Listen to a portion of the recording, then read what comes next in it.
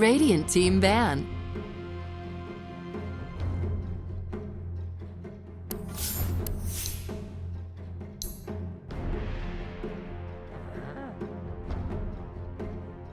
Dire team ban.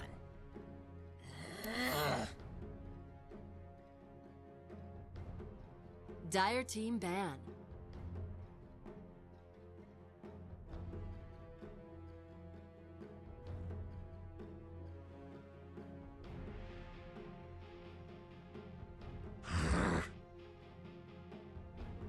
Radiant team pick.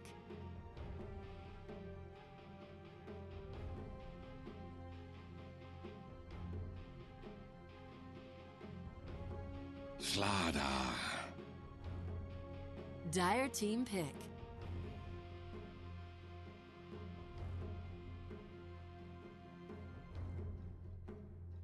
Life Stealer.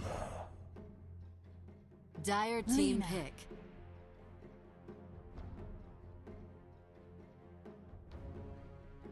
Radiant team pick.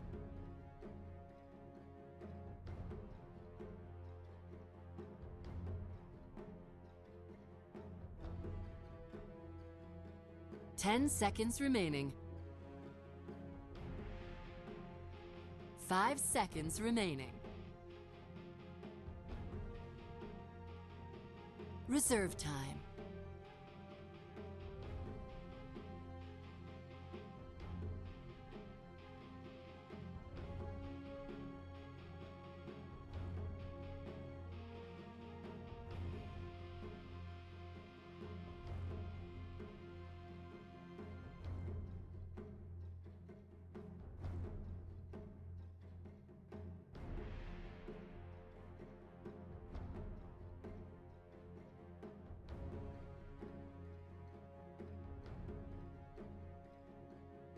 Vengeful spirits.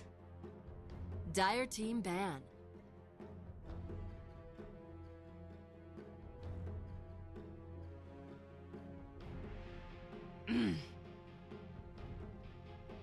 Radiant team ban.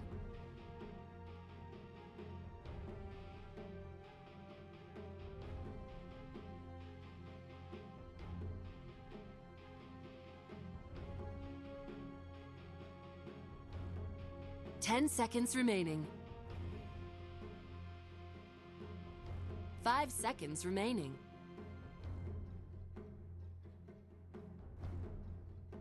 Reserve time.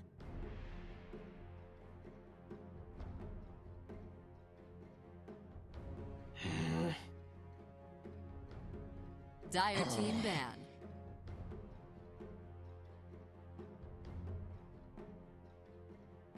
Radiant team ban.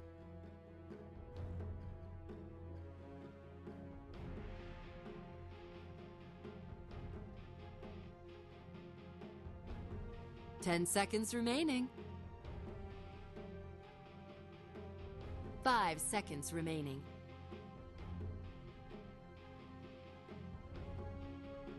Reserve time. Dire team pick.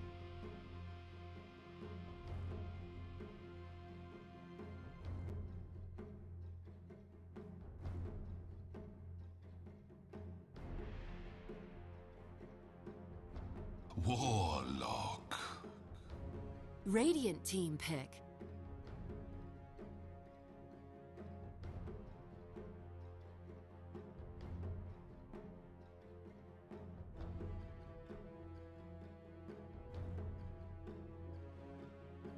Ten seconds remaining.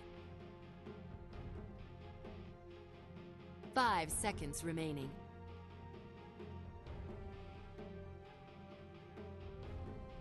Reserve time.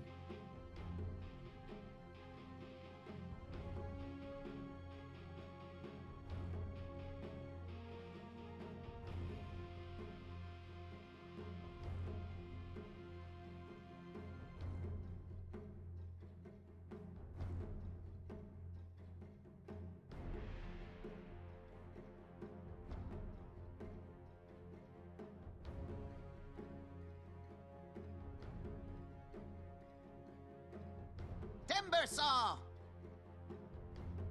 Dire team pick.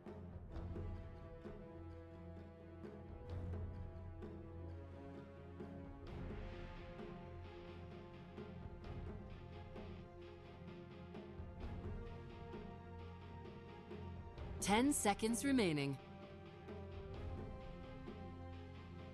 5 seconds remaining. Reserve time. Monkey King. Radiant team pick.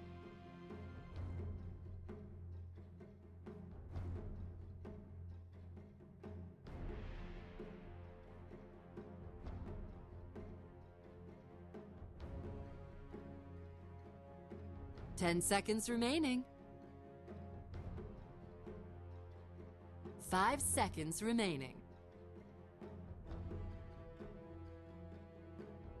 Reserve time.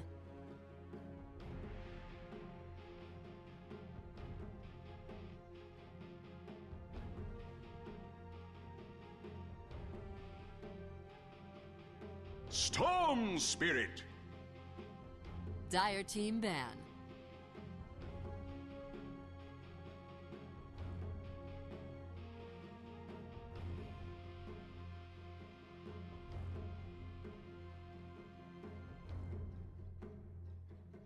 Ten seconds remaining. 5 seconds remaining. Reserve time.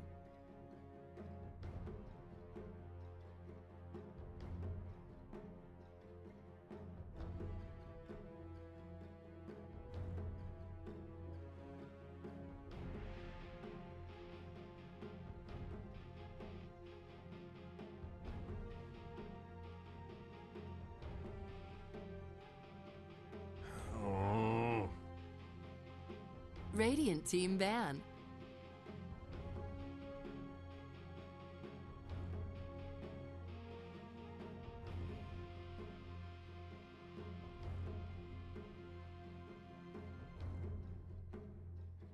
Ten seconds remaining. 5 seconds remaining. Radiant team pick.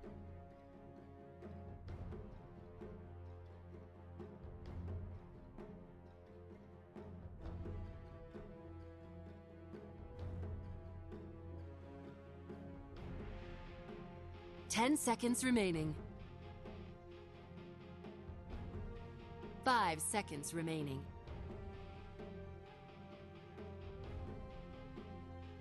Reserve time.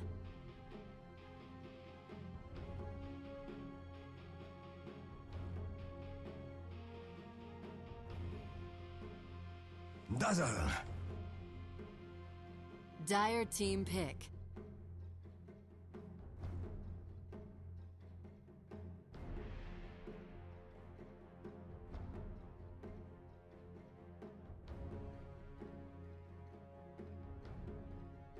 Ten seconds remaining.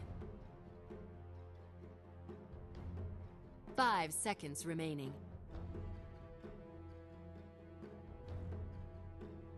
Reserve time.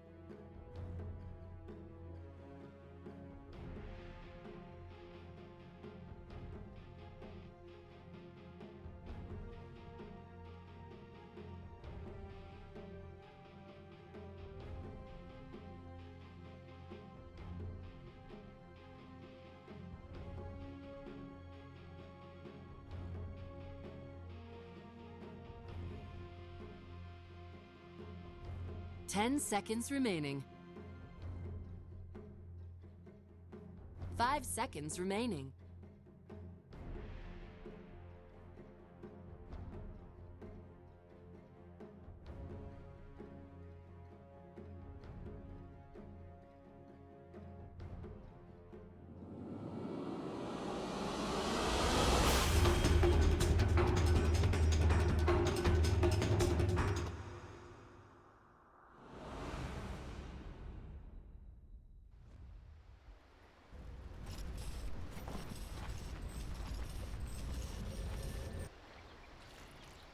Prepare for battle.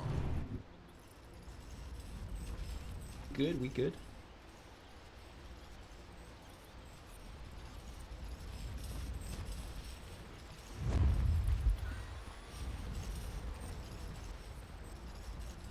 Alright. Fnatic opens the game up with a smoke up the seat, and it looks like Maven is going to be dodging them. They're going to send their offensive trialing up top. And if they actually scout this, I wonder if Fnatic will make the adjustment. Fnatic looks like they might be dodging themselves as well. The smoke is going to break over here. Leo in a very good position. Are they going to check with Napalm is the question. Leo doesn't know. From his perspective, he doesn't see anything. 30 seconds to battle.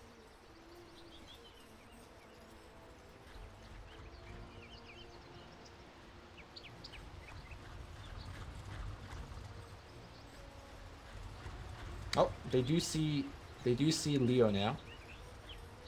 So the lanes can be adjusted if they do want that. And in fact, it's gonna be a Lifeslayer versus Timbersaw 1v1. And then all of a sudden it's gonna be Team Maven swapping it back. Begins. We got Rap 321 Dodo playing the Slaughter.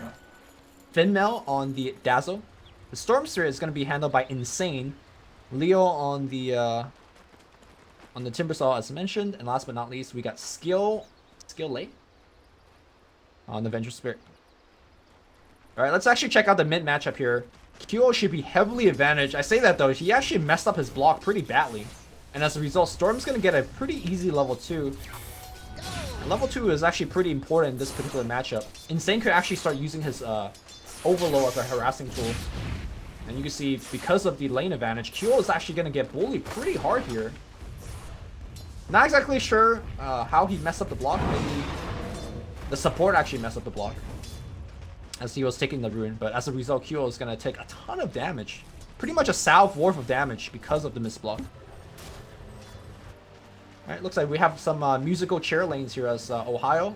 It's going to port to the bottom side. People are porting around. It's going to be Monkey King going back up top.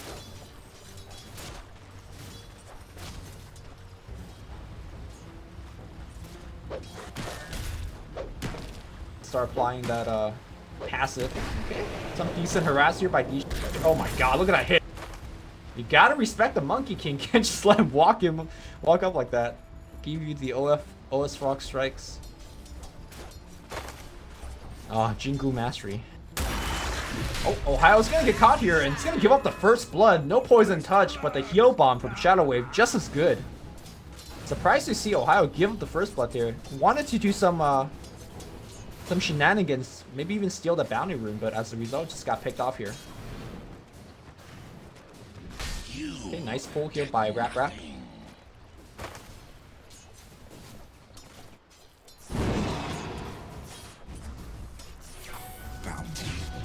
I think eventually QO does win the lane because his hero advantage is pretty big with Dragon Slave spams, but I think by the time that he actually takes a lead, he's gonna... Ooh, that's... Alright. Sometimes you're good, and sometimes you're lucky. That was a very important rune. I think this lane is now stabilized again for QO, and he could actually now take ahead with the extra mana with Dragon Slave. And you can see how commanding a position he's in currently with that bounty or with that regen.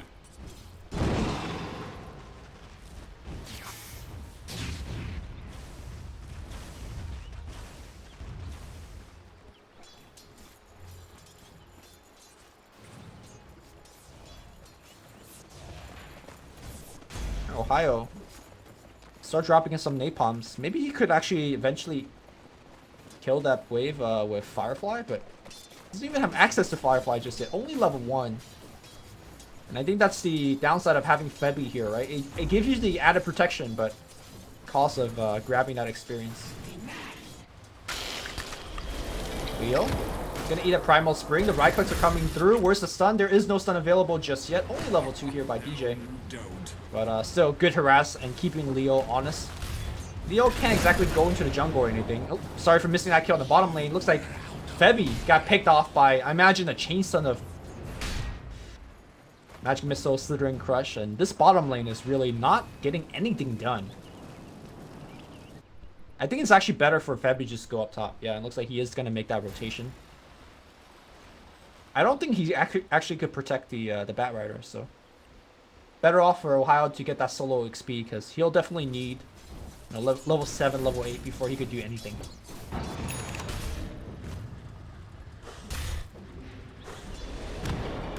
Okay, Leo's gonna take a couple of right clicks here. Rune is gonna get taken by DJ, so pretty good harass already. It looks like Leo's gonna be forced all the way back to the base. DJ still giving him the chase here. Oh, okay, threatening to use that ult, or use that stun, excuse me. Rotation coming in from Rat. Pretty deep. Qo looking for the Dragon Slave, and he's gonna get gone upon from the back line. He's now gonna rotate towards Febby, baiting him up a little bit. Here comes the heal. Here comes the LSA coming through, but there's not enough damage. Qo taking a lot. He now jukes the high ground, pops the Fairy Fire. Here comes DJ. Insane, a lot of trouble. 2-man crush, and now they have the heal available. DJ is gonna go down, but so is Insane. Febby now looking to run from the left side. Qo very, very fast, thanks to that passive. It looks like they're gonna lose one more. Great rotation from Maven. It's a 2-for-1 trade, but trading 2 support for the solo mid is not that bad for Fnatic either. At the end of the day, though, it's 4-1 in favor of Team Maven. The lane's going pretty well here for the underdog team. Alright, we got the courier. The glorified monkey courier coming in, delivering the bottle to Qo.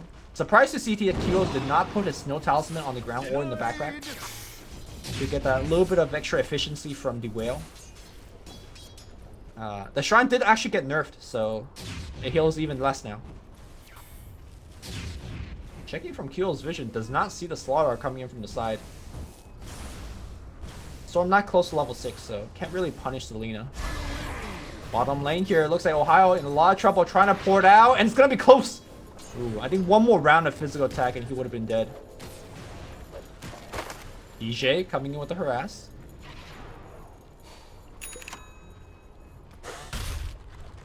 Alright, let's actually check out on the CS here. The only buddy that actually has any decent CS is Miracle. 43, a lot of denies as well. Lina in a close second. And you do imagine that Lina's gonna farm a little bit better than the Storm Spirit. But what's the big surprise to me is that Vengeance not farming well at all. I mean, to me, this is pretty much a free lane for her, right? Should be killing people and getting CS, but that skill lay is, I imagine missing a couple of CS. His team has been pulling a lot. You know, there was a Warlock in the lane that he had to deal against, but still. See Rab coming through and heal. Now let's strike. LSA. Ooh, Laguna Blade. Man, that laser beam got him good there. Storm Spirit tried to actually jump, but I just got burst down. Meanwhile, on the top side here, Miracle. Trading right click with Leo, but Leo trading hits left and right. He does not have rage, or he does have rage, but needs to actually infest into a creep and run. Yeah, he should be fine. Did force a lot of heroes to rotate. Febby gonna port out. Ported all the way to home. That's actually surprising. He could have ported back to tower because his HP and mana was actually pretty cool. Maven pinging out there. There could be a ward in here. They would be correct to check there. Well, the game is actually pretty slow. I say that's actually, I think, a pretty big advantage for Maven. Maven has a lineup that needs a lot of time to actually come online. And a lot of the heroes could scale extremely well. They all need a decent amount of items. So, I feel like Fnatic, they have a lineup that's, to me, better in the laning phase, but they haven't really capitalized on it.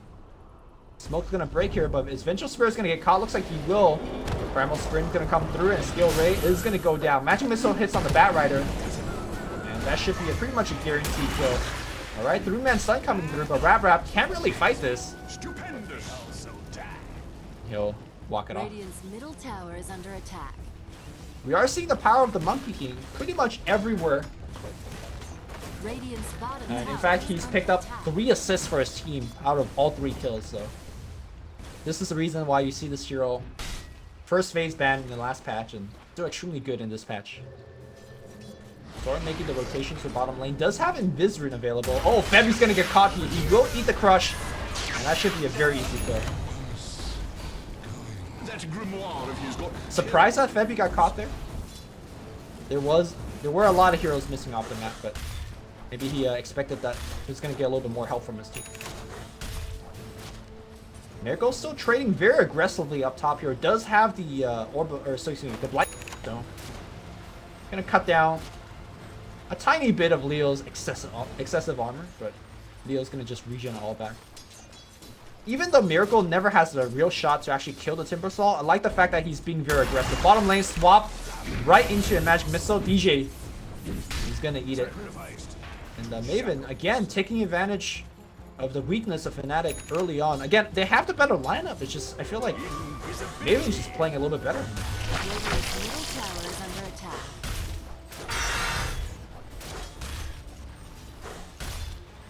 Miracle trying to trade against Leo, but trades are not going to be in their favor. Back in the mid lane here, it looks like it was a 1-1 trade. Slaughter did go down, but so did the Lina. Trade advantage going towards Maven again.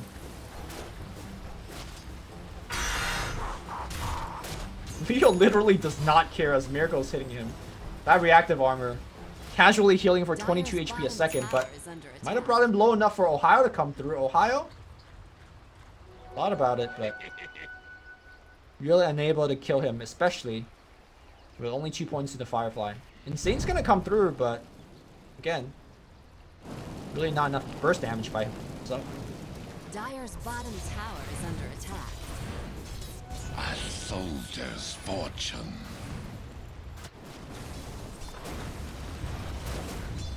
alright, switching over to the network. Despite the fact that it's Maven leading in terms of the kills, the high net worths are definitely in the favor of Fnatic. Dire's structures are fortified. Leo's gotta be careful here. Dire's bottom tower Primal is under Spring. attack. Actually, I'm not even sure if they could kill him with 4 heroes here.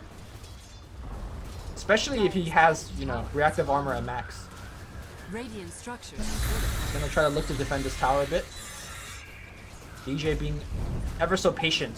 Gonna try to make a go. Lasso's gonna be there. Primal Spring's gonna come down, but here comes the TP. Nice balance strike. Tower's gonna go down. Leo taking a ton of damage, but he's gonna drop that burst. He's gonna get a heal. Leo is gonna be alive. Any grave? No. Finnail. Not sure whether he was cast range or actually did not have mana. But end of the day here, it's gonna be a 1-1 trade. The Radiant didn't lose the tier 1 tower, but it looks like meanwhile, Kyo did go down again. Stormsphere, probably the culprit that got the kill there. Now pressure in the mid Dire's tower. structures are fortified.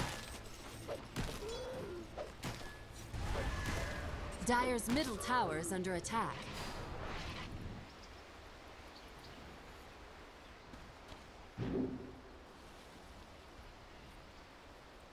Fnatic really aggressively fishing for these kills.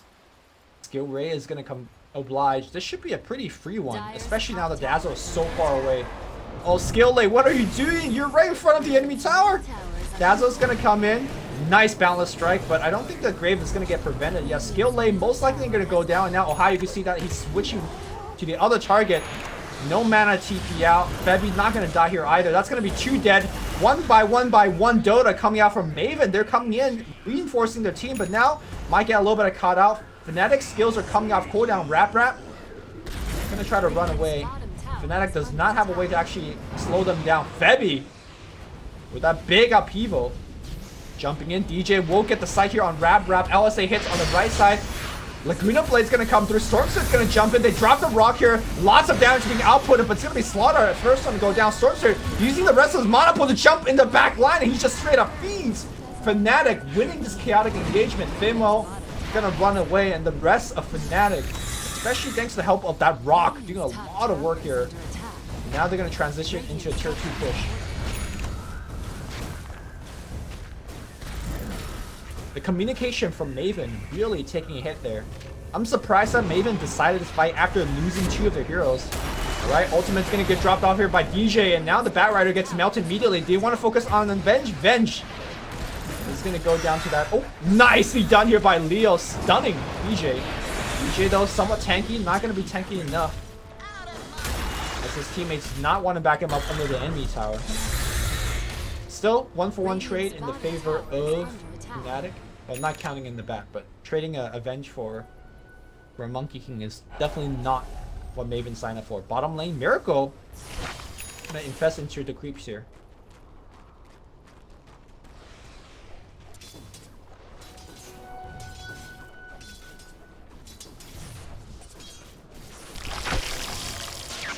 Uh-oh. Gonna have to rage TP. He's actually gonna look to fight against Rap, but seeing the Dazzle, yeah, there's just no chance. Miracle's gonna have his rage run out, and Miracle gonna go down. He did have rage TP access to him. Ooh, DJ fishing the Primal Spring. Not gonna find it. Yeah, I thought he could have rage TP out, but maybe he's afraid of a bash or a swap.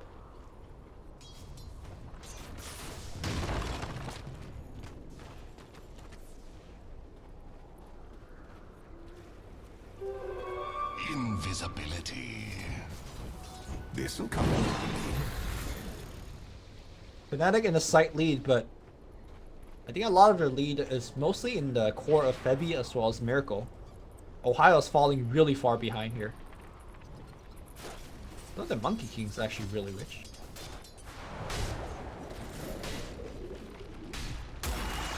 Here comes Febby.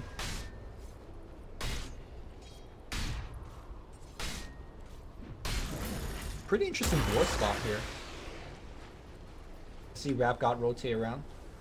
I call him Rap God, but Rap. Close enough.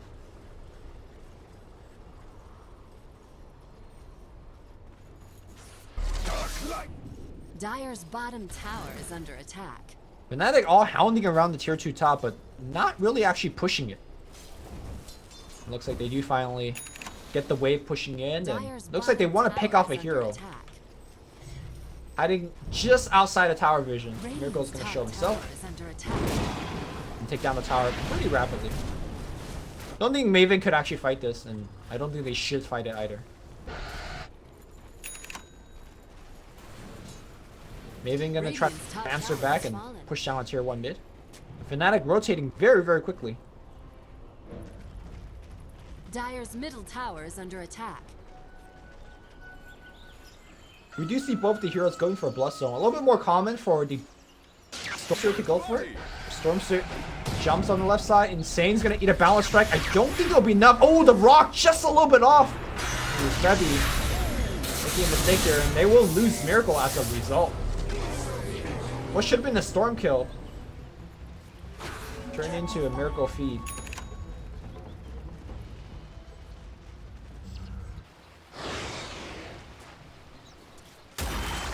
And all of a sudden, the support Slaughter is going to be able to get up to his Blink Dagger pretty soon, especially if he takes down the tier 1 top.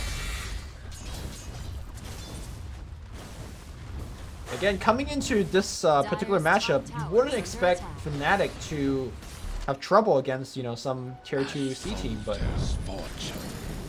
right now this mid game is not exactly looking the hottest here for Fnatic. However, we did see Maven prone to make mistakes, especially the engagement up here where Maven threw heroes one by one into Fnatic. So fans of Fnatic out there shouldn't be too worried. But I'm definitely currently a fan of Maven's play. They are pressuring much better, and they're getting picks much easier with their heroes they have. Yeah, Slaughter is going to have Blink Dagger after this tower. Tier 2s are being traded up. I don't think Maven could actually defend this tower. Dire's top tower is under attack. Dire's top tower has fallen. Oh shoot, Fnatic threatening to walk up in the high ground. Leo in position. Dire's top tower is under attack.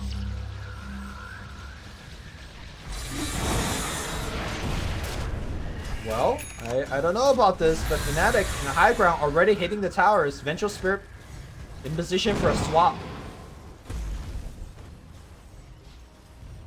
Dire's top tower is under attack. No surprising that Lifestealer is going to pick up a Desolator.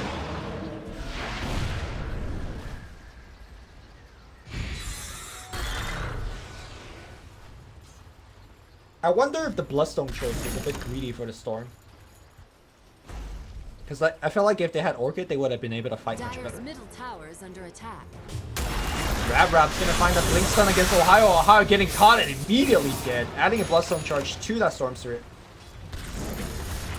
Jericho gonna get lit up here. Tower, nobody going for the deny. Nobody denying it. Now to swap back in on the backside. Looks like the stun is gonna miss Rap in the middle of that fight here. Just taking a ton of that monkey damage. Rap running low is gonna be dead. Storm Spirit jumps out, and I did hear a buyback. I believe. He actually fought back.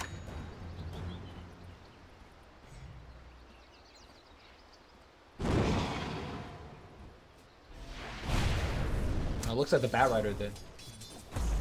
Man, Ohio is gonna really struggle to find his Blink Dagger.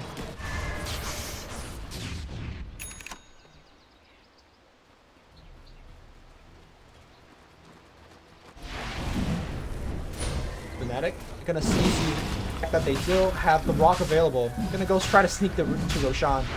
No Desolator finish just yet. Scan's gonna find that Fnatic is doing the Rosh. And looks like Maven moving in fast. Can they get there fast enough is the question. Blink stun, that's going to be on tier 2. Where's the follow-up here? Nice move coming through. They want Febby. Febby is going to get caught. He needs to drop the rock right now. He does. He will go down. Nice lasso here by Ohio, preventing the Grave from coming out. That's going to be killed. No, excuse me. That's on the Vengeful Spirit.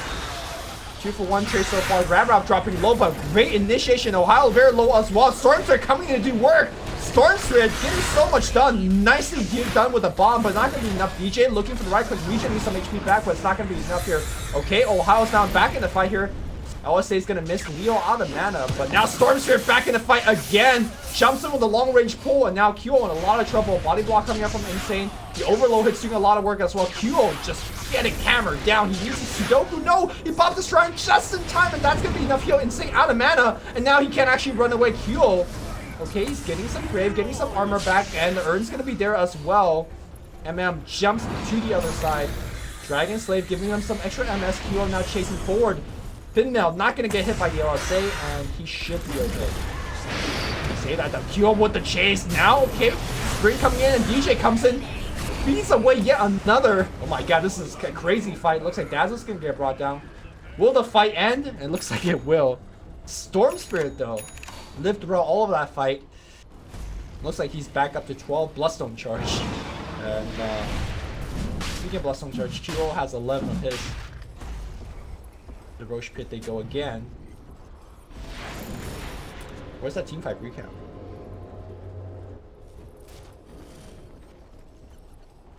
For a second there, I thought that could have been really bad for the Storm Spirit. There was a jump coming through and long range. Oh, that's going to be a pretty questionable jump. Rap gonna be the first one to go down. Great ultimate from DJ in a good position on the backline. Stormster getting caught out here.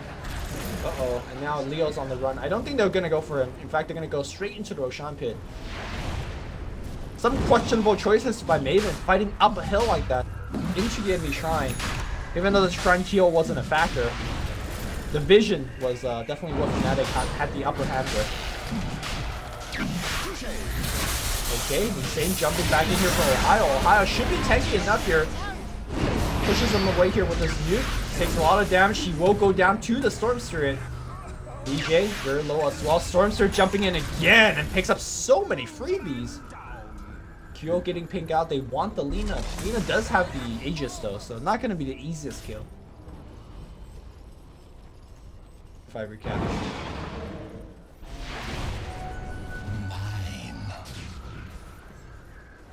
Here comes Rap.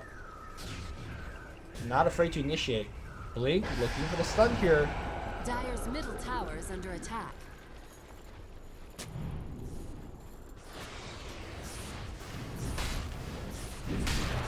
One thing that Maven is doing extremely well is their willingness to Dire pressure. structures are fortified. They're not sitting in their jungle farming. They're always fighting on the enemy side of the map. Even though some of the fights are not going their way. Slowing down the growth of that Lina as well as Lifestealer is definitely very important.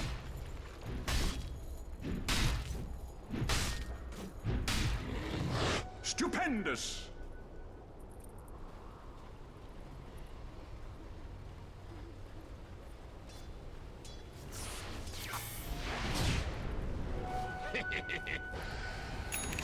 Ohio, couple hundred away from the blink. I like to see him just actually play safe and farm it up. Because I think in the next team fight, if Fnatic has blink, they could actually isolate the Dazzle for a quick kill or isolate the Storm for a quick kill before the Dazzle could react. So, say the blink is very, very important. Money to burn.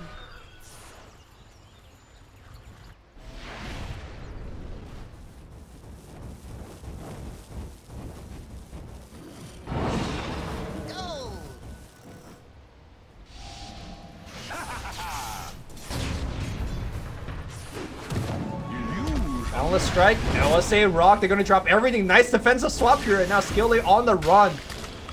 That's a lot of ult being used, and looks like they will get avenged. Okay, nice one-man crush. They lasso him up. Skillay's on the run. Big ultimate coming from DJ. No, that's just Primal Spring. That's gonna be one kill, that's gonna be two.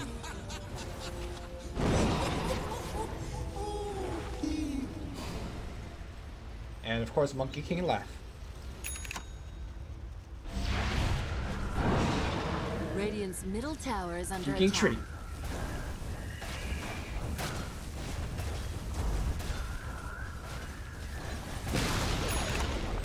middle tower has fallen. Now they're trying to push up the high ground.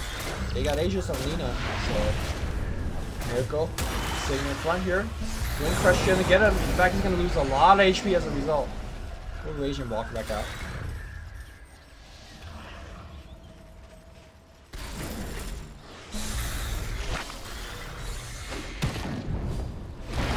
Oh, they want to go back in. They want him, and now ooh, the Dazzle Grave came just in time. DJ gonna get focused on the backline. Q looking for the right foot is gonna get crushed here by by the Rap. Rap's gonna go down. Lina's gonna be fine. Lina drops the LSA, drops the Laguna Blade, has the Aegis, and now Skillay being chased here by Ohio. The Napalm's actually coming through. Skillay turning around, looking for the fight. They will get Ohio, and Skillay looks like he will have to pay. Oh, he actually swaps his team back in. LSA gonna hit on one, and Leo taking the nuke to the other. That swap was some questionable shit, man.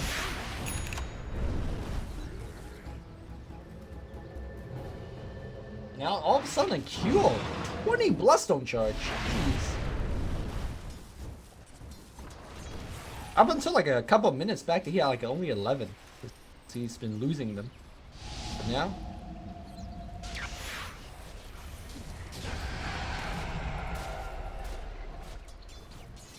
A soldier's fortune.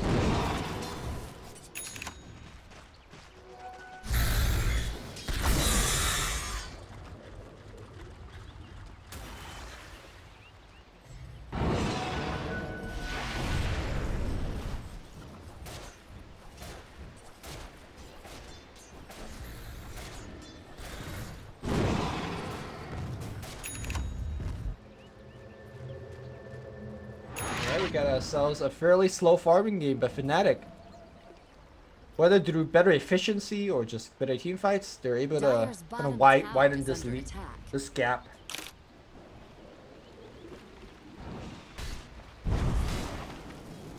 Alright, Firefly coming through. The UC Dazzle Lasso though, it's gonna go on the other side. It's gonna be on to, well, Timbersaw. That's gonna be one quick kill, and now they're gonna find another, excuse me, on the Slaughter. Now they find the Timber. And all of a sudden it's high ground here from Ohio and the company. Fortunately for them though, Creep Wave very, very far away.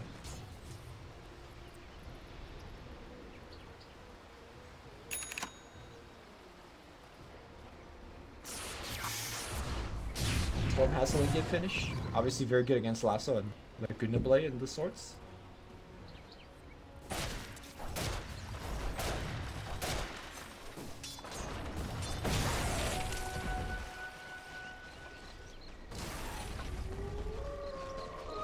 More fuel for my fire.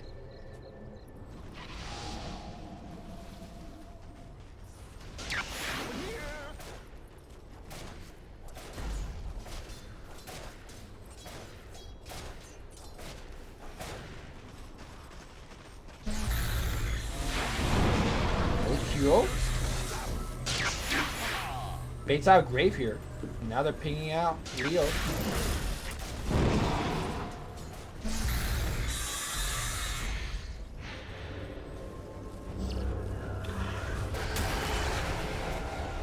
Radiant High ground being sieged up pretty easily by the Lina.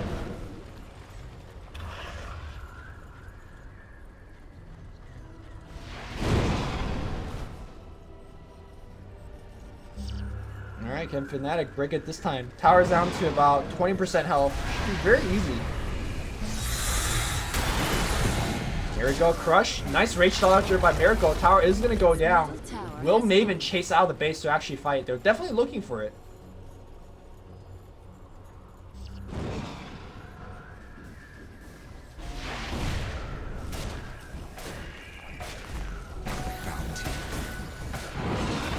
Alright, pretty standard blade. Take down the tier 3, then take the try. And over the past like 10 minutes or so, Fnatic has pulled up ahead so far. Especially once the Go Graph registers all that. All the net worth that we just got.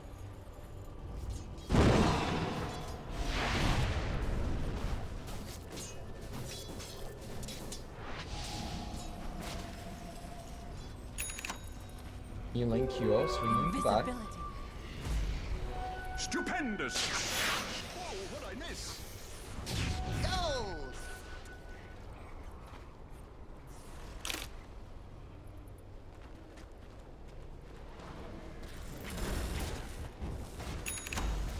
Man, this is like the slowest shrine ever. Using a lot of time for them to come in. Nice 2-man stun here. QO's gonna take the Q bomb to the face as well. The big rock's gonna stop their offense. QO dropping very low will pop the magic stick and just straight up run away. Stormster jumping around looking for the kill. Will actually find a DJ though. Finding a double on the left side. Ohio in a lot of trouble being focused down. But DJ, they're ignoring the Monkey King. And Monkey King just doing so much right click. Skill rate coming through from the right side. Looking for Ohio. But at the end of the day, Storm Spirit was really the only buddy that did anything in that team fight. The rest of Maven just stood around, and Jingo Mastery, no joke of a spell. Radiant's middle barracks are under attack.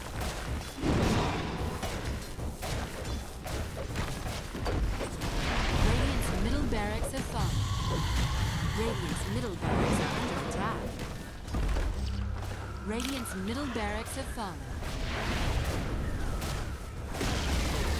Radiant's bottom tower. Fnatic making it look pretty easy. Long jump here. Insane gonna go onto the Warlock. Can Warlock be chain stun? Yes, he can. He's gonna go down. Oh, the Laguna Blade though just zaps the Slaughter. Nice sprint, man. DJ on the back line. A little bit of trouble here. Insane though is running very low in terms of mana. He makes one big jump kill. Not gonna look for that LSA instead. Hitting the Dazzle a little bit.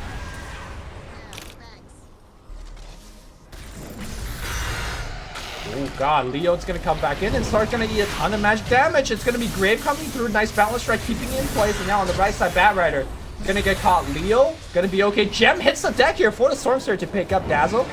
Gonna get picked. And Vengeful Spirit on the run, dropping extremely low as well. The right click's coming through from Q. One more LSA is what he needs. And ooh, LSA does hit. Well, actually, Miracle is gonna get the last hit for that one.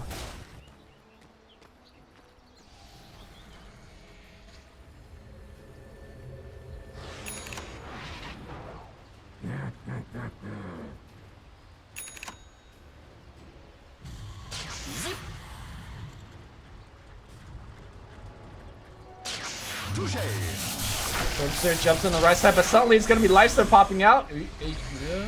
Mana is low, but Dire doesn't want to chase. I say that though, Miracle thinking about going back in.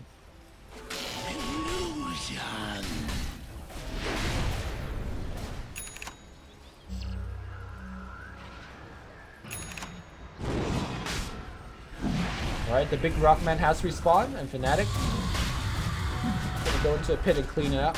Probably gonna give it to Qo. Qo actually has been focused pretty much all of these fights.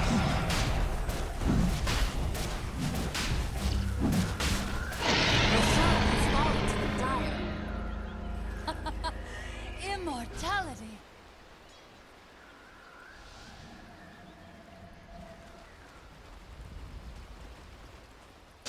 Qo looking for the hunt, man. Storm's gonna get caught out. Blink, lasso, nicely done here, but they need the LSA to hit. LSA is gonna be there like, ooh, yep, chainsaw. Bat Rider being a little bit of cocky.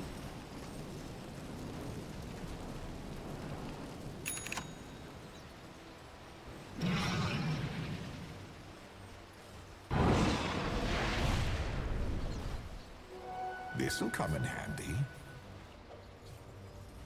Alright, here comes the push here. I think Fnatic. Radiant's top tower is under attack. And there's absolutely no resistance coming out from Maven. Maven gotta start moving people onto this bottom side of the map.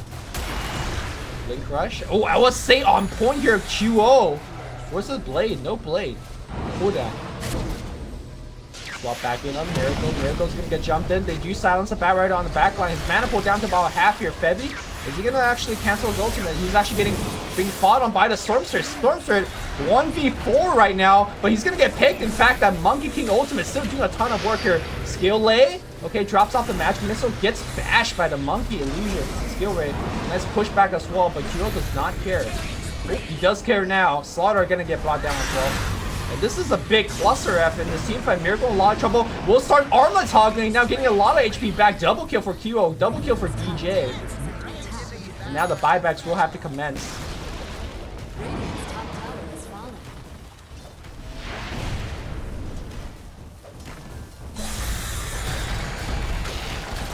Radiant's top barracks have fallen. Radiant's top barracks. Radiant's top barracks have fallen.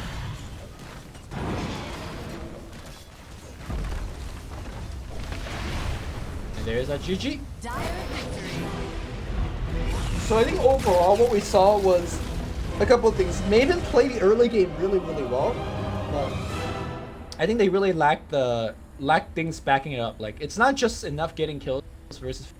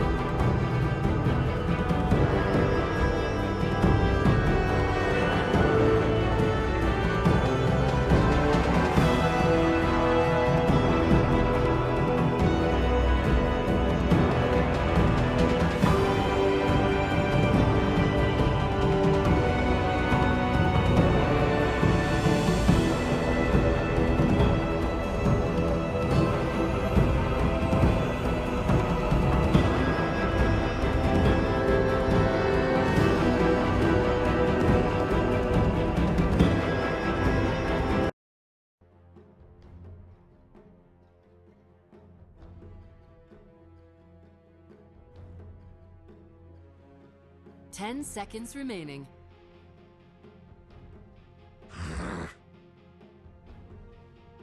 Dire team ban.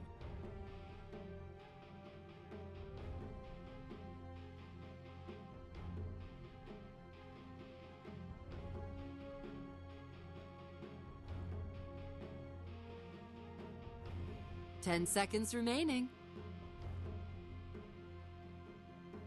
5 seconds remaining.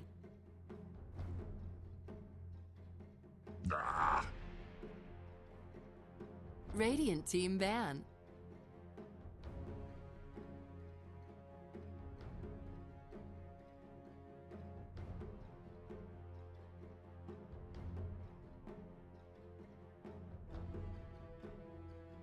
Ten seconds remaining. 5 seconds remaining. Reserve time.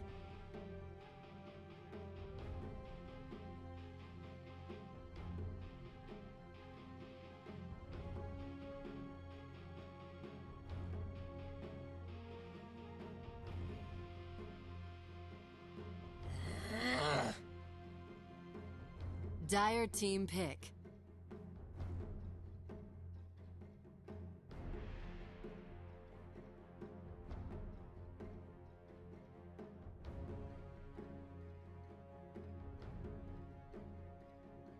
Ten seconds remaining. Radiant team pick.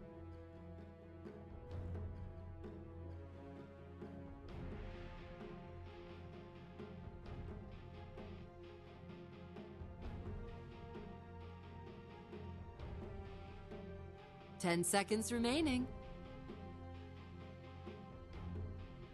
5 seconds remaining.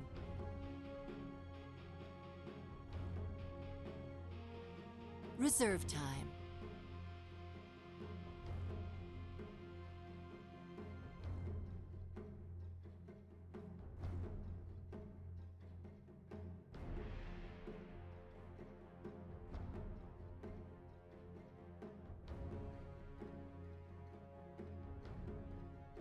Radiant team pick.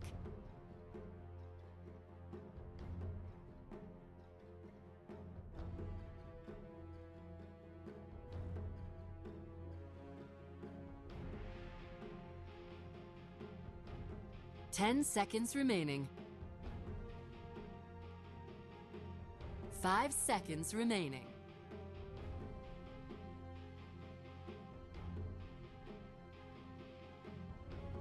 Dire team pick.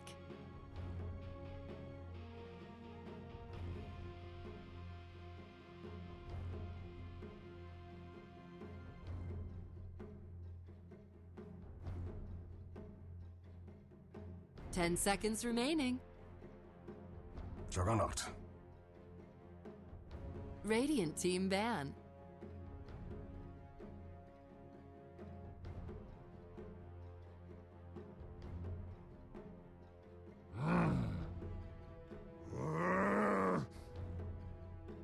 Radiant team ban.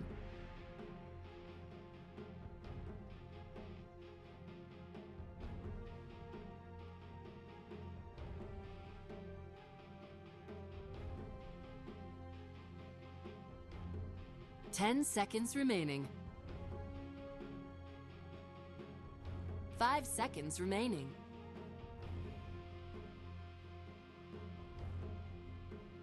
Reserve time.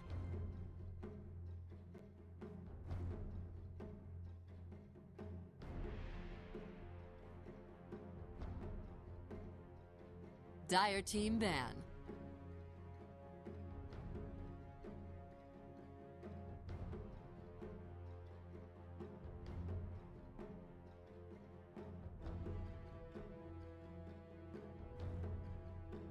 Ten seconds remaining.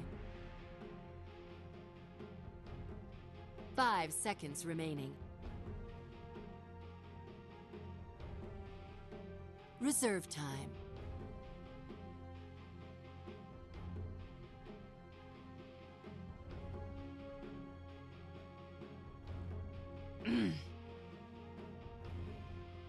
Radiant team pick.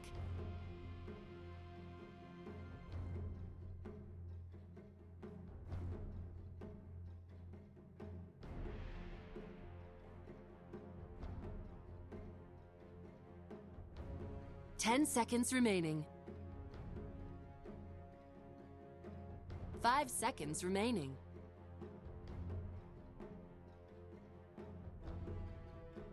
Dire team pick.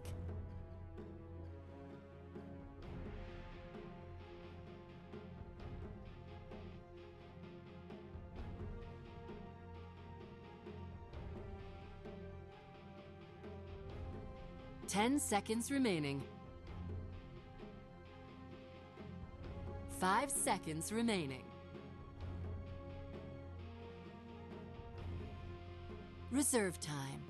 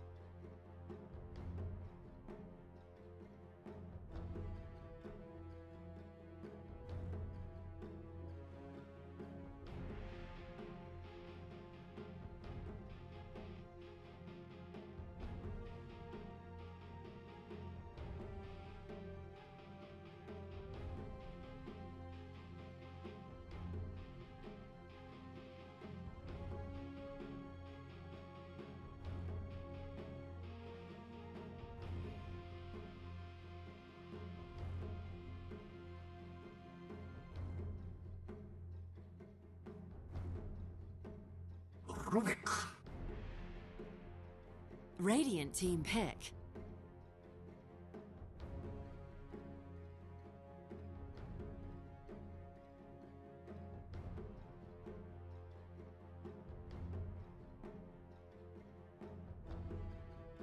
Ten seconds remaining. 5 seconds remaining.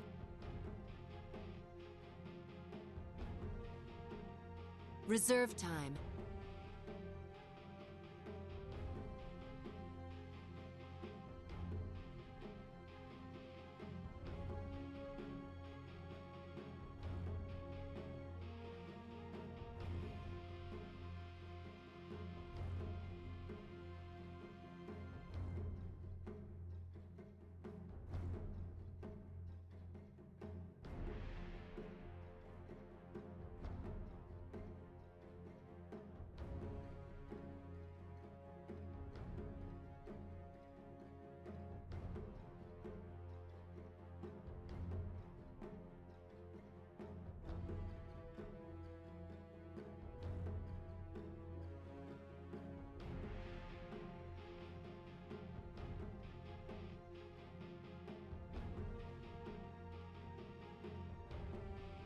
Keeper of the light. Dire team pick.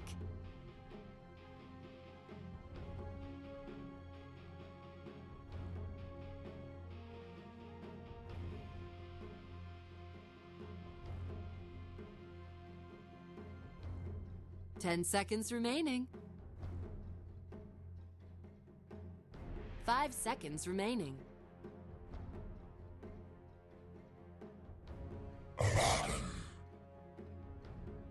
Radiant team ban.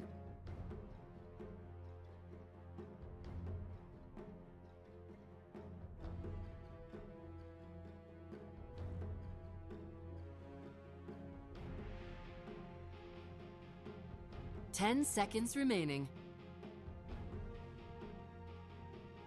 5 seconds remaining.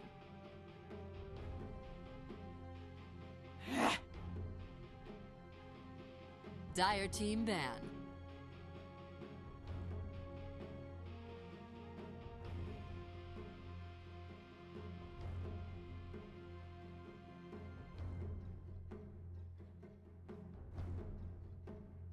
Ten seconds remaining. 5 seconds remaining.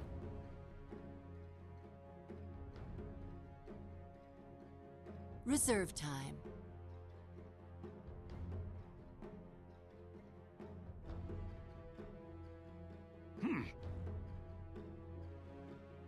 Dire team pick.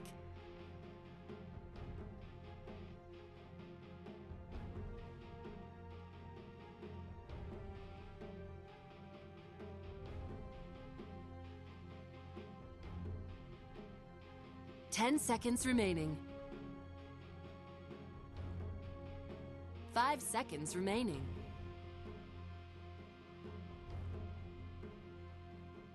Radiant team pick.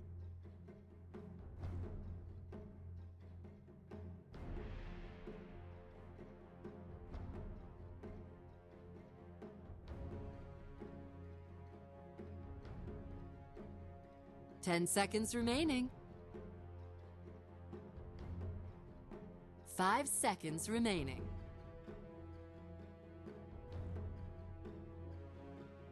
Reserve time.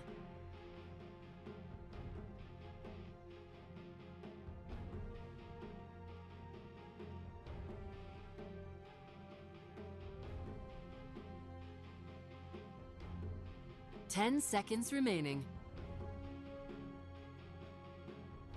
5 seconds remaining. Invoker.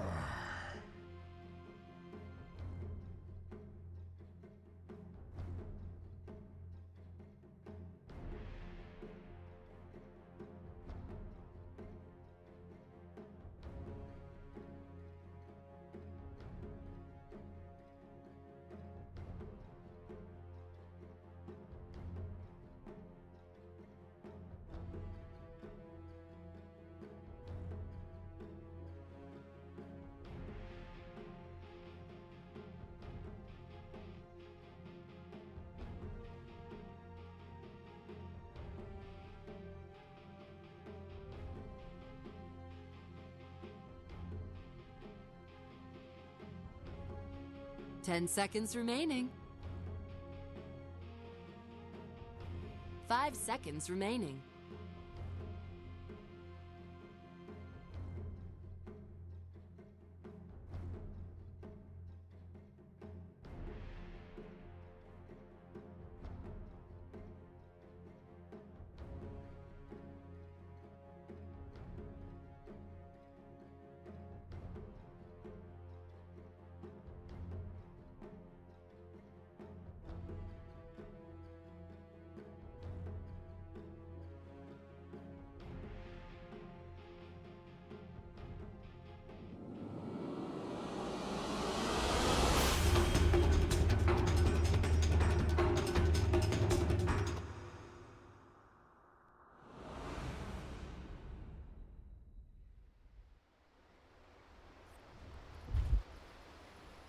Oh, make sure that you have your Open in-game mic, audio yeah, turned on. I'm on it.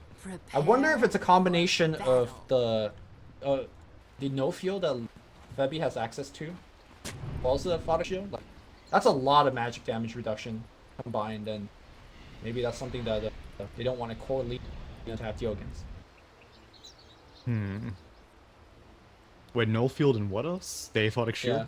But then, like, then what's the support Lina gonna do any better? Because I agree, that is a lot of magic mitigation, but Alina has to deal with that all game long, and a Rubik won't get any points in null field. I mean, maybe you get it a little bit sooner against a core Lina. You put like 3 in telekinesis, 4 Fade Bolt, and then 1 null field before you max out telekinesis. But either way, you're gonna have to deal with that magic damage reduction at some point. And seeing as how most of the supports like Coddle and Lina are both heavily magic damage oriented. Wait, why is Maven burning down all these trees in the mid line? Just for Monkey King? Ah, I guess so. Huh. It's pretty smart. Yeah, that is pretty smart actually. Cause like he can just go back to Shrine and it's like no skin off his back. Where else they? There you go. Huh. Missed a couple of trees. I don't know. Well, I mean you gotta tango some, right? I'll be chilling like Monkey King right there, man. Until, I mean, like, when our Invoker has a tango, he only has one of 2 choices, right? So you better be very careful. Well, no, he's probably gonna use one of those tangos for his branch first. Ah, So- there you go. He's fine. Huh, I'm actually surprised that I have not seen that before. Yeah. But, yeah, that's Oh, pretty clever. You know the old shrines where it just fully restores you. Look at that Lina after one shrine activation. Oh man, you're right. Wow. That shrine nerf though. Battle begins. Yeah. Huh. I would have just spent 2. I know, like, yeah. Who else is gonna use? Right? Okay, so let's see. What is Monkey King gonna be doing now? I mean, I don't think that changes his game plan. It's like, oh god, I can't gank mid anymore. But what has Monkey King's game plan been in 7.05? Like, what did you see in game 1? Was it mostly the same or what? Yeah, just walking around. He was mostly protecting the safe lane, but looks like he's switching the lanes up. Obviously, that's somewhat game dependent. He's currently walking around as a Doge, which increases movement speed, which is not bad. Did he get a 4 poor man's shield last time as well? Yep, he did. Febby had to buy all of the starting items. But look at him now. Oh, he wanted the courier movement speed again, too. Yeah, that's a very rare transformation. He needs to be careful. He doesn't have tree dance. I mean, although I maybe think that's fine. Like, look at him. He's just winning the lane for his... Yeah. Well, how did he just get to free farm? And I guess now that Open Wounds costs 140 mana at level 1, then you can afford to kind of try to be more aggressive against the Lifestealer, maybe force him to burn that mana early on. And now that he's already confirmed that Skill Lay has Feast at level 1, he can afford to get this aggressive. I mean, I think actually Open Wounds is pretty useless in this matchup, right? Because the Fnatic shield just takes it off. That's true, but I guess it may be a big enough window to give Lina enough time to get an LSA off, which I imagine is like the biggest issue that they'll have, is just landing LSAs. You saw this Rap miss one earlier against DJ, and so once Ohio and DJ get some boots, it's going to be even trickier. Alright. Bottom lane very much so in the favor of Fnatic, in my opinion. Top lane though, Miracle trading a lot of hit against Leo. Miracle does have the poor man shield. I don't know whether you saw his item leaving the base, but carry players nowadays have to, if you want the poor man shield, you have to buy the slippers first. None of that slipper in the side base anymore. Right, and so you got the stout shield and side shot, yeah. A lot of safe lane players have definitely been very unsatisfied with how the past few patches are going. I mean, a lot of people considered the PMS nerf to be more significant to carry players than offlaners because pretty much everyone was building PMS these days, but going out of base, you maybe needed less regen as an offlaner because you have a shrine that you can rely on, so you can afford to complete the full PMS as opposed to carry players which don't have a shrine. They need to have as much regen coming out of base as possible. Right. I mean, carry players also don't have the Quelling Blade, Iron Talon. It's true. Yes. Which I thought was stupid. I don't know why that didn't get nerfed in 7.04, but whatever the case, it's gone now. Oh, bot lane. Really want to get this going. Rap. No kill to be had, but still, the harass is there. And how's the mid going? It's like Invoker losing the lane slightly, but he's going to pick up the CS once he gets more points in Exhort. I say overall, the lanes are fairly even, with the exception of Fnatic winning the bottom lane. And that's, I think, enough for them. Yeah, I mean, Miracle has been able to get a surprising amount of last hits despite the level of harass that he's been taking. He's all out of regen now, which is a bit of an issue. And Leo is also getting a fair amount done on the Slardar as opposed to most, like, dedicated offlane Slardars, but as you have a Coddle behind you, that makes it a lot easier. Well, it's the reason why he's winning so much lane. Look at him just, like, straight spam. Miracle, though, does have slight bit of vision from his support and lower ground ward, so he is able to dodge some of these Illuminates coming in. This is one of the reasons why Rubik has just like completely fallen off for the most part as a dedicated 5 position, because like he's not offering very much right now to Miracle. Aside from maybe protecting him from a few Slithering crushes, there's not much that a solo Juggernaut would have worse off than a Juggernaut with a Rook behind him, and so right now Febby's kind of trying to find a way to be useful. He has a TP, so if, you know, maybe the Storm Spirit finds an opening on Invoker, that would be a good attempt, but I don't know. 5 position Rubik has just been a very difficult thing to pull off, in my opinion.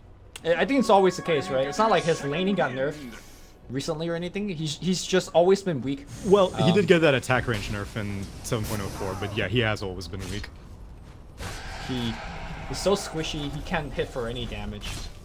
His spells cost like 1 billion mana and have super long cooldowns. Yeah. You're trying to hit people that buy 4-man shield or have 80 reactive armor.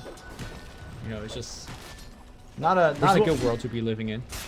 Which is why I'm surprised that more magic damage oriented sports haven't like taken off. Like whatever happened to Skyrath?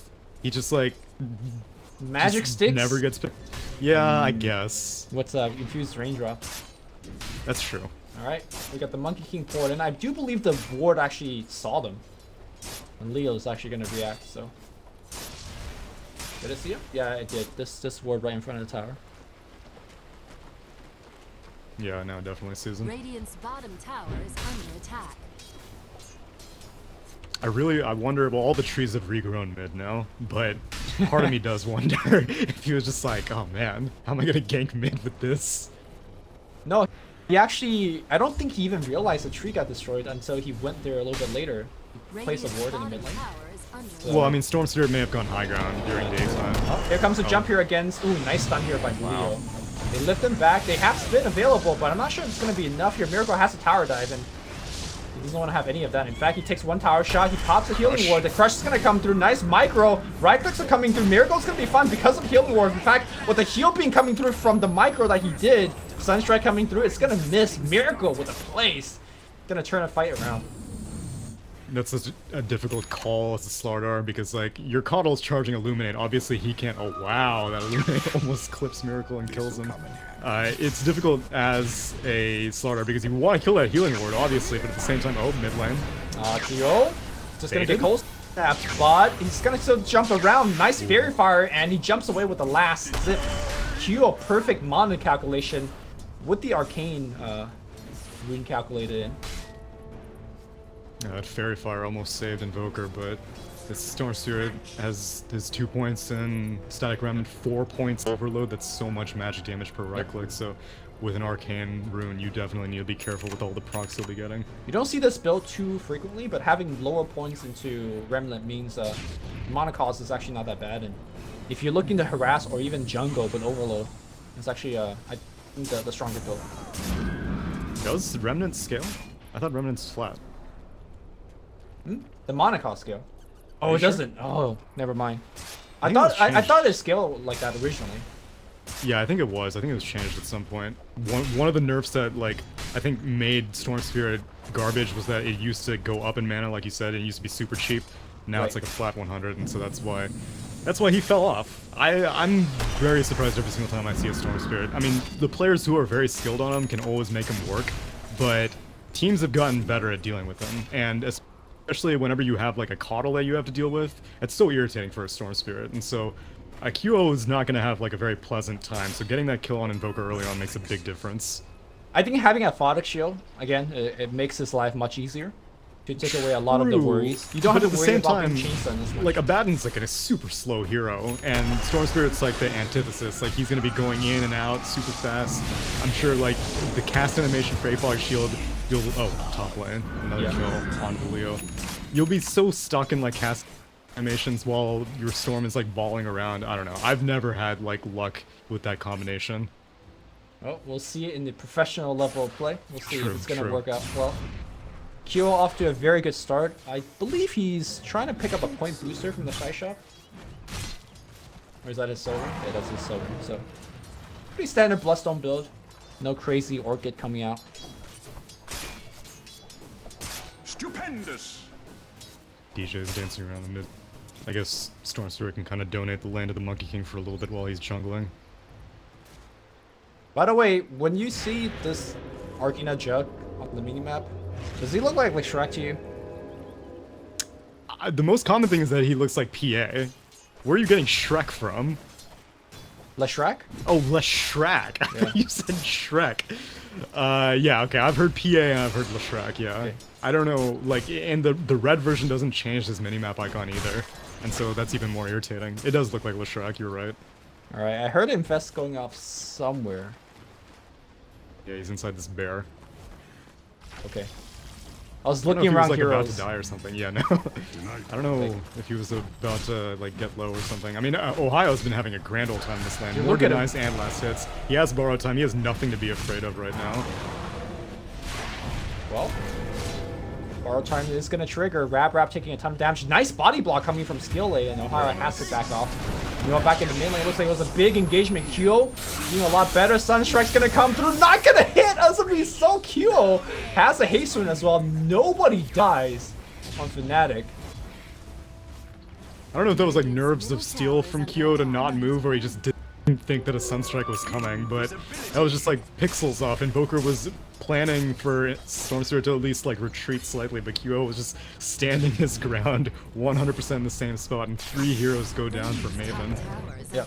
So this is kind of what I expected casting this series. Like, I thought Fnatic is gonna have the individual skill to win their lanes, and now we're seeing that. 6-0 here for Fnatic. If we're looking at net worth, we're looking at 4,000 net worth lead in 10 minutes of play. Fnatic's farming 400 gold more every minute. Yeah, all their lanes are going exceptionally. Even, like, I don't know, so what do you go for? Okay, so Ohio right now has a Midas queued up. A lot of people were saying, okay, so who benefits the most from the gold as opposed to the experience from Midas? And so I guess Abaddon doesn't really care too much about levels. He cares more about completing items, like that Radiance, which I imagine is still the build. So Abaddon definitely benefits from that new Midas change. Invoker, on the other hand, he gets hurt heavily from the new Midas change. I agree. Well, Invoker, I want to say, is also a pretty gold starved, so it's not too bad for him. True, but a lot of his farming potential comes from his levels, while Ohio, like, he really does not care when he has bar time. He's shooting left, he's shooting right. Okay, they pull up the slaughter. Here comes the spring. Big stun's gonna come through. The rage pops off here from Skillay, but now Skillay is running away from his team. He wants to get in! Oh, nope. The slow coming in from the Abaddon is gonna be good enough. Meanwhile, Q on the backline looking for Wrap, and it's gonna be a wrap here. 0-9. As Maven is feeding to a godlike streak. Radiant's bottom tower has fallen. And Fnatic takes the tower down. Dire's middle tower is under attack. Yeah, this is very clean. I'm just All gonna their say, lanes- when you have heroes like Lina and Kato as your support, and you're losing the early game this badly, those are not the heroes that are gonna pull you back. They're just not good at finding kills. Bottom tower is under attack. Don't have a lot of control, they don't have a lot of... I mean, the AoE to counteract pushes is good, but look at this. You just put up another 8-5 shield, no worries. Yep, okay. Let's go again. Alright, pretty good zoning out here from DJ. Radiant's bottom tower is under attack. On the left side Going here, they in. do find the Slaughter. They pull him up on the hill. Oh, it feels bad, man. They do get the kill. And DJ is gonna walk away from his tree status. And 2 tiers of towers just get bum rushed in the bot lane. Still 0 kills on the board for Maven. Meanwhile, no one was able to push the top lane. Because, I mean, Invoker, he's sticking around mid for the most part. He has nothing better to do, and you needed the 4 other heroes to, I guess, put up a defense. It may have been in Lifestealer's best interest to just go to the top lane after he died, but, well, I don't know, he's heading mid, but now he's kind of screwed. Ooh, Okay. Omni Slash. So I think the only way that they have a shot right now is forget everything. Give Leo wherever he wants to farm. Give him the blink. Radiant structures are fortified. Because that's the only way they're going to make comeback. Ohio's going to survive a gank up top here. And Febby's gonna survive again to the bot lane. Oh, nicely done by Ohio. Pops his ultimate. And, Radiant's middle You know. tower is under attack. Okay, so steal from it. So you're banking on them being able to get kills with the Lifestealer bomb, right? Radiant's middle Or tower not even just a lifestealer, like all of your offense come through this Slaughter, right? If you just want to True. blink stun Sunstrike, whatever, like it has to come through from the Slaughter. But then who do you kill with that? Because like DJ. Juggernaut may be able to Blade Fury. DJ I mean, eats, okay, there you go. Well, he does die, and that's a killing streak given to I mean- Lina. It feels like it doesn't matter who you kill. I mean, obviously you want the cores, but anybody you kill right now is going to give you quite a bit of gold because they are so far ahead. Yeah, that's true. My main issue is just that like it's very difficult to kill a lot of these targets. Like aside from that, Monkey King is generally pretty evasive. Like Abaddon's a nearly impossible kill right now. Same with Storm Spirit. He doesn't have the most mana, but he has a Bloodstone completed already. Meanwhile, top lane, they want to kill Miracle, but again, he has Blade Fury and Healing Ward. All these targets are so difficult. Insane, about to be absolutely wrecked here. Nicely stunned by DJ. And now Insane trying to juke. He's trying to pour it out, but the pool is available. That's going to be 1 kill on the right side. QO in there again. Already getting 2 charges to the Bloodstone. That's something I've noticed about DJ's Monkey King play. His Boundless Strikes or like Fissures, it's always getting 2 to 3 targets every single time. Yeah. Dire's bottom tower Definitely, is as the under hero has attack. seen more and more competitive play, a lot of players have been It's kind of like a little bit risky for Monkey King. Finmel thinks he's cool right now, but he's not. He's gonna get punched in the face. Yep. Well. Yeah. This is looking very grim. At least they put a number on the board with... Who did they kill? Oh yeah, the Monkey King. But, I mean, in my opinion, your best way in getting into this game is getting Caudle and Ag, as opposed to getting Slaughter or Blink. Because I think that's what they're trying. Because yeah. Caudle was like farming top lane most of the time, but they need the Axe like right freaking now, because here comes a tier 3 push. Level 6, but she has a Laguna. Okay, here comes the jump in. They want the Lina. The Shrine gets activated, but it doesn't matter. Now they want to go on the Invoker. Ultimate's going to come out from Monkey King. Meanwhile, Ohio is just zoning out the rest of the team. That's going to be 2 more. The sad thing is, I don't think we're even going to see a 3-2-2 because Fnatic is about to just get the first lane to Rax here. Okay, maybe not. Big crush coming from Leo. It's going to start right now, Q. A lot of trouble. He's going to try to jump away, getting completely chased, son. Well, that's the 3. Alright. Alright, maybe we are going to see a 3-2-2. We literally just saw one. Great buyback here from Maven. And was that a Blink Dagger? Is that how he got in? Yes. Yeah. And unfortunately for Maven, they didn't have a Meteor to combine on top of that, but still. A big rebuttal here from the Maven team. Yeah, the most important thing is that Cold Snap had Kyo locked in place the entire time, and with as many Bloodstone charges as he had, he thought that he could get out, but he was just chain stunned and couldn't even get the suicide off. Still has like 12 Bloodstone charges because he had such an exceptional lead early on, but definitely signs of life. Not even a tier 3 finish, so shrines can be taken, and now that Leo is able to create a little bit more of a threat on the side of Maven, it gives Finmel more room to farm up his Aghanim Scepter, which he's completed the point booster now. And so it gets a little bit easier if he can continue to push these lanes out. Skillay walking towards the Slaughter. I think they're trying to group up and get themselves a smoke, but this war, dude, sees it all. Okay, they see them coming. The question is, will Fnatic respect the fact that there is a Blink Bomb coming through?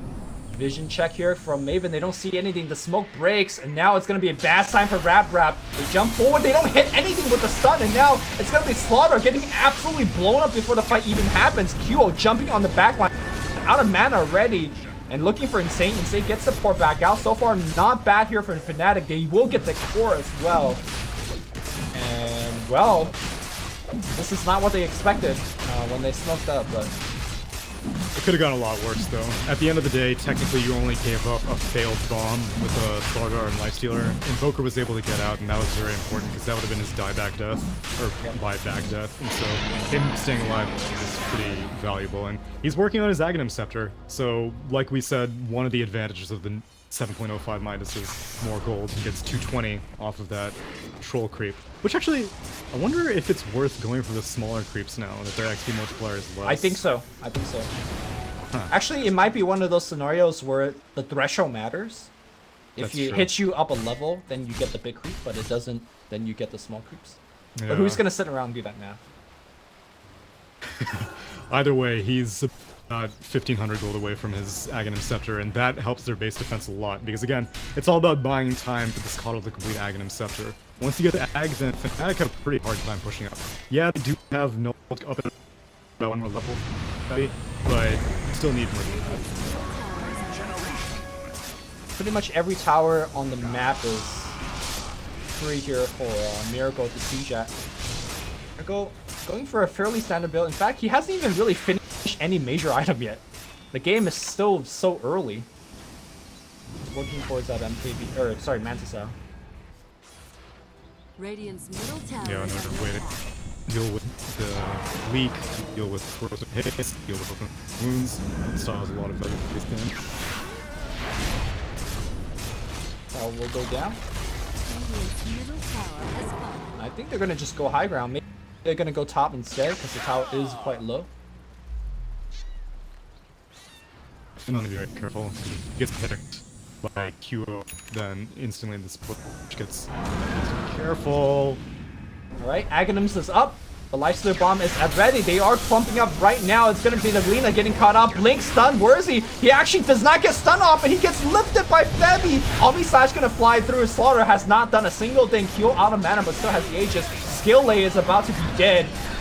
And it's gonna be 322 exact here. The teamfight goes on here. Kyo jumps away after eating the Laguna Blade. In fact, still somewhat tanky. Rap trying to fight here. Not gonna win the fight.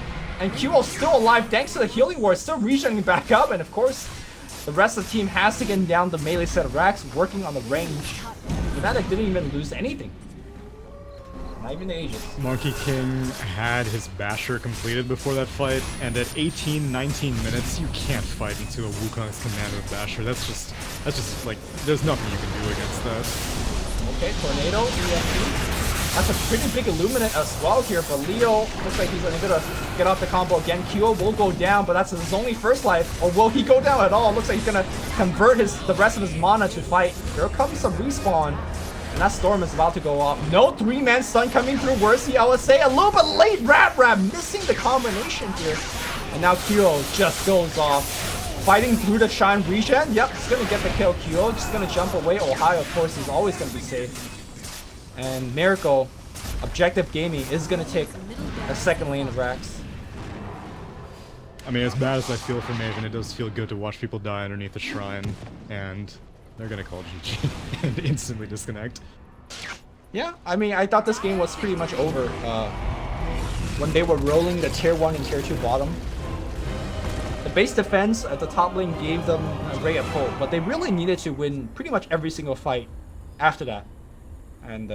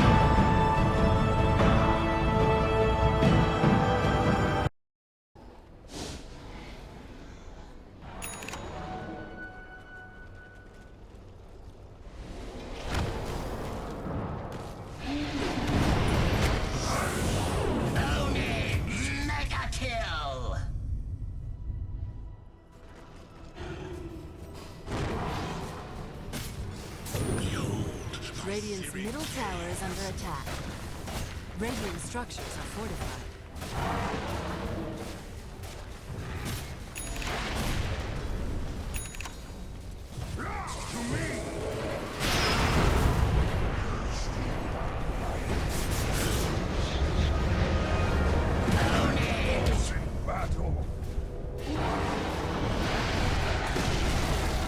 Radiant's middle tower has fallen.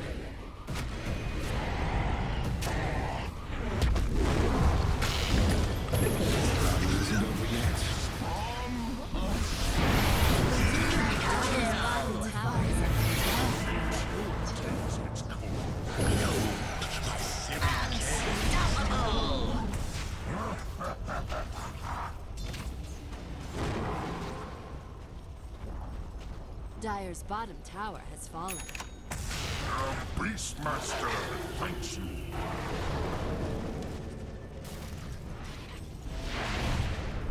Sprint.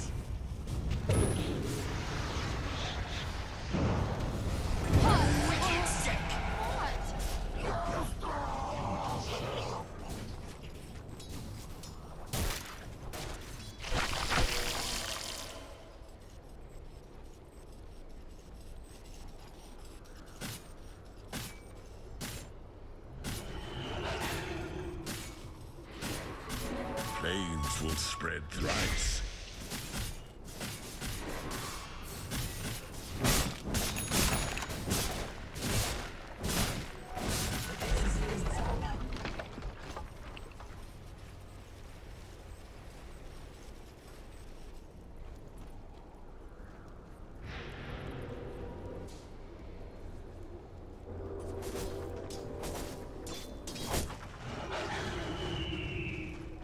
Excellent.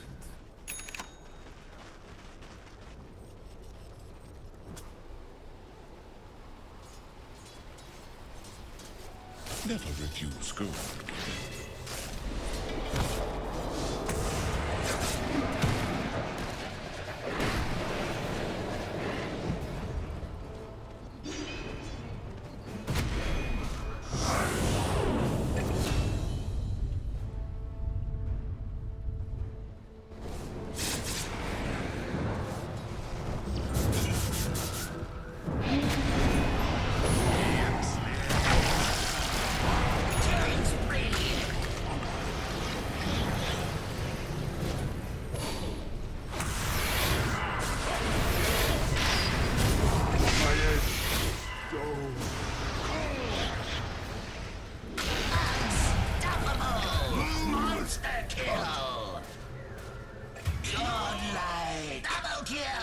Money to burn.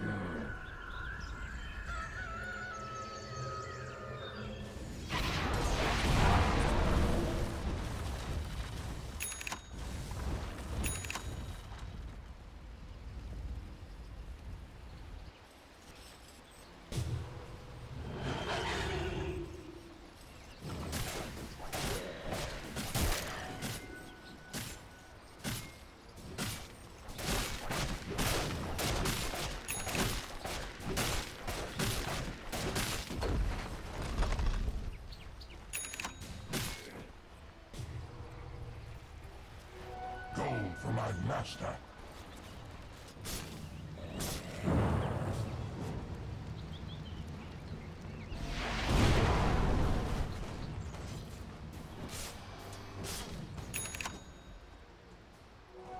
Excellent.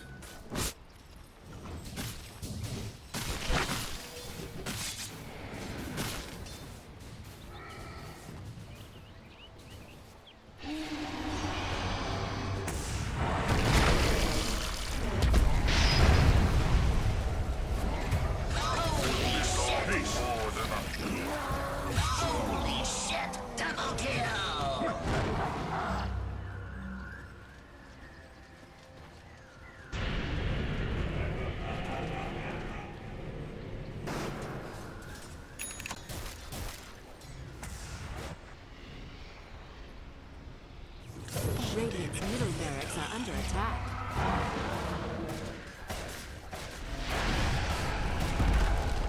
Radiant's middle barracks have fallen.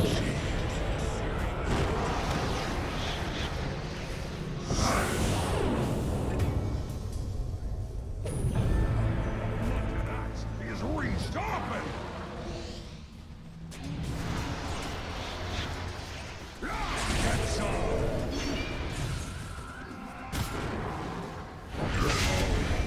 Not.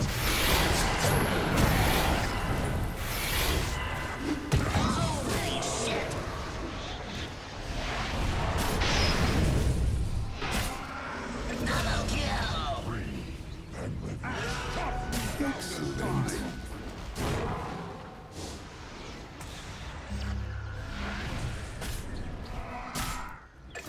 Remember this. Burns, doesn't it?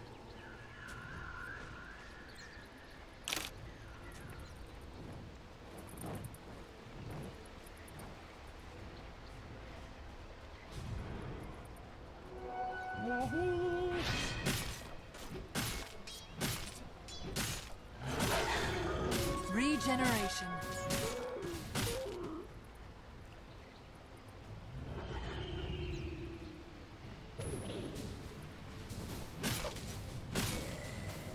Coin for me.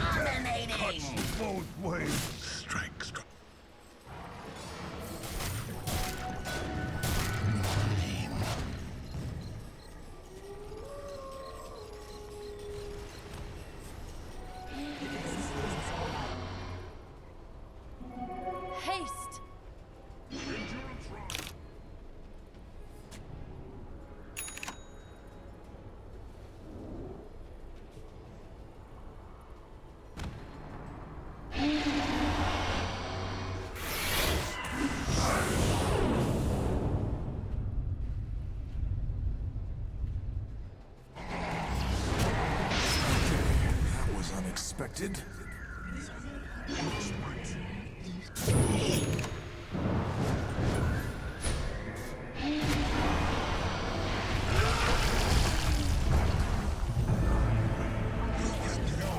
Radiant's middle barracks are under attack.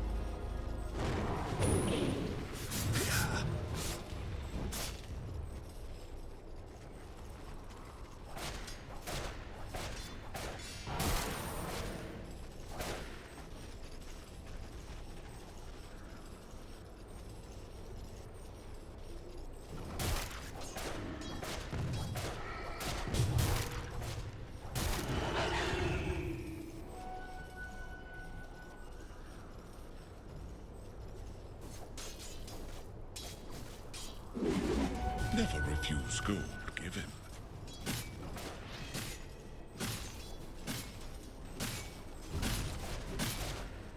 Money to burn.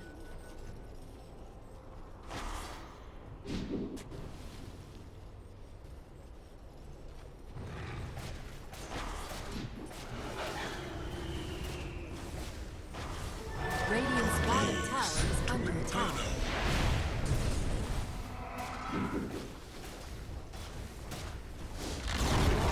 Radiant's bottom tower has fallen.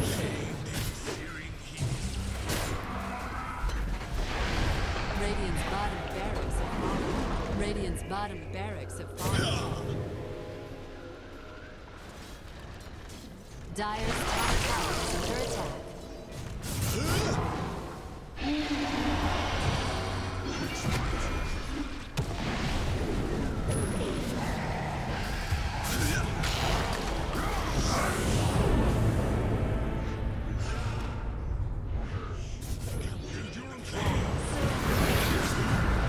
I'm not resting till there's nothing left to burn.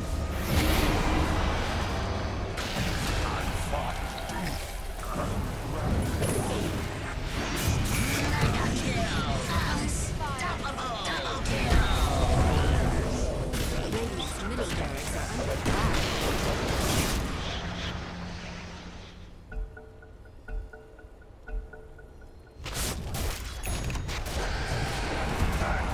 Radiant's middle barracks have fallen. Expecting competition. Dire victory.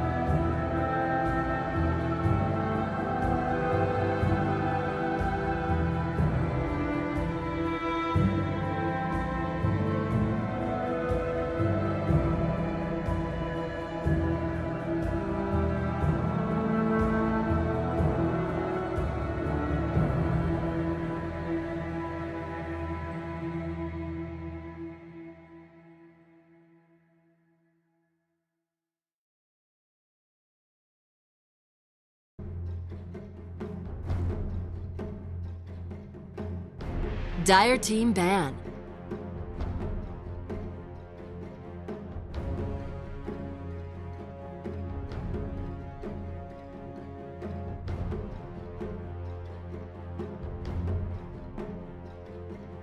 Ten seconds remaining.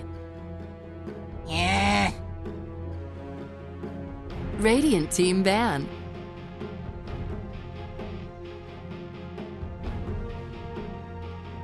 Dire team ban.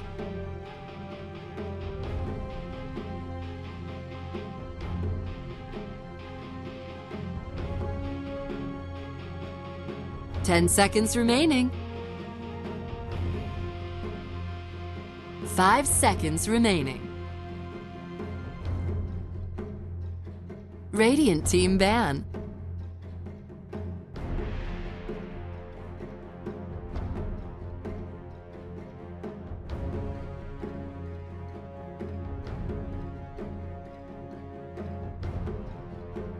Ten seconds remaining.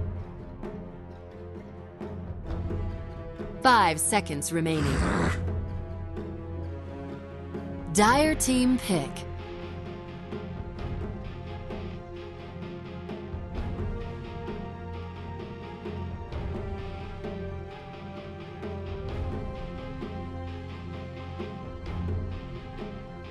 Ten seconds remaining.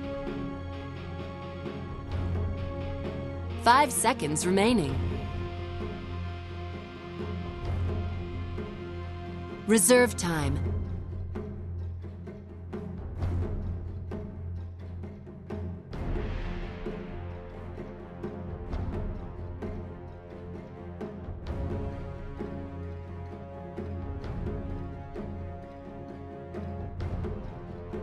Dusk. Radiant team pick.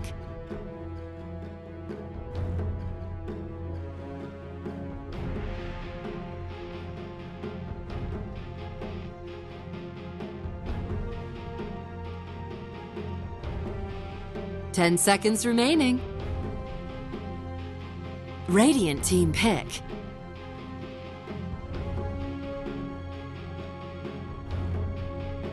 Dire team pick.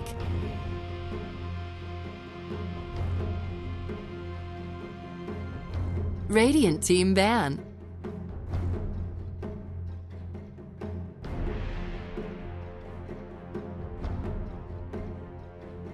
Ten seconds remaining. 5 seconds remaining. Reserve time.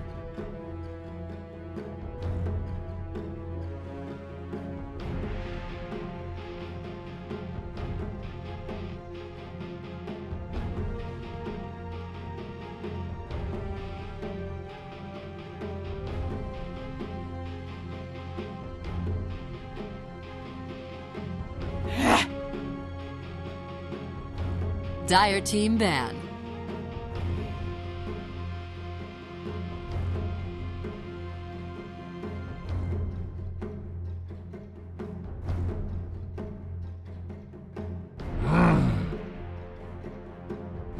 Radiant team ban.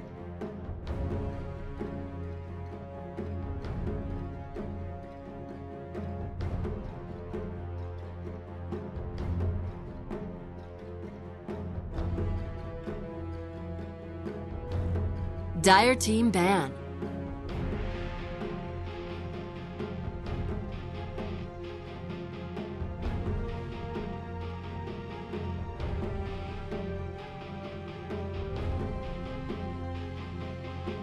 Ten seconds remaining.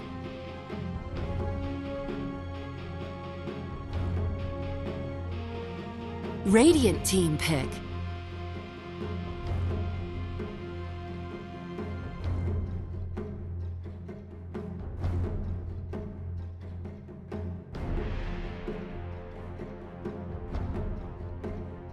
Ten seconds remaining. 5 seconds remaining. Disruptor. Dire team pick.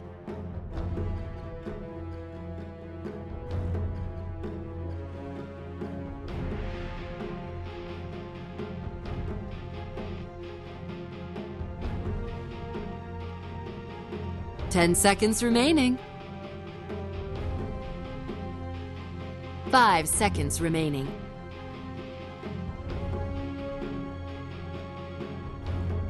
Reserve time. Radiant team pick.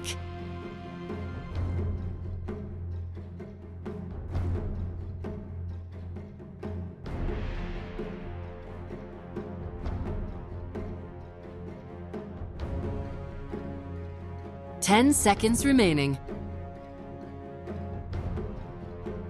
5 seconds remaining. Reserve time. Dark Seer. Dire team pick.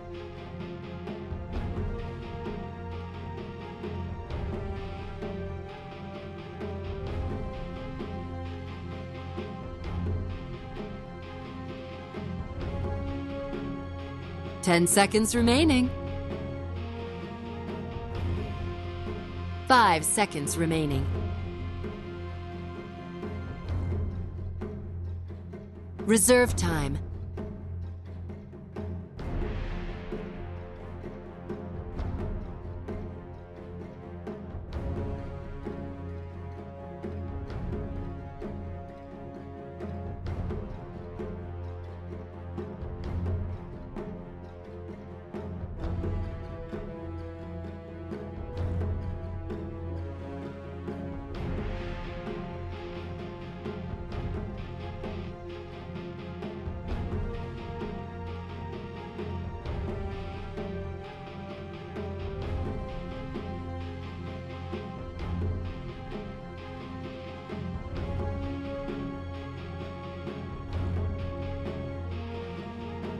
Terror Blade.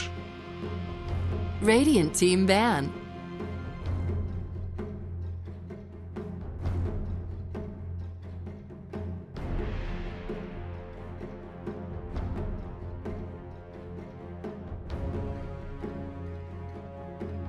Ten seconds remaining.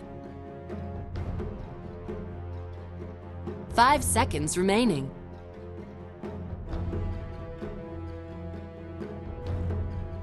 Reserve time.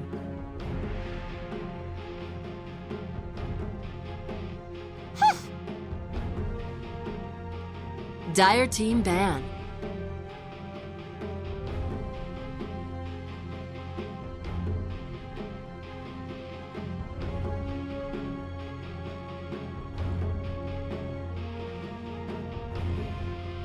Ten seconds remaining.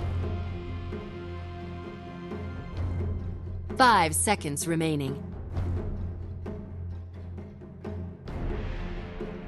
Reserve time.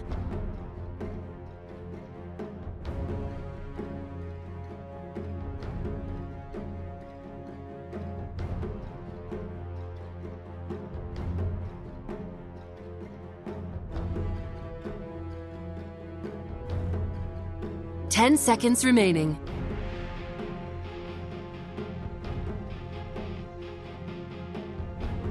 Radiant team pick.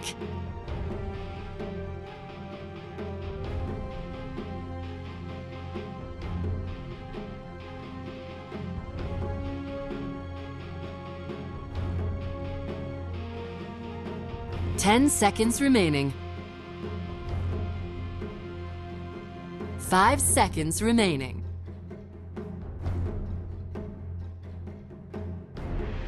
Reserve time.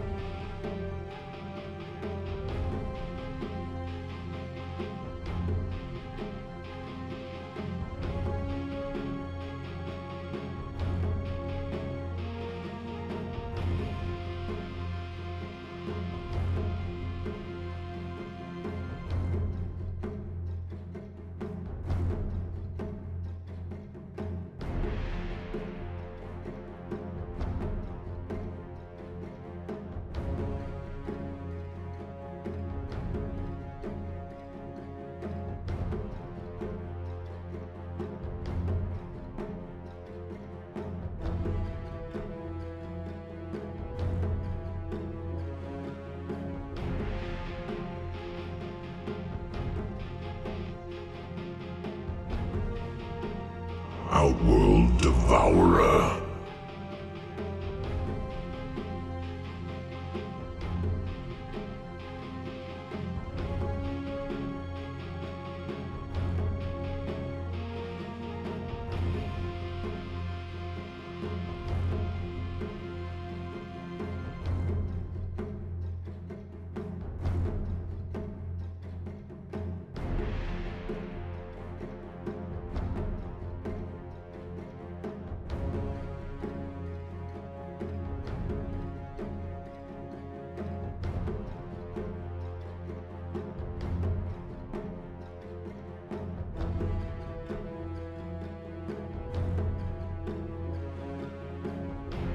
Ten seconds remaining.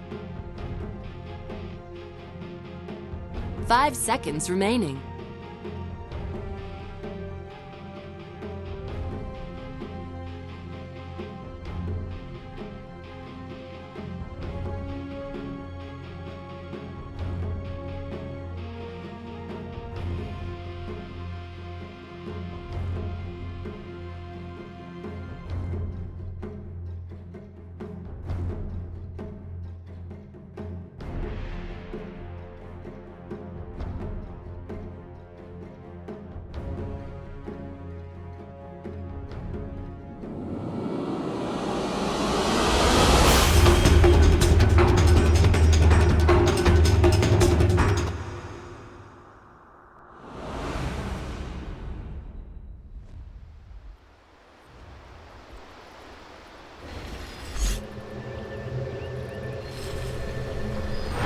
Prepare for battle.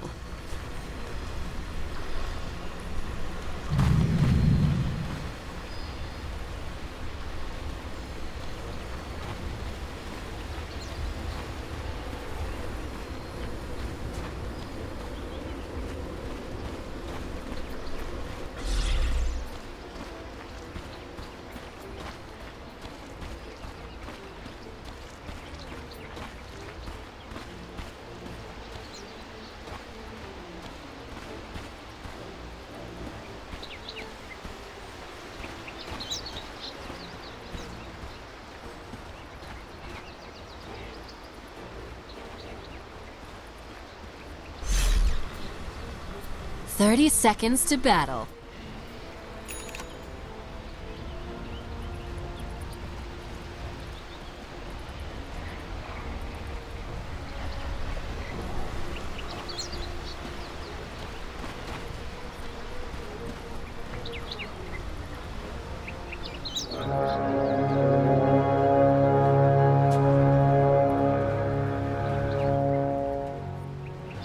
The battle begins.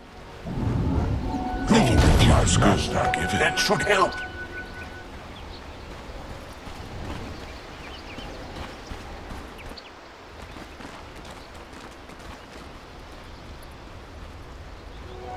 Coin of the Realm.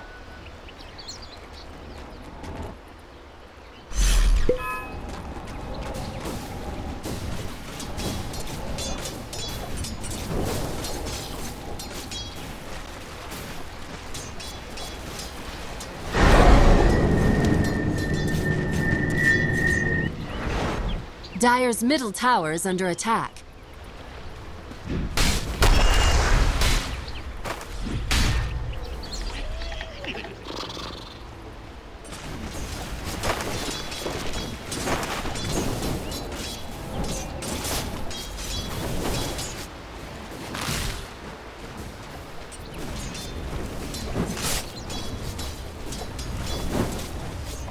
You have been?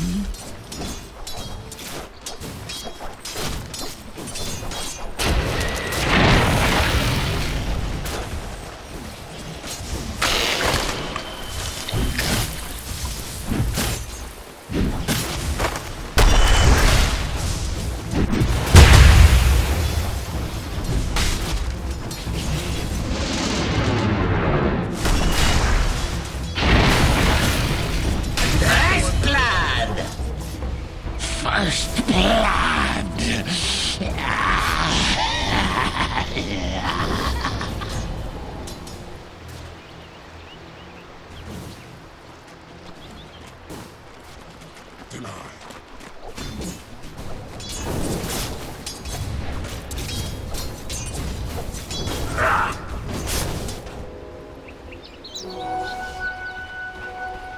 Mine.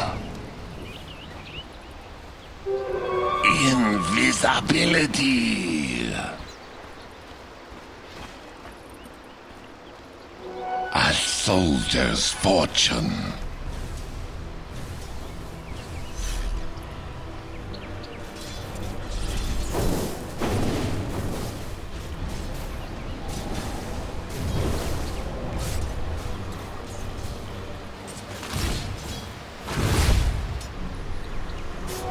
Got it.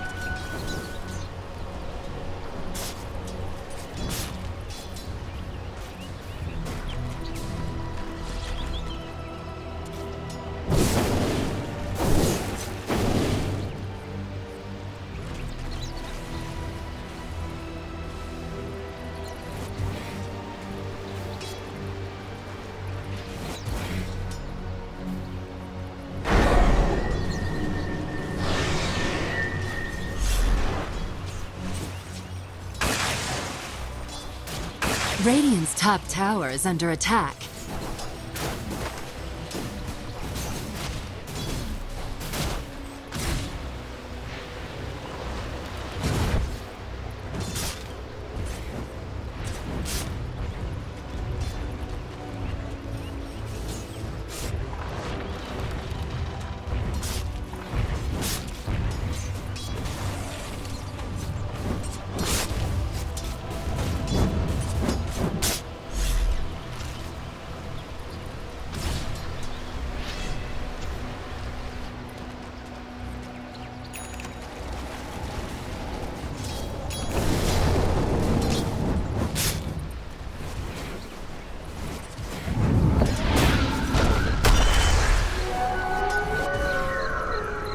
Dire's top tower is under attack.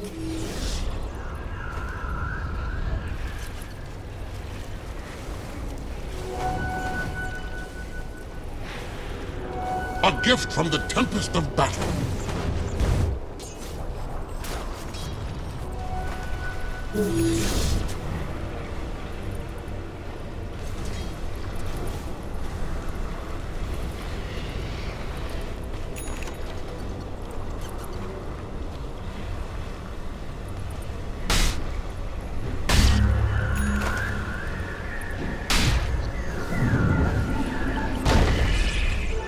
From blaze to inferno.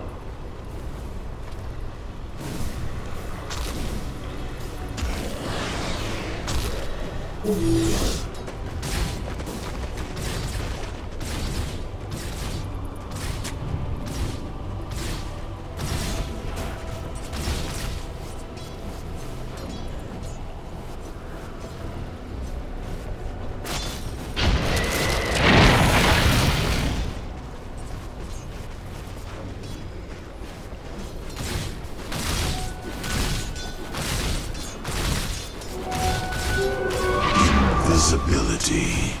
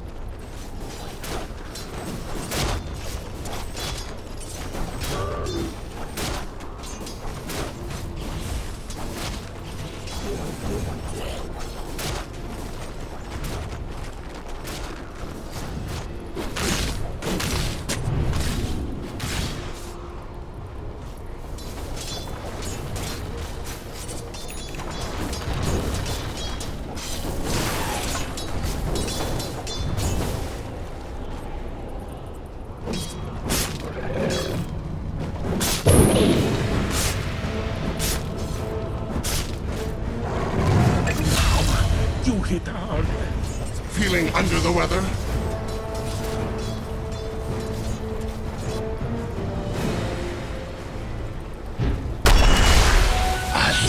Dire's bottom tower is under attack.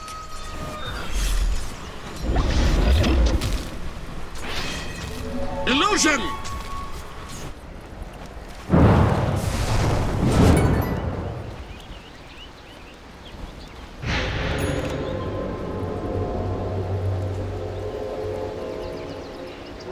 Never refuse gold given.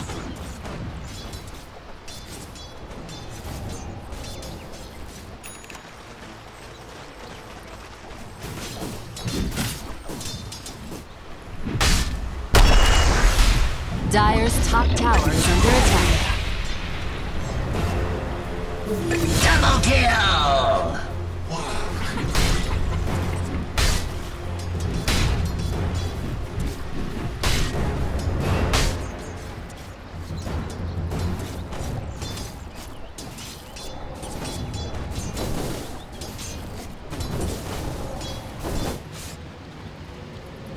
Dire's top tower is under attack.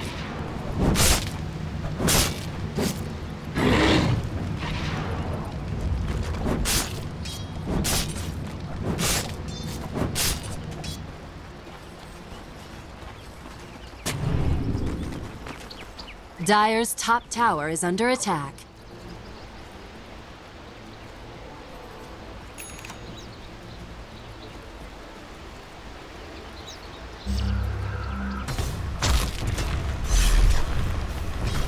Radiant's bottom tower is under attack. Dire's top tower has fallen. Radiant's middle tower is under attack. Radiant structures are fortified.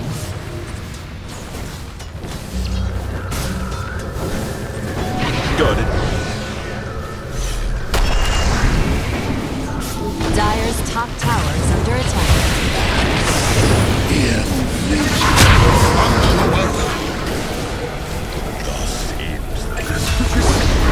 Rage will take no respite.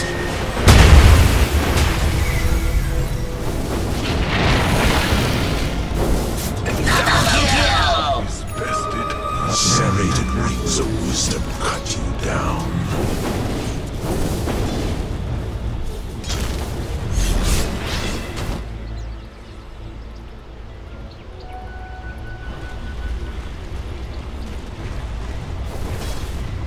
Dire's middle tower is under attack.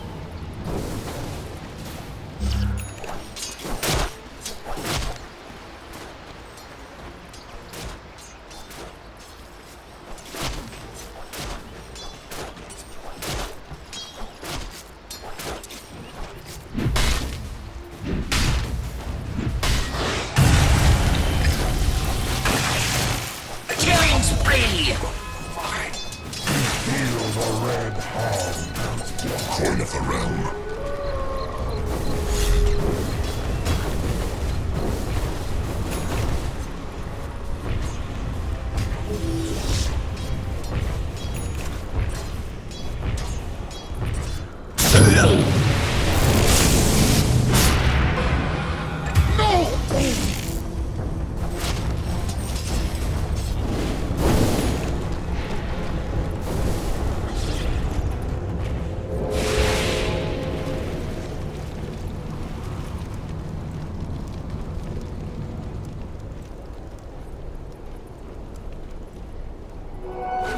Trickster's Rune of Illusion.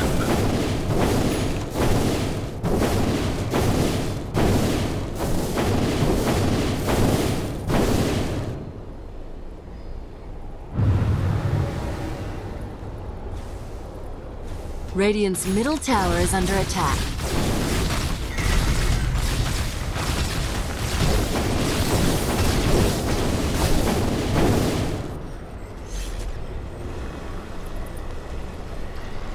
Chained in searing heat.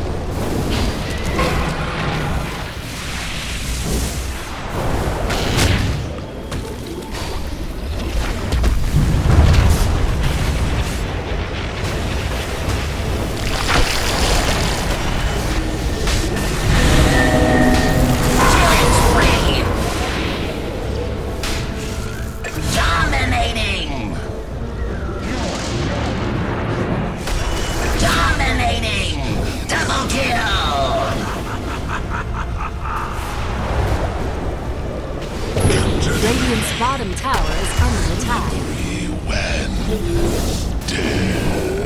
Dire's middle tower is under attack. Radiant's bottom tower is under attack. That should help. Dire's structures are fortified. Dire's middle tower is under attack. Radiant's bottom tower is under attack. Dire's middle tower has fallen.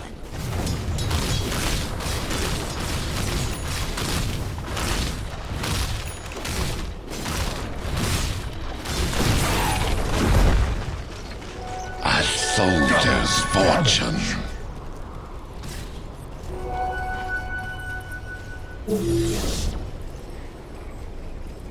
Dire's middle tower is under attack. Killing spree!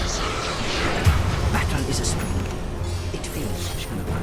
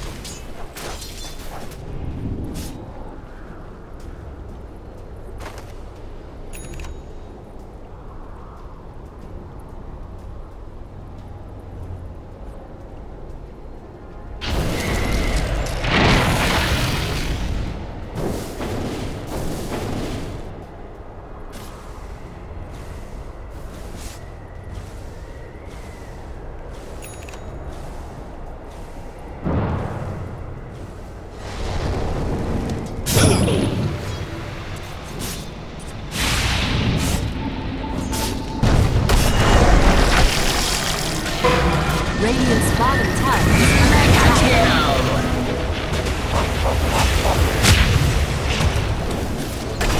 That's smart.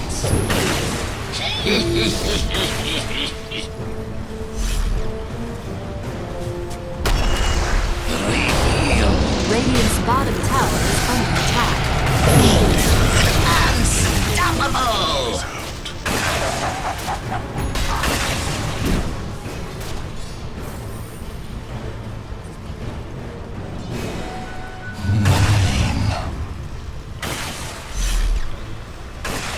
Dire's bottom tower is under attack. Dire's structures are fortified. A gift from the tempest of battle.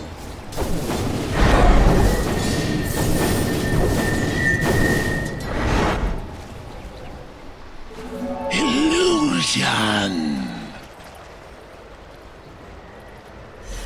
Thanks.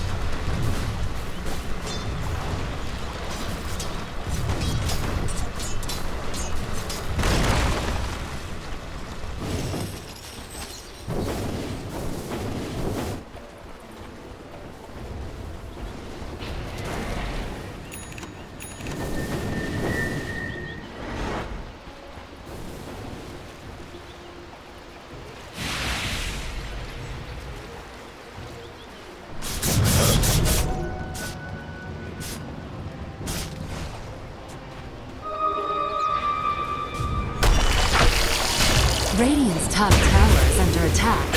Wicked sick. I break your life. Radiant's top tower is under attack.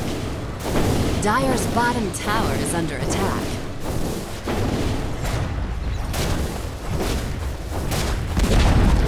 Dire's bottom tower has fallen.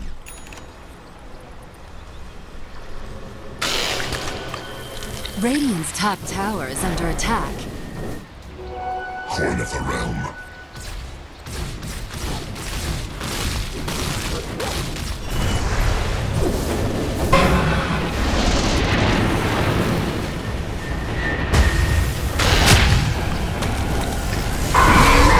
Radiant's top tower is under attack.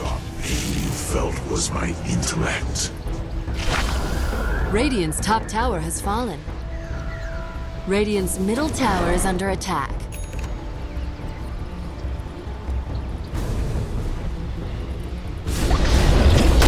Dominating. Bonus. Mega kill. Double kill.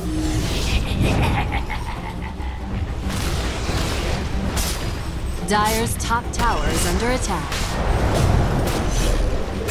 Monster kill.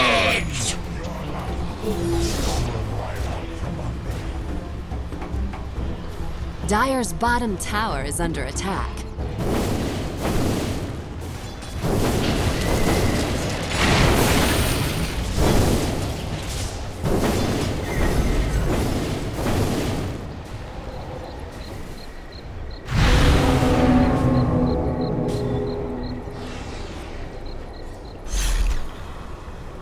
A soldier's fortune.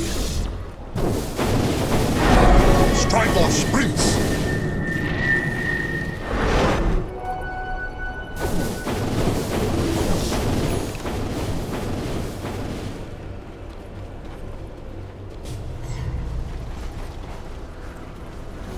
Gold for my master.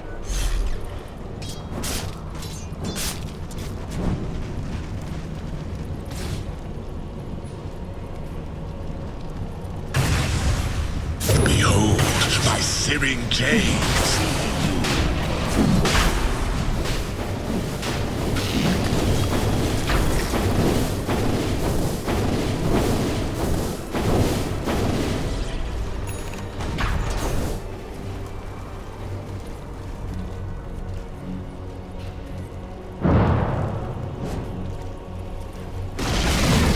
Radiant's middle tower has fallen.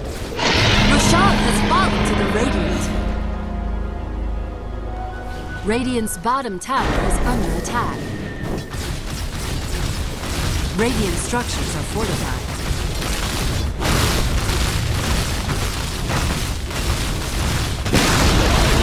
Radiant's bottom tower has fallen.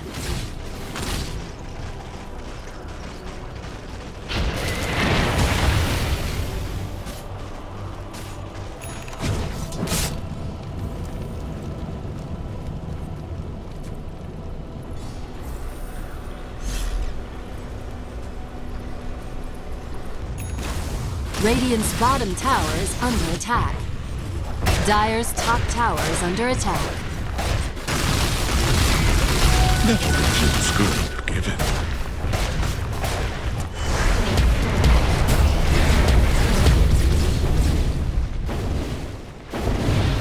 Dire's top tower has fallen.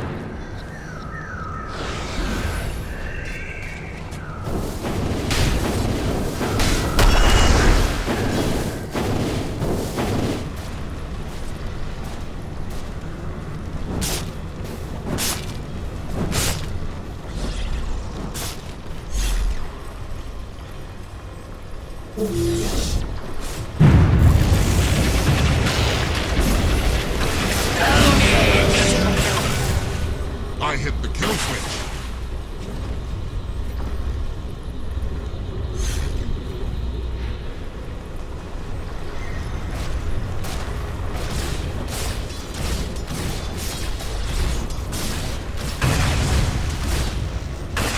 Dire's top tower is under attack. Dire's structures are fortified.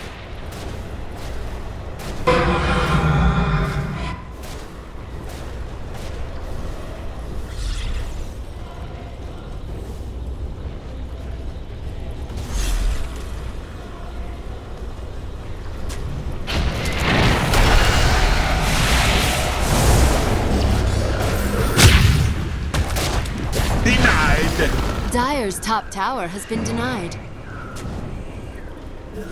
Radiant's bottom tower is under attack.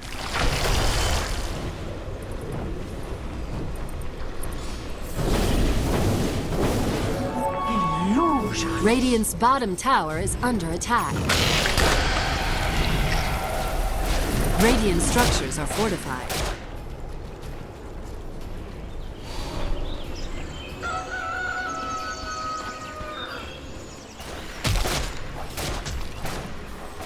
Radiant's bottom tower is under attack.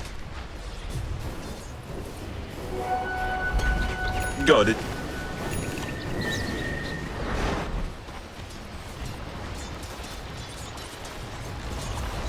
Radiant's bottom tower has been denied.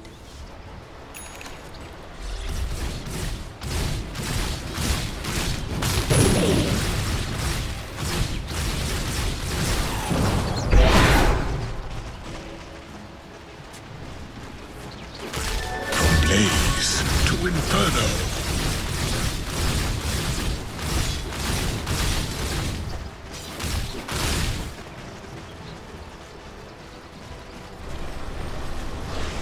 Dire's middle tower is under attack.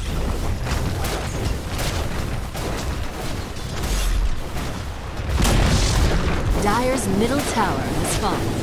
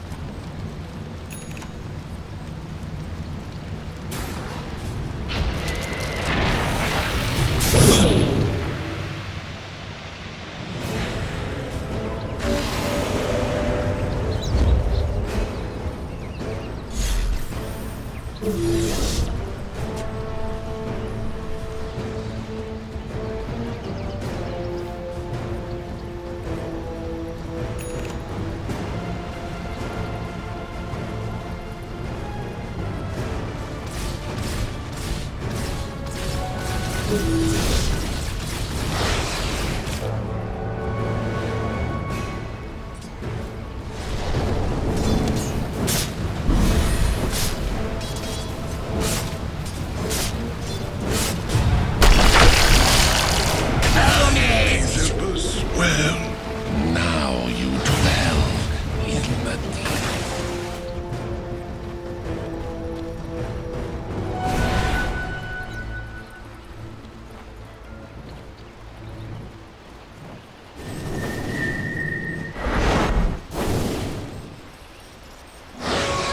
Generation.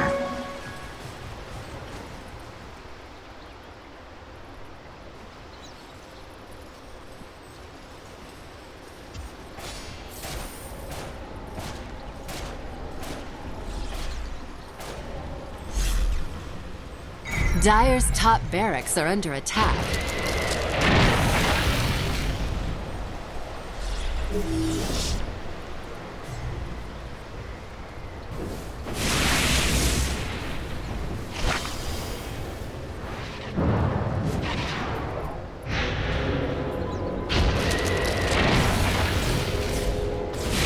What surge is this?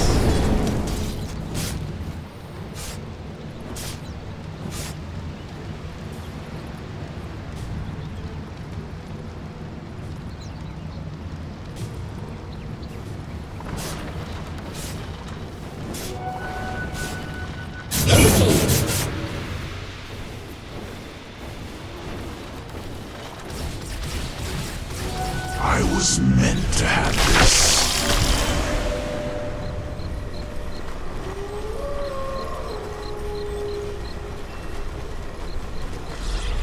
Coin of the realm.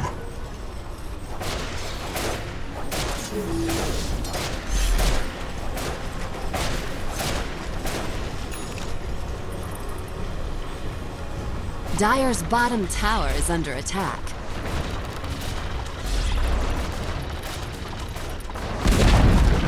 Dire's bottom tower has fallen.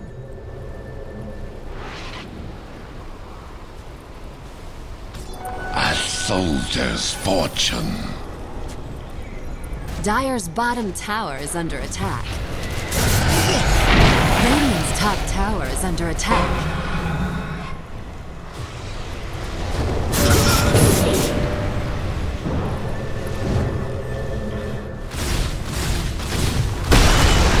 Radiant's top tower has fallen.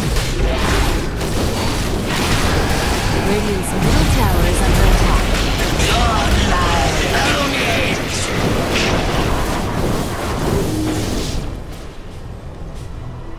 Radiant's middle tower is under attack.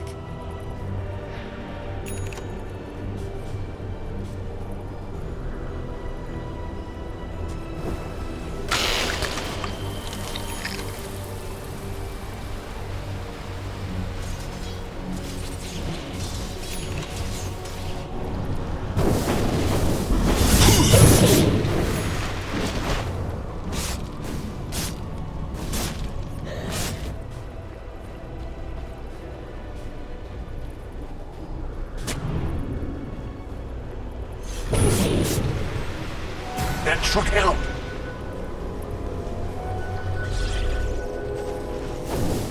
A gift from the tempest of battle.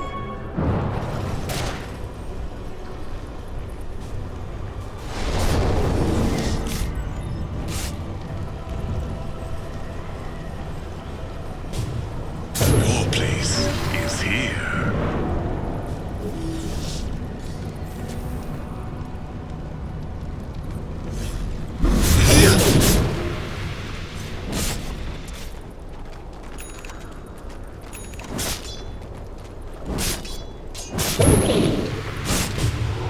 Never refuse gold given.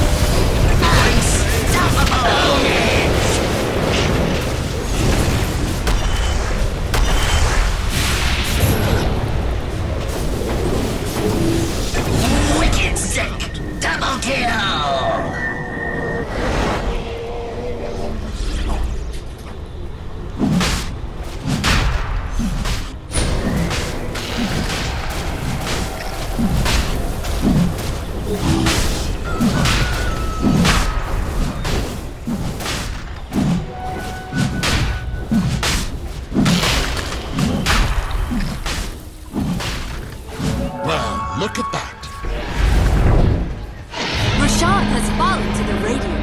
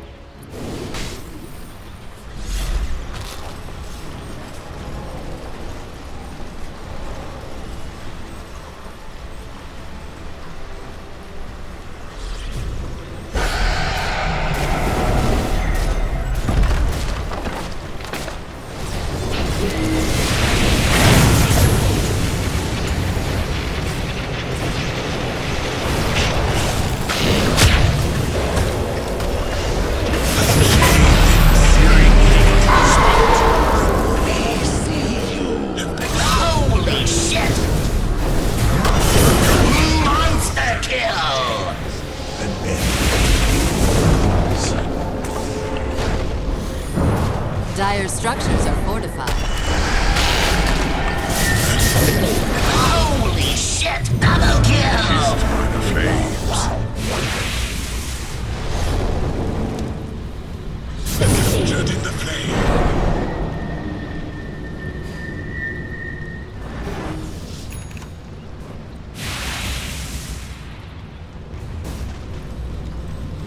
Dire's top barracks are under attack. Dire's top barracks have fallen.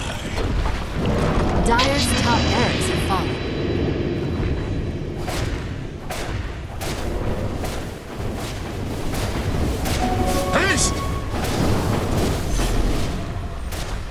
Dire's middle tower is under attack. Dire's middle tower has fallen.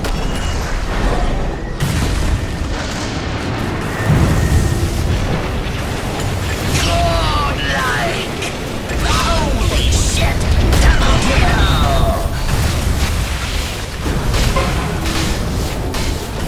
Holy shit! Ownage! Holy shit! Triple kill! Unstoppable! Ownage! Holy shit! Double kill! Dire's middle barracks have fallen. Radiant victory!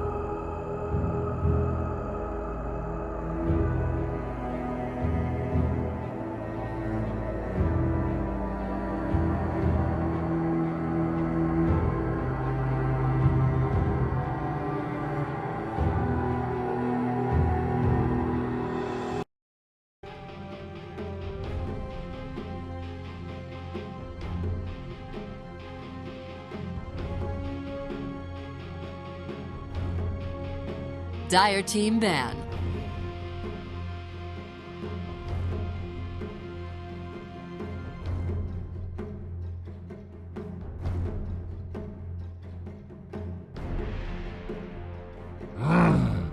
Yeah. Dire team ban.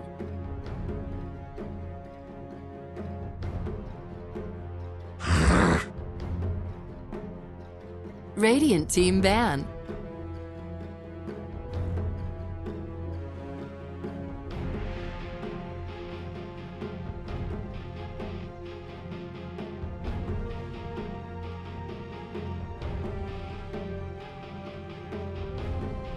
Dire team pick.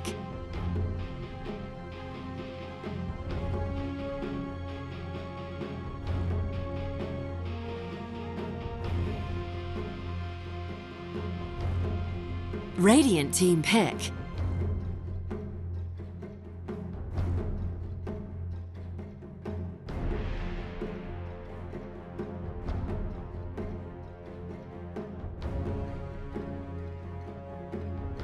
Ten seconds remaining.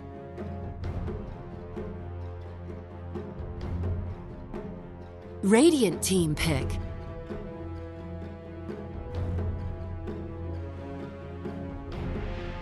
Dire team pick.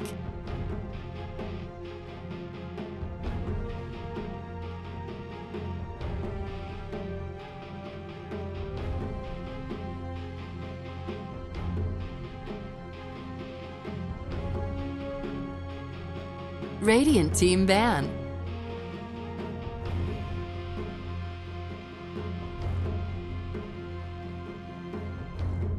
Dire team ban.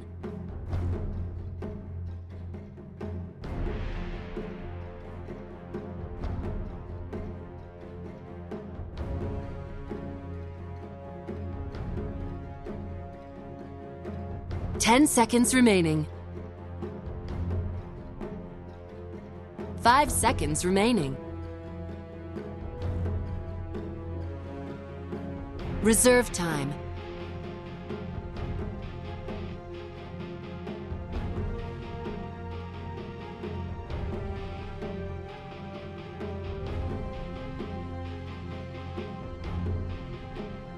Dire team ban.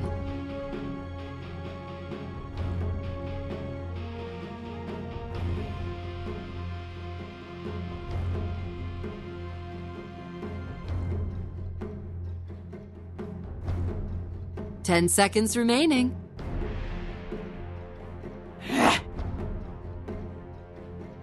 Radiant team pick.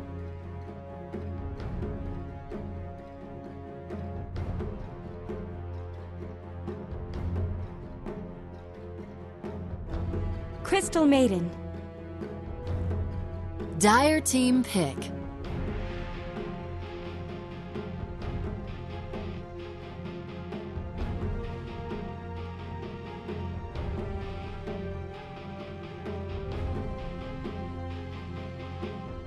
Radiant team pick.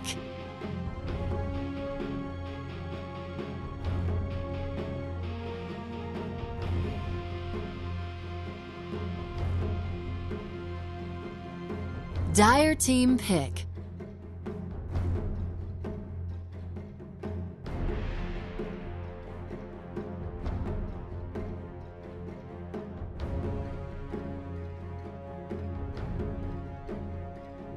Ten seconds remaining.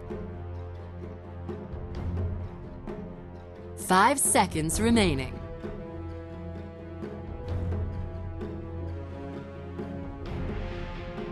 Radiant team ban.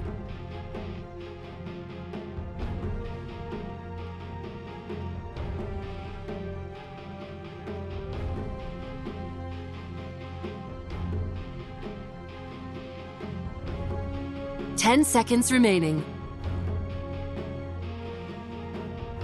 5 seconds remaining. Reserve time.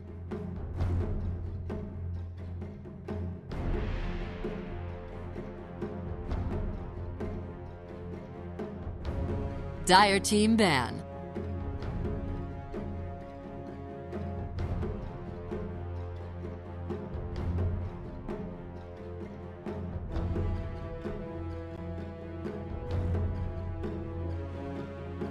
10 seconds remaining.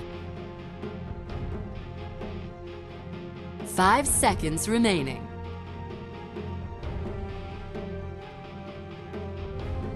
Reserve time.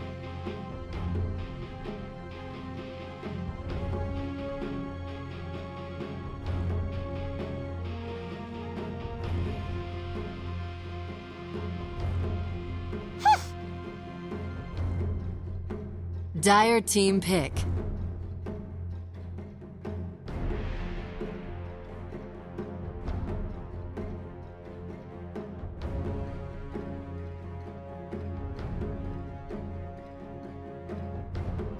Ten seconds remaining.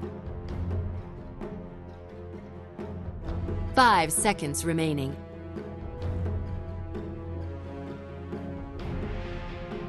Reserve time.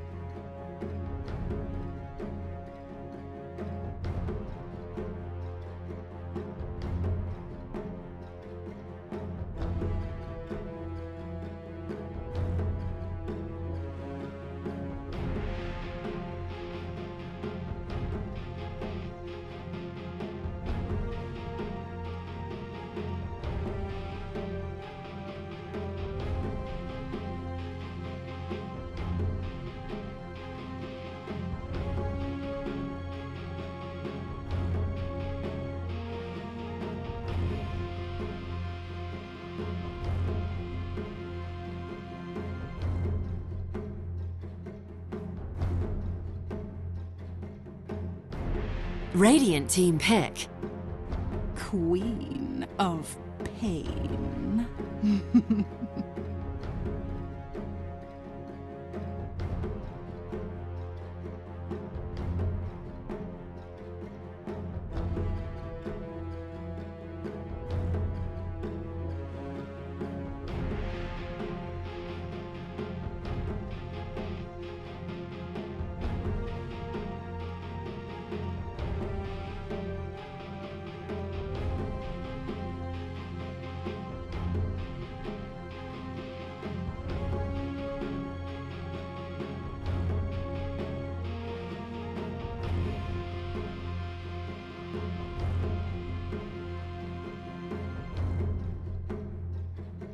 Ten seconds remaining. 5 seconds remaining.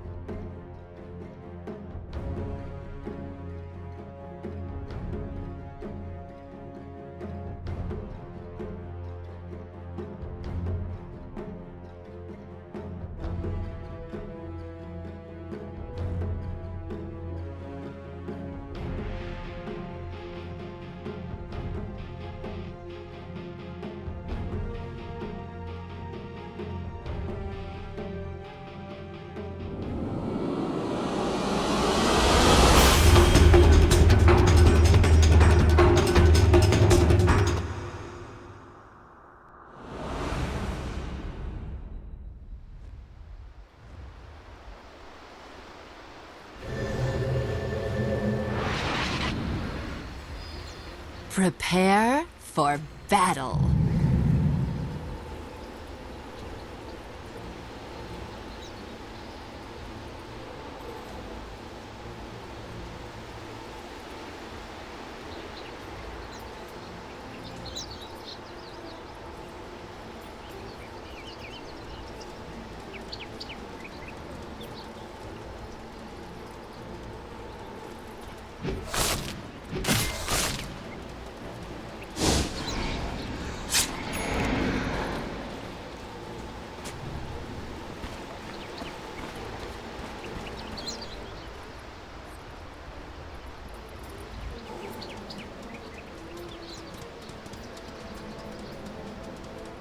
30 seconds to battle.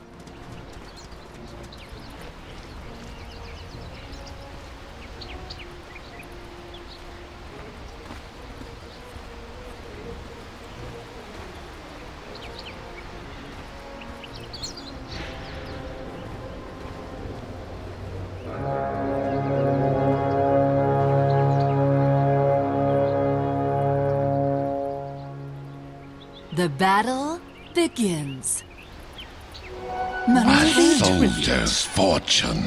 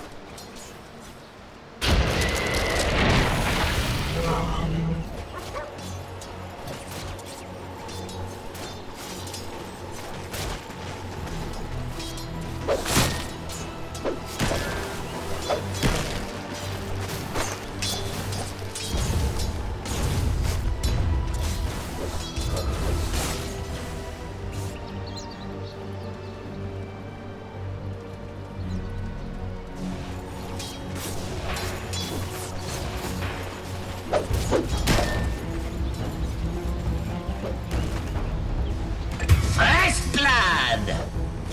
First blood. This is gonna be a scorcher.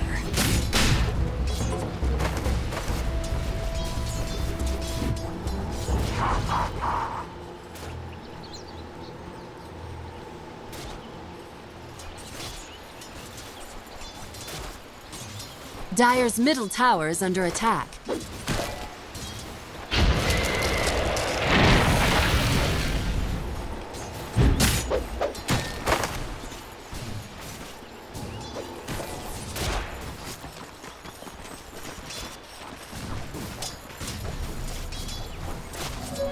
Pain without consequence. This'll come in handy.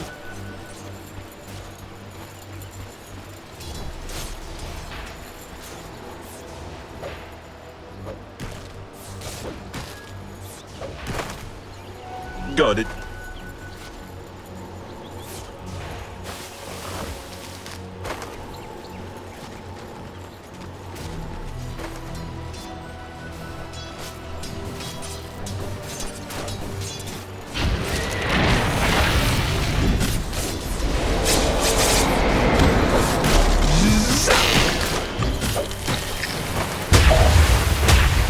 My dazzle darkens.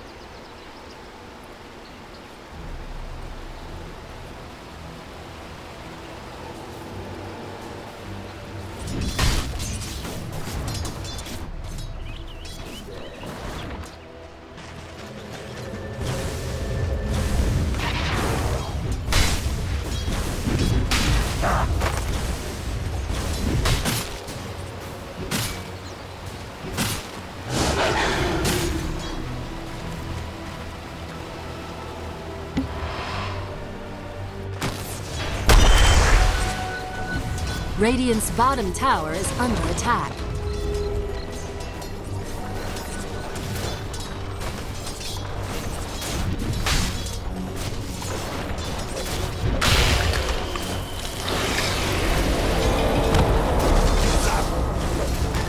Double damage.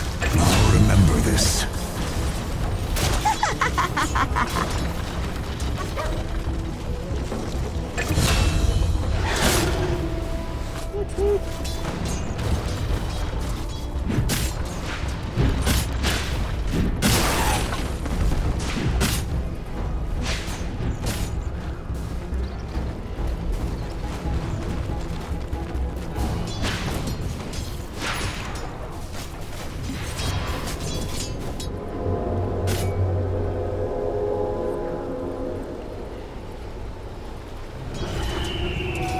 This'll come in handy.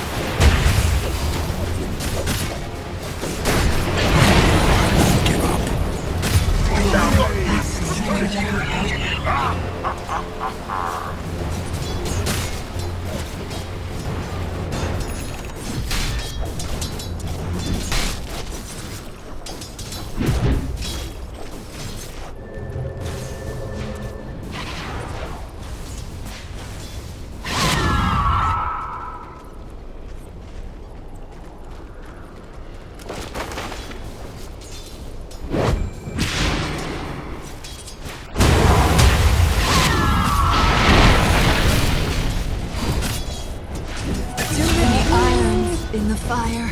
That went well.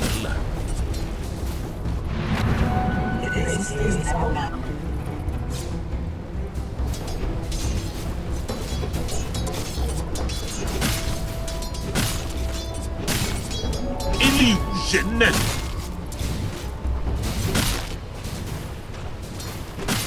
A soldier's fortune.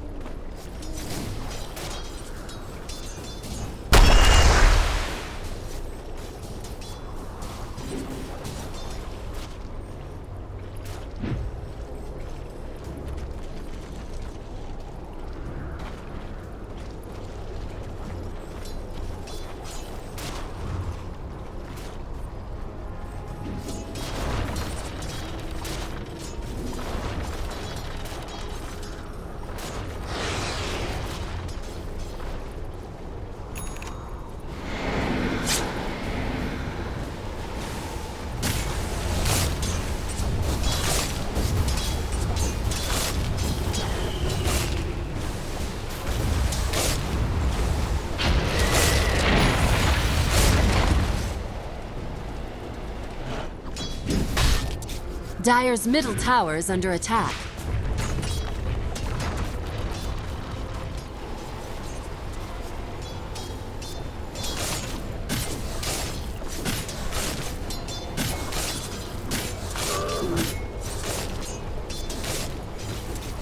Dire's middle tower is under attack. Got it.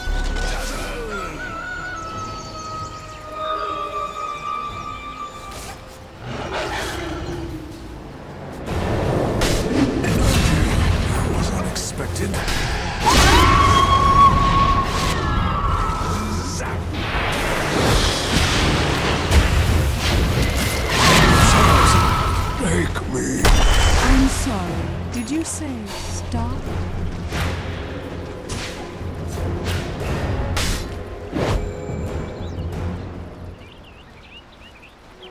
Gold for my master. Radiant's top Worthy tower is tribute. under attack. Dire's bottom tower is under attack.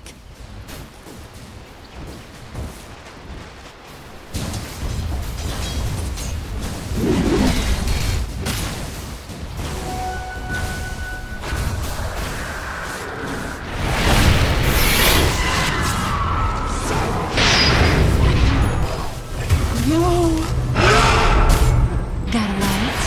Radiant's top tower is under attack. Burned! Shadow wave.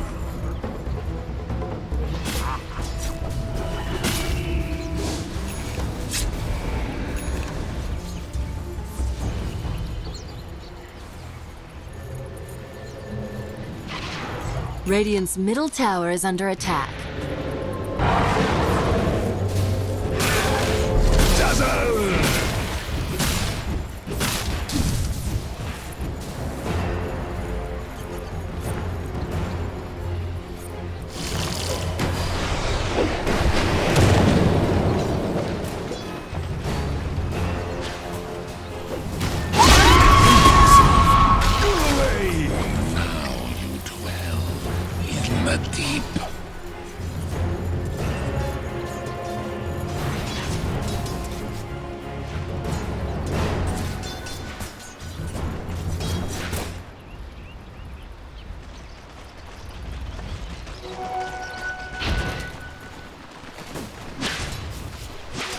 This'll come in handy.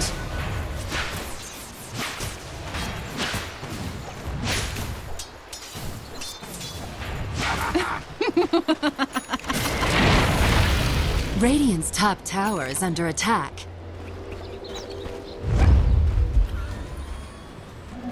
Regeneration. Radiant's top tower has been denied.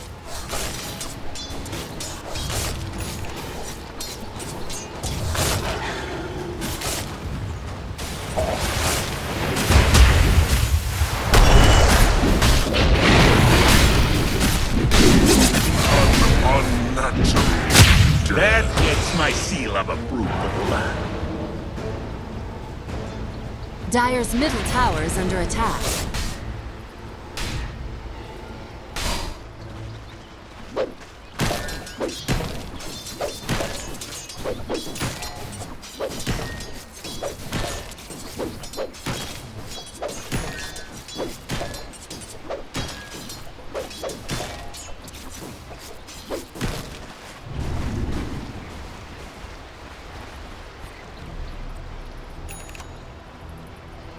Dire's top tower is under attack.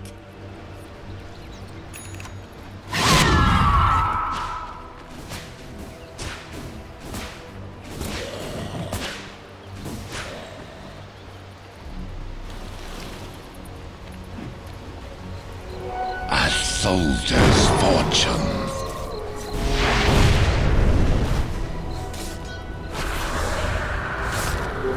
I'm going into hiding.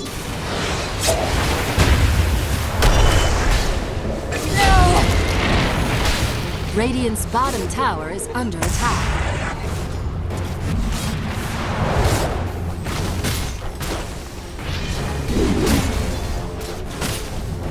Dire's middle tower is under attack. Radiant's bottom tower is under attack. Radiant structures are fortified. Dire's top tower is under attack.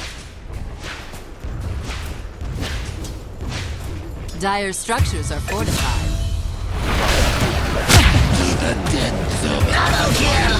Dire's top tower is under attack. Oh, that hardly hurt at all. Shadow wave! Got it. Radiant's middle tower is under attack.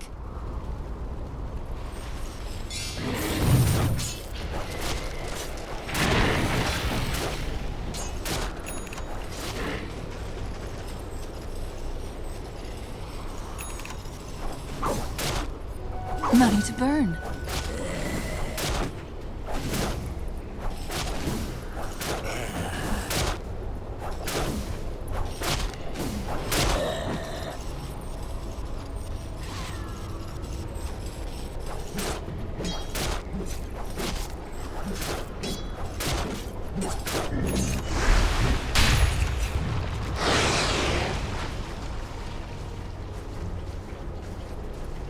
Gold for my master.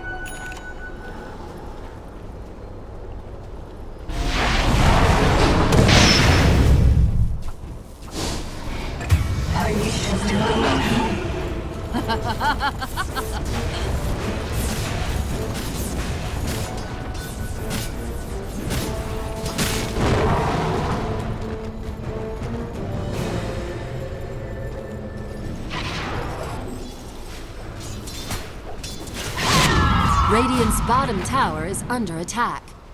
Radiant structures are fortified.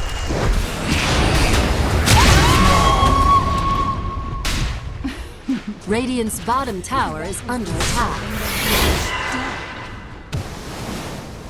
Dire's top tower is under attack. Dire's top tower has fallen.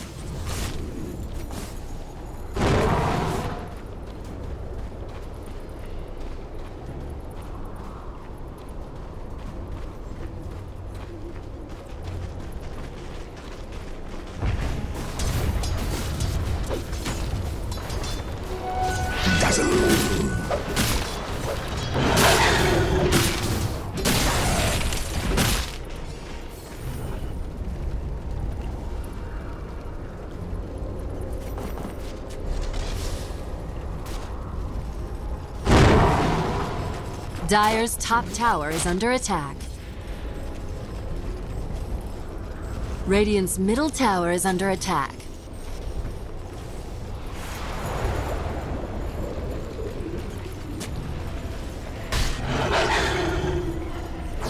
Illusion.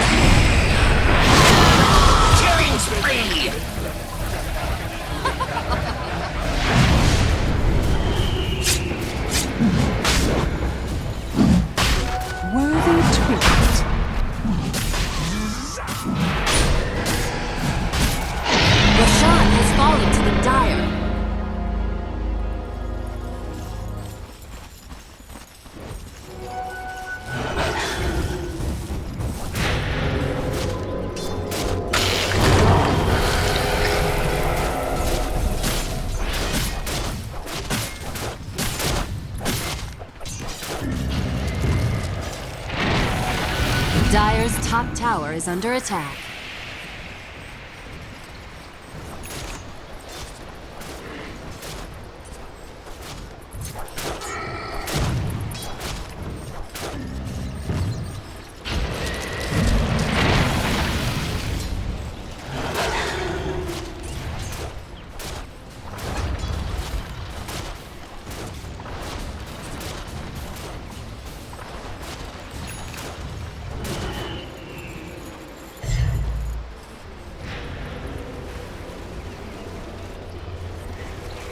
Radiant's middle tower is under attack.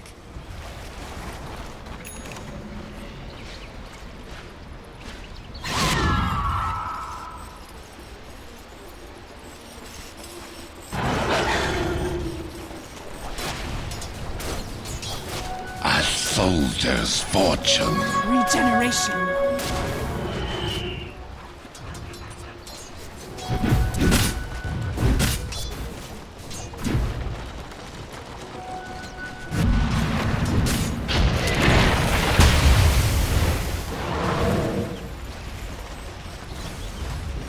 Radiant's middle tower is under attack. Dire's top tower is under attack. Radiant's middle tower has fallen.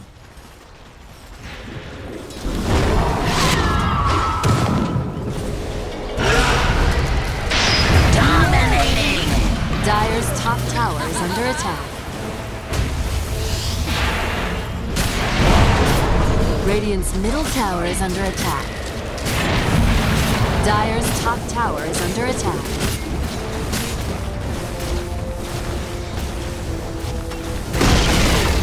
Radiant's middle tower has fallen.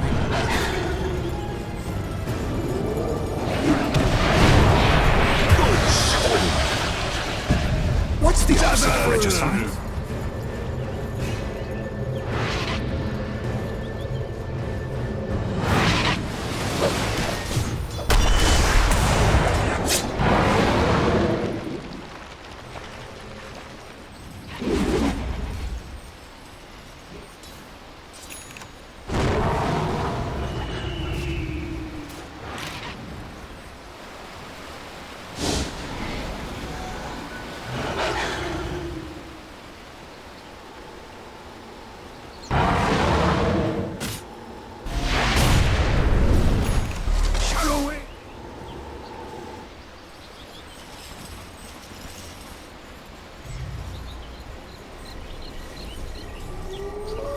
This'll come in handy. Radiant's top tower is under attack. Dire's bottom tower is under attack.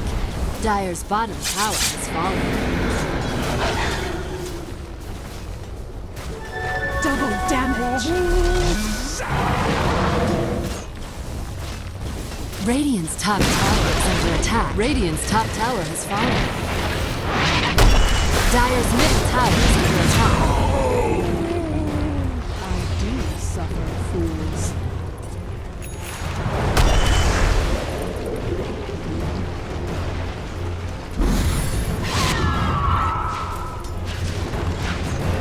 Bounty. Dire's bottom tower is under attack. Dire's structures are fortified.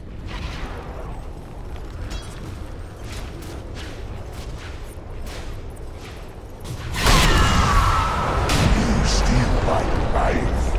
I steal it back.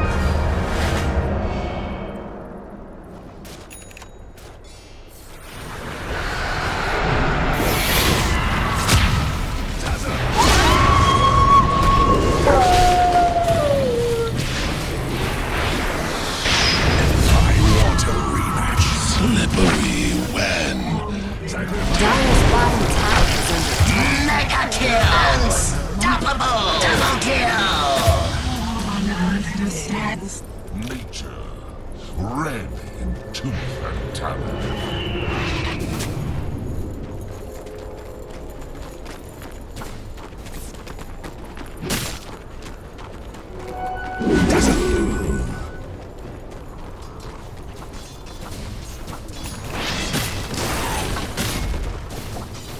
Dark light!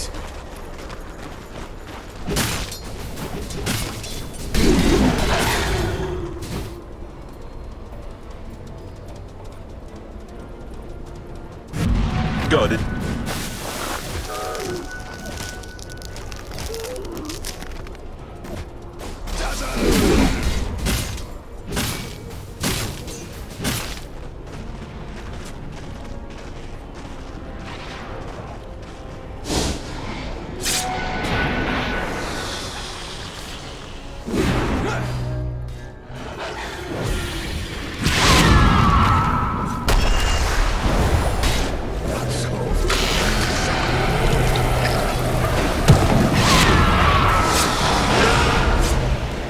Own it!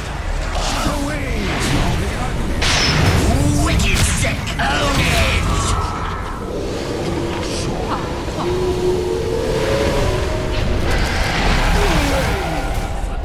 Can't thing.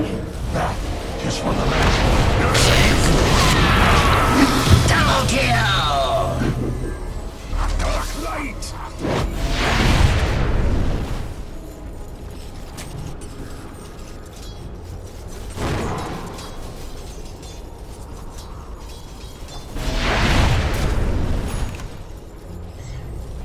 Radiant's bottom tower is under attack.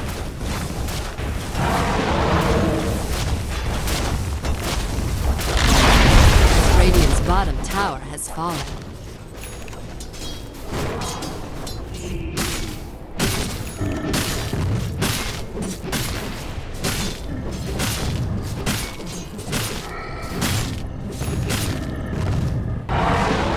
A soldier's fortune.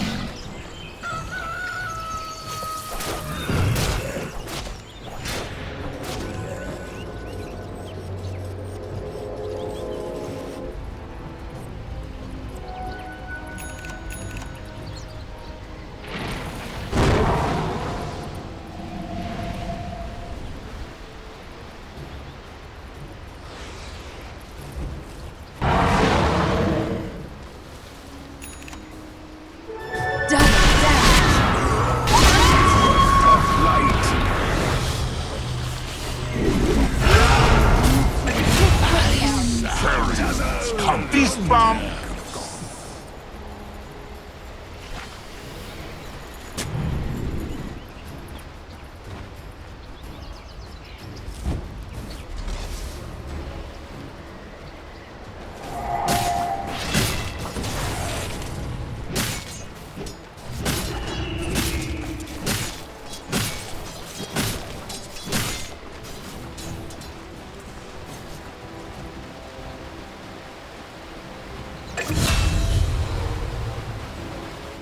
Fire.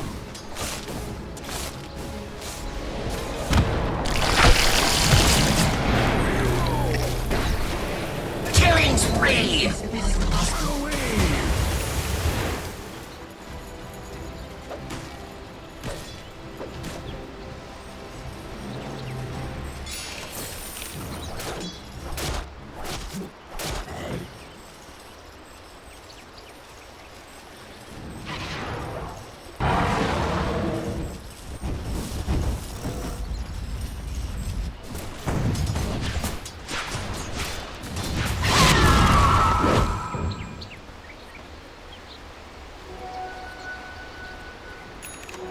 worthy tribute.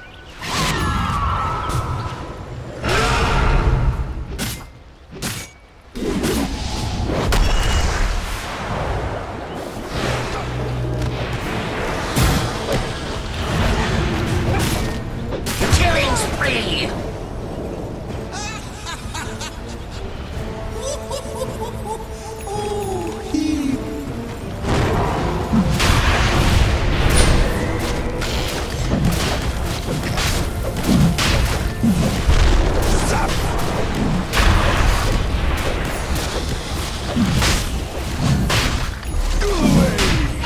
Roshan has fallen to the Dire.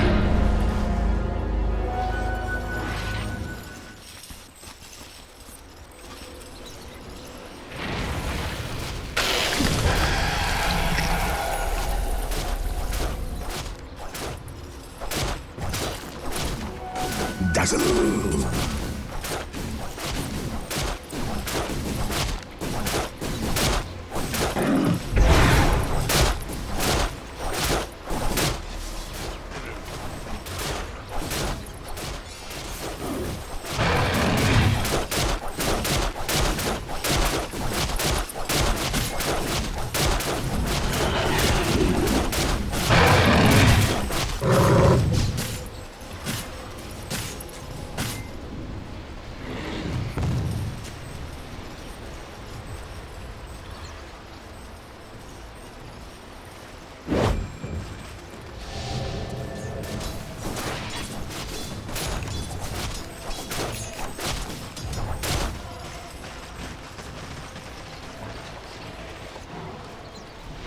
Gold for my master.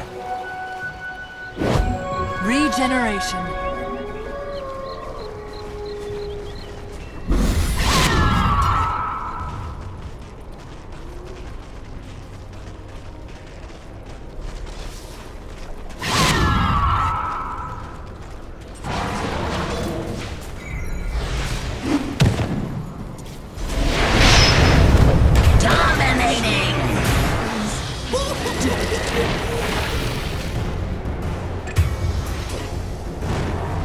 Your life cycle ends.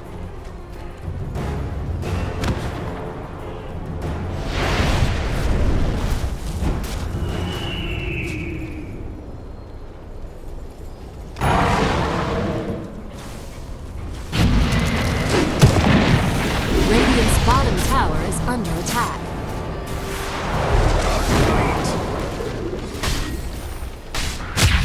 Radiant structures are fortified. Melts away. Radiant's bottom tower has fallen.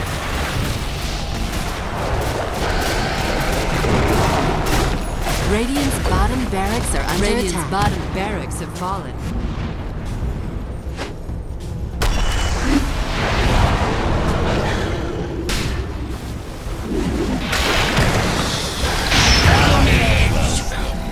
The abyss.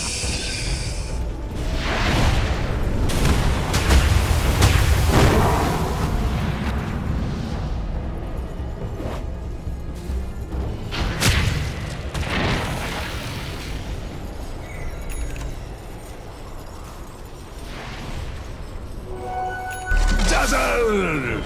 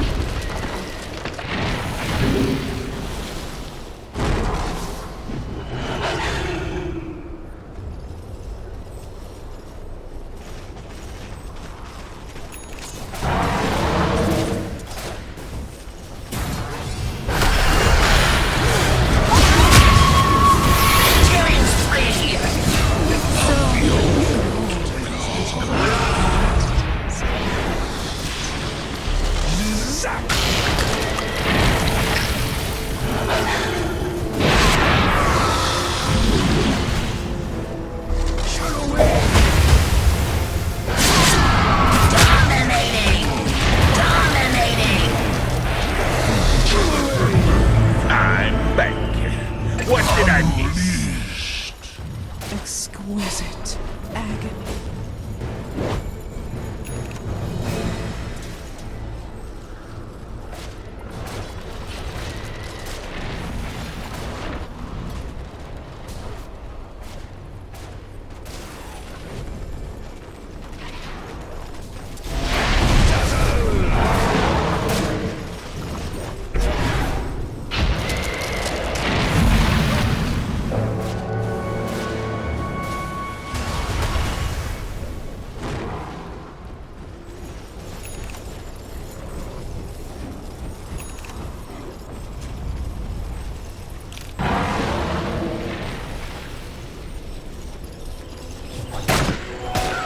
Soldier's fortune.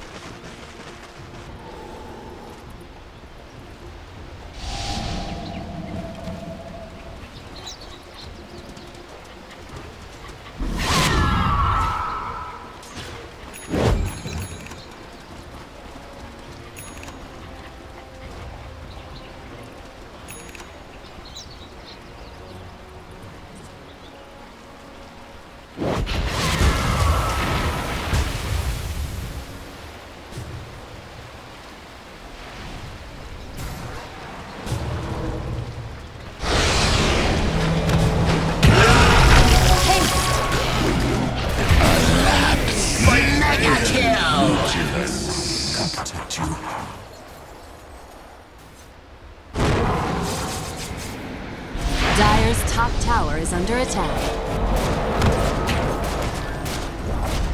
Dire's top tower has fallen. Radiant's middle tower is under attack. Radiant's middle tower has fallen. Radiant's middle barracks are under attack. Radiant's middle barracks have fallen. Radiant's middle barracks have fallen. Radiant's top tower is under attack.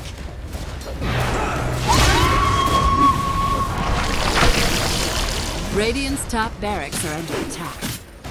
Radiant structures are fortified.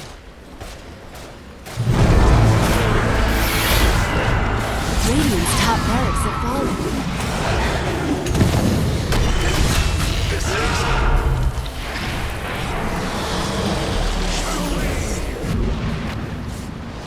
Radiant's top barracks. Killing spree!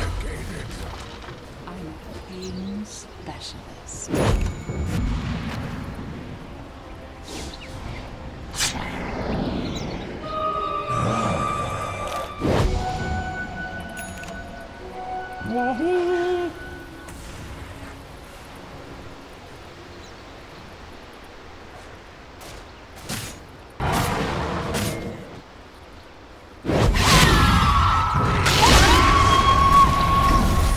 Unstoppable!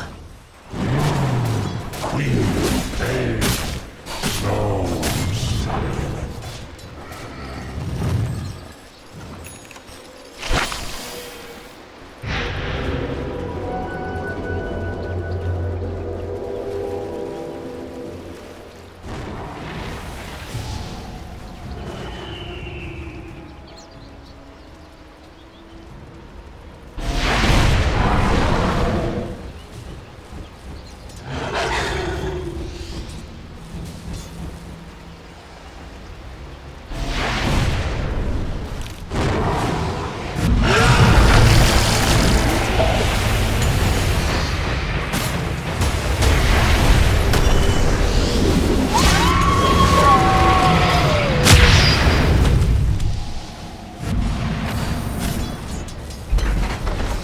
Radiant's bottom barracks have fallen.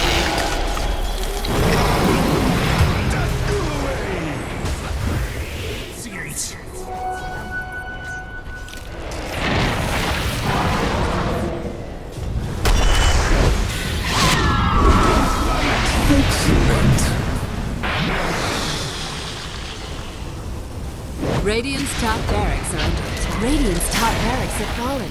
The Dire now have mega creeps. Under pain of death.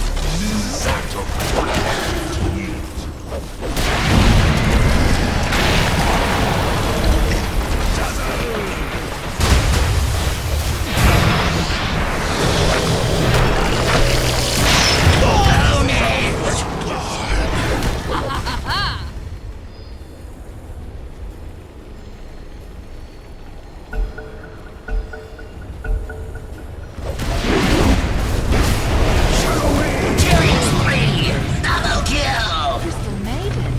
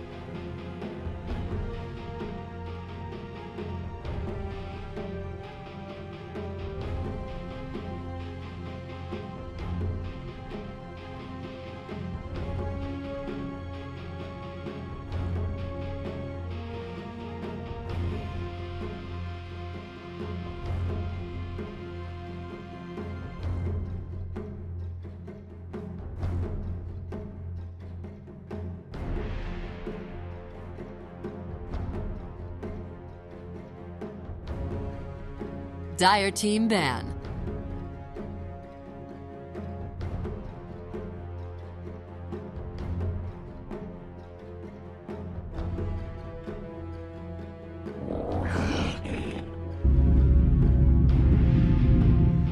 Dire team ban.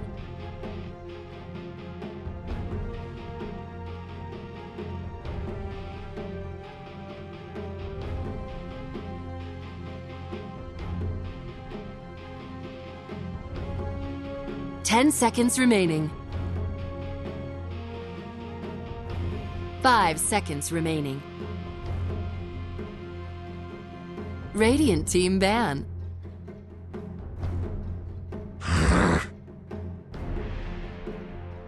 Dire team pick.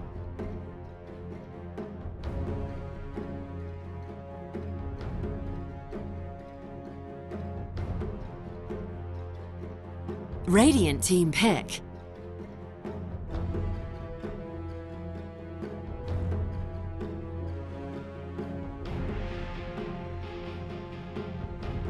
League's assassin.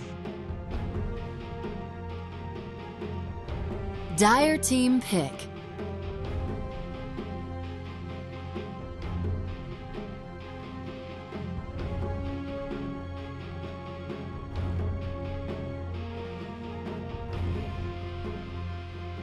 Shadow Shaman.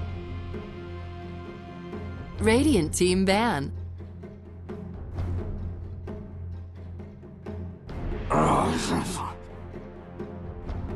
Dire team ban.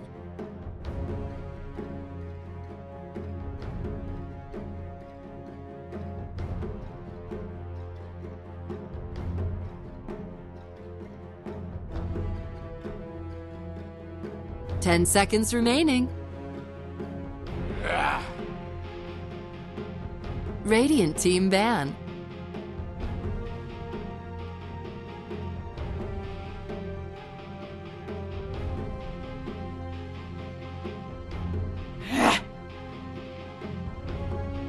Dire team ban.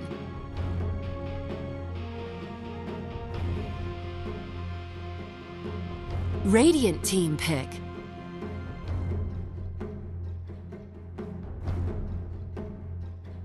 Dire team pick.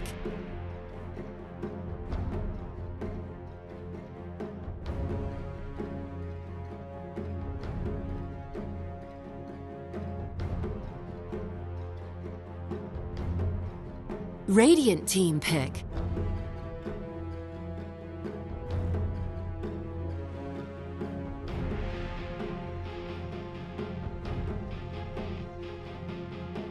Venomancer.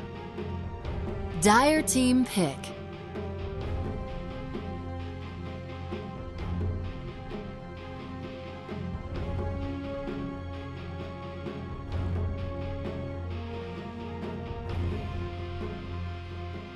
Ten seconds remaining. 5 seconds remaining.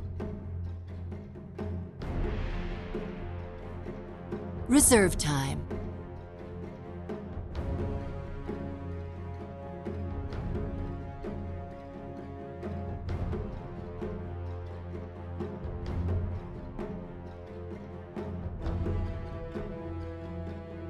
Riki.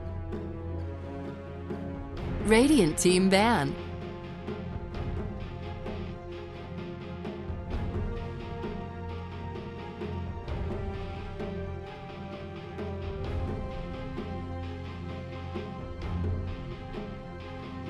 Ten seconds remaining. 5 seconds remaining. Reserve time.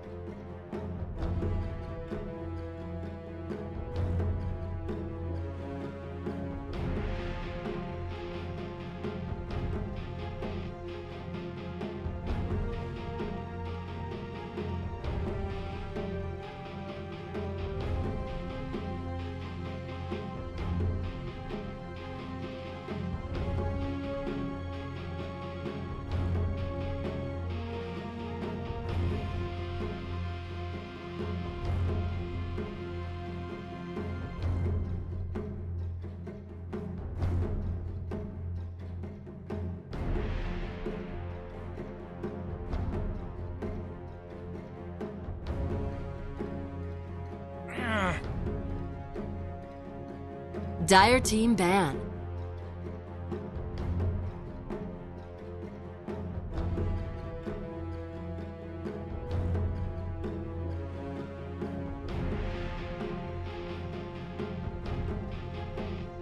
Ten seconds remaining. 5 seconds remaining. Reserve time.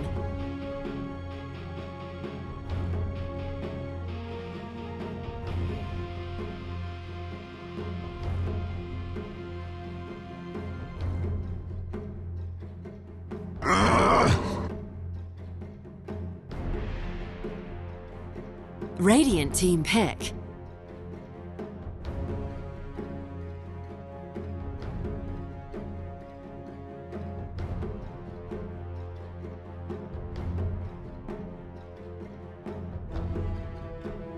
Ten seconds remaining. 5 seconds remaining. Reserve time.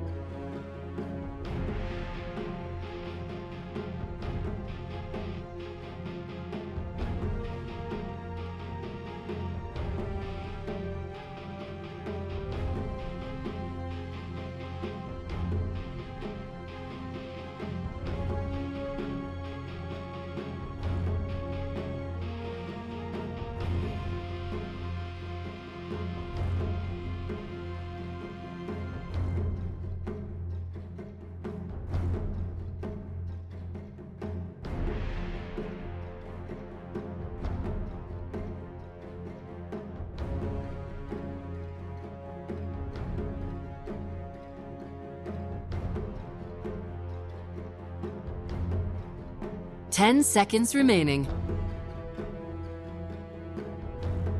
5 seconds remaining.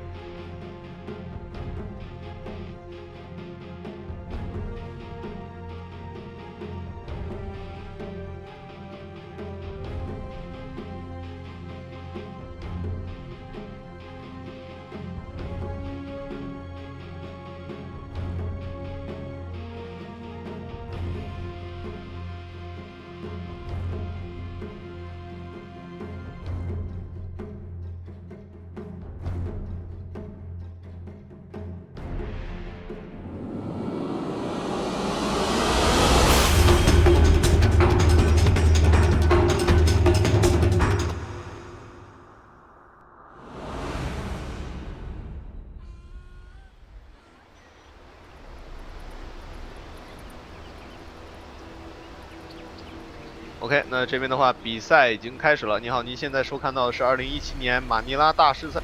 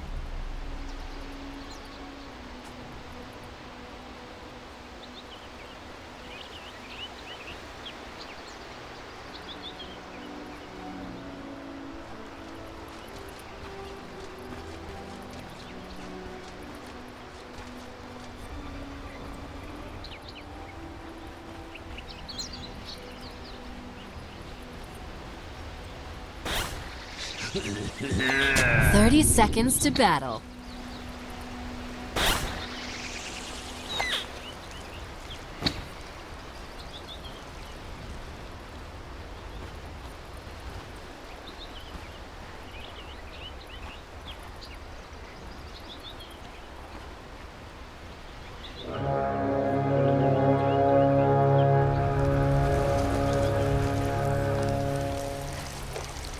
The battle begins.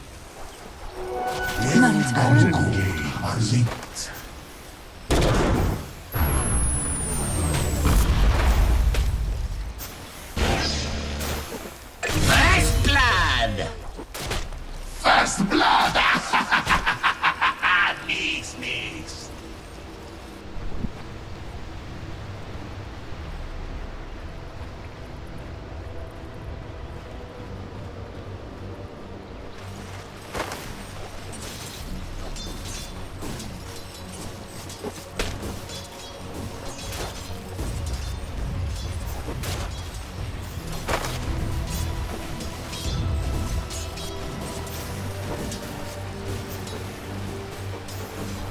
Can't run from your thoughts.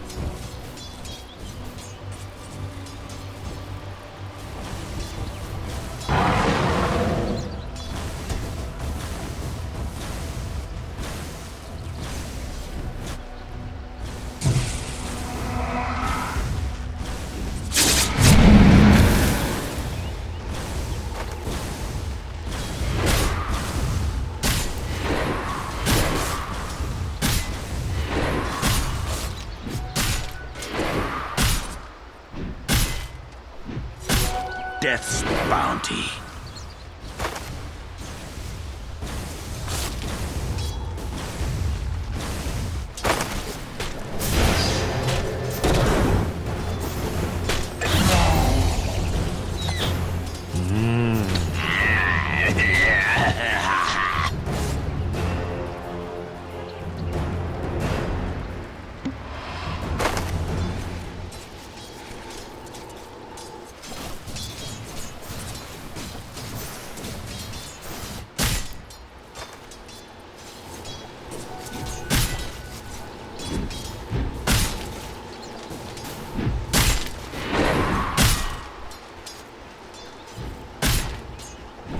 You deserve nothing.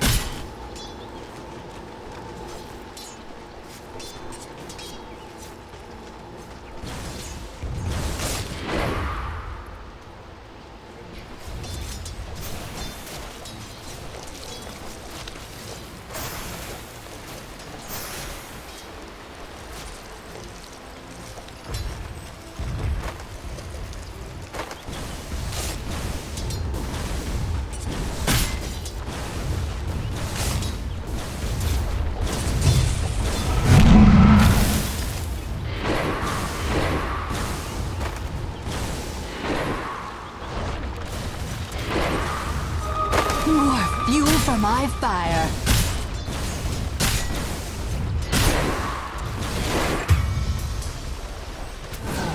Feed the flames.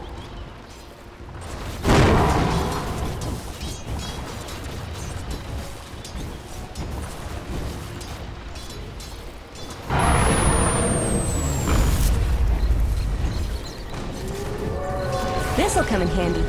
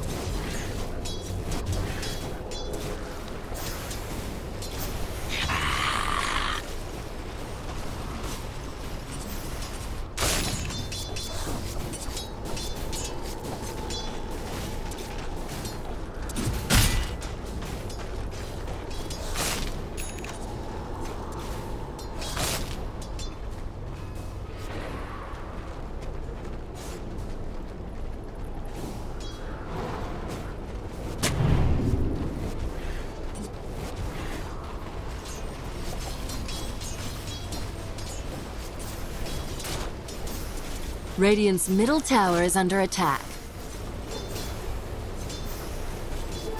Who turned up the heat?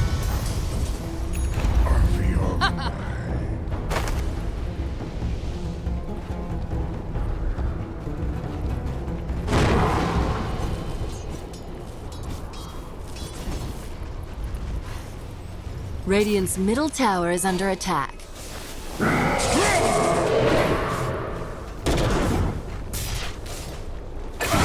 Radiant's bottom tower is under attack. Down into the deep freeze.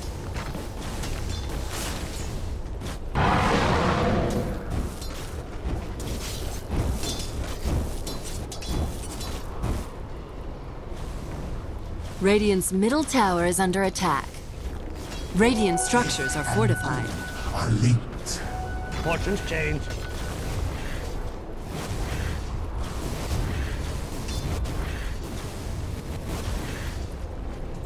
Triple fire.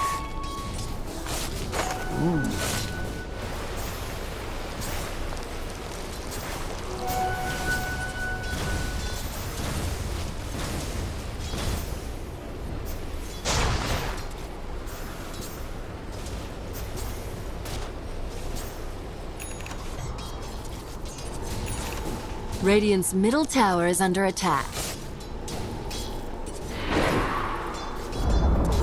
Radiant's middle tower has fallen.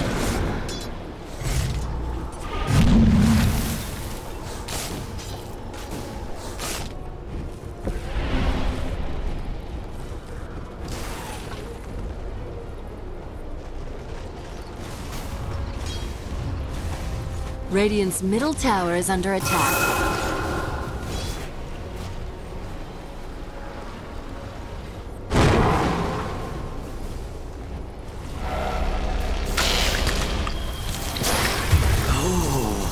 What a burn!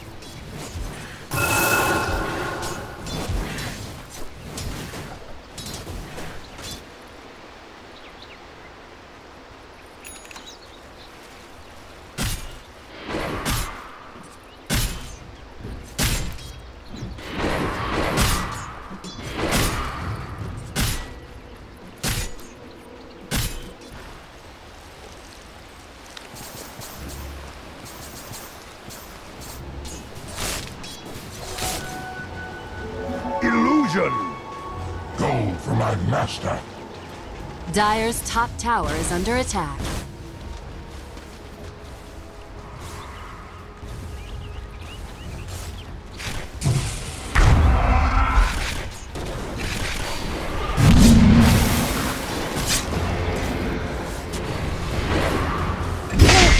Feel a thing.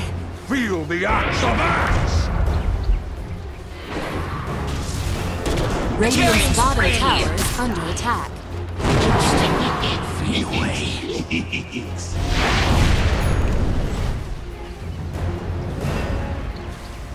Radiant structures are fortified.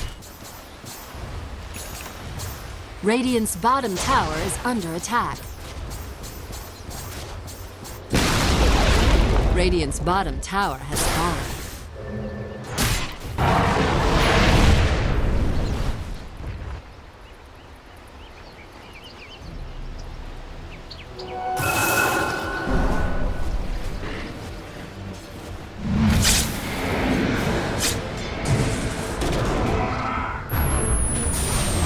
Dire's top tower is under attack.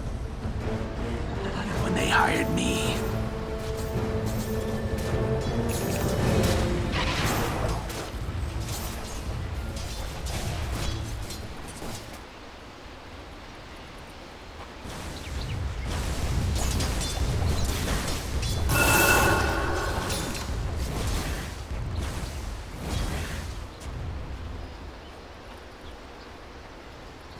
Radiant's top tower is under attack.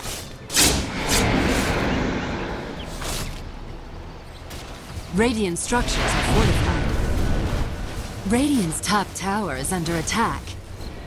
Death's bounty. Death and good. Radiant's top tower has fallen.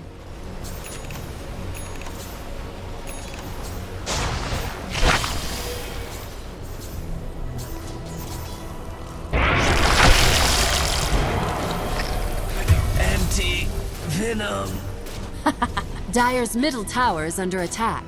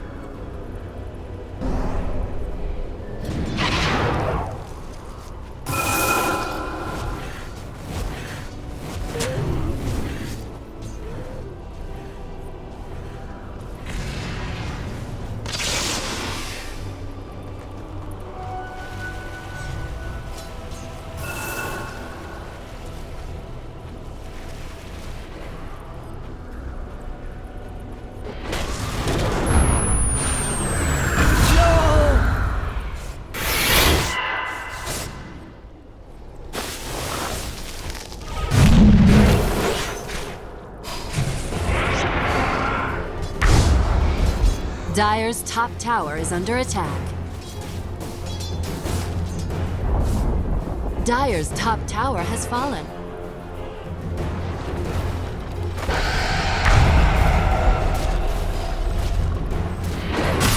No!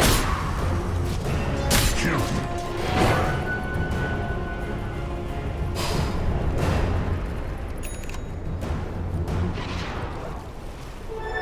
Double damage! Well-gotten gains.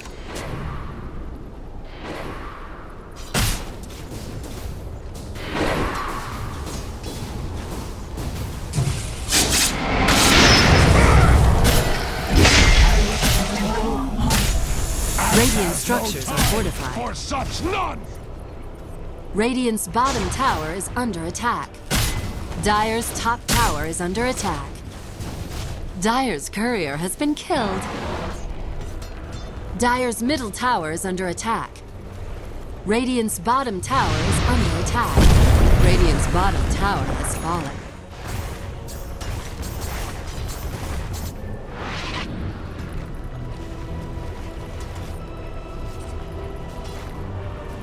Dire's middle tower is under attack.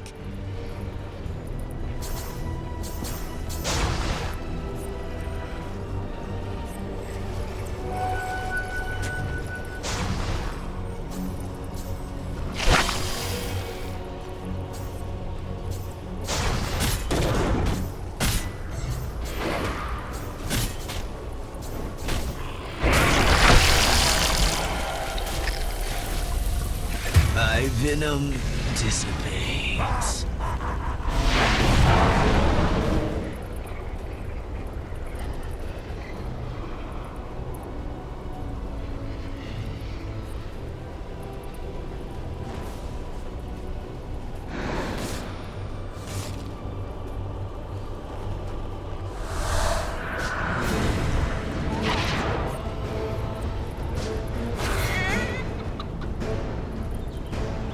Dire's middle tower is under attack.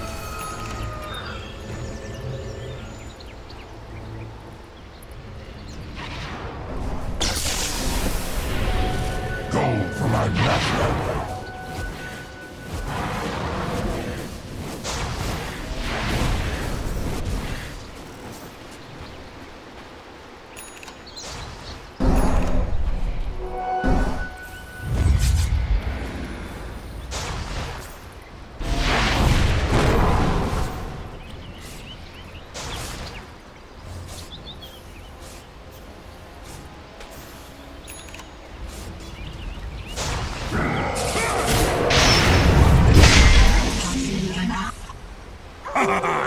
Invisibility.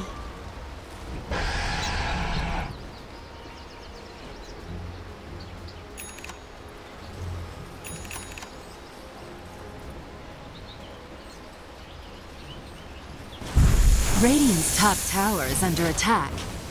Dire's middle tower is under attack. Dire's structures are fortified.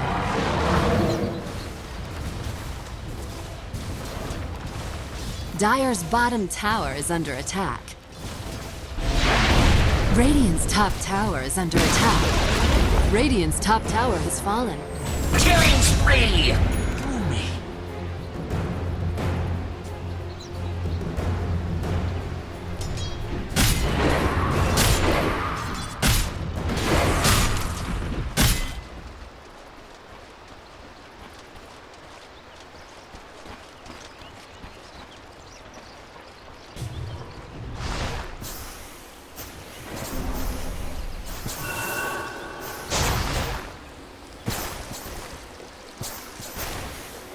Metal to burn.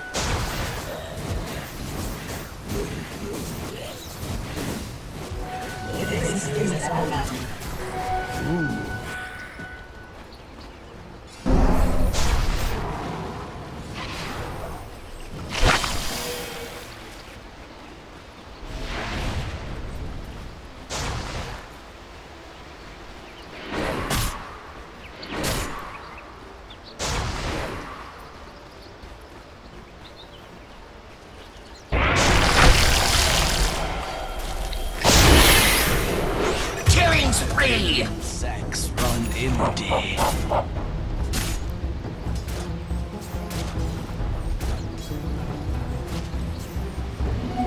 Haste.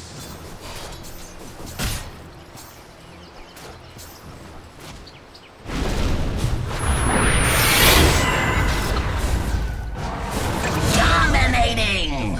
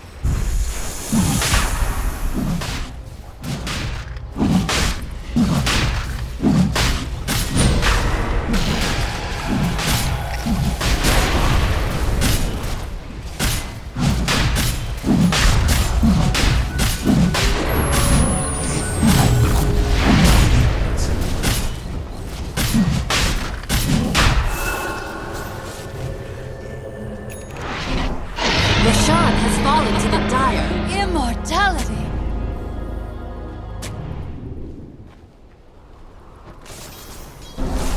This'll come in handy.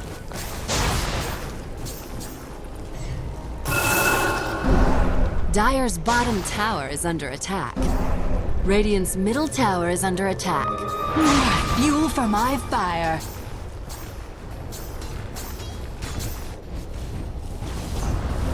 Dire's bottom tower has fallen.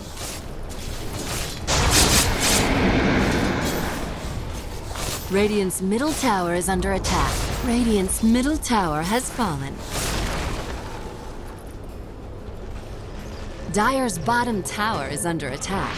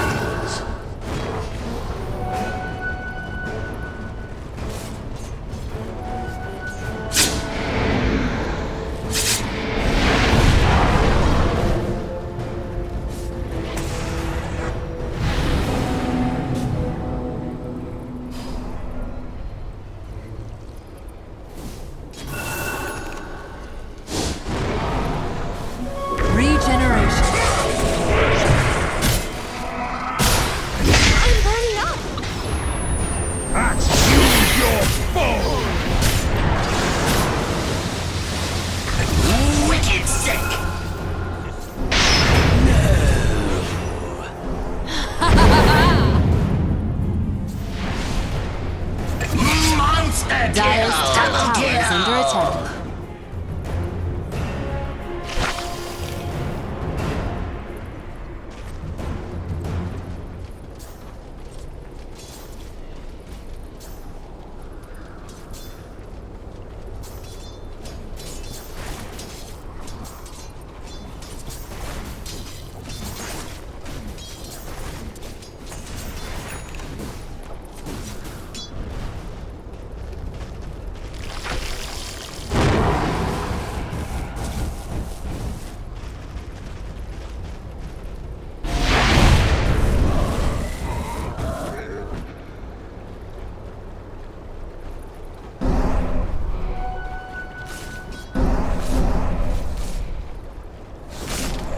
Dire's bottom tower is under attack.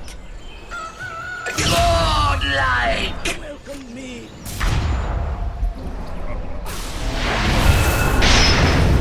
Dire's bottom tower is under attack.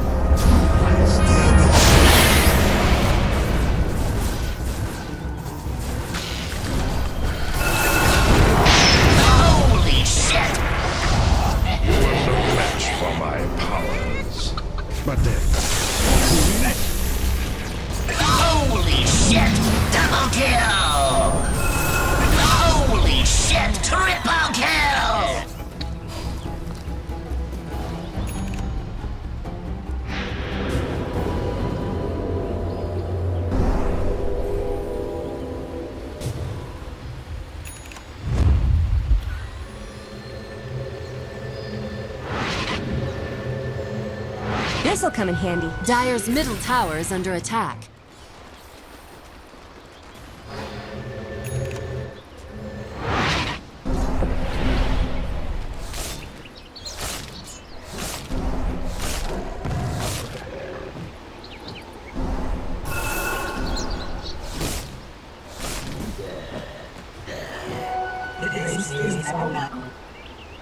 Death and good are linked.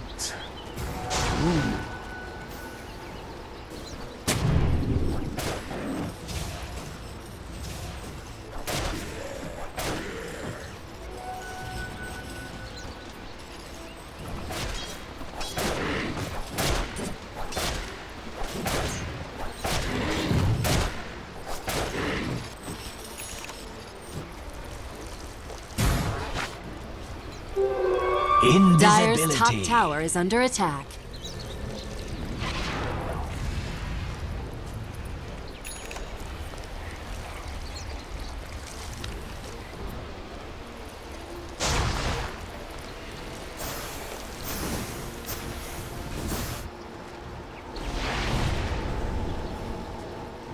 Dire's top tower is under attack.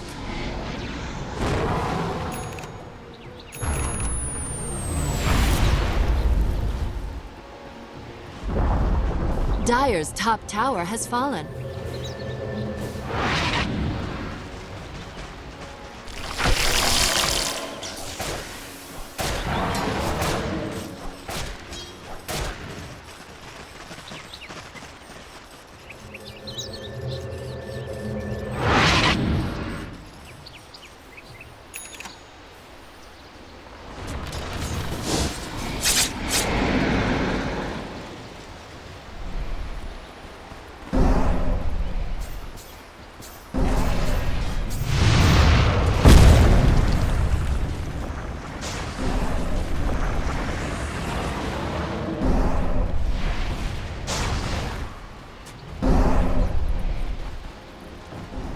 Gold for my master.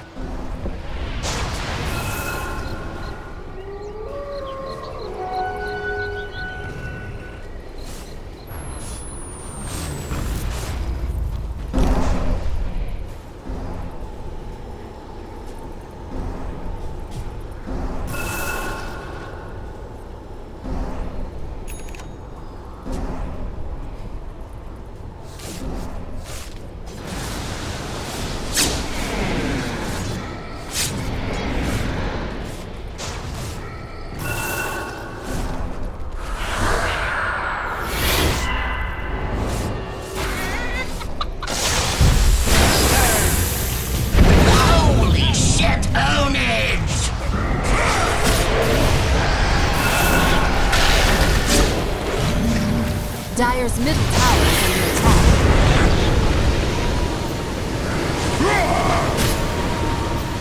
Own it! Press 1 next tower. Double kill! Did you see me? Dire's middle tower is under attack. Holy shit! Own it! Holy shit! Double kill! Dire's middle tower is under attack. Thanks are in order.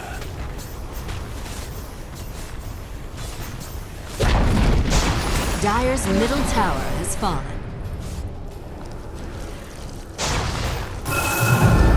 Dire's middle tower is under attack. Dire's structures are fortified.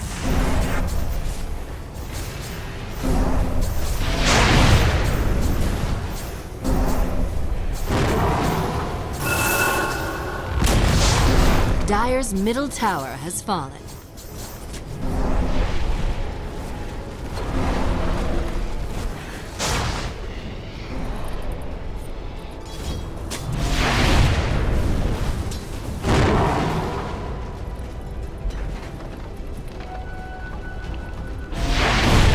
Double damage.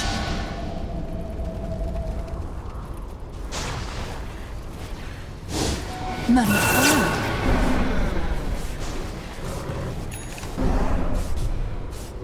Well-gotten gains.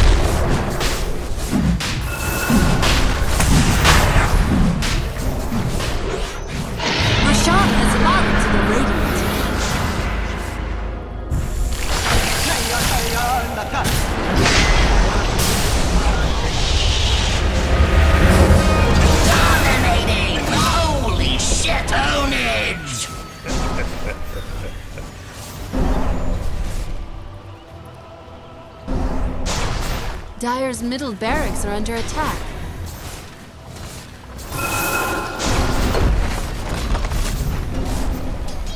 Dire's middle barracks are under attack.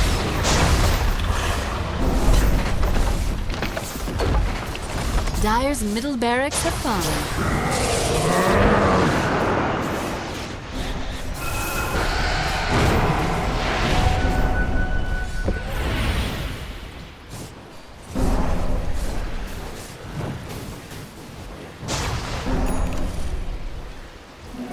Regeneration.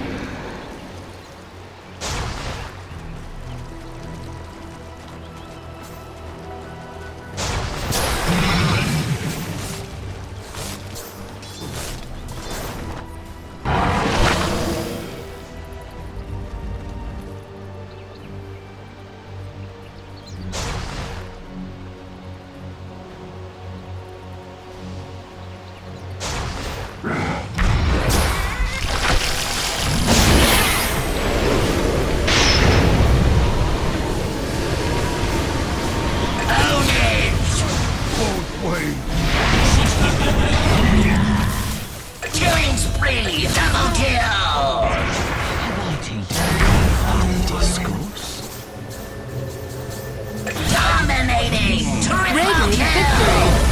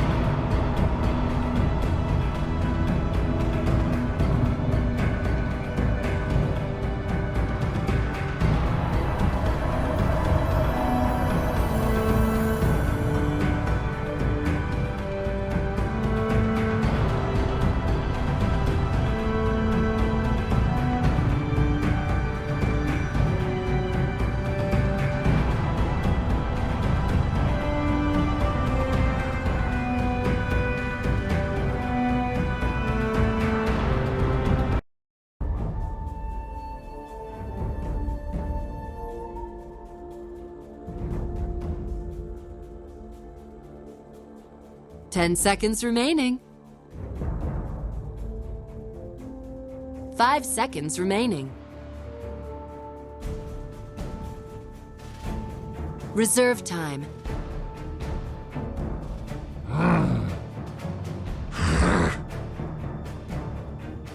Radiant team pick. Treant Protector. Dire Weaver. Alchemist.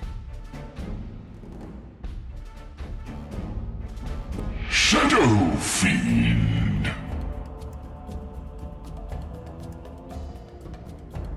Dire team ban.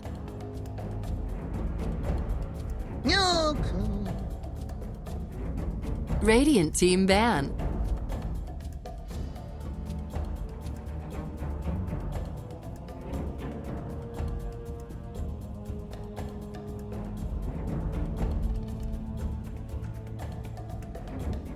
Ten seconds remaining.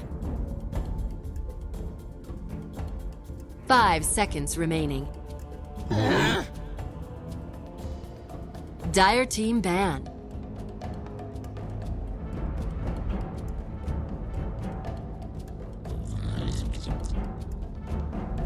Radiant team ban.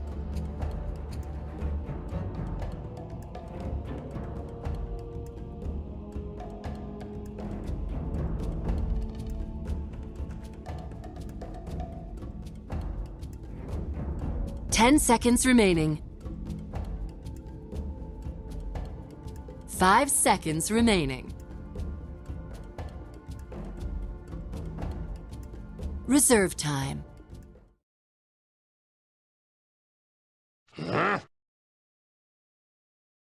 Dire team pick.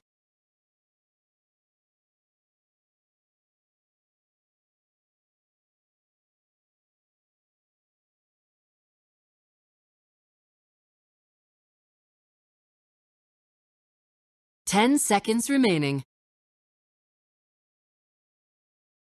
5 seconds remaining. Reserve time.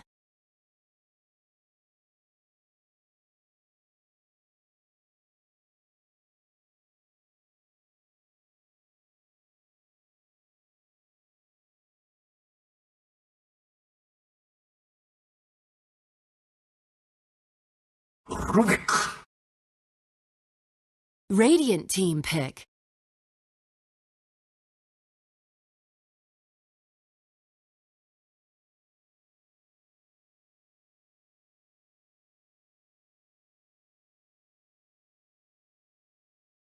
Ten seconds remaining. 5 seconds remaining. Reserve time.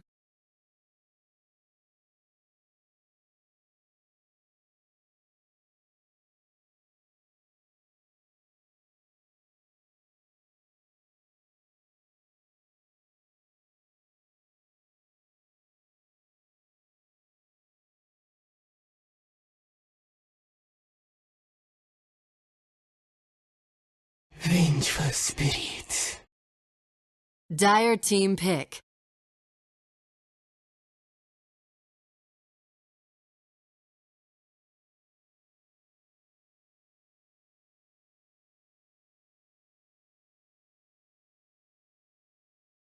Ten seconds remaining. 5 seconds remaining.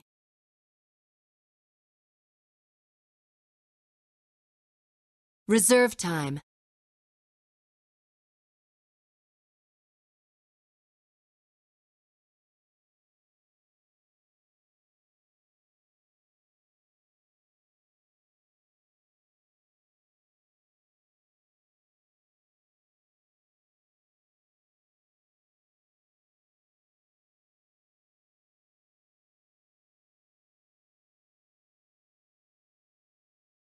Life Stealer. Radiant team pick.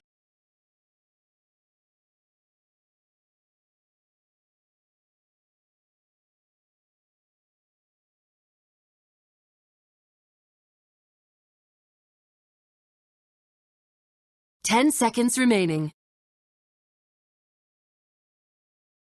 5 seconds remaining. Reserve time.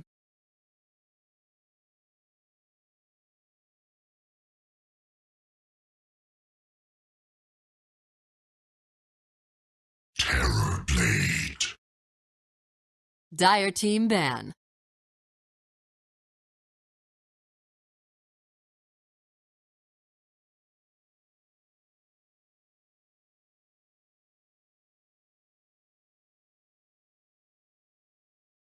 Ten seconds remaining. 5 seconds remaining. Reserve time.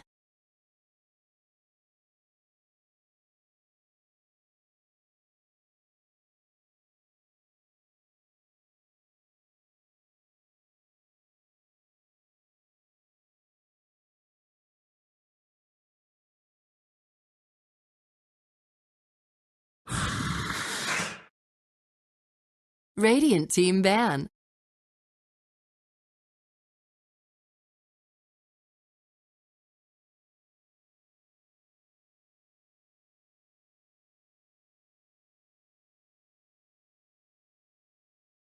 Ten seconds remaining.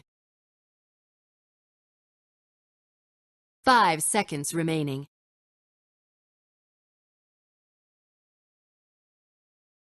Reserve time.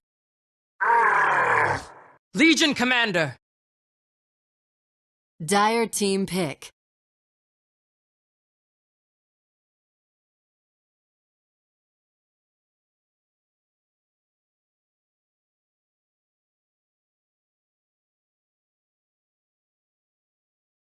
Ten seconds remaining.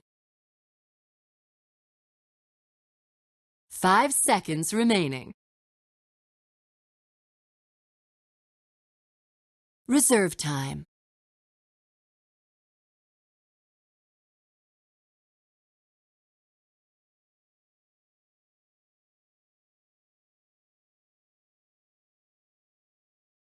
Venomancer.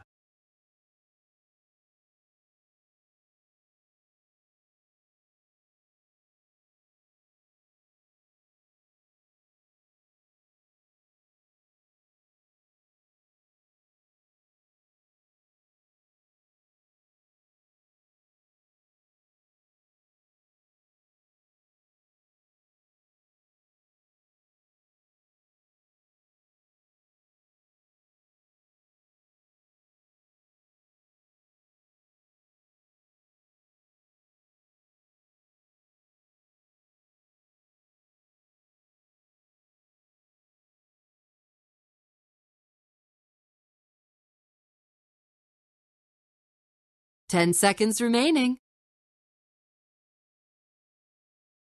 5 seconds remaining.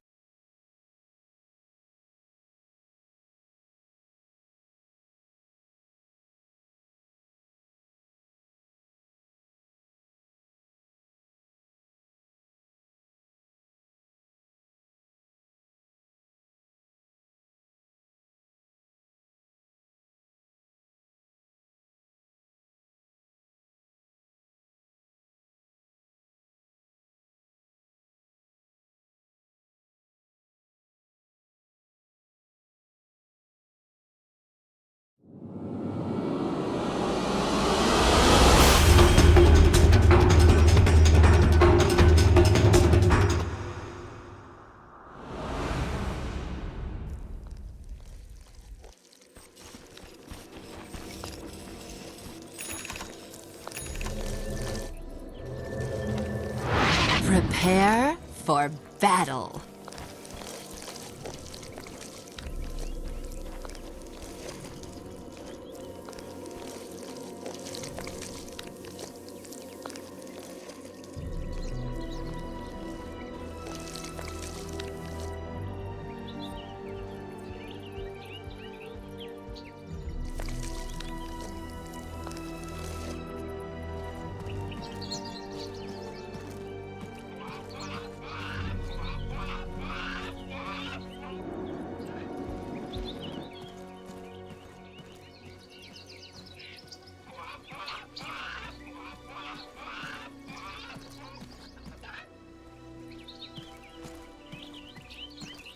30 seconds to battle.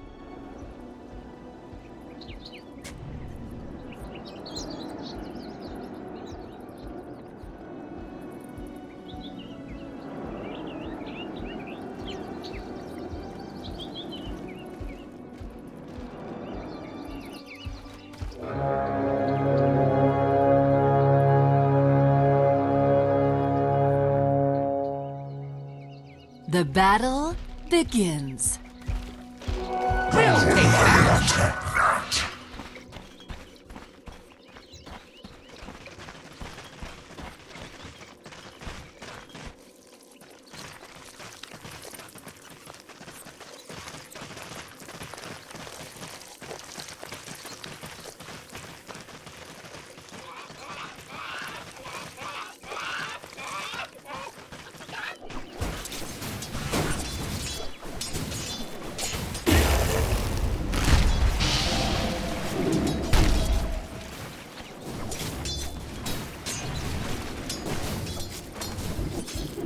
Boss wanted it for himself.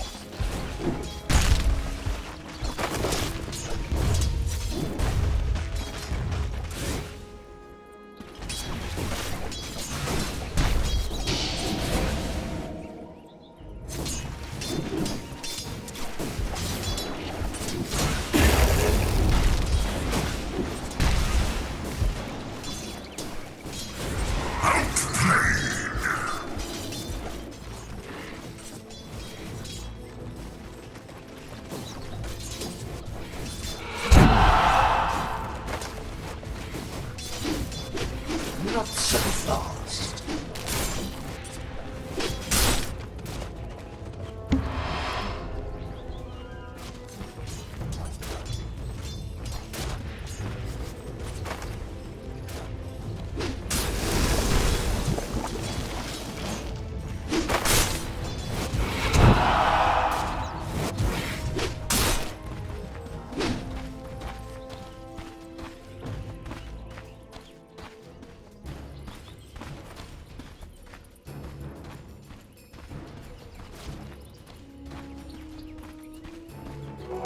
This will do nicely. A golden thread.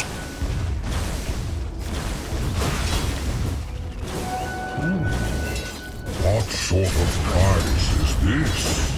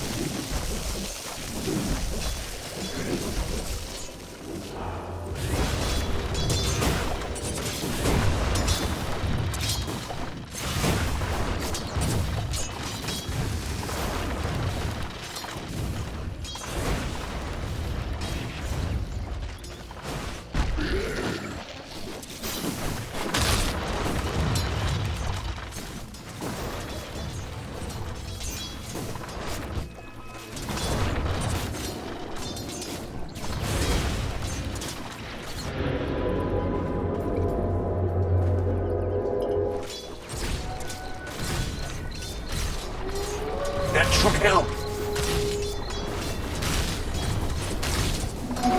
Haste.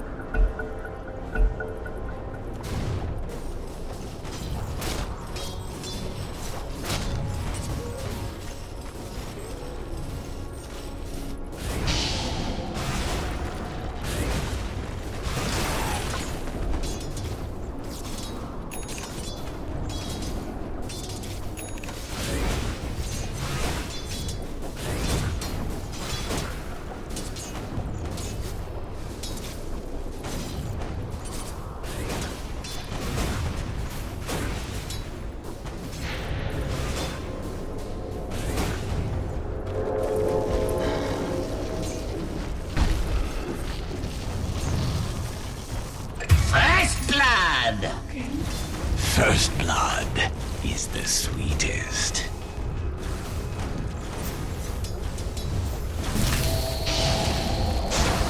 My demons will. Radiant's bottom tower is under attack. A gift from the goddess.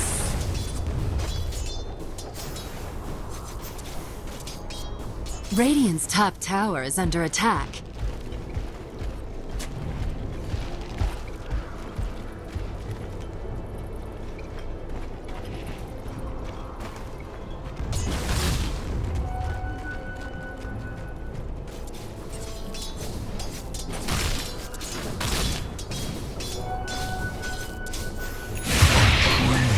Dire's middle tower is under attack.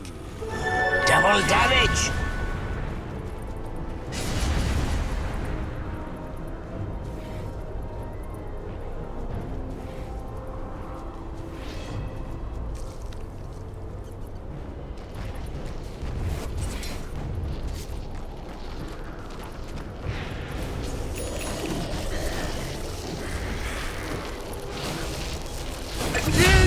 Dismount.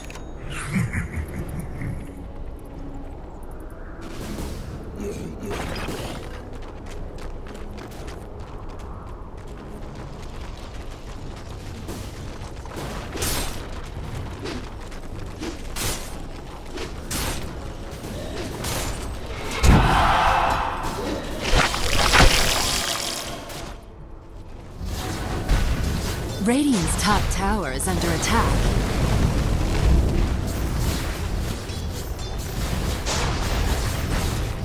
Dire's structures are fortified. Dire's bottom tower is under attack.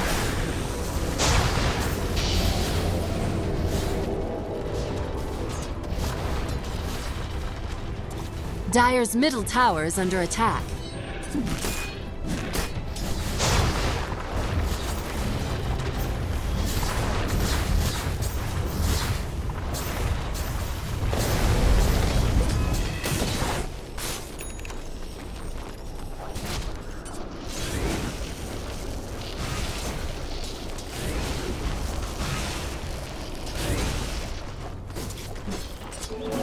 This will do nicely.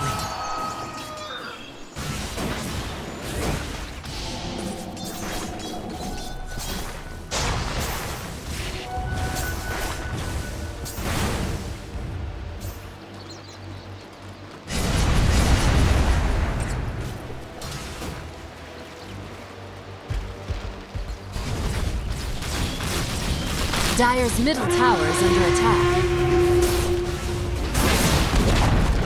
Dire's middle tower has fallen.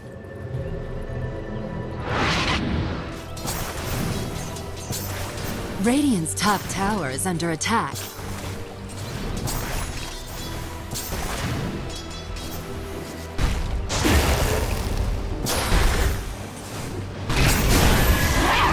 My venom dissipates. You look like lunch.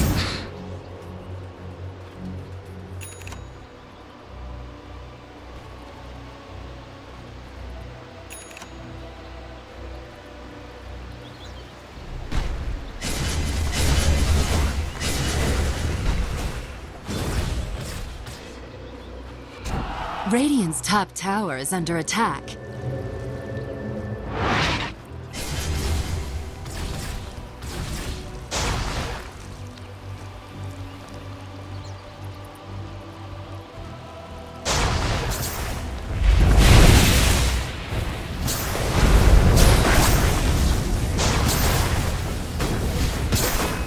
Dire's structures are fortified.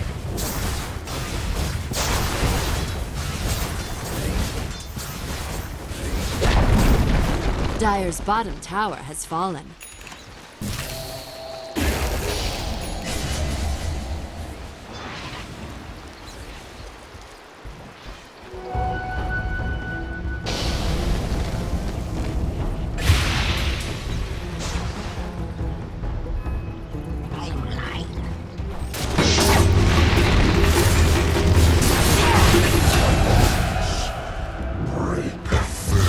Dire's top tower is under attack. structures are fortified.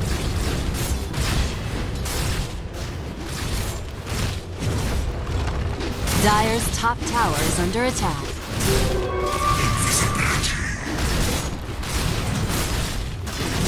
A golden thread.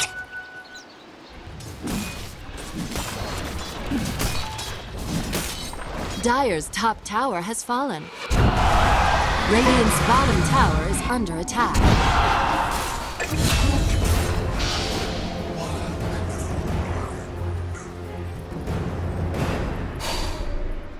Radiant's bottom tower is under attack.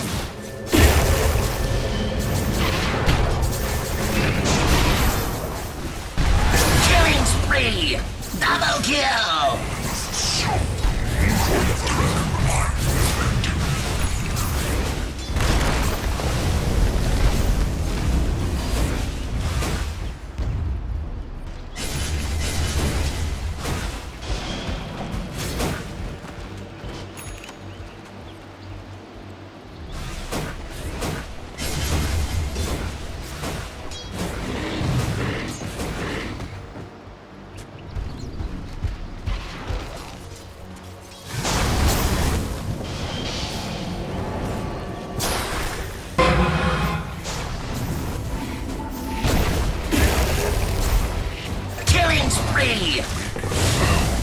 I'm sensing a pattern here.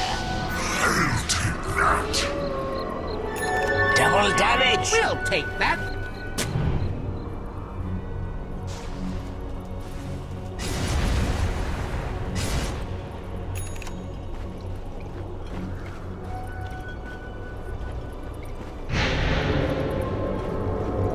Gold for my master.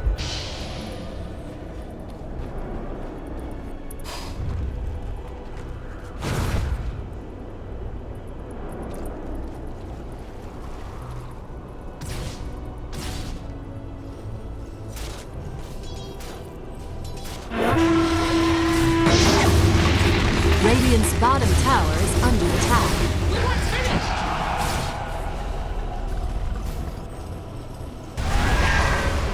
Dominating!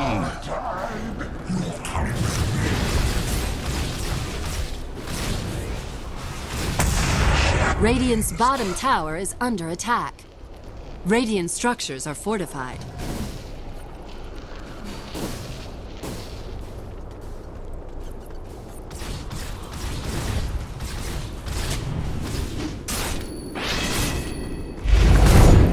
Radiant's bottom tower is under attack. Dire's top tower is under attack. Dire's structures are fortified. Radiant's bottom tower is under attack.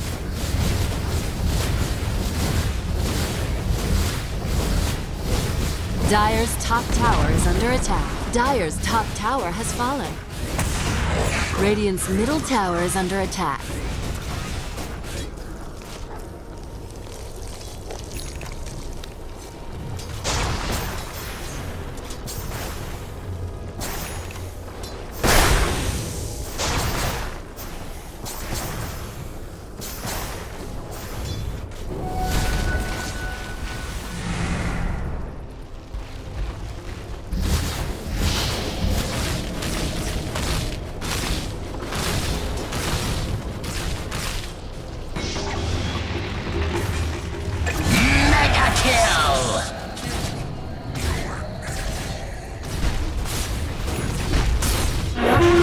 Radiant's bottom tower is under attack. Dire's middle tower is under attack. Radiant's bottom tower is under attack. Dire's middle tower has fallen.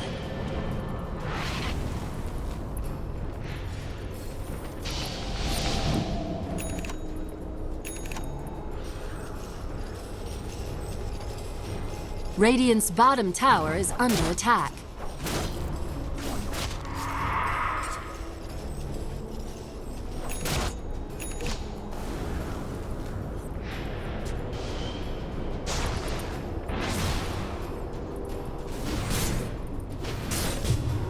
This will do nicely. This will do nicely.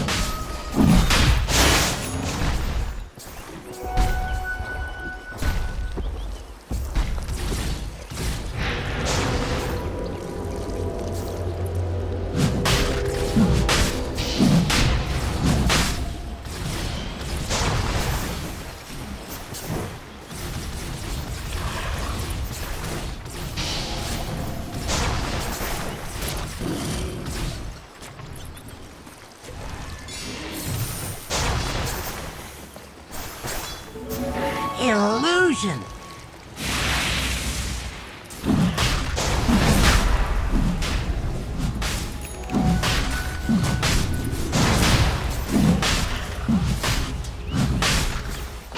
Rashad has fallen to the Radiant. Immortality.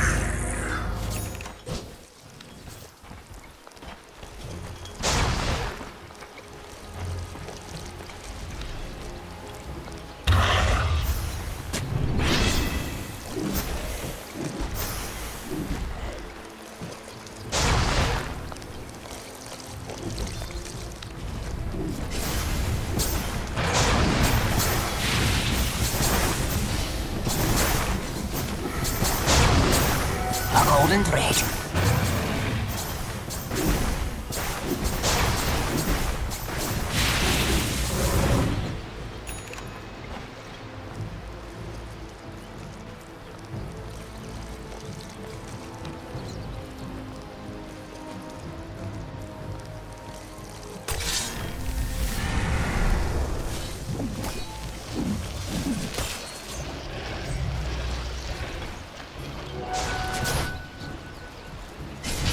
Radiant's middle tower is under attack.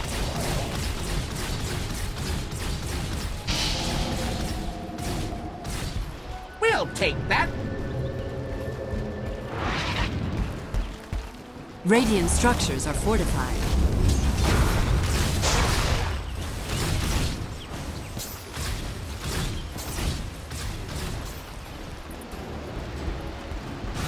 Dire's bottom tower is under attack.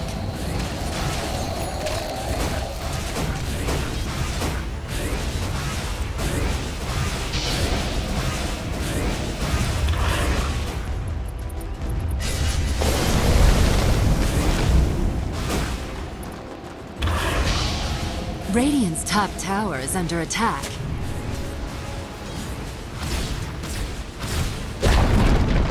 Dire's bottom tower has fallen.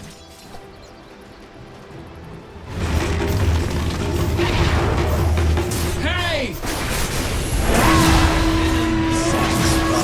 Dismissed.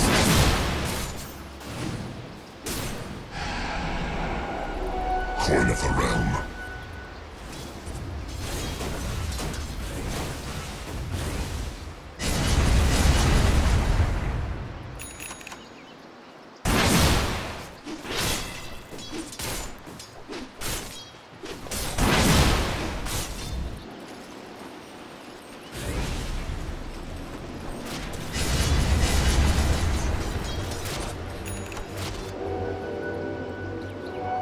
A gift from the goddess.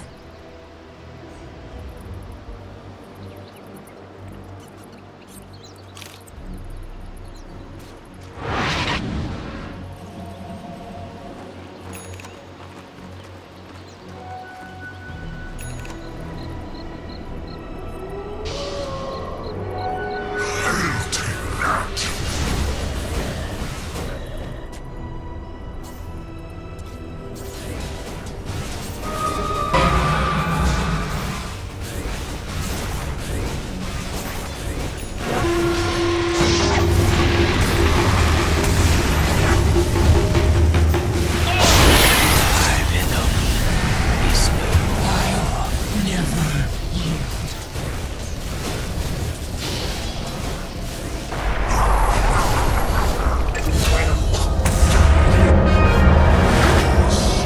Lies plundered. Dire's structures are fortified.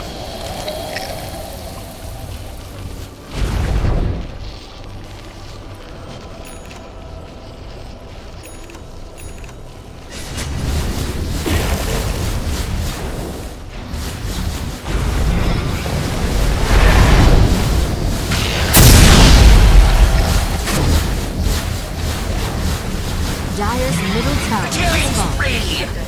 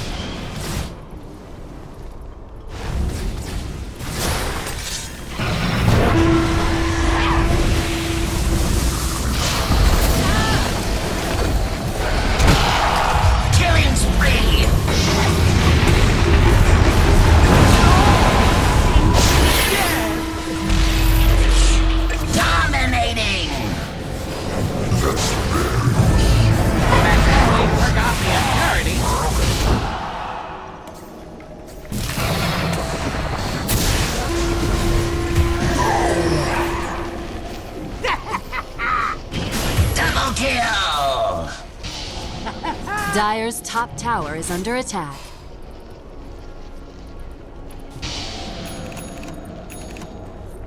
A golden thread.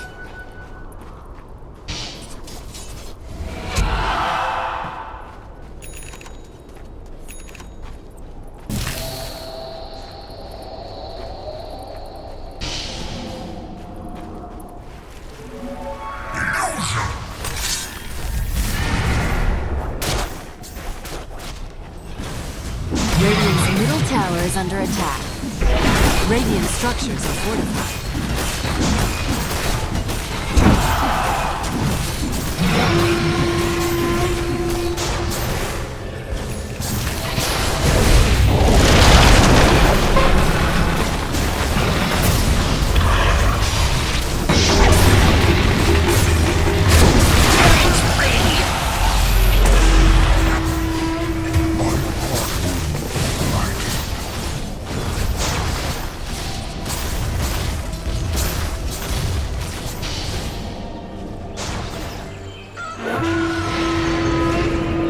Radiant's middle tower is under attack.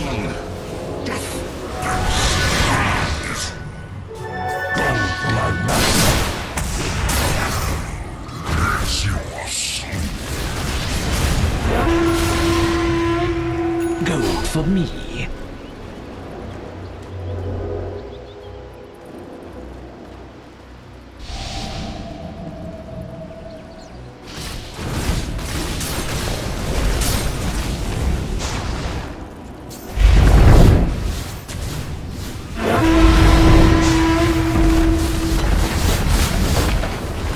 Dire's middle barracks have fallen.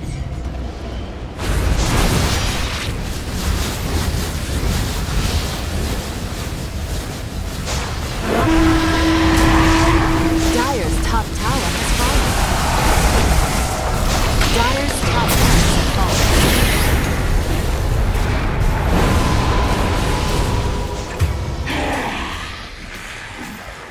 Weave your fate.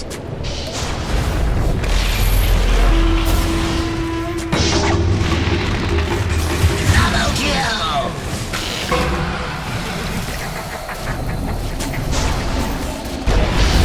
Natural death for a dealer.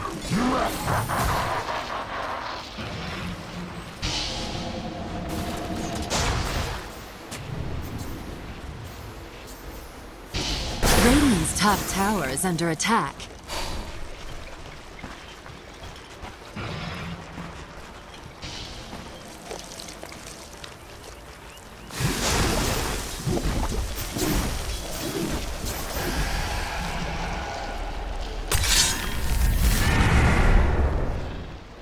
Radiant's middle tower is under attack.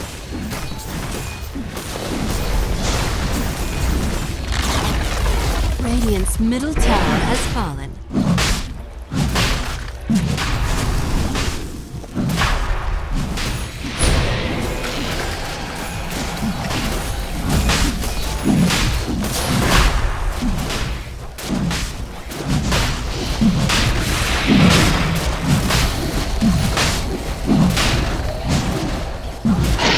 Roshan has fallen to the Dire.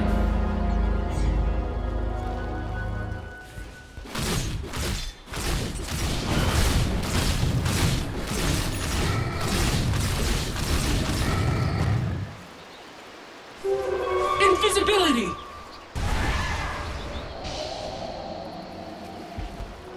Coin of the realm.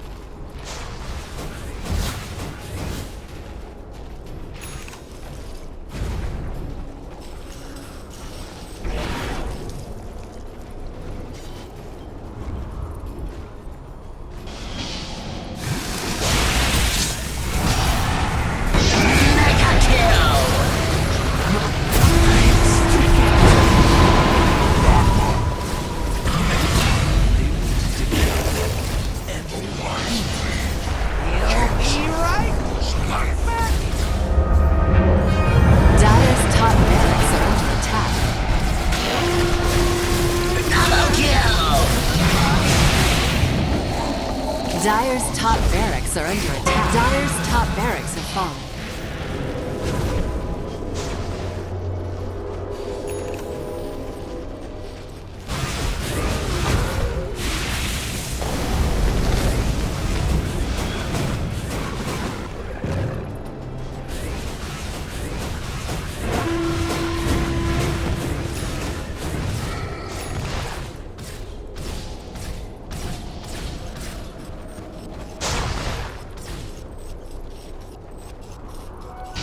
Gift from the goddess. Unstoppable!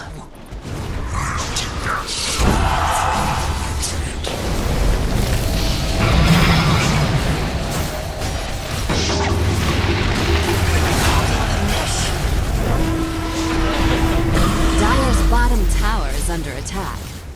Dire's structures are fortified.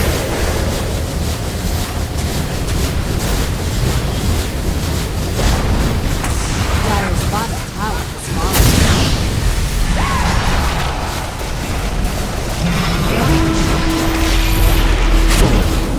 Killing spree! Own it! Wicked sick! The Radiant now have mega creeps. Radiant victory!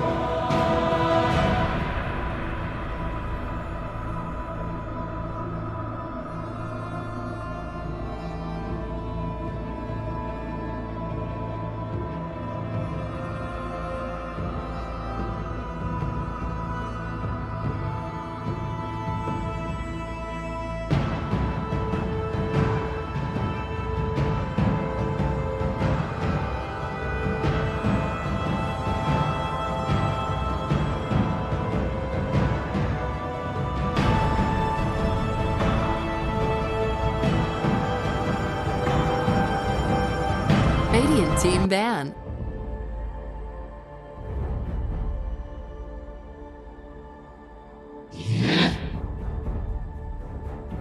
Dire team pick.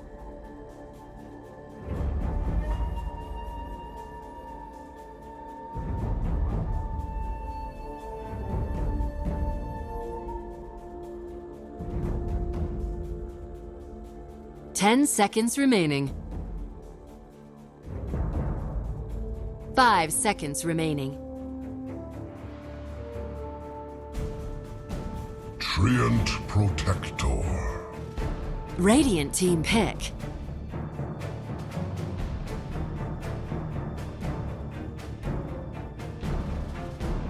Alchemist. Warlock. Dire team pick.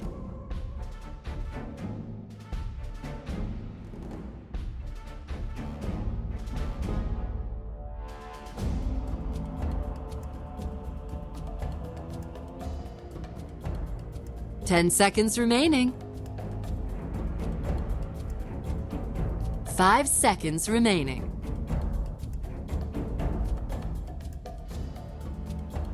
Reserve time.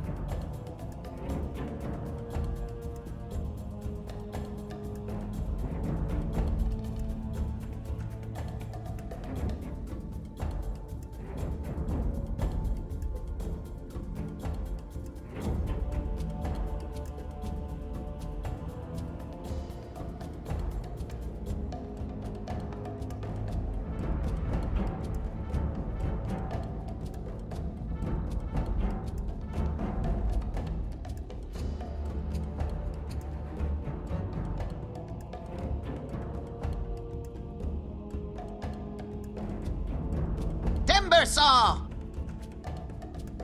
Radiant team ban.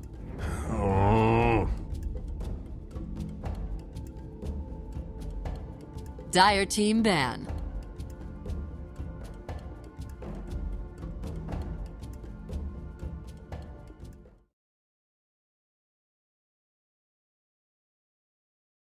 Ten seconds remaining.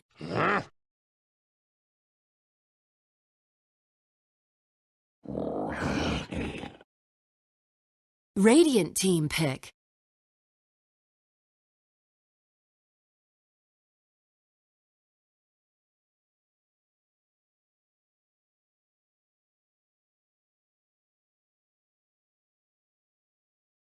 Ten seconds remaining.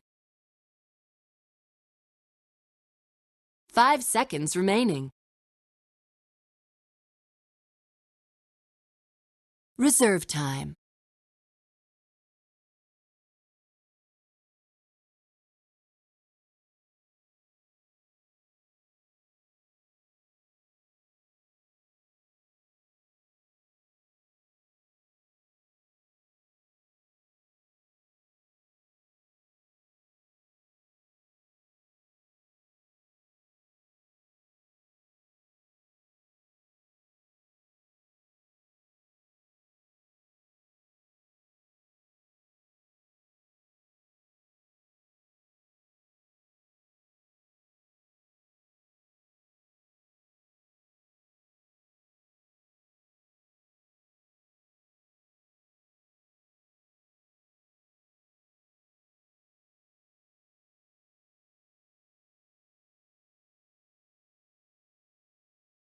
Sand King. Dire team pick.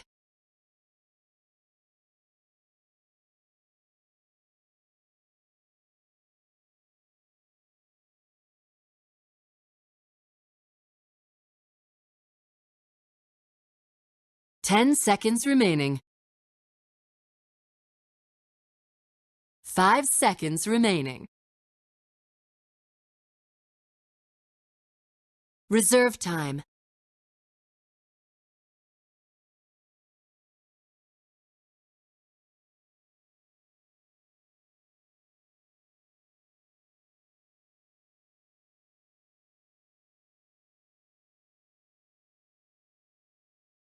Crystal Maiden. Radiant team pick.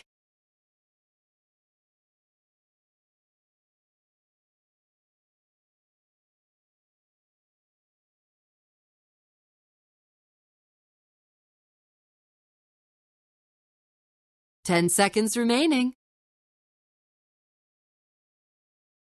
5 seconds remaining. Reserve time.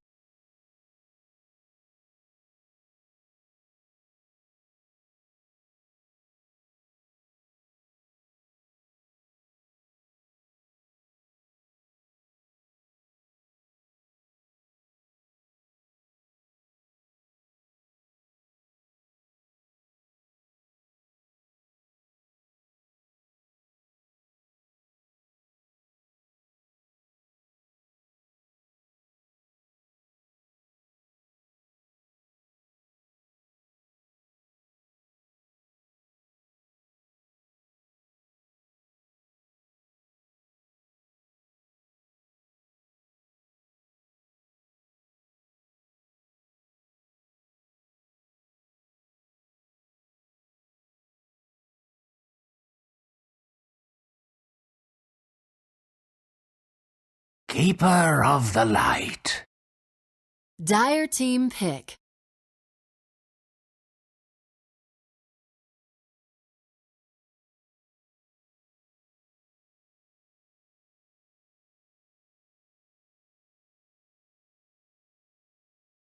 Ten seconds remaining.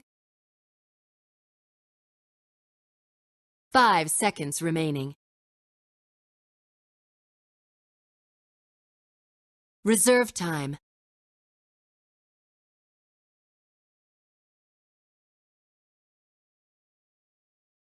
Invoker. Radiant team ban.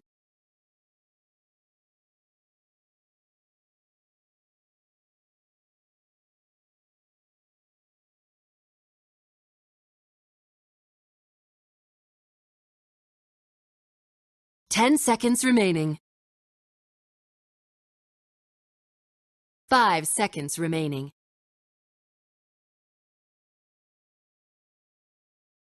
Reserve time.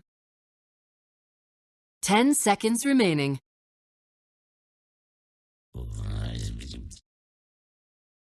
Dire team ban.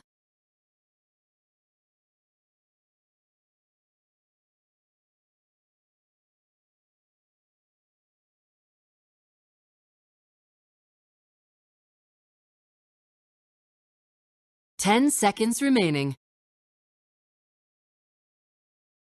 5 seconds remaining. Dire team pick.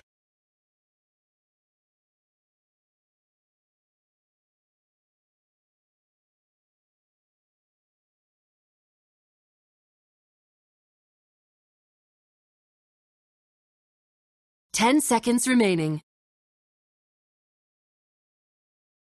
5 seconds remaining. Reserve time.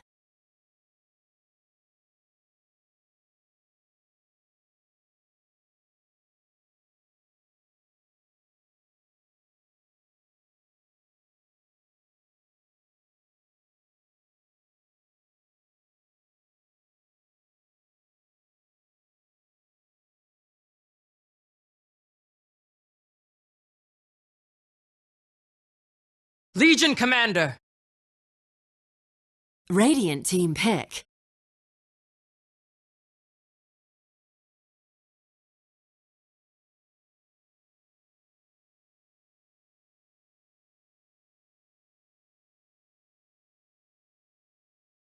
Ten seconds remaining.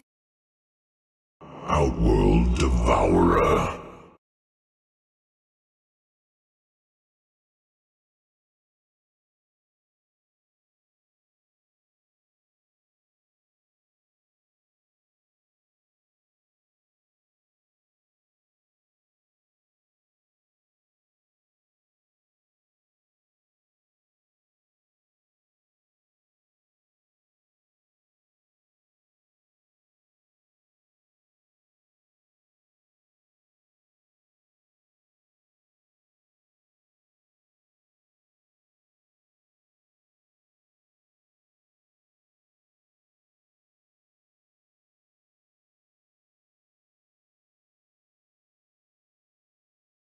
Ten seconds remaining. 5 seconds remaining.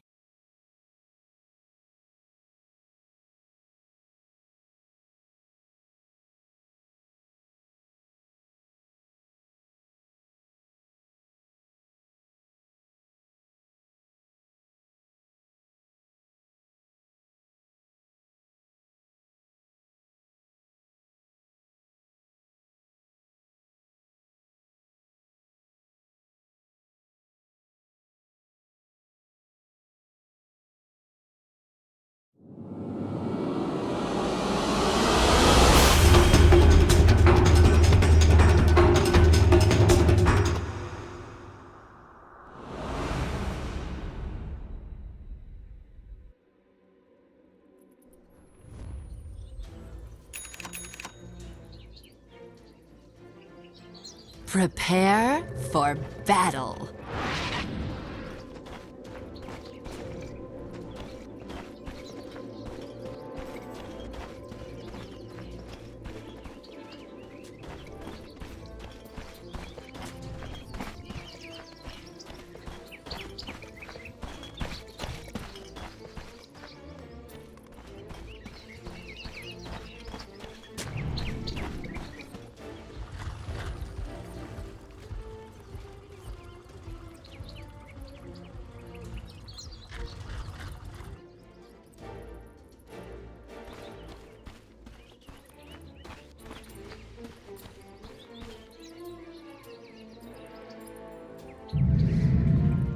"30 seconds to battle."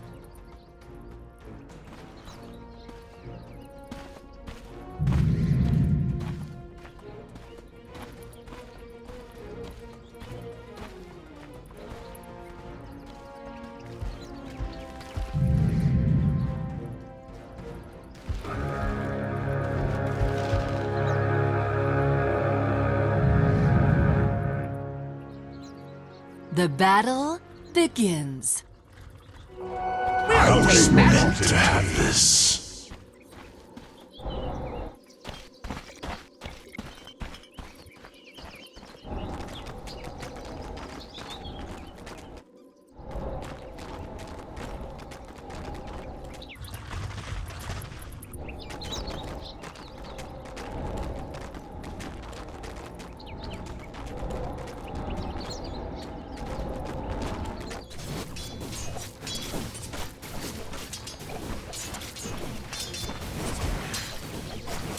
Methinks you wanted that.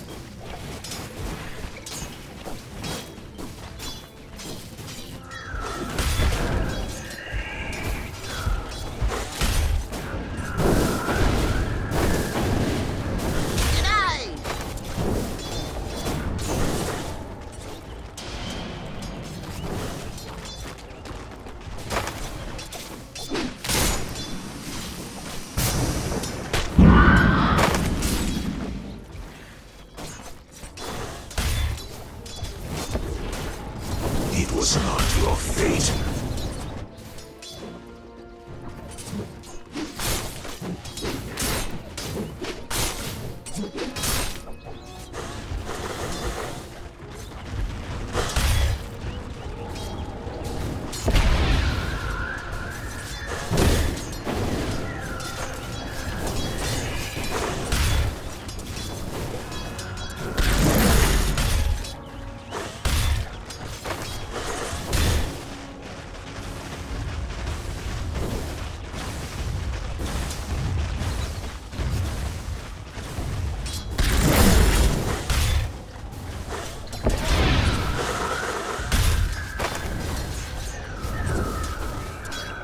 This'll come in handy.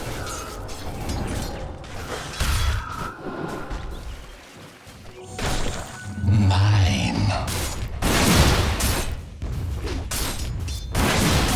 Haste! What sort of prize is this?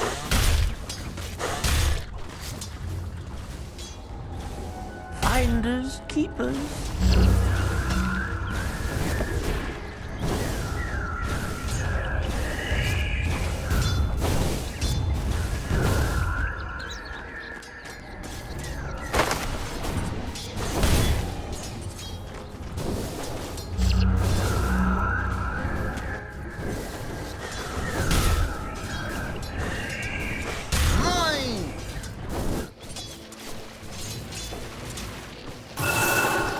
Denied.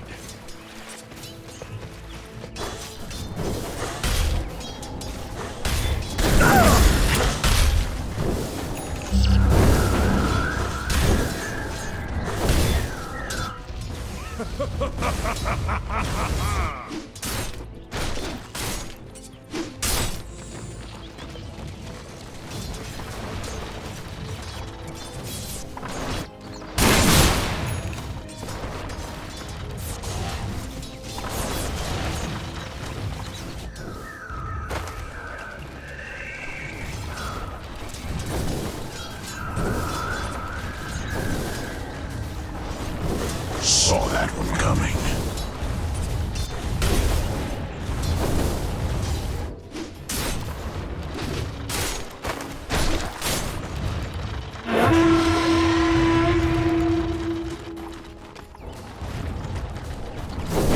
Dire's middle tower is under attack.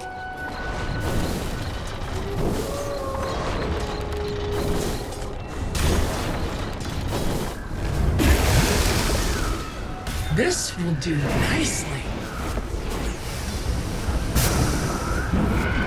First blood! First blood.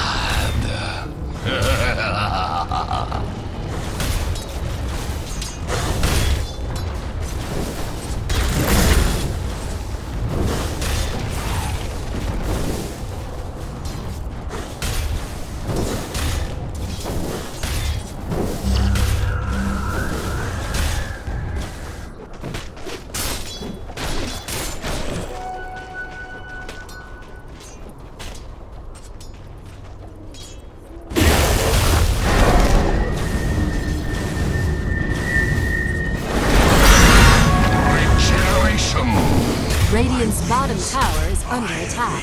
I told you to stop getting blood on my blades.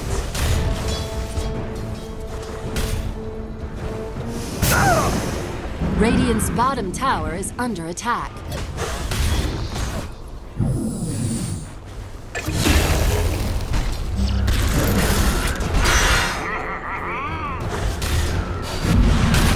Shadows encircle him. That was more. Radiant's bottom tower is under attack.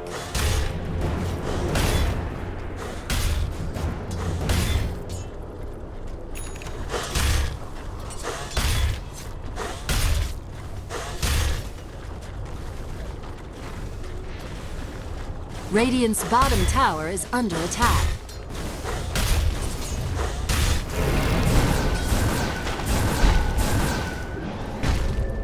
No. We'll take that.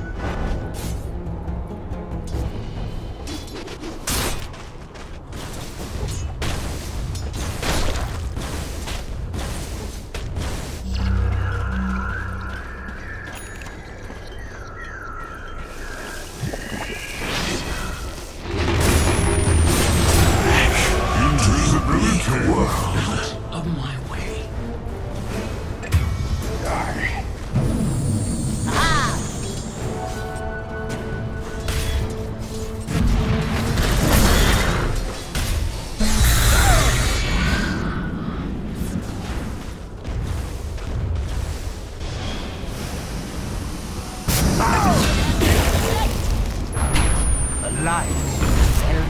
Double kill!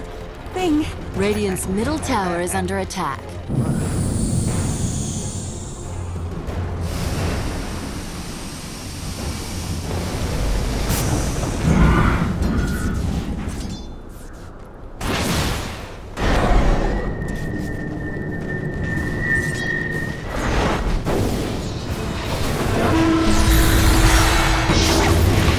The stone has reached my heart. I will scatter your remains.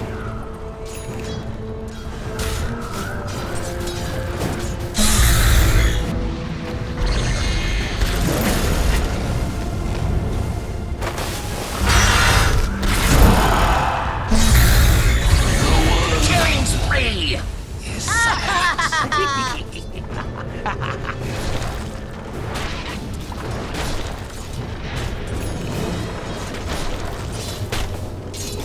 Radiant's top tower is under attack.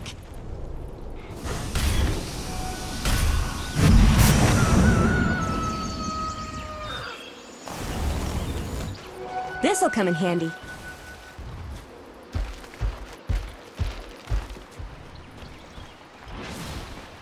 Radiant's top tower is under attack. Double damage.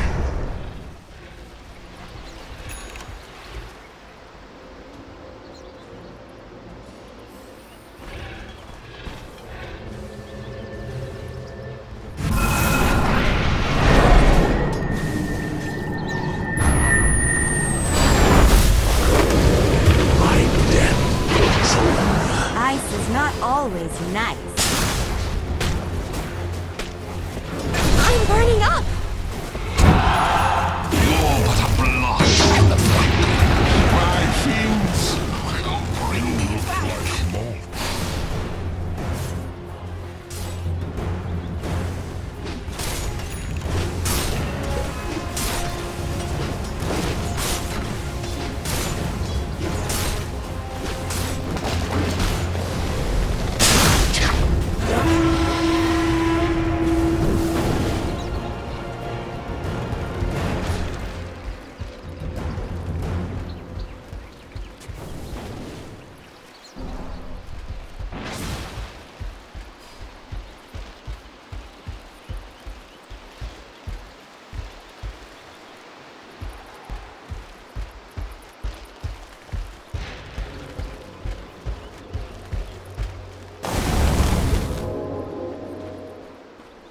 Dire's top tower is under attack.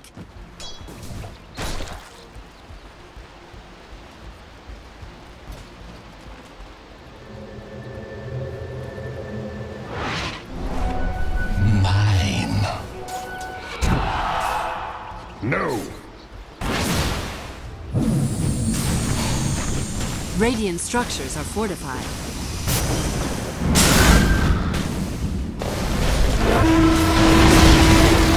Radiant's bottom tower has fallen.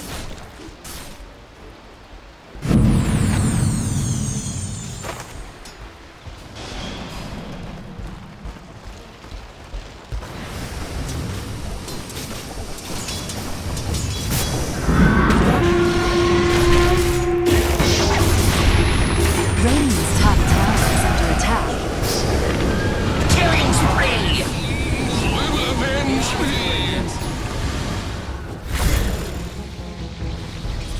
Radiant's top tower is under attack. Radiant structures are fortified.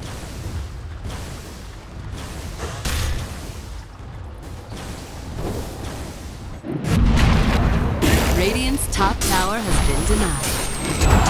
Radiant's middle tower is under attack.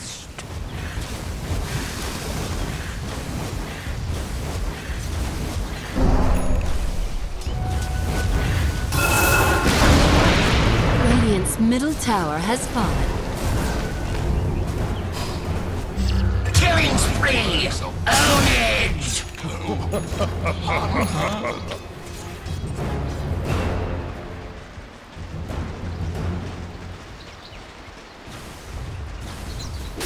Radiant's bottom tower is under attack.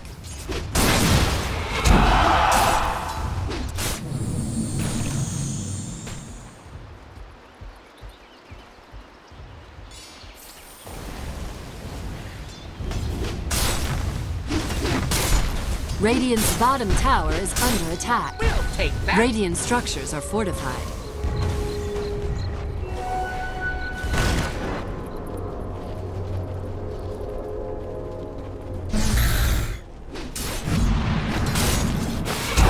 Dire's top tower is under attack.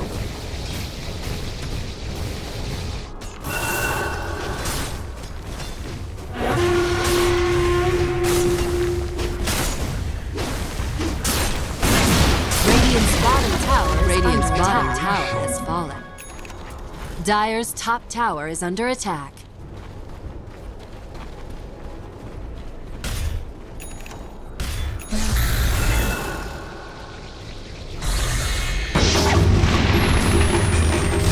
Dominating! Ownage! Dire's top tower is under attack. Dire's top tower has fallen. Radiant's middle tower is under attack.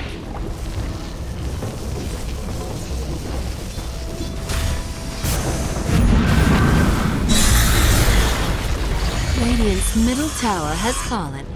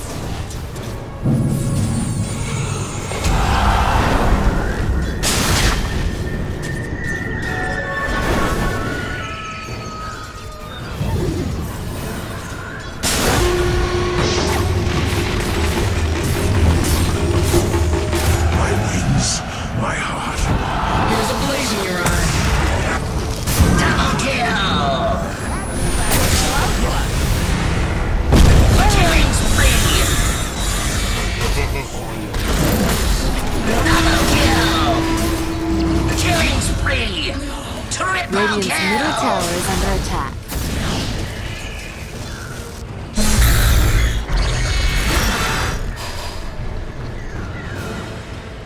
Radiant's middle tower is under attack.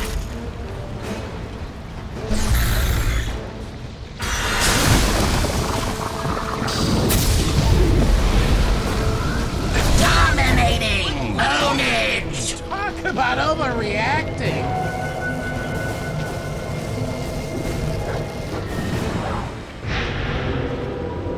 I'll take your tribute.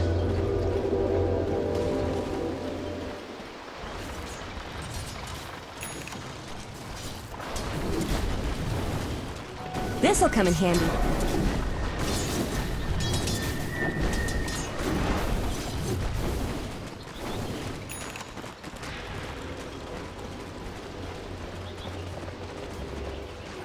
We'll take that.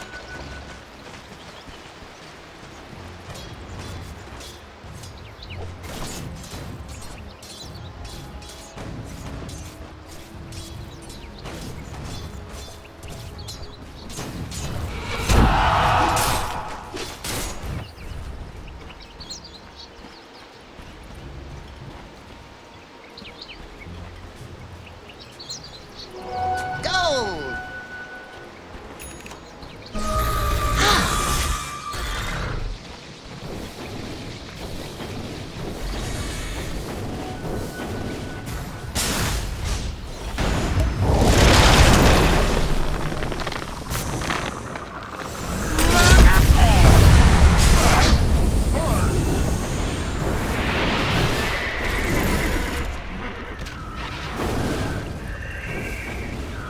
Radiant's bottom tower is under attack.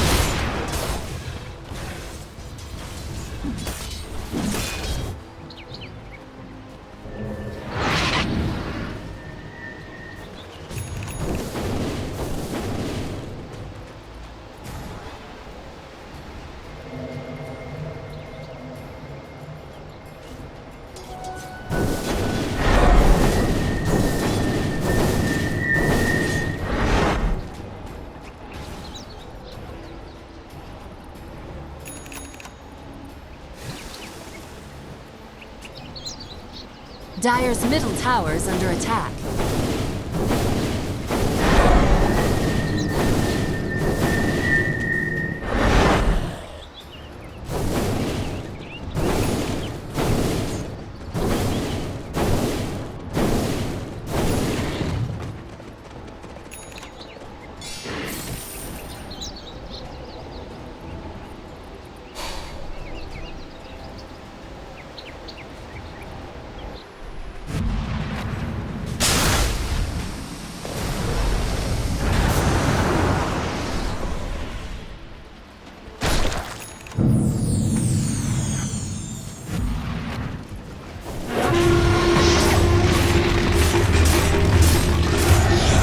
Torn a page from my grimoire. Illusion!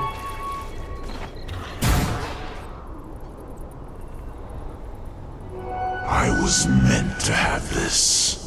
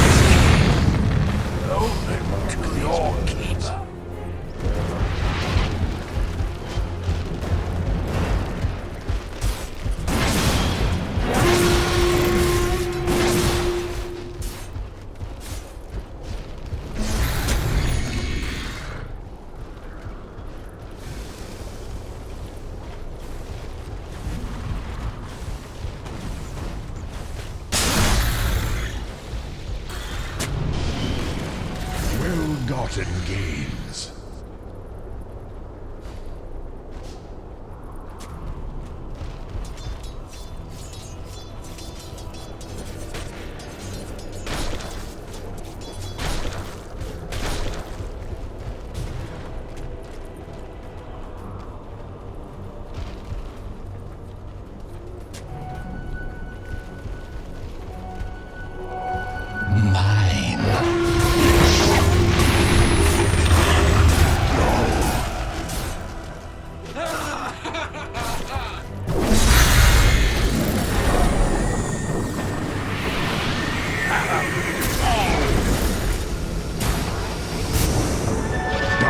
Damage.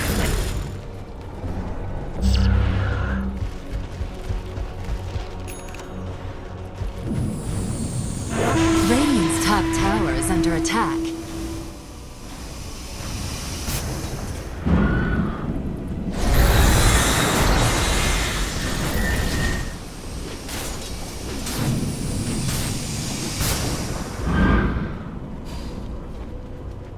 Radiant's top tower is under attack.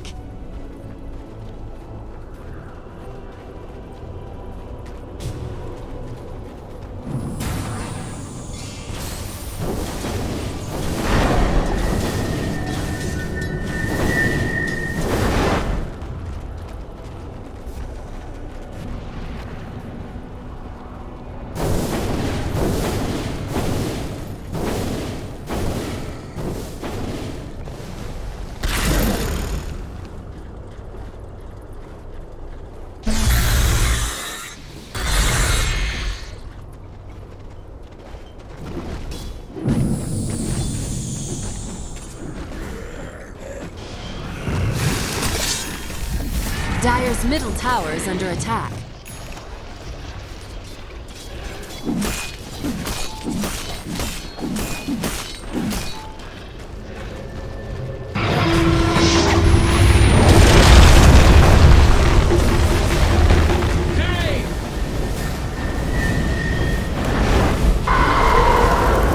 Mega kill!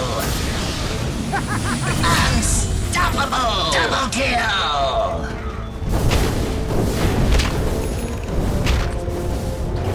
I'll take your tribute. We'll take that.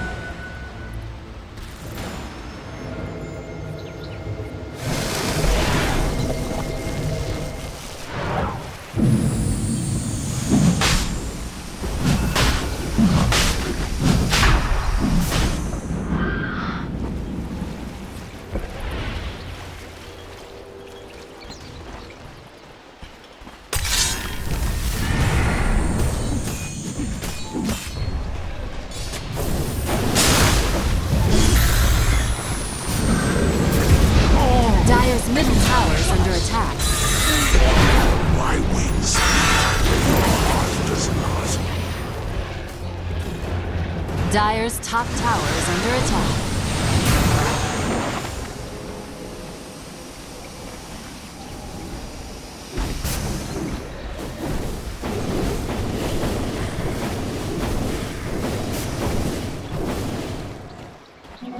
Haste.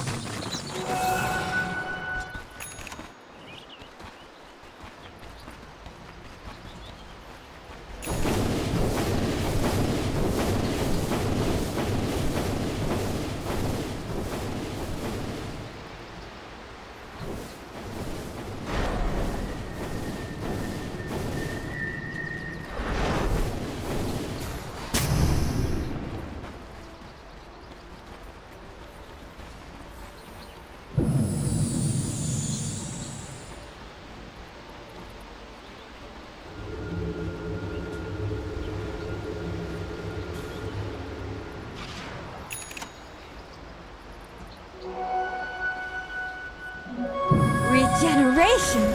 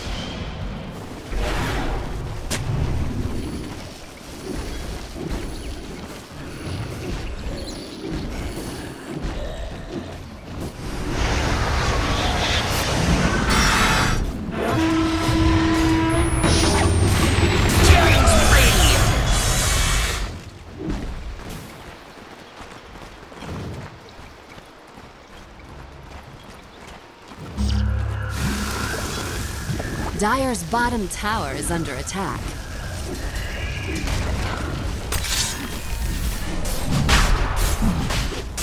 Dire's structures are fortified.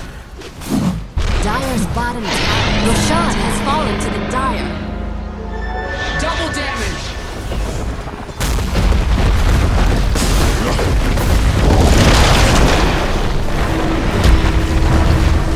Dire's bottom tower has fallen. Just for that.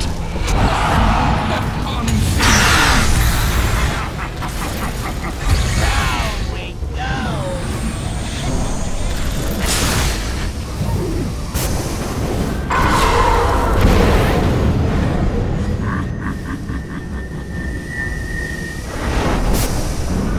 Dire's bottom tower is under attack.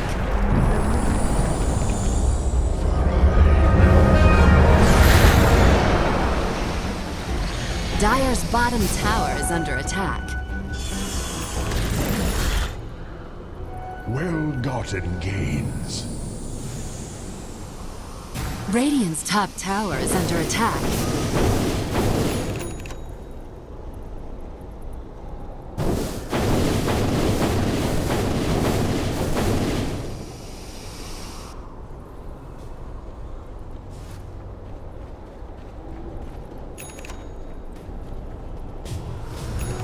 I'll take your tribute.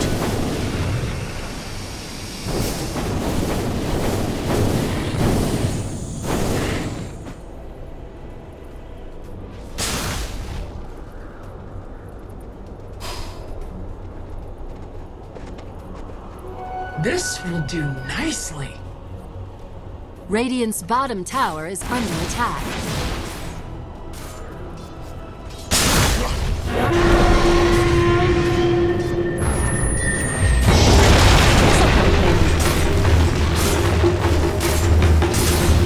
We want finish! Go! I said...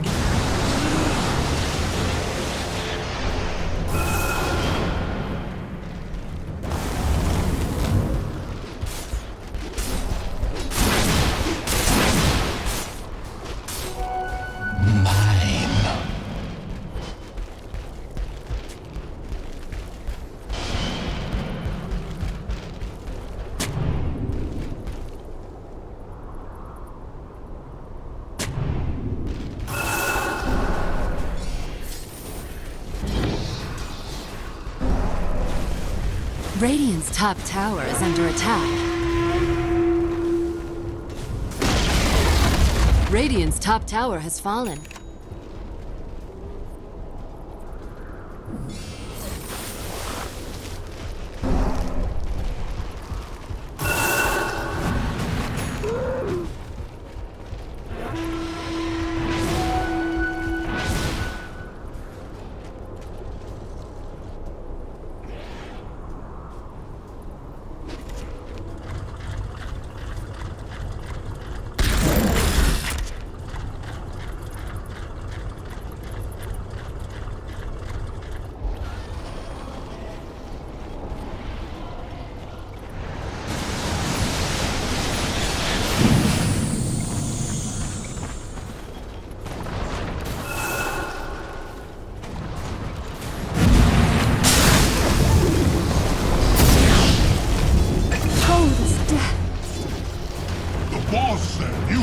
Dire's middle tower is under attack. Dire's structures are fortified.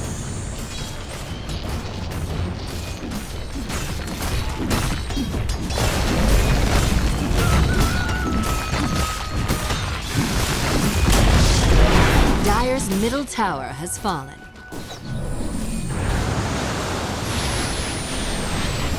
Radiant's bottom tower is under attack.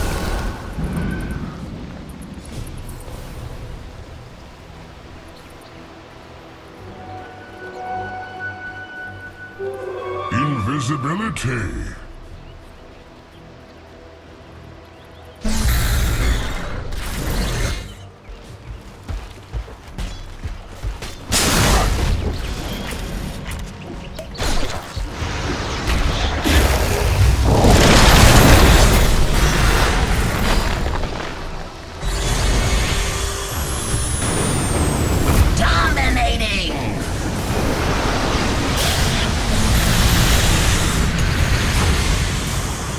Radiant structures are fortified.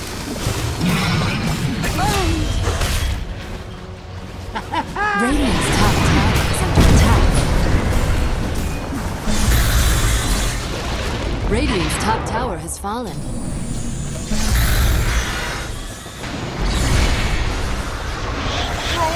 Oh, yeah!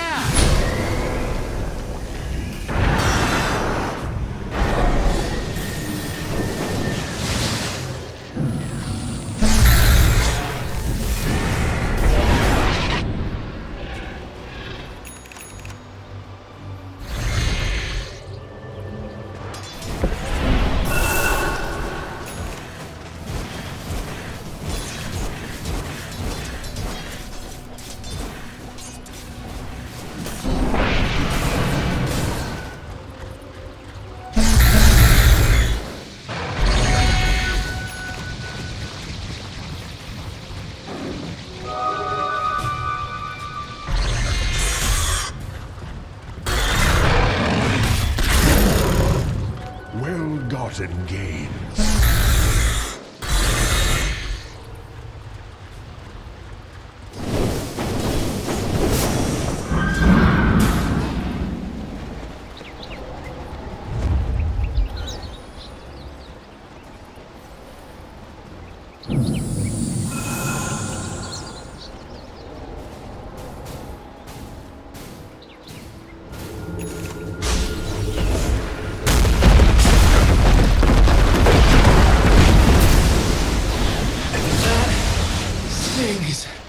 I was only indirectly responsible.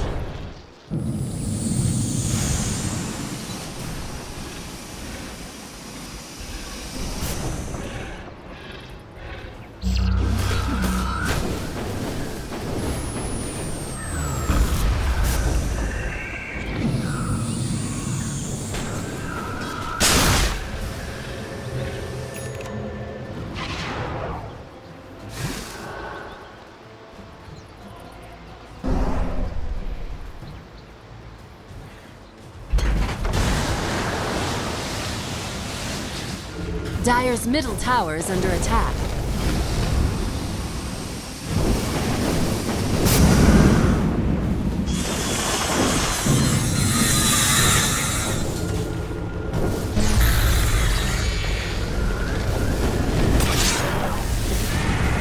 Dire's middle tower is under attack.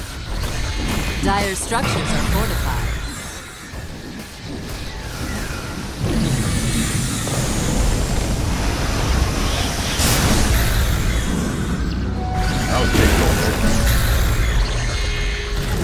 Radiant's top barracks are under attack.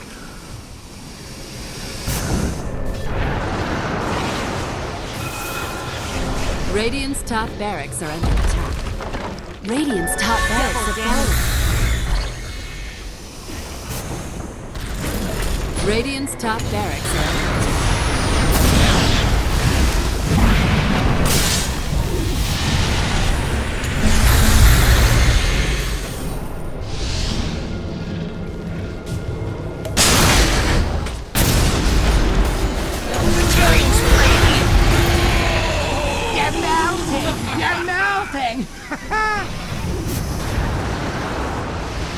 Radiant's top barracks are under attack.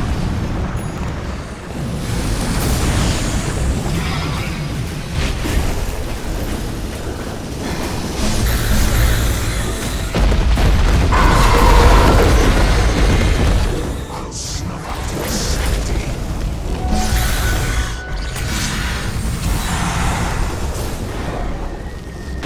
Radiant's top barracks are under attack. Radiant's top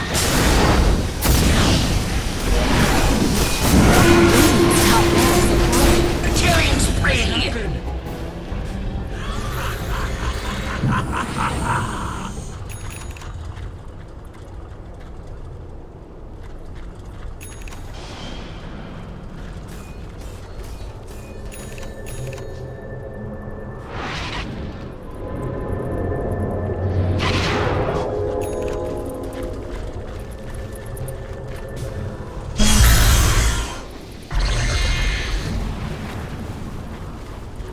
We'll take that. Gold!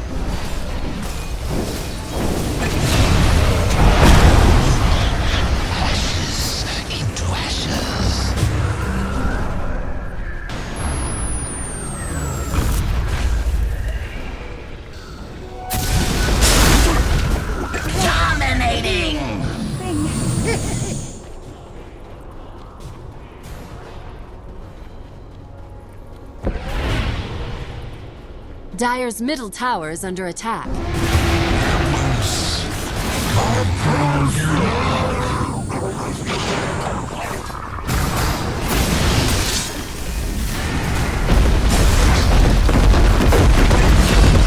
Dire's middle tower is under attack.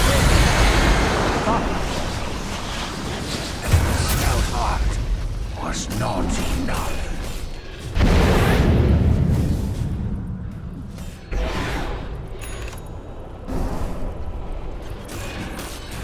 Dire's middle tower is under attack.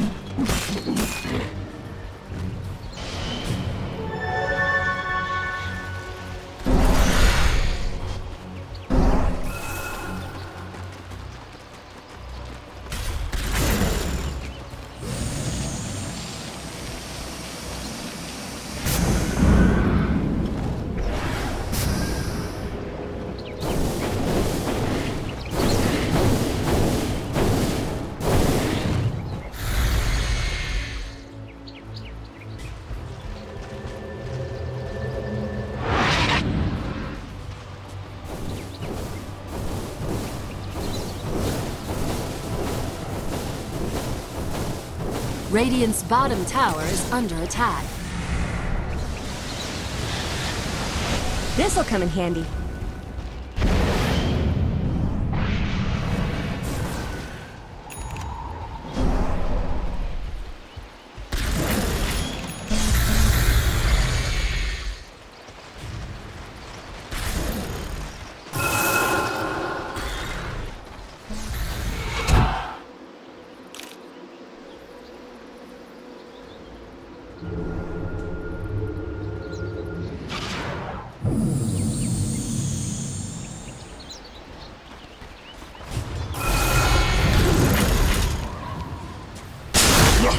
This will do nicely.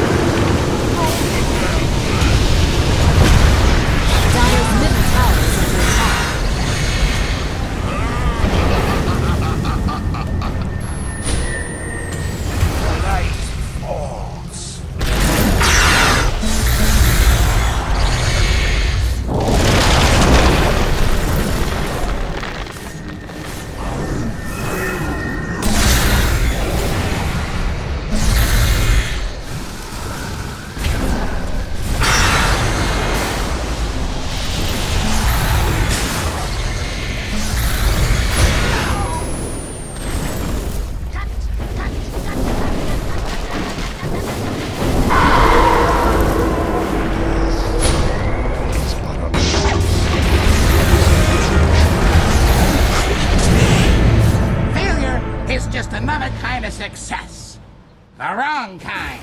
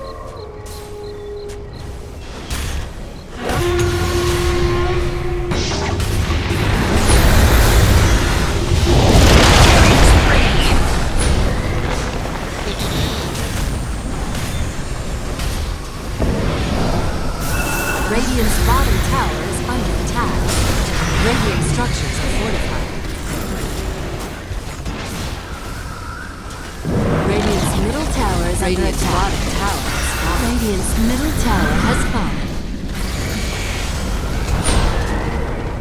Radiant's bottom barracks have fallen. Radiant's bottom barracks are under attack. Radiant's bottom barracks are under attack. Radiant's bottom barracks have fallen.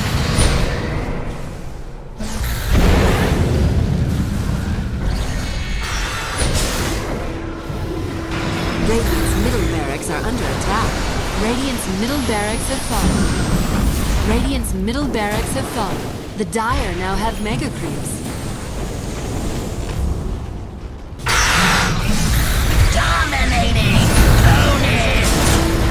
It's all coming back to me.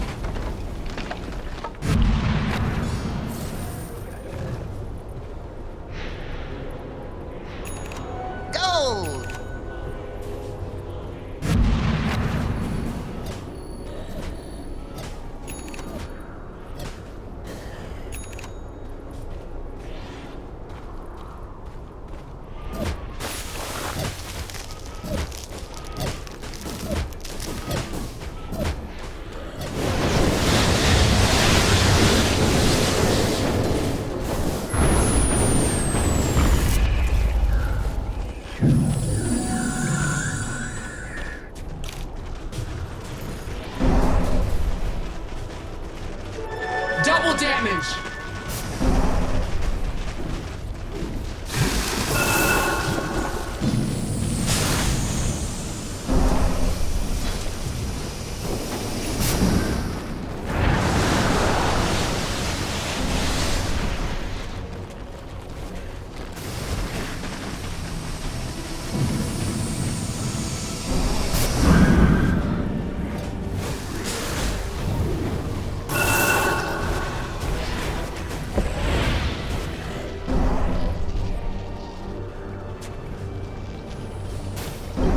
This'll come in handy.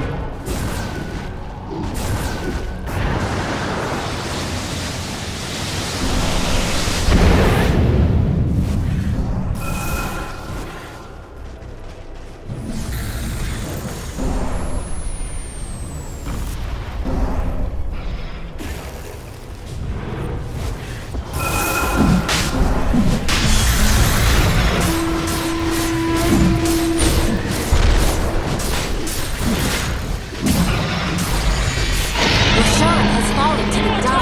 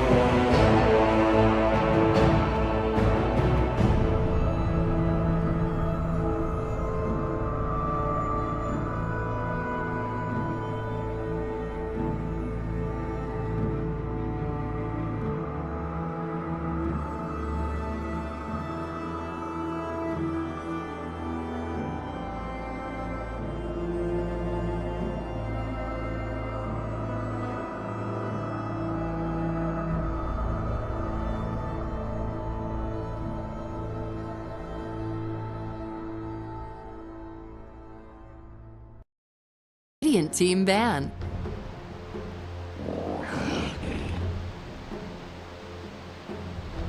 Dire team ban.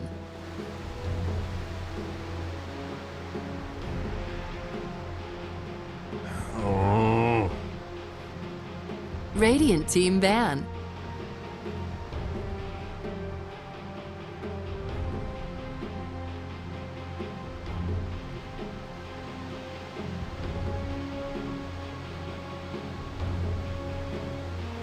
Ten seconds remaining. 5 seconds remaining. Reserve time.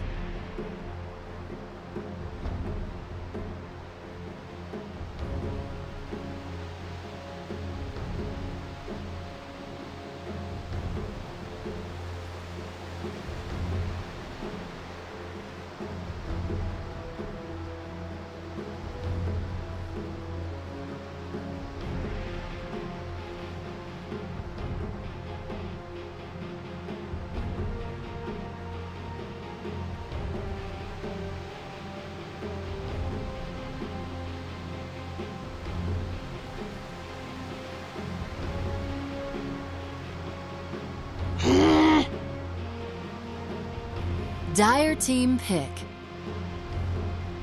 Monkey King. Radiant team pick.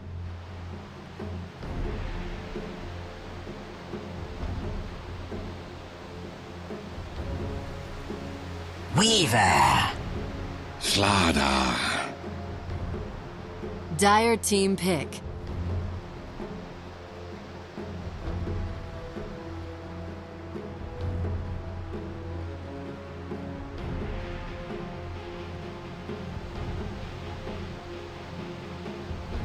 Ten seconds remaining. 5 seconds remaining. Reserve time. Warlock. Radiant team ban.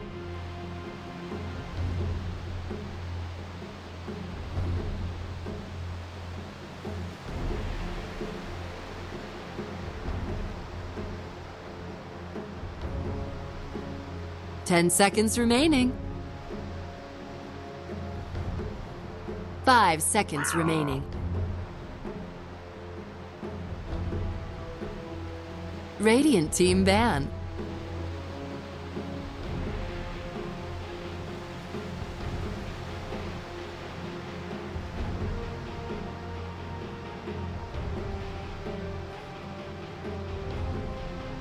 Ten seconds remaining.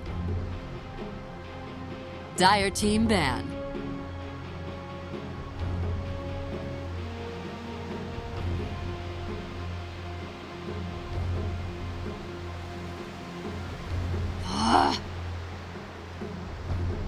Outworld Devourer. Dire team pick.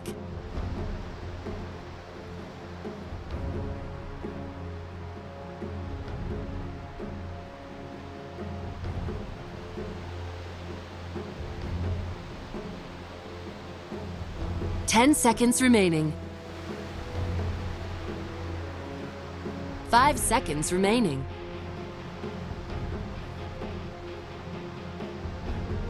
Reserve time.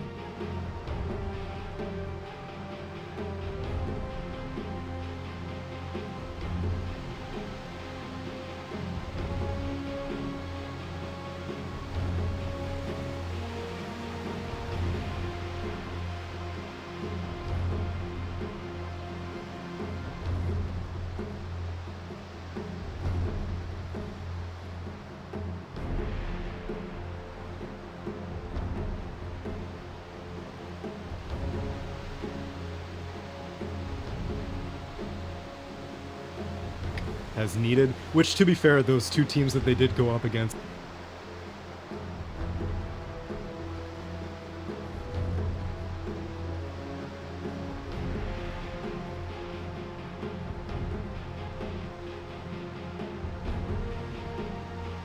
Behold the horn of Magnus.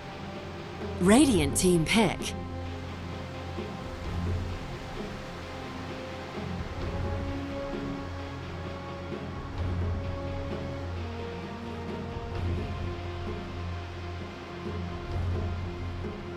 Ten seconds remaining.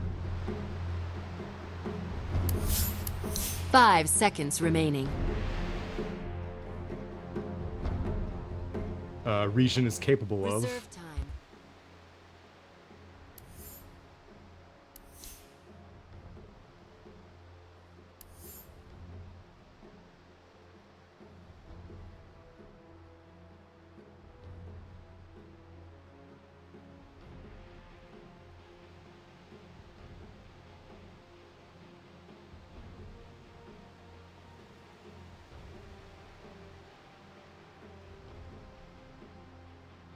Vengeful spirits. Dire team pick.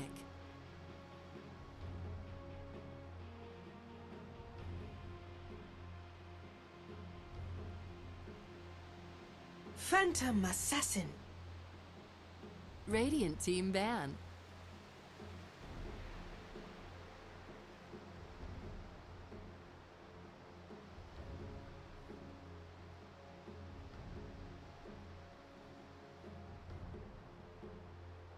Ten seconds remaining. 5 seconds remaining.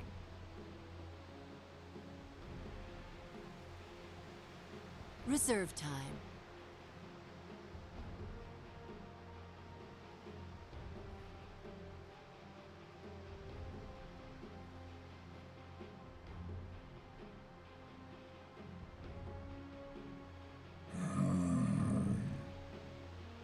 Dire team ban.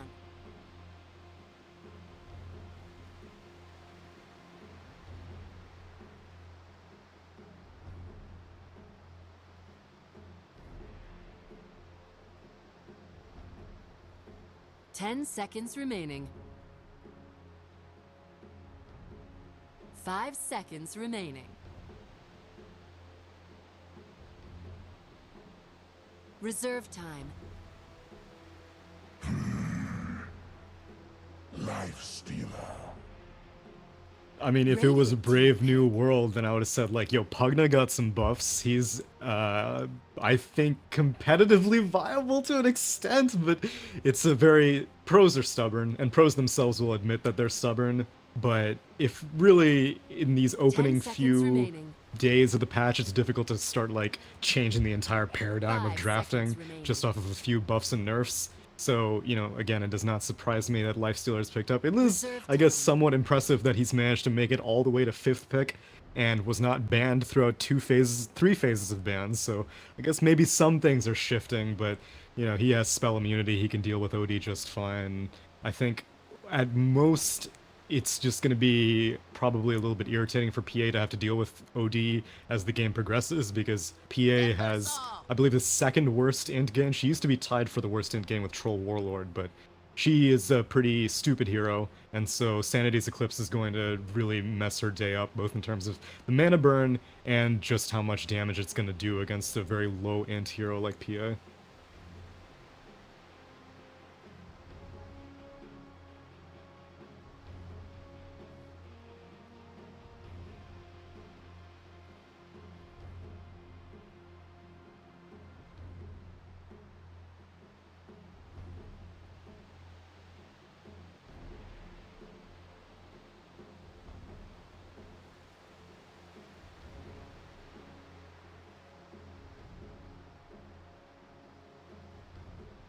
Ten seconds remaining. 5 seconds remaining.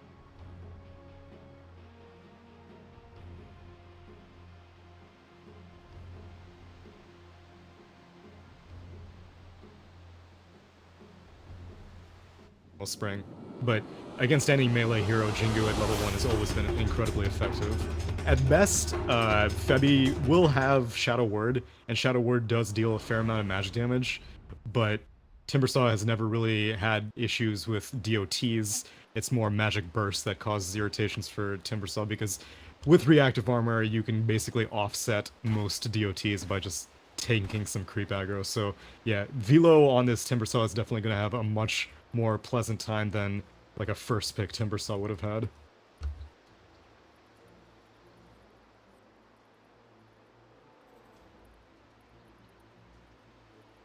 Comes out when it's a really good game for it, and he kind of can own. And I think that I've been spamming it, full disclosure, in my pubs, and it's amazing. It makes me feel really good. Yeah, I mean, any off-lane position in which you feel like the lane is in your control, because that was one of the progressive trends of off-lane since 7.0, is that, like, really, it's not the sacrificial lane anymore. You are arguably sometimes more in control of the lane than the safe lane and the safe lane support, just because you have so many resources. You got your shrine. Poor Man's Shield has proven to be a very competitively viable item on every single melee hero, and even some ranged heroes, no matter what lane you're in, no matter what role you're playing. And so offlane has definitely gotten a lot of self-esteem buffs over time, and yeah, as a Timbersaw, you do feel good every single time whenever you see this support right-clicking at you, and it just you see like a big old -60 above your head because you have Poor Man's Shield, and you're just like, this is immensely satisfying. Interestingly enough, he's going to head out here early, block off the camp, make sure that Timbersaw can have a decent lane to start. Looks like Miracle also TP'd out, so we'll be able to spot that there was most likely a ward placed in the area, and there was also an observer ward placed. Does Raji get it? He doesn't have a sentry anyway, so it doesn't end up mattering. Everybody heads off to their respective lanes, and see if Miracle and them decide to get the D ward off. They should be able to. How do you feel about Lifestealer versus Timbersaw, though? It seems like maybe a slightly better matchup than normal strength heroes would have because of the rage? Partially. I'm curious if Lifestealer skill builds will differ now that Open Wounds got nerfed to have a higher mana cost, and Rage also got nerfed to have less attack speed, so really both spells that you would prioritize both need to be maxed. Feast would usually be kept at low levels, but against a Timbersaw matchup, like, you will fare a little bit better because of Rage, as you said, but it's going to be more up to Febby, how he has to spend Shadow Word, how he's going to spend Fatal Bonds to zone this Timbersaw out. It's possibly maybe sacrificial even, as they're sending Ohio into the top lane, it looks like. Well, yeah, and you know what? Interestingly enough, I don't know if Geek Fam read this or Fnatic was with the double bluff or what exactly is going on, but it's still going to be the matchup of the Timbersaw versus the Lifestealer with a couple heroes, and instead they're going to be having the aggro come out with the Venge, Weaver, and Slardar. I don't know, I still think that Velo should have a decent time in this bottom lane, right? Like, this doesn't seem like it's going to be that tough still. No, even the contribution of a Monkey King Doge is not going to be that important, because at level 1, chances are you're going to be hugging your tower anyway. Once you get maybe Chain, then you'll feel a little bit more confident. Hopefully he doesn't skill up. Okay, he skilled up Chain now. That's a bit tricky. Gonna start to get the stacks up a little bit. Raji's gonna come in, finds the stun onto Miracle as well, and Velo, he was already up and rolling. Raji is gonna be forced back yet again. This is feeling like a bit of a tough one already. Velo taking a lot of damage, and he's gonna have to use an early salve. So the early aggression already causing some issues.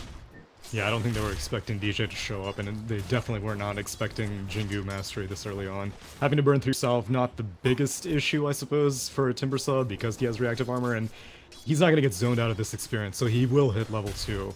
And at that point, it's not like the Slardar does not need to be protecting the Timbersaw at all times. But yeah, this is kind of what Fnatic did earlier in their game against Team Maven. They heavily prioritized the offlane, and it wasn't Miracle. This is a different arrangement with the aggressive tri-lane, but Ohio Magnus is going to do just fine against Psionics' Weaver, so I can understand what this arrangement. Okay. And in the meantime, you do have the Venge that's just sitting here waiting for a, creep to come, or rather the courier to come in. It hasn't been sent out as of yet, as DJ is going to continue to apply this harassment now onto Velo. A little bit of Crush to create that separation, and hopefully after that they'll be able to just wait for those stacks to wear off, turn back around, continue to try and keep the pressure on. That's been a bit of a frustrating one for him so far, as QO getting gone on in the mid lane. Ned is here, set up with the stun, and this should be able to be first blood as they throw it out. A couple more right clicks. Evasion, evasion. All right, I got it. If he had a Fairy Fire, he may have actually survived, but yeah, he goes down. Meanwhile, bot lane again. This Monkey King just makes life so difficult for a Timbersaw because he wants to be able to get into like the creep wave, build up a bunch of reactive armor stacks, but at the same time you're risking taking Jingu mastery stacks. Now DJ's a bit deep. Yeah, he might be punished for this one. Guys, the Jingu up though, and it's going to start to lifesteal off of this. Hits him from far away, but they still manage to find another kill. Velo reading the situation well. They punish him. Now, what Monkey King does next will be interesting. So he has a TP. He's going to go right back down to the bot lane. So it's all about shutting down this Timbersaw. You said that he was a really good 5th pick, and it seems like Fnatic agrees. They don't want this Timbersaw to get out of control. And really, the mid lane, like, PA went down once, but OD is a kind of difficult gank. You have to basically just waste time until he spends Astral doing something other than saving himself or going on PA. So it's not the easiest maneuver for a Monkey King. So sure, now that he's at level 2, he can start roaming around a little bit more. This is 3 stacks up on Velo too. If they want to, they can just go in for another round of initiation, but waits for it for the moment, and still Velo able to get a good amount of experience here. He's level 3. You compare this to the off lane of Ohio, he's level 4 at this stage. So it does feel like right now maybe gain a little bit more out of this lane, Fnatic. With the exception being that, you know, OD is having a really good time against QO finding that early kill. Might have a better time as another setup, Slardar VS. Yeah, this should be another pick off. Crush comes through, the follow-up stun. QO goes down, and Teehee going to the one that takes advantage yet again. That was with the bottle just about to come back as well. Yeah, it looks like Teehee's also going to be going straight for a Veil, and so there isn't that much magic damage. It's now Velo. Be careful. There's no points in Boundless Strike though, so he should just chain out. I mean, they could think about diving that. You gotta be careful. The little bit of creep taking the tower. Oh geez, mid lane again. Are they going on him? Oh lord. Teehee is one of the most aggressive players out of Southeast Asia. Whenever I watch him play, he just always goes deep for these, and even canceling the bottle charges as they go through. If he wants to, he could go back in again. They do have another Astral. QO has to be careful here with all these creeps tanking the tower, and Teehee diving for it. We talked about it. He wants to get aggro, and it's going to force QO back even behind the tower. And there's really not that much he needs to be concerned about, because even if there is a TP rotation, okay, maybe it comes from the Monkey King. You already know he doesn't have Boundless, so no TP cancel. Febby rotates in, he doesn't have any stuns. If someone rotates to your lane, just TP out. You have absolutely nothing to be concerned about as an OD. Teehee having a great time, certainly. 28-8 now. Up in the top lane, you're seeing Magnus and Weaver at about the same CS. The big detriment is going to be that Timbersaw, who's still level 3, but it does feel like he's gotten a decent amount out of the laning stage. Yo, shout out to this shrine. Look at that. He has to spend 2 shrines to get himself up to full HP on this Timbersaw. No, it doesn't hurt.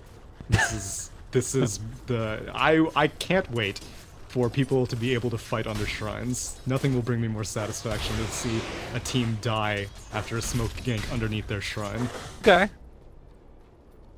See if it ends up happening. I don't know if it's going to work out, because you still got, I mean, the thing about it too is that you can still TP in on him, which is, frustrating, as we do see Net going to get punished. God, look at that jumping range. That is just silly. And Net is most likely dead here. You do have Raji that's coming in. QO walking up high ground. If this is the fight that you want to take, OD is coming in as well, only level 6, and actually skills up. So he does have that Sanity's. A little bit of a misplay there as they find the stun. Now Fatal Bonds onto 2 of them. Can they find a kill? They drop the Sanity's. QO going to drop there. Now turning on to DJ. Don't think they can take that kill. But the rarely seen level 6 Sanity's Eclipse. This build in general is rarely seen. 0 points in Arcane Orb, and usually these days we see like maybe Astral kept a little bit lower. It makes sense against a PA mid matchup because, she has high armor, she has evasion, but she doesn't really have the best mitigation for magic damage. And so you may spend a lot of mana on an Arcane Orb that may not even connect. And so I'm liking Teehee's skill build out of this a lot. That level 6 Sanity's Eclipse definitely making a big difference in that gank attempt, because PA is just so dumb. Even without any int stolen, you still deal a ton of damage. Yeah, it's great. And, you know, the double null tally as well, just to continue to ensure that last hitting prowess. He's going back for the Midas now. Which is interesting. Midas. Okay, so one of the main contentions that people were saying with 7.05 Midas is like, okay, so what heroes stand to benefit more from the gold multiplier as opposed to the experience multiplier? And I guess OD is probably one of those. He doesn't care too much about gaining levels, especially like, you know, once Arcane Orb is maxed. It's really just gravy at that point, getting Sanity's Eclipse higher. So yeah, I can make sense of OD going for a Midas here, because more items, more gold, it's better for you. And there's also the decision about, like, as we do see that kill. Well, we don't see it actually, but that's fine. QO takes down 10-10. The attack speed part of it for him as well, so that's always going to make it a little bit more valuable. Warlock is probably also one of those that I think it's worth it to get the Midas on still. Particularly just because you want to get into that Ags Refresher if you can, or even just the other utility items. Teehee, never afraid to make a little bit of action happen mid. He might end up being able to find this kill. Raji comes in as well. Boundless Strike to try and break it up, but they still are going to be able to find that kill. Stun, not quite as good as it used to be. And able to break up that counterplay. Oh, and very nice TP out. QO was about to come on the north side, but immediately Slaughter just teleports out, and another successful mid gank. Not necessarily on the PA, but again, anything to boost up this OD's farm, which now he has his Midas completed. It's going to be coming out on the courier shortly, and an 8.5 minute Midas plus 2 null talismans is an amazing start for an OD. I mean, he's been a part of 4 of the 5 kills at this stage. The other thing, too, is you have this Weaver that's basically free farming, hasn't been controlled at all, and has been able to get some aggressive pulls off as well as Sionix takes out that ranged, or rather large creep. And again, everything going the way of Geek Fam. It's kind of what we expected. This lineup is quite strong, and I don't know, how do you deal with this right now if you're Fnatic? Do you need to try and make plays, or just wait until you get the Blink Dagger on Mag? Seeing as how Mag has basically been like the dedicated farmer here, I think a lot of it will come down to how Magnus plays it out. But Miracle was sick of having to deal with this lifesteal. I mean, the Timbersaw, but Timbersaw is just following Miracle around. So Magnus has kind of given up the top lane, and PA has kind of given up the mid lane. And so Geek Fam are just toying with Fnatic right now. The map is their oyster, and they've been making ganks happen mid, and looks like Slaughter and VS are grouping up for another one as they smoke up into the Radiant jungle. This could be a big pickup if they run into somebody. It does not look like there's any vision in this area. There are a couple pings coming out from Slaughter. Expecting Ohio is off to the side here. Still top. You can see that Velo's flirting a little bit with Miracle, but unless they have the stuns to follow it, it seems unlikely to find that kill on him. Well, 4 heroes maybe might be enough. They're going to go for it. The jump out, just going to be able to go away. The huge amount of damage coming out. Velo thinking about turning, wants to go back in. Can he kill him off? He still has some wand charges as well. Turns back, Chakram goes, connects onto QO. This is what I was talking about. Timbersaw is still a monster. You can't sleep on him. And they're also bringing in the rest of the Radiant. They just drop the Sanity's Eclipse and dismantle PA. Oh, it's beautiful, Dota. So this is that Timbersaw you were talking about. This is why you enjoy the hero, because 4 heroes will attempt to gank you and fail miserably at it. He did so much damage in that fight, I bet, too. Oh, it didn't show the whole extent of it, but yeah. I mean, that additional HP almost works against him because he loses so much. Top lane, tier 1 tower goes down, and again, OD is just getting more and more out of the map. And you know, it doesn't really feel like there's much that's stopping him. Like, you have not a ton of farm on Velo, but because of those levels that he's been able to gain, he just becomes a menace. And now Arcane Boots done as well. Got those in Soul Ring. Do you think that this is one of the games where you try and go for like an early Bloodstone, or do you need to build some sort of survivability first? Maybe like a Plate Mill or something? No, he can definitely get away with early Bloodstone, because I think worst case scenario, Astral will save a Timbersaw most of the time, and Fnatic don't really have the kind of team that can wait around an Astral, because there is just so much, like, there's so many slippery heroes on Geek Fam, that you have to deal with swap, you have to deal with blink crushes eventually, which Slardar is a long ways away, but it looks like he's been given the mid lane right now, so he'll be able to work on that blink dagger. Timbersaw is very, very slippery, and Weaver is inherently slippery, and so you can't really just sit around an Astral and wait to kill a target. You need to burst them down extremely quickly, and so I think Timbersaw going for an aggressive play with a Bloodstone, especially if they can get a kill during these ancient stacks. They want to come and contest it. They're walking in after him. Febby, not level 6 as of yet. He's level 5, so close. Oh, I don't even know if they had the tome, but Febby is going to die regardless. They don't have any way to come and contest it. Now QO also in some trouble, possibly. Miracle has shown up, but I don't know if they can take this fight. There's still Fatal Bonds onto 2. The crush comes out. Geek fam, they're going to end up losing Raji. Velo tries to turn for more, but I think that they might have to call off the charge here, Fnatic. And, oh, Ohio? He just picked up his Blink Dagger. Okay, he has it on the courier coming out. They want to fight this still. They have time. They can TP to the shrine if they need to. It's like Geek fam are recognizing that they may have overstayed their welcome, and they don't have Sanity's Eclipse up. If they did, then they would have definitely continued fighting, but 8 seconds off cooldown, it's not worth the risk. I think this is a really good position, but they are going to go back in. You still have Magnus with Empower, with his ulti. They're up on the high ground. This would be such a huge moment if he can jump forward, catches on to 3. Oh, it's big. They also have the Shrine as well. The Boundless Strike on top of it. It's all gone wrong for Geek fam, but is it going to be enough to take down the rest of them as well? Teehee trying to run away, trying to get out of here. He's going to fall as well. The big old combo comes out from Fnatic. That's why Blink Dagger reveals are very important. You would have never imagined that Geek fam would take that fight if they knew that Ohio had that Blink Dagger ready, which in retrospect, they were overplaying their hand. They saw that a ward was getting countered near the Dire Ancients, and so going uphill without any vision, once you know that Fnatic has reset, is very, very risky. They felt confident with Sanity's Eclipse being enough mitigation and Timbersaw being enough of a tank that they could take the fight, but yeah, that was over-aggression, and it got punished about as well as you can expect now bot lane. Yeah, DJ is there. They're going on to Velo, though. Still a very tanky hero, and is going to start to drop, but the Warlock Golem comes out. Velo, he is staying alive with those wand charges. 3 heroes all grouped up together. They already throw out the Sanity's Eclipse. Velo trying to do the damage, takes down 1. They're going to be able to take down Miracle, possibly. Yeah, he is going to fall. Now QO as well. Yes. Bugs? Is he blink out of this? What? All right, can the Bug kill him off? No. QO living forever. Sionic's going to chase this one, certainly, as he does still have the jump away. Febby running. The right clicks. He's gonna miss? Miss, no, is not going to be there. Oh, but that smoke was almost sick, actually. If it was just like a millisecond earlier, it may have worked. It's a good try, but it ends up being Fnatic maybe overextending slightly too much, though they did manage to kill off the Slardar before Blink Dagger. It's something. Even though neither of these teams are like, I guess, typical team fight lineups, you see how heavily reliant they are on their ultimates. And so RP was down, they just could not do anything during that fight. They were just getting kited all to hell. Lifestealer couldn't even finish off this Timbersaw, who was getting pretty low, but once the VS and the Slardar showed up, there was just too many units for Lifestealer to have to be concerned about. And then Sanity's Eclipse was also not up for that fight, but now Teehee has completed a Rod of Atos, which he went for instead of the Veil. I mean, you don't really necessarily see double null tally converted into a Veil immediately. It's just really good early stats, and so Rod of Atos is going to make life even more unpleasant for this PA, who pretty much is just, like, banking on RNG at this point.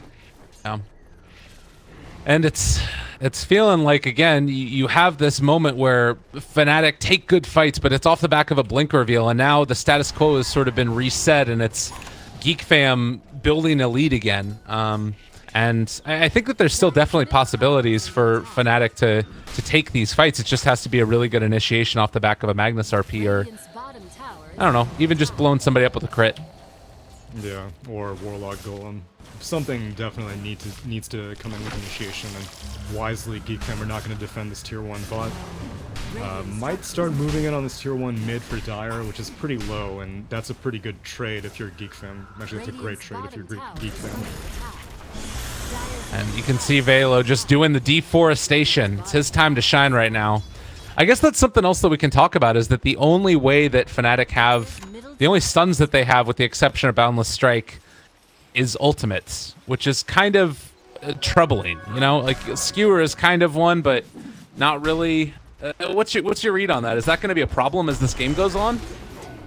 For initiating purposes, I think they're okay. The biggest problem was just during the laning phase, which is why you saw that OD playing so aggressively.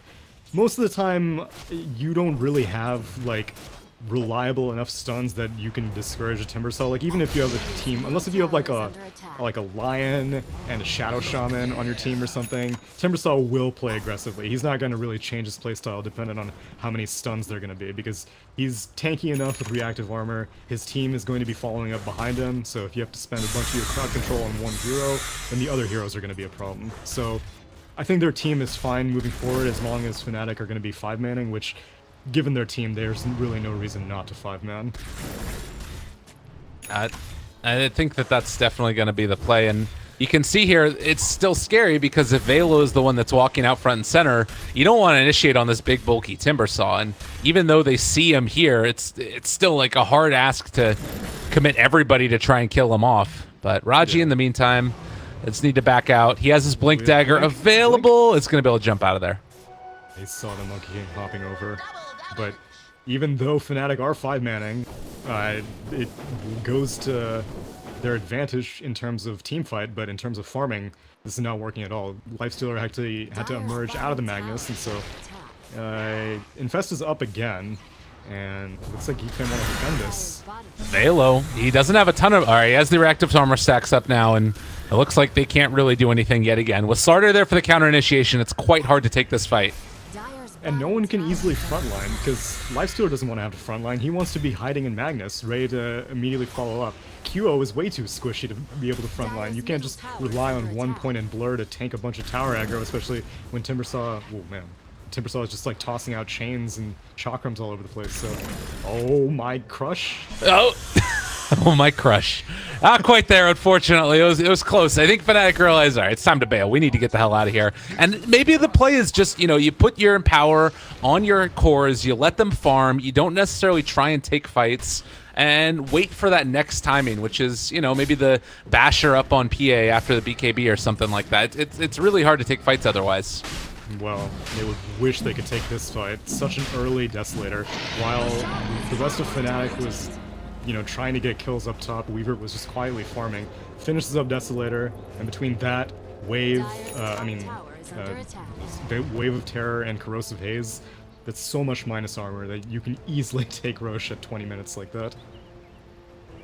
Ancients, they are passing by right now. Dire scanning, trying to find somebody, but the rest of Geek fam is up near the tier 2 tower. We'll see if they try and go for maybe another smoke play or something, but it looks like they're just going to take out these Ancients and then head up towards the north. Currently, Geek fam do not have vision of this. Ohio wants to pop in, though, and go on somebody. Now that it's nighttime, Geek fam might need to be a little bit more careful. But you can kind of send Velo Timbersaw as a decoy like this. Like, he's in the most vulnerable position right now. But that's okay, because he's Timbersaw. So, right now, he's moving around very dangerously, and still, really, no one on Fnatic has shown themselves. And a tier 2 tower top is, again, a really good trade for Geek fam for a tier 1 mid. Yeah, that's great. Wonderful. And you have to sit all 5 heroes by this. There's a lot of armor buildup on the tower as well. See, and it looks like with that tower going down, you're also going to be able to get one on Geek fam. Described for Fnatic. It's not really that big of a deal for Timbersaw, but for Weaver, it's an amazing setup, because you can't really burn an RP and a Chaotic Offering just to stop this Weaver from moving around. And if you do, you need to hope that you burst down the Weaver during that time. And seeing as how right now Psionics has an Aegis, you can't even do it with one salvo of ultimates. So, in my opinion, Geek fam should just keep on plowing down towers. Let the Weaver frontline it. He has a Dragonlance, he has Desolator, he can very easily push towers, and it looks like that's what the play is right now as they start marching down mid. I just noticed that Velo, on top of going back for the playmail, actually went for the Vanguard as well. Huh. This guy is not going to die. He has plus 43 armor right now. Like, he's sitting at 45 armor. This is absurd. That's surprising. I thought that they could probably get away with a Bloodstone, but I guess maybe he knew that he wouldn't be getting very many charges. Geek fam are kind of avoiding fights and succeeding heavily. It's kind of tough to say if it's working out in their favor at this point. They shouldn't give up this tier 2 bot, but no one on Fnatic is pushing it. And right now Geek Fam is kind of deciding, like, do we need to send someone to defend bot, or no, it doesn't look like we need to. I mean, as soon as they don't show on the map for a second, Fnatic have to back off, and then they can just keep farming for a bit. But here's the smoke play now. They're moving down towards the south side of the map. They'll see if they break off and catch Monkey King. He's just going to TP back home, so the fights continue to be avoided. But it's feeling like it's very much into the favor of Geek Fam. 7,500 net worth lead, right around 4,000 experience. Is there any other plan outside of Ohio makes a big play? Or I guess Febby is the other one that, like, one of these two has to find the initiation, right? This is their last outer tower, and it looks like they are going to try to find initiation on this defense. The only thing is, you're still fighting into an Aegis. So they need to be exceptionally careful, but if you let Psionics kind of frontline Oh god. And they actually are about to break. They're walking under a ward right now. QO, he's in a ton of trouble. RP only connects onto one. He might even get the swap off. They pull him back in. He gets the time lapse away. That initiation did literally nothing. Raji is going to potentially fall on this, but I think that they're still going to be able to win this fight. QO drop down low. They find the kill. Ohio, he can't stop it. It is still looking not completely terrible, but with Velo jumping in, it now is. They're going to be able to run down Febby. They're going to be able to kill them all off. Fnatic crumbling at this point in time as they kill off the rest of them. Febby to drop. This is tough.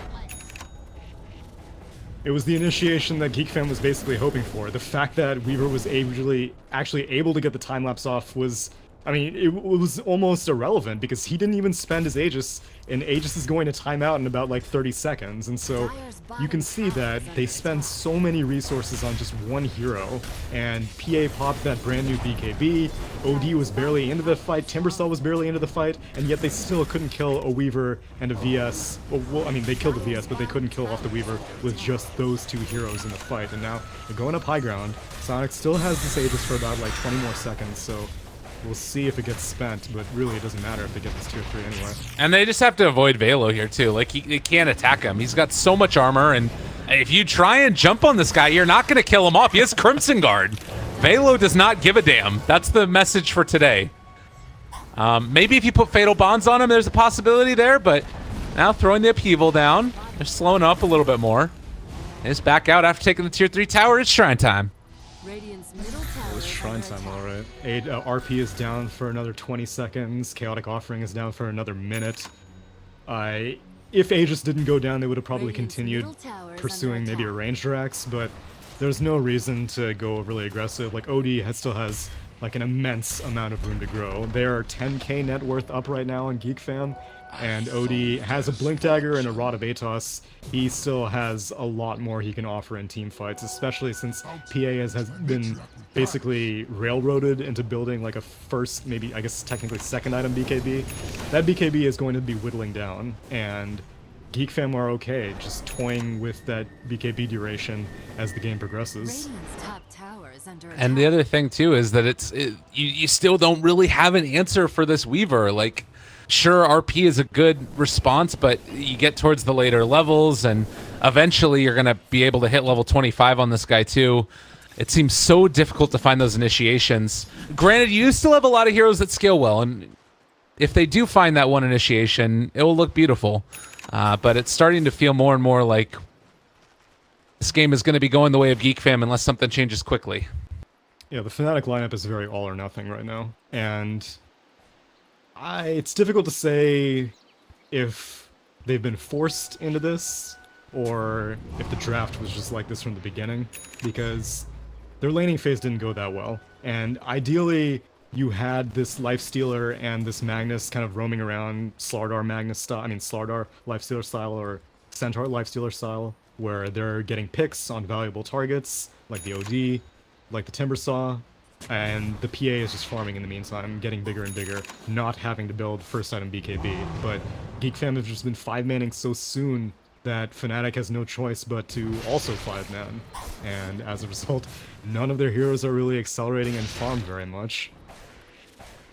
And it's so interesting to me too, because it feels like the Timbersaw in a lot of ways has been the perfect pick for Geek Fam as far as what they wanted to get online. And like, again, QO and Febby were teammates with with Velo for 4 months, I want to say, pretty recently, and this is like all he played. So I don't know if it just slipped through their minds or what exactly was going on there, but I don't know. Regardless, it seems like it's been a good answer. Now they got to farm their way back into this game, hold high ground, make the plays. Next Aegis is going to be up shortly, though, and I mean, can Fnatic come and contest Roshan? Oh, they can definitely contest Roshan. It helps significantly the fact that their shrine has been killed. Or, well, it hurts them, but it helps Geek Fam significantly.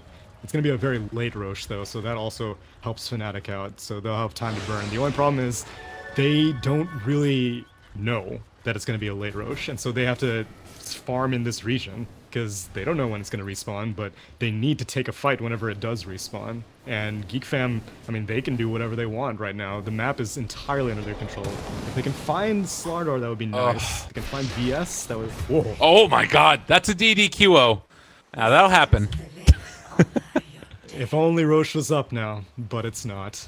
That would have been like 3 more of those VS kills.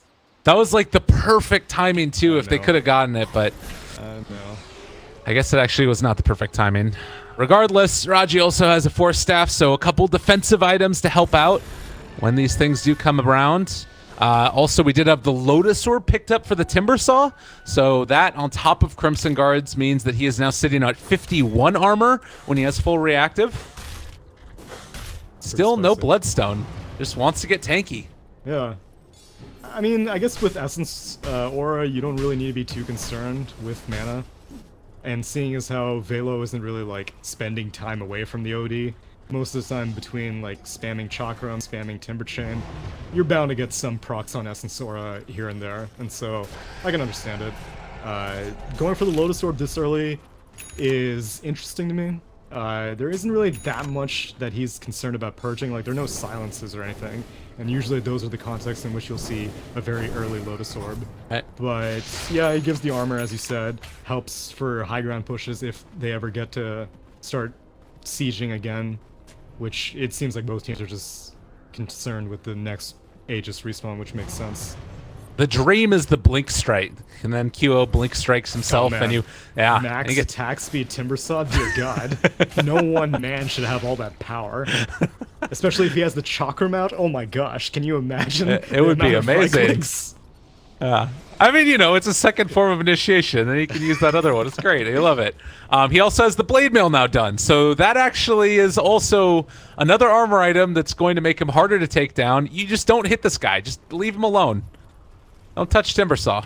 Yeah, except unlike Centaurs and Pudges and other heroes who typically build Blade Mail that are like just big meat shields, Timbersaw is a meat shield that also hurts a lot. And so you have to do something about him. Ideally it is, yes, something like silences or stuns, but... Ohio! Alright, they don't know that he's there. They're still running through him. The Blink Dagger is disabled. He can go for a counterplay here, but everybody's so spread out from Geek Fam that they don't really want to go on him as of yet. QO jumps forward. They get the RP again, only onto one. The counterplay comes out. They do not eliminate the Weaver. He's going to be able to get the time up top. Roger's going to die. There's the Sionex staying alive. Velo trying to kill these guys off, just chasing around everybody. They've lost the VS and the Slaughter, but the Bash from Monkey King stops the chains from going down any further. There's the Sanity's Eclipse. Teehee hitting hard. They're just going to run him down. DJ in trouble, is soon to drop as well. Although Febby pops back in. I mean, he's already used the Golem though. It doesn't freaking matter. 4 dead. DJ trying to run away. But yeah, Geek Fam, they're taking this one. It's over. Ooh. Wait, really? Sick. Okay. That was pretty well played. But I mean, it's like consolation prize at best. But for some reason, Geek Fam like keep taking fights without the OD like being ready, which I guess it didn't really matter as they ended up winning the fight anyway. They gave up more than they needed to, which the VS did die very early on in the fight, which maybe is tactical so they can get like that negative vengeance or I don't know, whatever. They're gonna take this Rosh, I mean they're gonna take this Rax and they're gonna go for Rosh shortly after, and seeing as how RP has been spent, Chaotic Offering has been spent, they have no fear whatsoever going for it once Weaver gets up. Well, one kill definitely helps them a little bit, but it is still rising towards a 15,000 net worth lead, right around 8,000 experience as well. Shadowblade Magnus, there were points where it looked like it could be pretty, but we just haven't seen the I mean, this is the problem, right? Like, if your draft relies upon you hitting 4-man RPs to win a fight, maybe the draft is not the best in the world either. All right, this is the ultimate test. Look at this. You've got 4 heroes up here on the high ground, and they don't want to touch Velo. They're just going to let him farm. Oh my god, this Timbersaw. He really doesn't care. He really just does not give a damn. And hasn't even popped the blade mail yet. There's a dagger thrown back. Raji jumps forward. That's the catch. RP onto 2. Is it going to be enough, though? They swap out 1. Sionic's going to live through it. The skewer not doing enough. QO going to fall as well. Ohio's gone down. Another one going the direction of Geek Fam as RP used again to no avail. I don't know, though. They RP'd the courier, and they got the courier killed on Radiant. That's something, right? Again, they're going to completely ignore the Roche. They know RP has yet again been spent. Chaotic Offering was on cooldown, so technically Febby has it in 15 seconds for this next fight, if there is a next fight. I mean, and it goes to show, like, normally this is a hero that you want to be able to eliminate relatively early on, but Velu is just too hard to bring down. Like, this build of just max armor against everything that Fnatic is throwing has been perfect answer. Definitely a very choice 5th pick, and I don't think it's necessarily respect ban worthy as they call GG. I think it's more like, oh crap, we totally forgot that could be a 5th pick thing, and by golly, it worked out well for Geek Fam. But Fnatic are going to be aware of that, especially as you said, with having ex-teammates on the enemy team. That's a shock to the system that you're like, oh god, I totally forgot about how terrifying that was.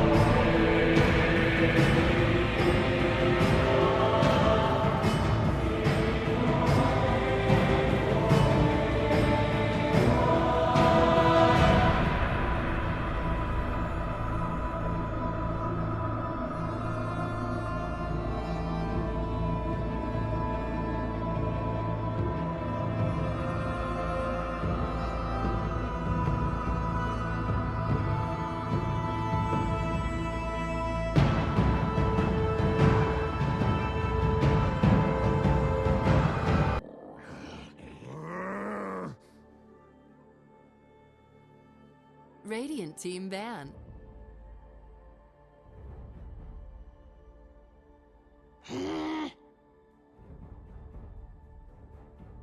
Radiant team pick.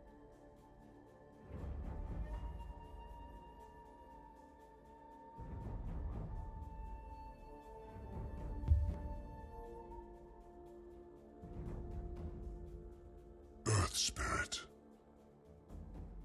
Dire team pick.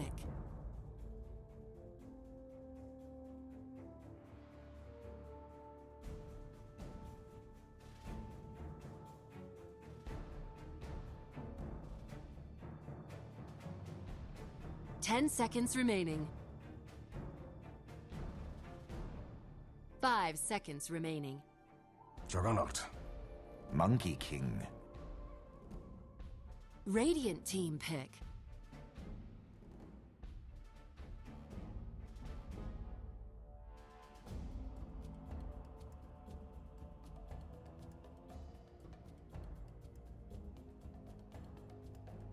Ten seconds remaining. 5 seconds remaining. Reserve time.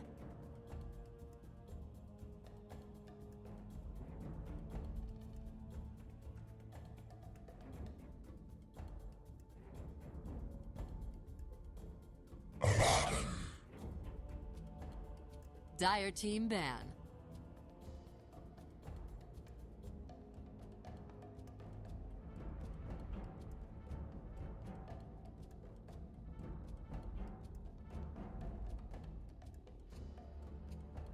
Ten seconds remaining. 5 seconds remaining. Reserve time. Radiant team ban.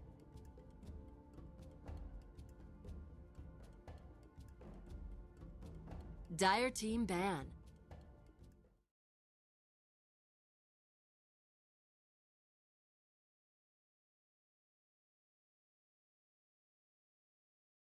Ten seconds remaining. 5 seconds remaining.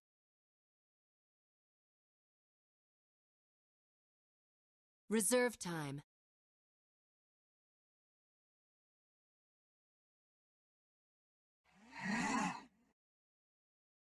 Radiant team ban.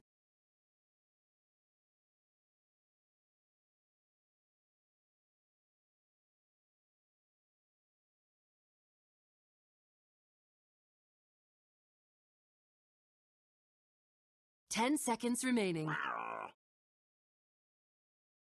Dire team pick.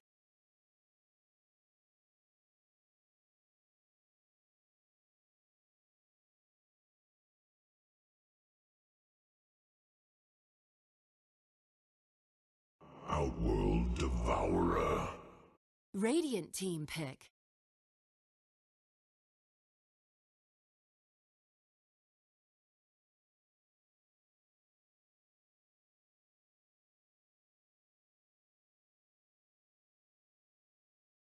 Ten seconds remaining.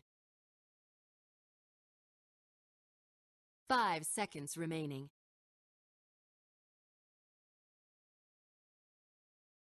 Reserve time.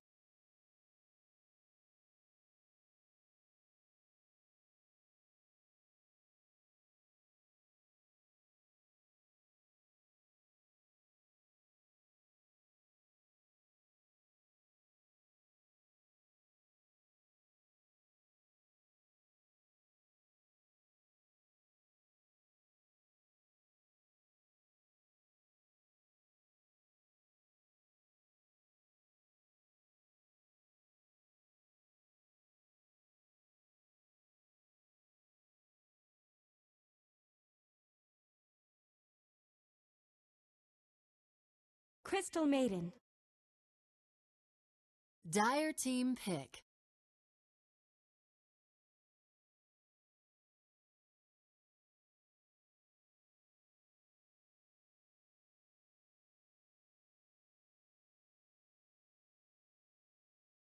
Ten seconds remaining.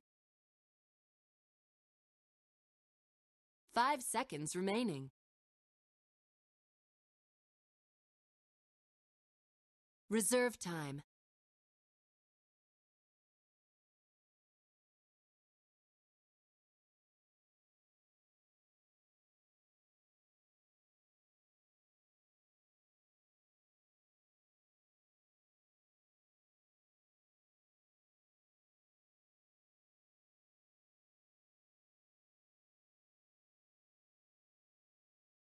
The Undying waits. Radiant team pick.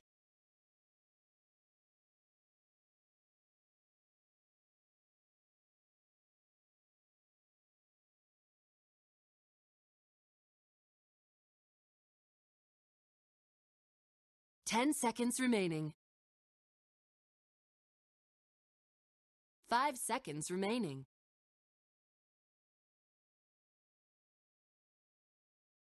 Reserve time.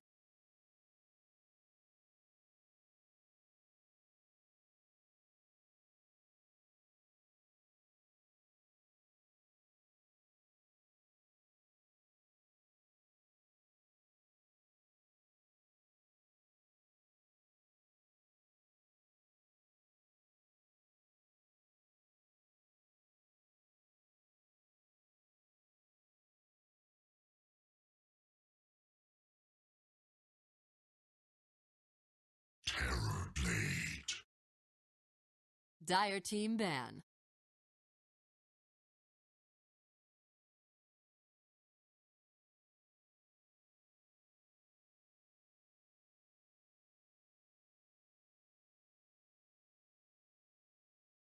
Ten seconds remaining.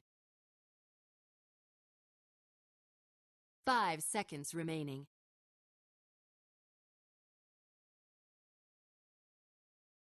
Reserve time. Radiant team ban.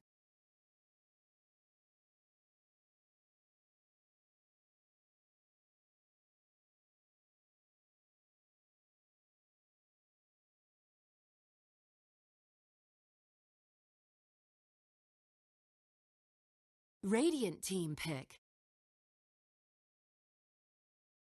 Hyper. Dire team pick.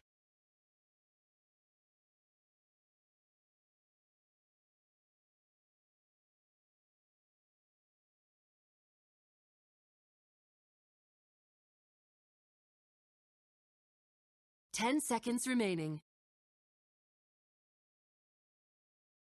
5 seconds remaining.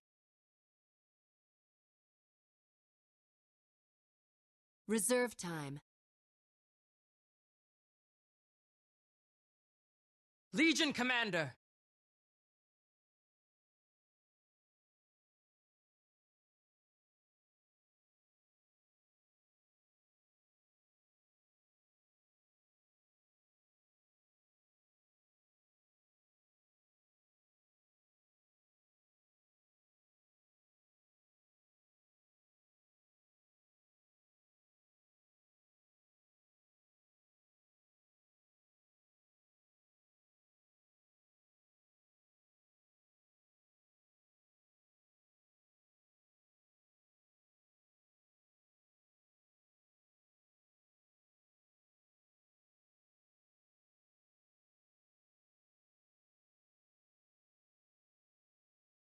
Ten seconds remaining.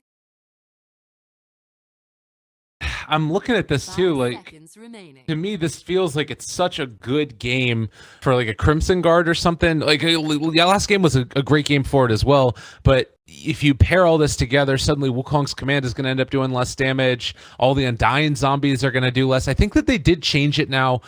Before, you could blink away when Crimson Guard was active and zombies were on you, but because of the changes to zombies, I think with your talent now, you can't do that anymore with Crimson Guard, but it's still super value as far as damage mitigation goes. And then, like you're talking about, that level 25 on Viper, if he does get to it, 20 armor is ridiculously a lot. Like, he is going to be even harder to take down.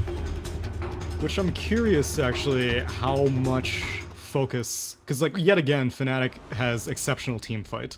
But Terrorblade is an amazing split pusher, and Viper is also a pretty damn good split pusher once you get something like a Dragonlance up and running. And so, I don't really know if Geek Fam are going to be trying to mirror the 5-man that they were doing in Game 1 to match what Fnatic were throwing at them, because, yeah, Terrorblade's going to be pretty vulnerable, especially with a Legion Commander last pick. The threat of overwhelming odds just burning through all of your illusions, and then obviously Blink Duel is very difficult to deal with as a Timbersaw. So in that respect, I think Timbersaw will need some protection, but Viper is just going to be so safe that I think, like, if you go for Dragonlance, maybe Desolator. I don't really know if Viper's build Desolator very much these days, but it's an amazing pushing hero, and especially with the armor changes to towers with more enemy heroes or whatever, it like gets buffed. Yeah. It's a buff to split pushers, and I think Viper may start seeing some play in that position. So the other thing that I just want to mention real quickly before we get too far into this is the matchup of Viper versus OD. We saw last time around, Teehee just had his way with QO constantly. And these are two heroes that like to get really aggressive, I think. Both of the players, Teehee was known throughout the Southeast Asian region as being just an incredibly aggressive mid player. And then likewise, QO, we've all seen what this guy does. So I want to see how well he does here, because like Viper, to me, depending upon how you build him, feels like he might be able to find a kill onto OD, particularly if you surprise him with like a couple of extra points in poison attack early, or maybe Nether Toxin can get skilled up and he doesn't anticipate that much damage being dealt to him or something. Yeah, QO is going to have to adapt to Viper's skill build, because ideally, if Viper wants to play aggressively, you don't really want to have to put too many points in Corrosive Skin. You are mainly interested in just getting more and more damage from Nether Toxin. But, roll in. Going on to him? It's like it doesn't even slow anymore. That's so frustrating. But that's what the Orb of Venom is for. That got nerfed also. I mean, yeah. Whatever. It gives him more damage. It's a DPS item now. It's bottom lane. True. They're trying to go onto Ohio a little bit. Ned is here. He has 340 HP on his Terrorblade. Yeah, he doesn't give a damn. It's all about that effective H key, baby. HP. Oh, man. This Tango is maximum worth. Have you ever seen a Tango heal anyone up to full like this? No, I didn't think so. That's pretty great. Oh my god, he has 260 HP. All right, so this is the answer to Terrorblade. That being said, Raji is moving down here, and they do find Ohio. They're rolling in. Metamorphosis going to wear off very shortly, but can they get into range? Find the kill. Sionix needs to dodge away, but the right click's coming in for Ohio. The slow is not going to be enough, so they won't quite be able to kill him off. And now Febby going on to 10-10. Net needs to be careful, trying to bring him low, and they do find that first blood. Febby making the plays. This is a very peculiar duel offline. Legion Commander Undying. Which, against Terrorblade, this is terrifying, because you lose all of your HP, and then Ohio is almost certainly going to be maxing out overwhelming odds, which means that if you just if you just think about going next to a creep wave, you will instantly lose all of your HP. And so, he has a stick now on this Terrorblade. That's going to help out quite a bit. But a lot of damage has already been done, as Legion Commander is just doing just fine. Yeah, I mean, she still is only level 1, which is, a thing that you need to be a little bit careful about. QO. Are they actually going to find him? They just forced him back. I like the 2 points in Nether Toxin, though. Did he really just deny that? Who needs an Arcane Rune? That's so good on Viper. All right. Well, he took it. Maybe he didn't know where Earth Spirit was. I don't know. But, all right. Yeah.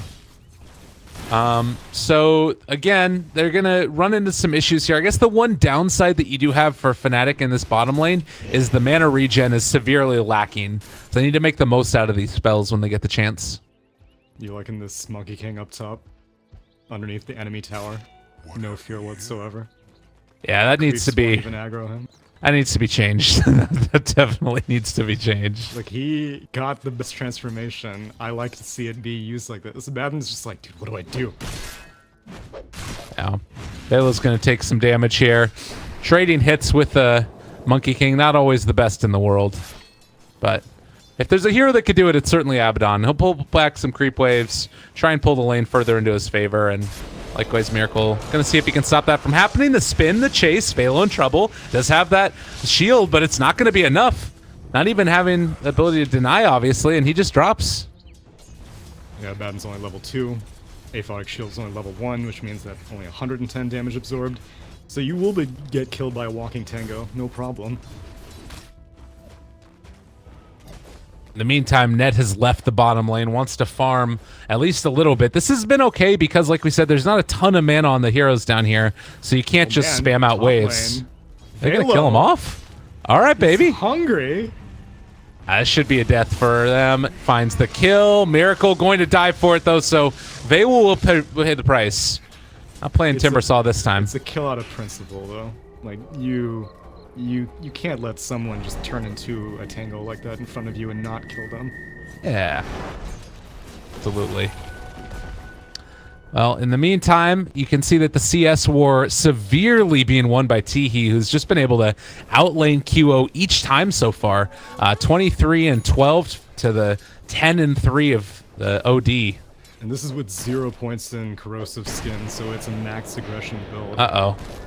This might end up being a dead net here. He has a couple of illusions. They're trying to deal the most amount of damage possible, but DJ's still chasing. They throw out the Nova, slowed as well, and he's going to make the walk, the long walk here towards the side. There's nobody else coming to help as of yet. Earth Spirit could rotate in, but they're just going to let DJ get away. Yeah, unfortunately, it was well played by Net. His illusions were blocking out that primal, or the tree dance rather, and so while he would have liked to hop up on a tree and immediately primal spring down to finish off the CM, he couldn't get in range. So, well played. CM survives for a little bit, starts jungling again. Radiant's bottom tower is Yeah. under attack. And this is great. You know, you want to get those levels up on the CM as early as possible. In the meantime, you have DJ that's soaking up the experience of Sionix and getting ready to make a play possibly. It's still tough to do this. It's just so much pressure being applied by Febby in Ohio that Terrorblade has to leave the lane. Yeah, CM does not provide nearly enough lane support to be able to survive this mean dual lane. And they're kind of splitting farm between Febby and Ohio. I guess I'm curious what Febby's first time on this Undying is going to be. If he wants to go defensive, then most often we see the Crimson Guard. But Greaves is also pretty popular. It's I don't know what he's going to go for, actually. Well, we'll have to watch and see. Raji's coming in as well. There's a lot of heroes in the area for both teams. 3 ready to go. They also have the OD that's actually making the movement down through the jungle. I believe that was spotted as well. So right now, Geek Fam should realize this. They're still baiting it out for the moment. And it looks like they will stop that pressure as, Velo's going in on Velo. trying to take him down. He does have a shield still. Miracle chasing, breaks through the shield, should be able to find the kill. Faceput's actually wearing off as Velo will have another shield in a second here. Man. Battle going on bottom lane. They're able to boots. take it. DJ is actually almost going to drop. He is going to end up falling there. So Velo gets out up in the top lane. Roger now starting to drop low as well. Ohio, they turn now onto Febby with another Frostbite. That should be a dead Undying, I do believe. Close. Right click, they get the kill. Now Legion Commander might be in trouble as Velo coming in. 2 points in Curse of Avernus. This is a lot of slow. He also has that shield, can chase pretty much forever now, and there's not a whole hell of a lot that Ohio can do. Gets that extra movement speed there from his Q, but with the roll forward, the kick to follow, maybe his shield going to be popped soon. Goes for the phase boots. Now Velo needs to get this one, and the shield almost going to take him low, but Velo is going to end up dying because of it. So they die for Ohio. See you later, nerds. He's out of there. Yeah, this is one of the difficult situations as an Abaddon, because obviously he would have liked to put that Aphata shield up earlier on and then have it just explode passively to get that damage, but the cast animation takes forever, and you need to keep perpetually putting this Curse of Avernus onto the enemy units, so tough call, and now Psionics might be in trouble. 10-10 also. Poor Net. Keeps on... I mean, it's probably good for the best that Febby ended up spotting him there. Going for him instead of killing off the Terrorblade, but nonetheless, still, it feels like Fnatic are the ones that are definitely keeping the aggression on and coming out ahead in the laning stage, with the exception of OD, who's still struggling in the mid. Yeah, he's struggling quite a bit. Abaddon has had to participate in more fights, so as a result, Miracle has been able to... Oh wow, Miracle used Omni Slash at some point. That must have been what got Velo so low, but it didn't end up in a kill. And now Abaddon is about to hit level 6, so he's going to be fine as this bot lane. It's going to go down for Geek Fam. They do have a lot of heroes rotating in, though. The stun connects on the 3, the rolling kick. Oh, it was beautiful by Raji. Ohio is going to fall. I do believe they took down the Monkey King. Still running away. The poor man, or rather, just even the Stout Shield procs, but I don't think he's going to be able to create a way. Is he actually going to get out of here? They're rolling forward, trying to dodge it. Stun, kick. It's there. Ohio finally falls, but space created. An immense amount of space created. 4 heroes chasing him. But again, it's just buying more time, I guess. Meanwhile, What was Juggernaut up to that whole time? I guess Miracle took down... Or no, he hasn't even taken... What? He's just farming the enemy jungle. Yeah, he was diving for Velo, but didn't end up connecting onto him, so... Oh yeah, that was another Omni Slash spend. What the hell? He keeps on using these and can't find the kills. Huh. And Velo didn't even have to spend borrowed time, so he's level 6, he has borrowed time up, so he can just gladly go back up to this lane. So how big of a concern is it that your Terrorblade has not really kept up in the best farm compared to the Juggernaut? Is that a worry at all for you at this point in time? Thankfully, Viper is immensely strong in the mid game, and so hopefully he shows up this top lane defense. Velo, I guess, just wants to get borrowed time off. Yeah, I think he was trying to kill off the healing ward, but couldn't quite run it down, and then was put in a precarious spot. Yeah, so with Viper having as good of a start as he got, he's going to be going for a Drum of Endurance. Wow. Huh. That would not have been my first thought. He actually just a second ago had the Midas queued up, but changed his mind, I guess. Alright, well, I mean, Viper obviously benefits from tanking up an attack speed, but I don't know. Everyone stopped building Drum, and everyone also stopped building Helm, which was another item that at the opening stages of 7.0 was fairly popular on Viper, but then again it was fairly popular on like literally everyone, so that's not too surprising. But yeah, Drum will be fine. Anything for him to help alleviate some of the pressure on this Terrorblade, like you said, hasn't gotten the best start. It's going to be up to Viper to make sure that Terrorblade is able to farm uninhibited while the rest of Geek fam creates space. Yeah. Well, and you can see that it's still very contentious here between the bottom of the pack, and I mean it's pretty absurd how much space Velo's been able to take up and make sure that the tower hasn't ended up falling as of yet. Like, this tier 1 tower is surviving forever, and meanwhile in the mid lane you have Teehee that can start to apply some pressure himself. Going on QO. Yeah, they want to dive for it. He is in some trouble. They get the press the attack off. Ohio keeping his buddy alive, and that does force back the rest of Geek fam. Wow, and they put up a team. Top lane, Miracle trying to take down Velo. He's not going to get it off though. He wanted to go for that Omni Slash, but couldn't quite make the play and connect, and they kill off Miracle instead of losing Velo. Meanwhile, Crystal Maiden on the chase of a lifetime. They really want to give the duel to Ohio. Yeah. Well, that hurts. They had to spend a tombstone for it, which ended up the zombie didn't connect because it didn't even spawn fast enough. With, I guess 3 points in tombstone are not enough. Crystal Maiden can even outrun it, but one duel victory for a Legion Commander. It's nice, but you definitely did not want to have to lose your Juggernaut as Miracle, getting a little bit too aggressive against Velo. Yeah. So Viper now level 10 has that talent up, so 175 extra health. We were talking about that one before. Has gone for the maxed out poison attack and maxing nether toxin next, so just a lot of damage for Teehee in this game. I guess trying to mount an assault soon towards the... I mean, which of these towers do you try and focus if you're Geek fam? Probably the mid tower. The top safe lane tower for Fnatic is already at full HP. Velo just did his job. I mean, obviously pushing the tower is a bit excessive. You just want to be able to survive, but being able to relinquish some mid control from Fnatic's hands makes this Legion Commander a little bit more scared. It's a lot easier jungle access for Geek fam, and Viper can very easily contest a Legion Commander, so as long as Viper's frontlining, make sure that Terrorblade is just staying safe in his jungle, then Fnatic will start losing some map control. This is scary. You have the Blink Dagger done on Legion Commander. He's thinking about diving in for this one. Instead, finds Raji, so that Earth Spirit is going to pop here. They even dropped the Sanity's Eclipse to ensure the dual damage. Maybe a bit overkill. Yeah, it's only a level 6 duel, so 10 damage a pop. I guess every little bit helps, and it's unlikely that Fnatic feel like taking any more teamfights right now. It doesn't look like Geek fam are ready to push without this Terrorblade having any major items completed yet. He's working on his Manta Style right now, but doesn't have any parts finished yet, so just kind of sieging as little as they can. Might spend Metamorphosis mid now. Yeah, it's a tough call.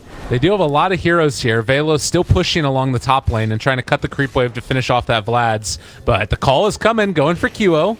Teehee again, gonna be forced back. Miracle ready to party as well. Doesn't have that level 2 Omni Slash yet.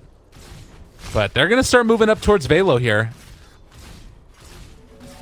Yeah, I like how Juggernaut TP's mid and then immediately sprints up to the top lane. Velo has borrowed time, so he's not, again, too concerned because Fnatic kind of has the same issue that they had last game. They don't really have very many good stuns. So Velo's just kind of running. Yeah, this is a problem. They are bringing and creating a lot of space here, but with 4 heroes chasing them, seems unlikely that Velo is going to be able to survive this. And they're not even able to actually punish by taking the mid-tier 1 tower either. So this is a pretty big moment there for Fnatic. I feel like they needed that one. Yeah, and Geek Fam has a Radiant Ward, so they have vision of this. Drum activated. You need to kill that healing ward, though. Yeah, Miracle is going to survive through it pretty well if they're not careful. Meanwhile, on the backlines, Monkey King just goes in for the battle. Might end up paying the price for it as wasn't able to finish off Raji. Was doing a good job of discouraging the 2 supports, Earth Spirit and Crystal Maiden, from helping the Viper out, but yeah, gave his life up in exchange. And mid tower actually ends up going down for Geek Fam first, as Tencent does not have enough mana to slow down this OD. Well, Teehee wanted to chase, but can't quite do it. And finally, the tier 1 tower is going to go down top as well. So Fnatic, they're the ones taking objectives. They're the ones that are pressuring down these lanes, and they're the ones that are going to be building up a lead. It's almost towards the 3,000 mark here, and I'm struggling to see an answer from Geek Fam. Yeah, seeing as how Viper built this drum first, I would have thought that it would have been more 4 Protect 1 style, where the CM, the Earth Spirit, the Viper, and the Abaddon just start marching down lanes, and they kind of assume that the Terrorblade's going to be protected himself. They might go on Miracle, but he's going to just TP out. So, yeah, the drum first build is not really working out for Viper. He has his Dragonlance completed once he finishes off this last Ancient, and then hopefully they'll start sieging some towers, but now Terrorblade, I mean, he has his Yasha completed, so I guess they can just 5-man as opposed to 4-man. Yeah, and that might have been like the overall game plan, was you wait until you get like that first big item, although, oh god, Sionix, he's in trouble. He's going to end up dropping here again. They have a big stun that comes out, connects onto 2, onto 3. The Sunder is there. They silence up Q. He's going to drop. Oh, the turnaround was tremendous. Raji saving the day. They take down the Tombstone as well. The CM ulti, it's destroying all of them. DJ to fall as well. Oh, baby, Geek Fam, they did it. Oh, it was beautiful. The full wipe. Yeah, Viper, meanwhile, solo kills Juggernaut in the mid lane 1v1 cage match. What an Earth Spirit Boulder Smash, my god. That was, that Terrorblade basically felt like he had a shallow grave on him, but last second gets the Thunder off onto the OD, had Metamorphosis locked and loaded, immediately went in, and the lack of stuns is not only an issue for stopping the aggression of Geek Fam, but it also means that you have nothing to easily cancel this freezing field from CM. 10-10 gets so much damage during that team fight. And look at that graph, the swing back up. It's just, I mean, that's what happens when you kill 5 and don't lose a damn thing for it. True. Ugh. I have like almost this slight, the fear deep in my heart of when DJ gets this basher up, that it all falls apart. But Geek Fam is definitely feeling like they're in a much better position now. Yeah, at least Viper will be pretty good at dealing with a Wukong's command. He's been tanking up, has that Dragonlance completed, which, in addition to giving you bonus range, it does also tank a Viper up. What do you go for next as a Viper, though? Because I don't think he needs to go for damage. Terrorblade is dealing more than enough damage for their team. Viper just needs to make sure that the rest of Fnatic are either getting kited around by Viper Strike. In fact, actually, Aghanim Scepter might not be too bad for Viper this game, because Juggernaut's very dependent on attack speed, OD's dependent on attack speed, Legion Commander's dependent on attack speed. The only issue is you may have some mana issues, but I guess with Arcane Aura you may be okay. Maybe you go the major throwback, you pick up the mechanism. I mean, he has the mana for it with the drums and the power treads. Yeah, that's true. Full Greaves would be pretty worthwhile, as we saw in that previous fight. The Geek Fam was getting fairly low, but there just wasn't any follow-up damage after the teamfight ultimates of like Sanity's Eclipse and overwhelming odds were spent by Fnatic, so Geek Fam ended up surviving, and then you put a Greaves on top of that, that means that you can start pushing very confidently after that as well. Well, here comes another duel. Raji going to be the one that ends up falling, and this is always the scary part about this type of game, is Legion Commander building up that duel damage up to 44 at this stage. Ohio could become a problem. You know, thankfully the targets are on just supports, so not really. It's most of the time a guaranteed kill. Legion Commander +1 on any of Geek Fam's targets except possibly the Abaddon and the Viper. But ideally they want to be fighting a Terrorblade, and now it looks like they want to go for a siege on this. Terrorblade has Manta Style and Metamorphosis, and Viper is also ready to go. I mean, you also have at this point the Vlad's done too. This feels like it's quite good. Oh, they get this counter up again. Raji with the big plays. They silence before QO can do anything. Magnetize is now down onto 3 heroes. They're going to kill off that Tombstone. Borrow time has already been enabled. Now QO being ran down. He's in trouble. He's going to die. DJ trying to get out of there. Another combo. Oh my God, Raji is just putting the team on his back. The Earth Spirit player. Who said that this guy got nerfed? What the hell? Why does Icestrong keep nerfing Earth Spirit? He's not that bad anymore. He is still ridiculous. Look at that. This is pure player skill. If you are complaining about Earth Spirit's nerfs, let this be a testament that it really doesn't matter how many times you nerf him. The hero, he only has 1 point in Rolling Boulder, and that was the spell that got nerfed. And guess what? You only need 1 point. Yeah, it's enabling the rest of his kit. That's really what it comes down to. Now we do have is enabling the rest of his team yet again in that fight. We saw him playing Timbersaw style where he was just frontline sieging. Terrorblade was taking care of the Tombstone in the back while Velo was just like, hey guys, remember me from last game, the unkillable target? Well, I'm back, except this time I'm riding a horse. Kyo, they almost got the courier, but the speed boost away meant that they weren't able to catch. Oh, it feels rough right now for Fnatic. Like, they lose game number 1 in pretty dominant fashion by Geek Fam, in game number 2, like, you now have a Blink Dagger done on the Earth Spirit. He has 3 deaths and 11 assists. He's been having a hell of a game. Yeah, Rogi is definitely MVP status right now, but the rest of Geek Fam are keeping the pace as well. It looks like Viper is going to be going for a Manta style, or, I mean, he may just keep it as a casual Yasha. I don't really think Sanjin Yasha is that great on Viper, but again, like, I haven't seen this hero in competitive in ages, so anything is possible. But anything that emphasizes mid-game dominance is what's most important, as they're going to go for yet another siege on this bot tier 2. And Teehee, maybe not the guy that you want to go on here. They're going to pop the drums, start to get the chase on. The Boundless Strike a little bit off the mark. The stun only connects onto 1. It's there for Febby. Wukong's command off to the side. They try and duel Teehee. Don't think it's going to be enough. Is it there? Oh, the Sunder! Sionik saving his buddy. Another Sia multi off to the side, but it's going to take him down nonetheless. And now Miracle in a little bit of trouble. The stone connects right on the tip as they kill off the Tombstone. And Velo going to continue the chase. Raji has another stone up. Does he have the roll? Can he get there in time? He does have that roll now. Runs into Febby. You take him down. Miracle, you do not want to stick around any longer. Everybody's dead yet again. DJ can only look on in dismay as he can't help but the rest of his team. I see the logic between dueling the Viper, seeing as how Legion Commander had a Blade Mail, but that's still, like, there are much better targets to go for. Because, I mean, aside from that godlike Sunder play, the fact that they didn't need the Terrorblade just goes to show as now Monkey King gets a kill on the Crystal Maiden. No. Easy solo, it's, yeah, fine. I mean, whatever, it's just Monkey King things. Yeah, but the fact that they didn't need the Terrorblade to deal any damage in that fight just goes to show how far ahead Geek Fam are right now and how dominant a Viper is with just a Dragonlance and Drum and freaking 5k gold in the bank. He's going in solo. Okay, now this may be a little bit... Oh, well, the Astral. There's no stun. Oh, all right. This is a throw. That's a throw. Don't do that thing. That thing you did, don't do it. Don't do it again. Well, at least he spent his gold. Yeah, so that's fair. Originally sitting on 5k gold, completes out the Yasha, but yeah, another dual victory. Legion Commander on 58. But hey, I guess that just means that she may go for some over-aggressive duels again as we go for number 3 siege on the bot lane. I mean, you got to give them the persistence award. Like, they're keeping it up. They want to party. But the question is, are they going to be able to take this? This time, Viper is down.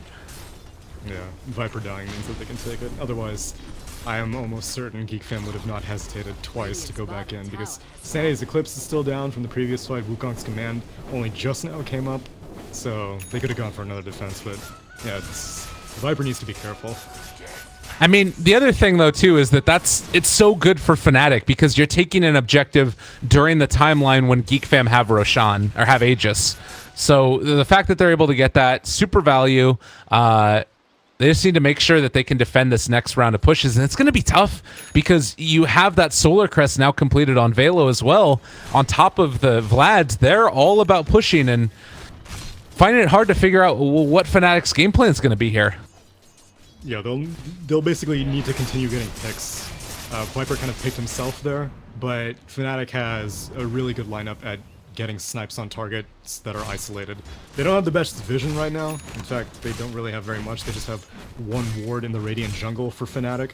So it's kind of difficult for them to find picks, but they get just one target, ideally either the Terrorblade or the Viper, then they can very easily transition that into pushes. But they need to defend this mid tier 2 because it's almost definitely going to turn into a mid tier 3 because they still have Aegis on Geek Fam. And you have DJ up on the high ground trying to scout things out, but they don't really have a great answer to it. The only thing that you can say that's going well is Ohio pushes the creep wave into the tower, but now you're pushing up towards high ground. Metamorphosis has already been used. They do blink away for Ohio, realizing that he could have potentially gone down there, but they don't have an answer for this.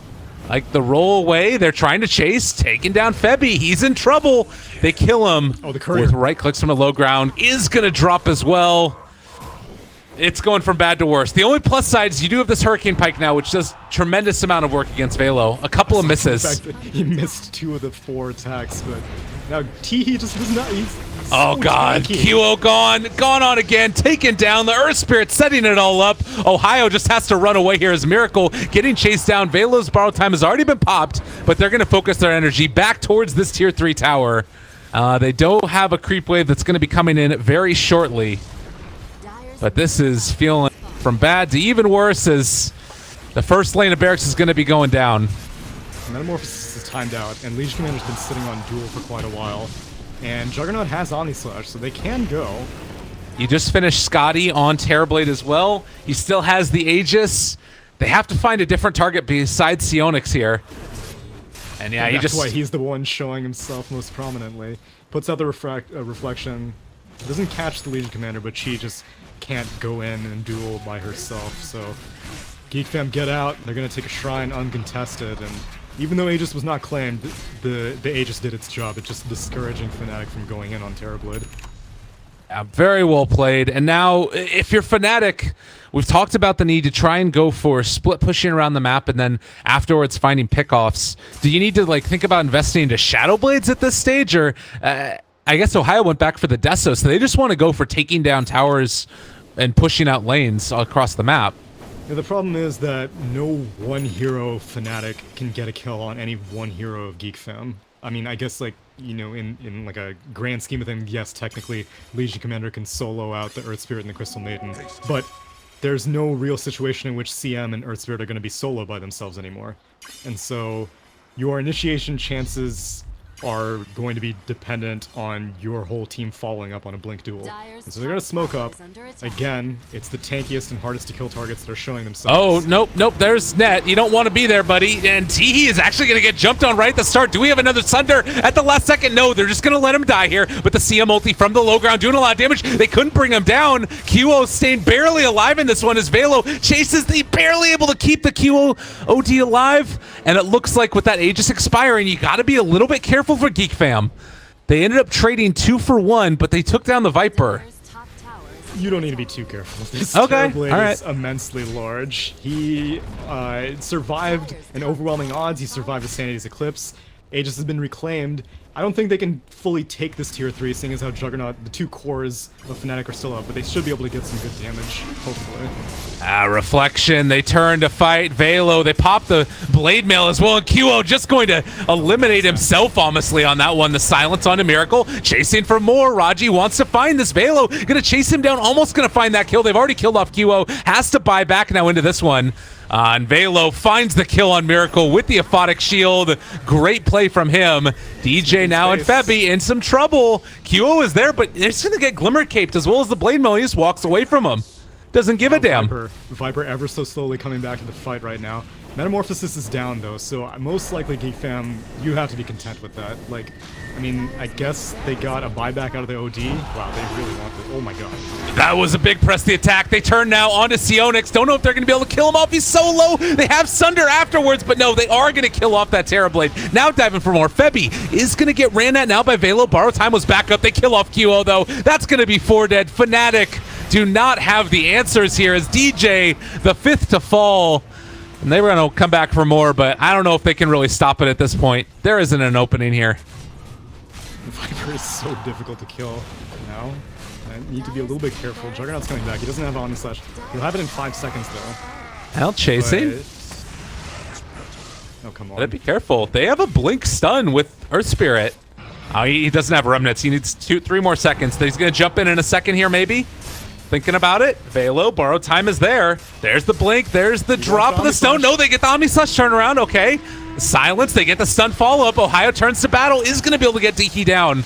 And Geek Fam is stuck around for a little bit too long now as they end up losing 3. I have no pity for Geek Fam in that situation. There was no reason to stay that long. Like, yes, technically you could have gotten a Rax, but that was, I guess, 3 sets of respawns almost from Team Fnatic, whereas Geek Fam, they were just, I guess they just had the Viper rotate in after he died, like way back when, if you can remember that. But he marched his way back to the top lane. They took the tier 3, that was good enough. I guess it could have gone worse, but Fnatic are not in good shape regardless of how many return kills they got. No, it's true. I mean, we just brought up the net worth graph. It's almost 20,000 experience and net worth. The levels-wise and big talents that we're hitting, it's actually Abaddon who's up at the top of it, has that cooldown reduction, which is quite value, and Miracle, yeah. The kill on Crystal Maven, but that's, as we've said before. Yeah, they're not going to be able to catch up to Miracle. He does have that high movement speed, so things looking okay, actually, as they might go in on this. If they could find a couple pickoffs. He has Metamorphosis.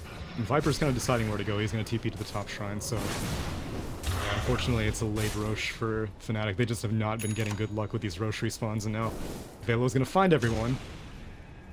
I mean, yeah, and they actually don't want to go on him either. The borrowed time is still there. He also is 600 gold for Magnum Scepter, which is terrifying. It's so scary. I love this guy's playstyle. I haven't seen too much Velo before, but this is, like, his Timber Saw was exceptional. His Abaddon is just no fear whatsoever. It's very entertaining to watch. I think that he caught a lot of heat when he was playing for MVP Phoenix because basically all he did was play Timber Saw. But he's been practicing, he's been studying up. I believe it was in, like, it was around the Boston Major time, so putting in work and now showing it off. QO gone on, going to get 4-staffed away, but it doesn't matter. He's still down. Jump forward duel, try and take down Sionix. Can they find the kill though? I don't think so. They pop the blade mail. He's going to be able to walk away from that. Borrowed time popped and it looks like Ohio is going to end up falling. They get the Sunder. Miracle's gone. Triple kill for Teehee, and good game well played is called as Fnatic fall again to the lower bracket Manila Masters qualifiers. Another solid draft for Geek Fam. The Viper 5th pick, or either 5th pick or 4th pick, I don't remember. Oh yeah, I think it was 5th pick, but regardless, another mid matchup, heavily in the favor of Geek Fam, and very seamlessly transitioned into mid game and late game dominance. Miracle's Juggernaut just was not able to get anything done whatsoever. Every single time he joined into a fight, he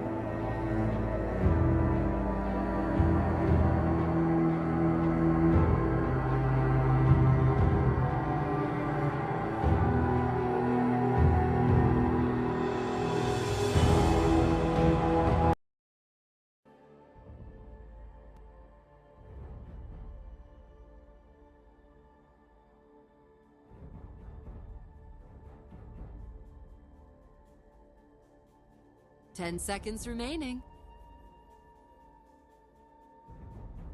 5 seconds remaining. Reserve time. Radiant team ban.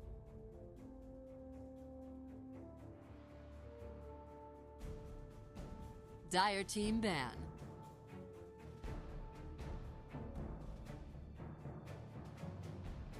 Radiant team ban.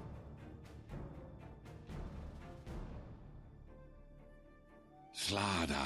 Dire team pick.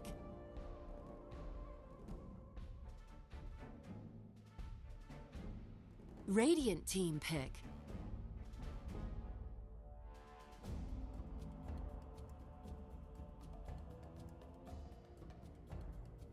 Ten seconds remaining. 5 seconds remaining. Reserve time.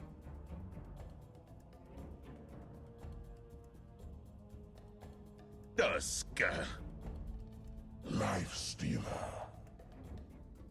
Dire team pick. Behold the horn of Magnus. Radiant team ban.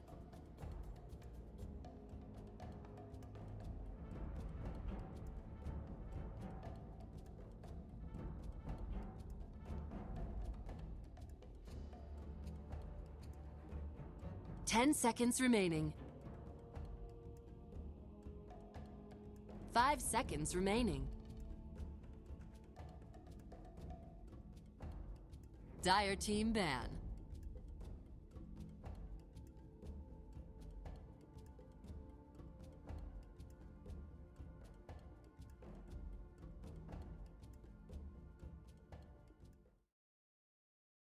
Ten seconds remaining. 5 seconds remaining.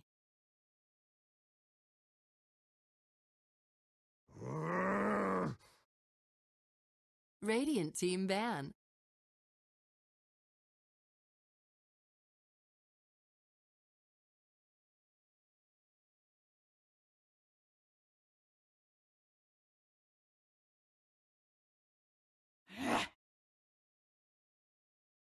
Dire team ban.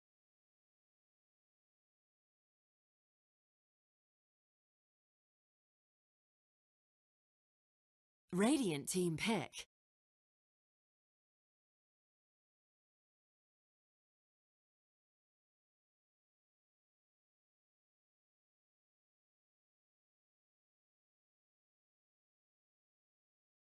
Ten seconds remaining. 5 seconds remaining. Reserve time.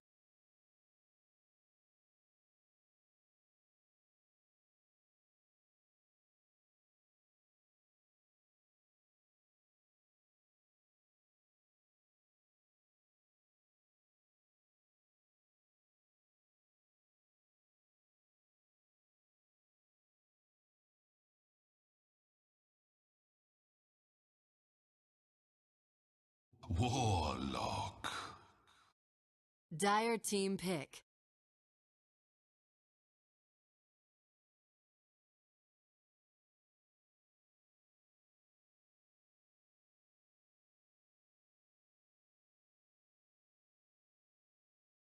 Ten seconds remaining.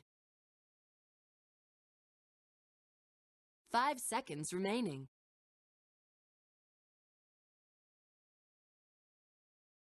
Reserve time.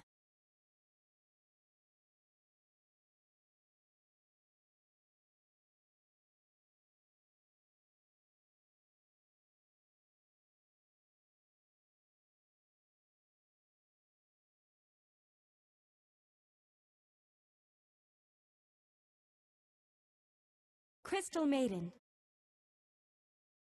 Radiant team pick.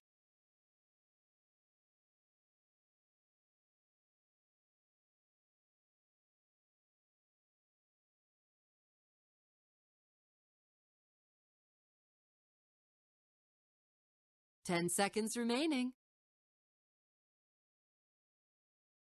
5 seconds remaining.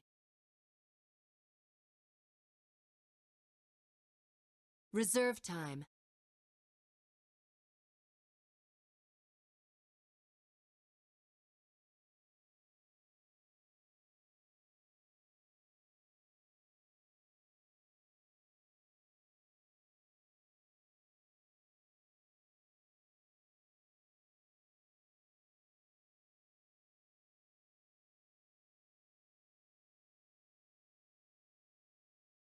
Needs assassin.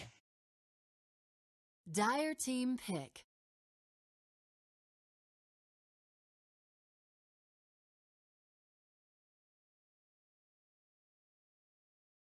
Ursa warrior. Radiant team ban.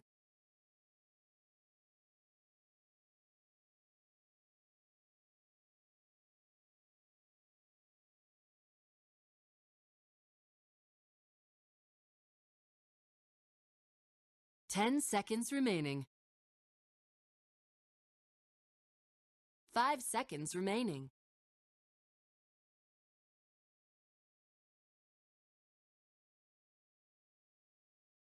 Dire team ban.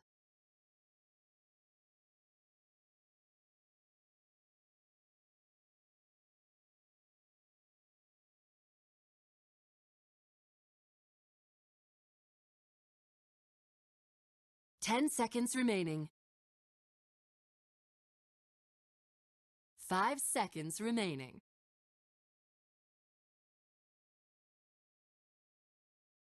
Reserve time.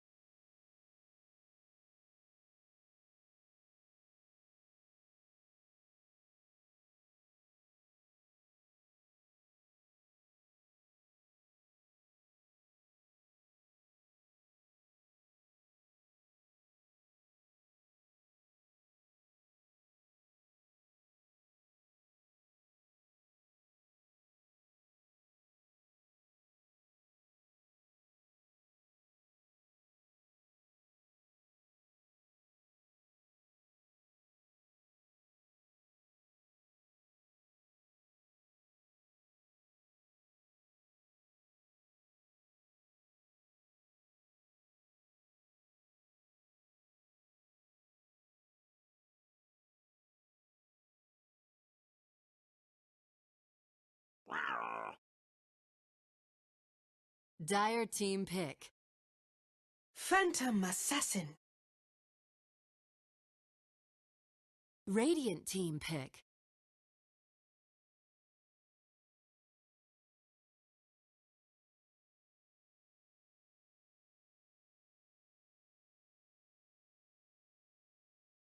Ten seconds remaining.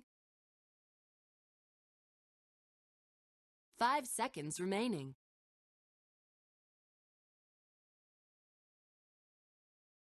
Reserve time.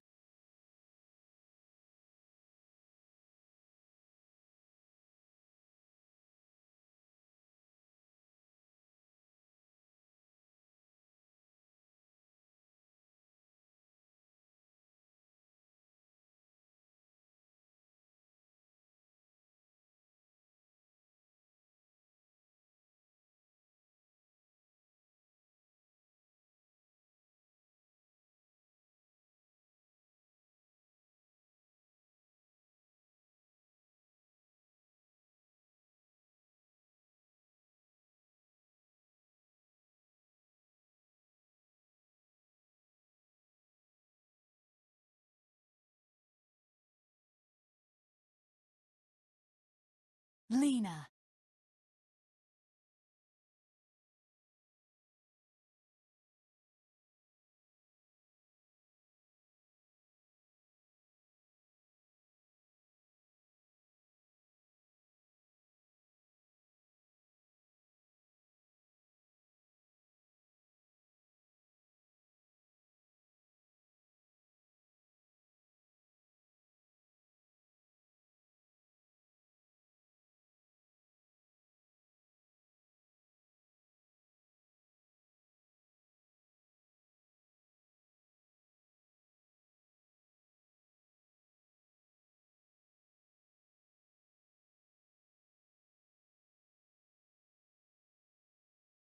10 seconds remaining.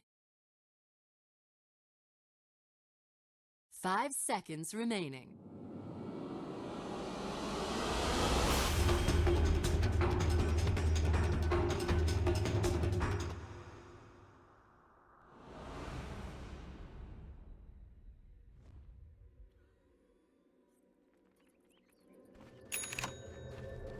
All right. Well, they found some answers for how they want to play it. I am curious because it feels as if you're going to play this style of Dota, or rather pick these heroes, you're kind of, with Mineski, you're kind of forced into the particular style of Dota, which is, run at them constantly, go over and over and over again. And I wonder how that's going to work with, Mushi is playing a very different hero than we've seen him on before on a PA. I don't know when the last time was that we saw Mushi.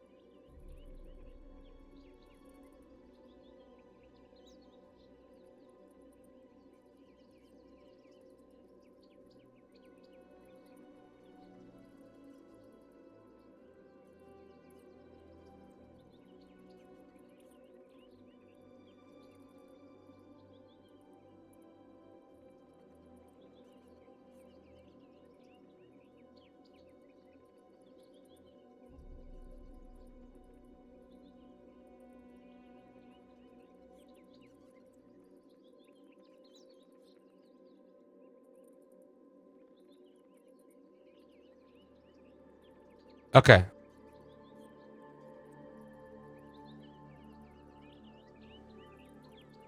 All right. We'll watch it. It does look like there's a PC restart going on. So I did the research. I looked back through, and it looks like he had a match 10 days ago where they played PA, and then 18 days ago where they played PA. Then the last time before that was 10 months ago when Mushi played. This is when Mushi played it. And then before that was like 2015, and then 2000. Well, it was with a different team. It was with Fnatic, like way back then. No, this is all Mushi stuff going on.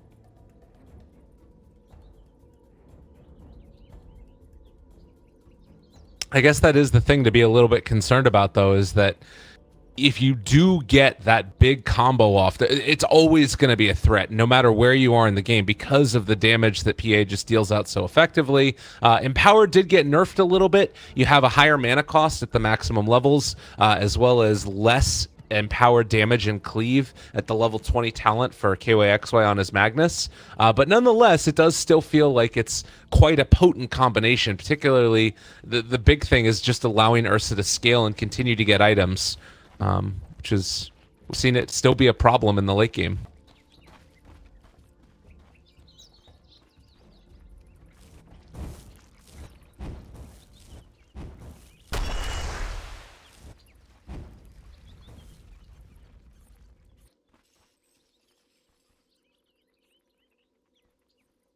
And this is his move. He did that yesterday, too. Get found out. I don't think so. Just play it cool, calm, and collected, and most likely we'll be able to walk away with that one. Pull the creep wave past, keep it all cool. It's kind of interesting also that you see the movement up here from the Nyx Assassin and the Tusk early. Do you think that, like, we've tended to see X-Novas on lane supports, but he has boots first. Is this going to be like a Tusk that does try and just move around the map and make things happen, or do you expect a dual lane with him and Nyx? The battle begins.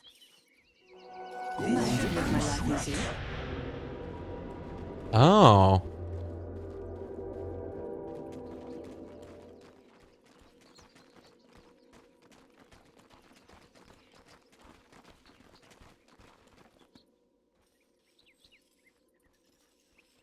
Yeah, that seems quite good. And KYXY, he is going to get this pull back. The open wounds. So we talked about mana cost. Ajit uses it, and well, that is all of his mana pretty much used up now. It does still have the mango, but you don't want to have to pop the mango. Oh, is he going to get the pull off? What? The early level pull? Is it going to be there? It looks like they are going to try for it. But KYXY taking a lot of damage now. They still managed to find this pull, so they're going to keep the range creep back, and KYXY is going to have to pop a shrine here, or maybe just use the salve. But nice play there by Afu.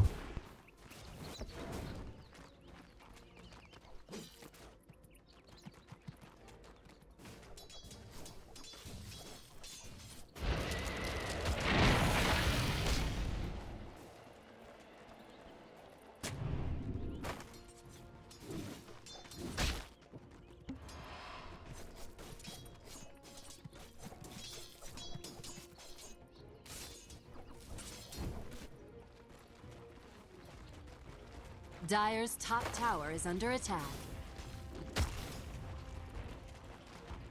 And it's kind of a weird situation. Xnova actually does manage to get this full pull off of the creeps. So they've been doing multiple creep shenanigans.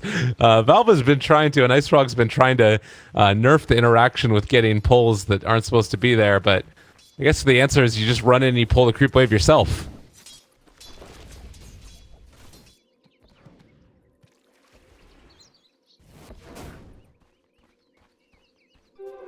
Unseen, but not unskewered. Nuh-uh. Mine. A bounty which my matriarch will prize.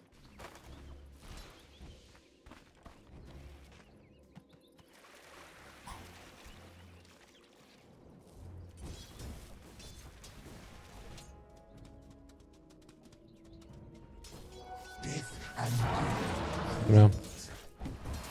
One nice thing that you can also say, though, is that as this game goes on, there's a lot of nice, good combo that can come out later on, but needs to be off the back of KYXY getting a lot of levels, and it does look like he's already well on his way to making that happen, as he has an Invis rune here. We'll start soaking up some more experience and should be able to get away with that one relatively without problem. And mana, it's too expensive. Don't want to use it. Now.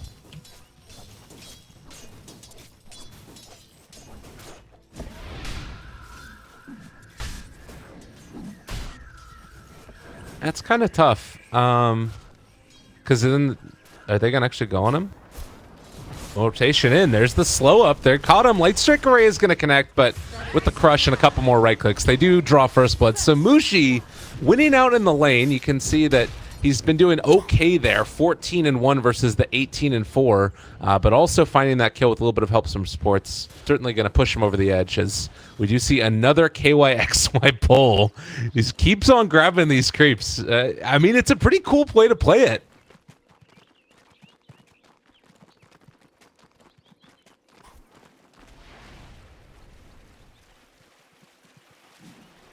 A soldier's fortune. Got it. Yeah. He is going to take some damage from the Shadow Word, forced to pop the shrine. And I guess the other thing that's nice about this is that if you do happen to like walk up the hill, you can spot if there are wards whether or not the creep's aggro to you. You know what I mean?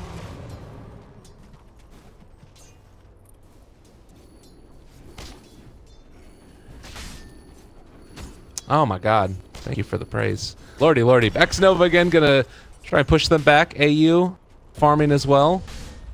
It doesn't really feel like they're getting a lot done with this Tusk. Like, is him only being level 2 at this stage really concerning? Is Nana gonna actually live through it? The snowball keeps him alive, and now Ninja Boogie in trouble as well. They do have another Dragon Slave up and is gonna be able to connect onto that Crystal Maiden. Sisters take each other down.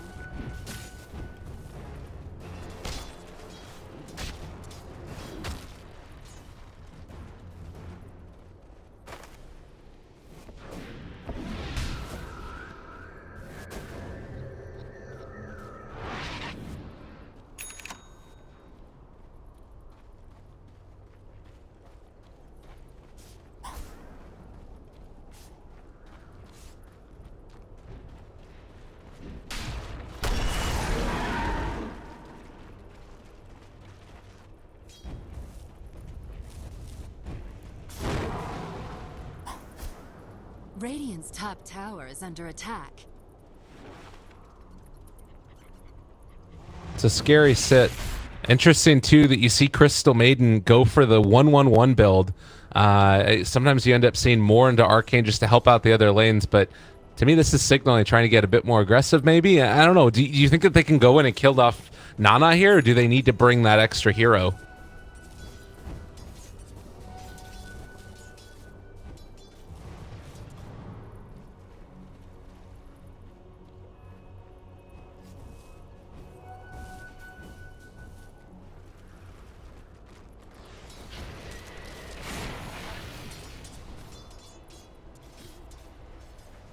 All right. Hey, you in trouble, and now Light Strike Array going to be a little off the mark. Ninja Boogie. Oh my God. All right.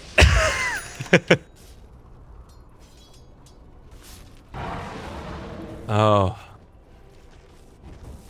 I mean, you can understand the thought. He's like, all right, I'm going to go in for the crush, but Nana says no in a violent way, destroys that Slardar, and so that also wastes a ton of the time of the Crystal Maiden. Like, you had her sitting up there on that high ground waiting to go in for a really long time, and then it ends up all being for naught.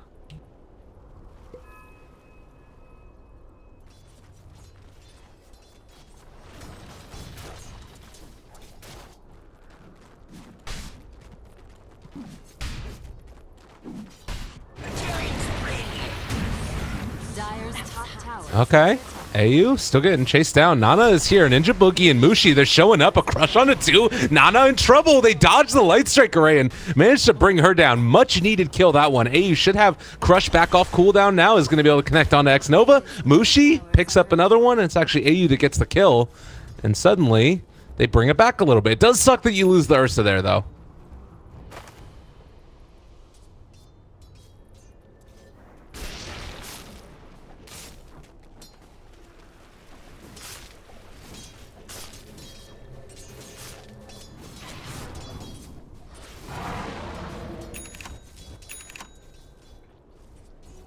Bounty which my matriarch will prize.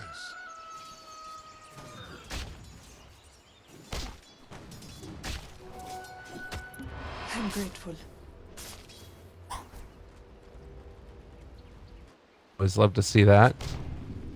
Well, AU is there. They have the ward down, but until they get that level 6 up, that would have been nice if they could have gotten the kill on the catapult. Just misjudging the damage slightly. Does also give away Kangaroo's positioning, but he does have level 6. Everybody knows that. It's going to be hard for them to find a kill in the top lane, I would imagine, unless they do bring in a couple more. And with Tusk rotating mid, seems unlikely to actually be a kill. It's kind of obvious, too, if you rotate a lifestealer off your lane, too, because of Magnus' positioning in the bottom lane and how far up you're pushing. So there's not really a +1 they can bring because Warlock needs his levels. He's only level 4.5, oh, almost 5 here. So ganking becomes a little bit more obvious. Oh my God, I'm gonna bring the hero minimap size down. It's just too freaking big. No, great. It's hard to see things. Well, that might have been too much. Oh, hot fixing on the fly. It's fine, guys. Don't even worry about it. We're doing it. It's wonderful.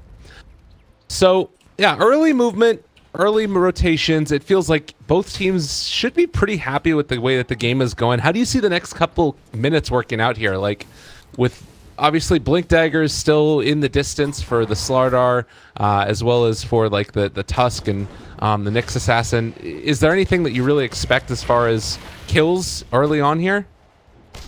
No, right now it's gonna be, if anyone wants to maybe make a smoke gank play, it would be like the CM Slardar again. Oh man, Mushi playing super aggressive on the mid lane, and Ninja Boogie's here this time. Gonna try and turn this one back around. Ninja Boogie actually forced to cancel the TP, trying to kill off Nana. He's so close to death and is gonna be able to get it. The value right click coming in from Ninja Boogie, draws aggro from the Ancients, wants to get the deny, but does not happen. We're gonna get some Ancient pulls as well. Another way to make that one work. That's just because of there. And then meanwhile, top lane, Raging Potato is very far up. They have the stun. Nice connection. That's not always easy to hit. They get the shards. Brocken as well. Snowball keeping Raging Potato in place. Tries to turn, tries to man up, tries to fight. Is going to be able to find that kill on the Tusk. And now the crush. Been Kangaroo back. Raging Potato keeps himself alive. They should have probably teleported the Lifestealer there. He had the TP ready. He wanted another 100 gold for Ajit, so he could have had his armlet. But if he had just TP'd, he would have gotten the kill and then gotten his armlet, and they would have had enough burst. So I think a little bit of misplay there from Ajit, and that's going to cost them the kill, plus more pressure on the map because they TP'd with the Ursa, and then he immediately went to Roche. So now they just don't even know this is happening, all because they didn't get that kill on Ursa. We'll see if Warriors Gaming is sensing that something is coming. Nova moves in towards mid. They drop down a ward. This is not scouting out either the sentry wards that are placed here towards the mid lane. And, well, this should be a pretty quick and easy Roshan going their way. That also gives Slardar 6. This is a really scary timing if I'm Warriors Gaming Unity. Yep. They still have the Lifestealer, who's pretty fat right now. They can hold the towers with some good deep push coming in from Lina as well as the Tusk. So they have that going for them, and then they have the Rock online. Everything's not too bad. They also have Tusk level 6, and they didn't even use a tome for it yet. Warlock's thinking, who should I give this tome to? Well, meanwhile, I guess CM, they're Ninja Boogie, Mana Burn, can't really do anything to survive. I mean, that's a great thing. If you can find those pickoffs for Nyx constantly, it's going to be great. And he is going to be going back for the Midas as well. Has it queued up.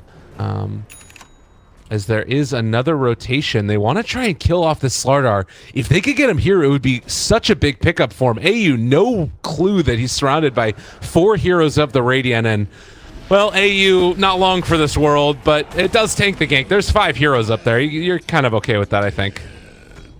Yeah. This is going to be a push now, and then let's see where Warriors Gaming want to defend their towers. Bottom lane. Already set up for the Nyx coming in. He doesn't have much mana. Oh my god, Kangaroo is just dead. Yeah, they can just run him down here. No way out, and that is going to be a free tower as well. Mushi in the mid lane, getting gone on by X-Nova, and Nana blocked in by the shards. Light Strike Ray and Laguna Blade. You take down the PA. Mushi a bit too far forward there. So what probably happened there was Warriors Gaming's like, Nyx is like, okay, I'm just gonna try and hold bottom, let's have some TPs, but then probably the rest of them were like, okay, we can get this free kill on Mushi in the mid lane, and that's what happened. So a tier 1 trade for a tier 1 trade, a PA Slardar for Nyx. Warriors Gaming coming out a bit ahead. They still haven't even dropped their golem. I do think Warriors Gaming are still a lot stronger right now than Mineski in team fights, even if they do have the Aegis. But having said that, Ursa does now have the blink, so he can get on top of somebody and potentially blow them up. Yeah. I mean, it's something to be concerned about, and the other thing that you need to be a little bit worried about, I guess, is like, you know, Ursa, he has the way to jump on top of him, but if you get an opening with Warriors Gaming Unity, that sets you up as well to, like, the Blink Dagger almost doesn't matter at that point. AU's here. It's going to back out. An Invis Ursa is going to spot out Afu, and this should be a pretty easy kill if they want to go on him. And a couple right clicks. Mushi takes it away at the end. Kill Stealer. You see that? That's the participation of carries. I wonder who is the carry of this game? Is it PA or Ursa? I would say PA is more the carry. Ursa's kind of like that front line hero that's just going to go in and die a lot of the times. I wonder if Nanas leads off with the Laguna Blade here. Or just can kill him off, I believe. Impale, they don't even need it.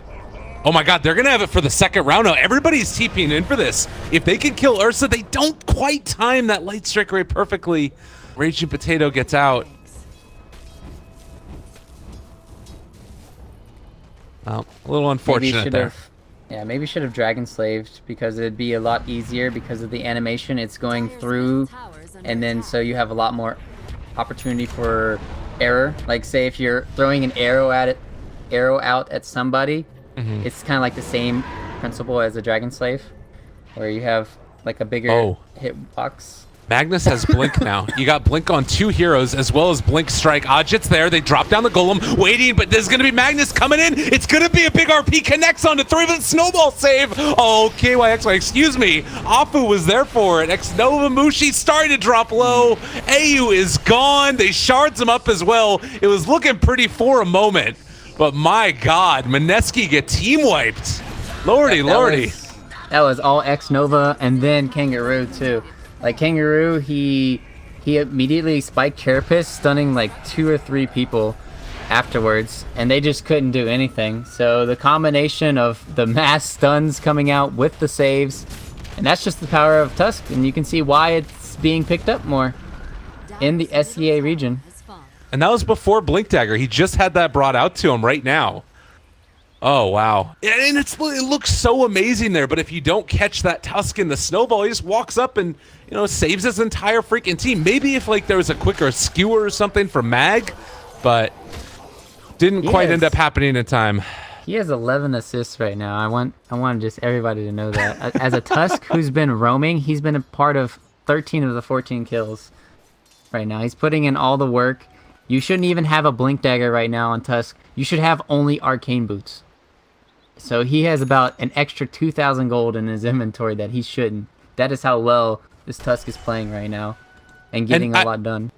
I was questioning the X-Nova pick on it because X-Nova has traditionally been the one who plays like the Warlock, the lane support that doesn't really move around that much, and Afu is the roamer, He's the one that plays that Earth Spirit or a Monkey King on occasion, but it now seeing that like X-Nova just has an affinity for this hero, I guess, and has been playing it amazingly. Yep, he's the reason why Lina now has a Bloodstone. Would have loved to have that for the last team fight, though. Unfortunately, they're not going to have that. And then, speaking of the Lina nerfs, what's happening? She's already level 14. She's already going to have her level minus 30 plus the Bloodstone, so you might as well have the pre-nerf or the pre-patch. So she's going to be still instantly respawning. Yeah, that's an interesting thing, too, because there have been a couple of times where that plus 125 cast range has actually helped out the Lina more than the respawn time would have, Like, there's a couple Light Strike arrays where she hit the Ursa from inside the tree line, for instance, where maybe you don't burn through that Aegis of the Ursa if you have the minus respawn time instead of the cast range. Yeah, I wonder if this is, like, indirectly helping her a little bit instead of actually being a nerf. I don't know. It's kind of like, okay, well, we don't want the hero to come back so much early on, and that's just stupid, and then Valve at least realized that. But at the same time, the plus 125 cast range, a lot of times, Lina's, they go for the Aether Lens anyways. Yeah. Meanwhile, mid lane, gonna get jumped on, don't have dust. Hard to make that work, and unfortunately, the Blink Dagger, 7 gold away from AU. So they weren't able to get into range for the amplified damage. He does have it now, and maybe their team fight can start working. But again, you have these defensive supports in the X-Nova as well as, to a large extent, Warlock with the counter initiation.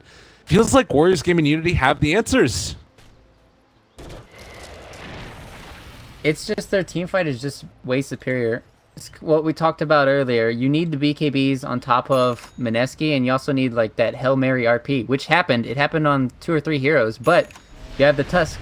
That it's a problem. You have the Warlock. Warlock, he used his rock immediately just for the Ursa earlier, but imagine if it was on top of the people that were RP'd. So you just have these 2 saves right now, and this is just going to be super hard for Mineski to get anything done, I feel, for the next, like, 10-15 minutes. But All right. they could get a surprise. I mean, you've got a lot of avenues to make this work. They're going for the big wraparound. PA still not there with them. They jump out with the Lifestealer, so this is going to reveal a lot of the positioning of Warriors Gaming Unity, and they do spot out the Courier, showing some good discipline, not going for that one yet. They want to jump onto X-Nova, and it looks like instead they're going to find Kangaroo. The Snowball save not quite there in time, so now they don't have the Snowball. They are going to be able to connect onto the Warlock. The turnaround could be there. They drop the Golem, the RP. It's not quite looking like it's going to be good enough. The Light Trickery to get the counterplay for KYXY. The crush comes down. Ajit is gone. So Warriors Gaming Unity are going to lose 4. The Snowball save was not enough. Nana trying to TP out, and it does look like he is going to be able to make that retreat. But still, Mineski come out big on that one. Yeah, that just all comes down to the Slaughter initiation onto Warlock and Nyx. Nyx was a huge turnaround play for earlier, but then they immediately brought him down. Tusk didn't save fast enough just because he was kind of out of position. They thought they were going to come from somewhere else. Huge wraparound, and that's the play they had to make. If they run at them straight on, there's no way they're going to make the team fight work, because you can't go on the Lifestealer or the lean on the front lines. You have to go on the back. And then now they smell blood in the water. They really want to fight. At the same time, Kangaroo is scouting out, so they're going to find some heroes. Yep, there's a quick jump. And CM gonna die, although you do have more heroes in the area here. Raging Potato, the Walrus Punch initiation. He's in some trouble. People now going as well, and they save the Snowball, cancel the TP. Turns wants to fight, but that Ursa is gone. Wow, this Lifestealer has a Desolator already. Mineski playing a little bit greedy there, trying to take away the farm of Warriors Gaming in their jungle, but they ain't having it. Get out of my land. They're quite strong. And you talked earlier about the need to have a way to deal with the PA evasion. You have Nana already building into a Shadow Blade. This is just the natural build that we see Lina's go for. He's going to be able to build into a Silver Edge next if he needs to. And then suddenly you have to have the BKB up on PA to fight it all. Thankfully, she has gone for it pretty much immediately and almost completed it as Mushi. Yeah, that's the thing. With that last team fight that they had, Mushi's able to get up this item because they won it. If they didn't win that last team fight, this would be looking super grim for Mineski. They would be losing all their tier 1s and tier 2s, where they have no way for Mushi to get free farm. But since that happened, now he's going to have his BKB soon, and they have a good chance in these team fights with the BKB on PA. Let's see that there's rock that goes through it, punch, and that's about it. So there's not that many ways to control the PA in the team fights. No. I mean, that's the thing, is you need to make sure you hit those particular disables on point, and then it ends up working out. But he talked about the Lifestealer's farm as well. He's currently the second highest net worth, building towards the Echo Saber, and I think that he should have it here now. As you and Mushi, they're hunting, they're looking, but Nana spots them out, looking for the Light Strike Array. Could throw it from here. Nana still chasing. Invis, they're not going to walk through that ward. That is a Radiant ward, so looks like Warriors Gaming still on the hunt. Won't quite catch up yet. They won. They're still chasing. Do they see Mushi? They pinged him. Yep, Impale. They ready hit to him go. before. All right, Impale connects. AU there to try and get the counterplay, but the shards go out as well, catching on to Mushi. They're just going to secure the tower, though. Tower has fallen. Radiant's middle tower is under attack. Dire's bottom tower is under attack. Second tower soon to fall, it looks like.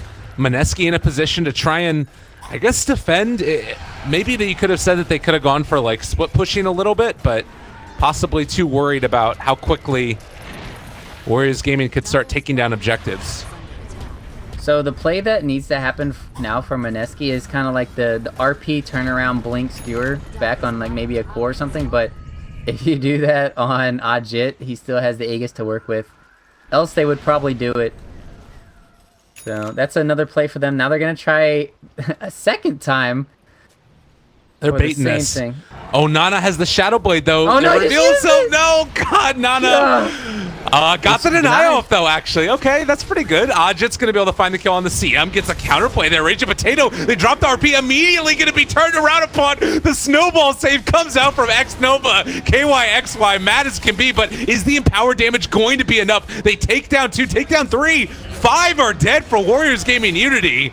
They are going to have the Aegis still off the back of this, so AU gonna drop, but Ajit falls as well. A triple kill for Mushi. Nana goes back in, turns, tries to kill him off. A couple more right clicks, the misses. Oh, it was almost enough. All right, well, that's super greedy from Mushi. He could have just blinked away. It's like, you're just gonna keep missing. Haha, one shot you. That was super greedy from Mushi. At the end of the day, it was a huge combination of plays. The Empower doing work there. I thought that after the snowball save it was going to be enough, but they were still grouped together, and there was just too much cleave. Yeah, PA just popped the BKB after the snowball too, so it's just like that's when the real hell started for Warriors Gaming. But Lina was able to come back. At least they did get one more Bloodstone charge. Meanwhile, they knew he went up there because of a ward. Dust, Crush, a little bit off the mark. Nana wanting to turn into that. That is a bold move. You do not want to take that fight. Now what's interesting for me is like, what is Lina going to build for next? Is she going to go Shiva's? Because there's a Deso on the enemy team. She needs armor. Maybe a Lotus Orb. Actually, a Lotus Orb on Lina sounds pretty good right about now. I don't think... She could still go for the Yules and stuff. But I think she needs to have some way to... because Ursa, well, he's not going to go for the Abyssal Blade just yet. But she needs armor pretty badly. You also have Lifestealer going for an AC, so that might solve some of the problems. Mushi on the high ground. They actually catch out Raging Potato. PA is too far away for this one to really work with the Crush. Connects onto X-Nova. PA is starting to show up now, going in with the Empower. They are going to still have the Lifestealer infesting in. Tusk should be able to snowball out and blink away off the back of this. Nice blink. Oh, that was a good play. Shards as well to block him off. Still the chase is going to continue, but it looks like it's finally done. Nana? No, they got the play.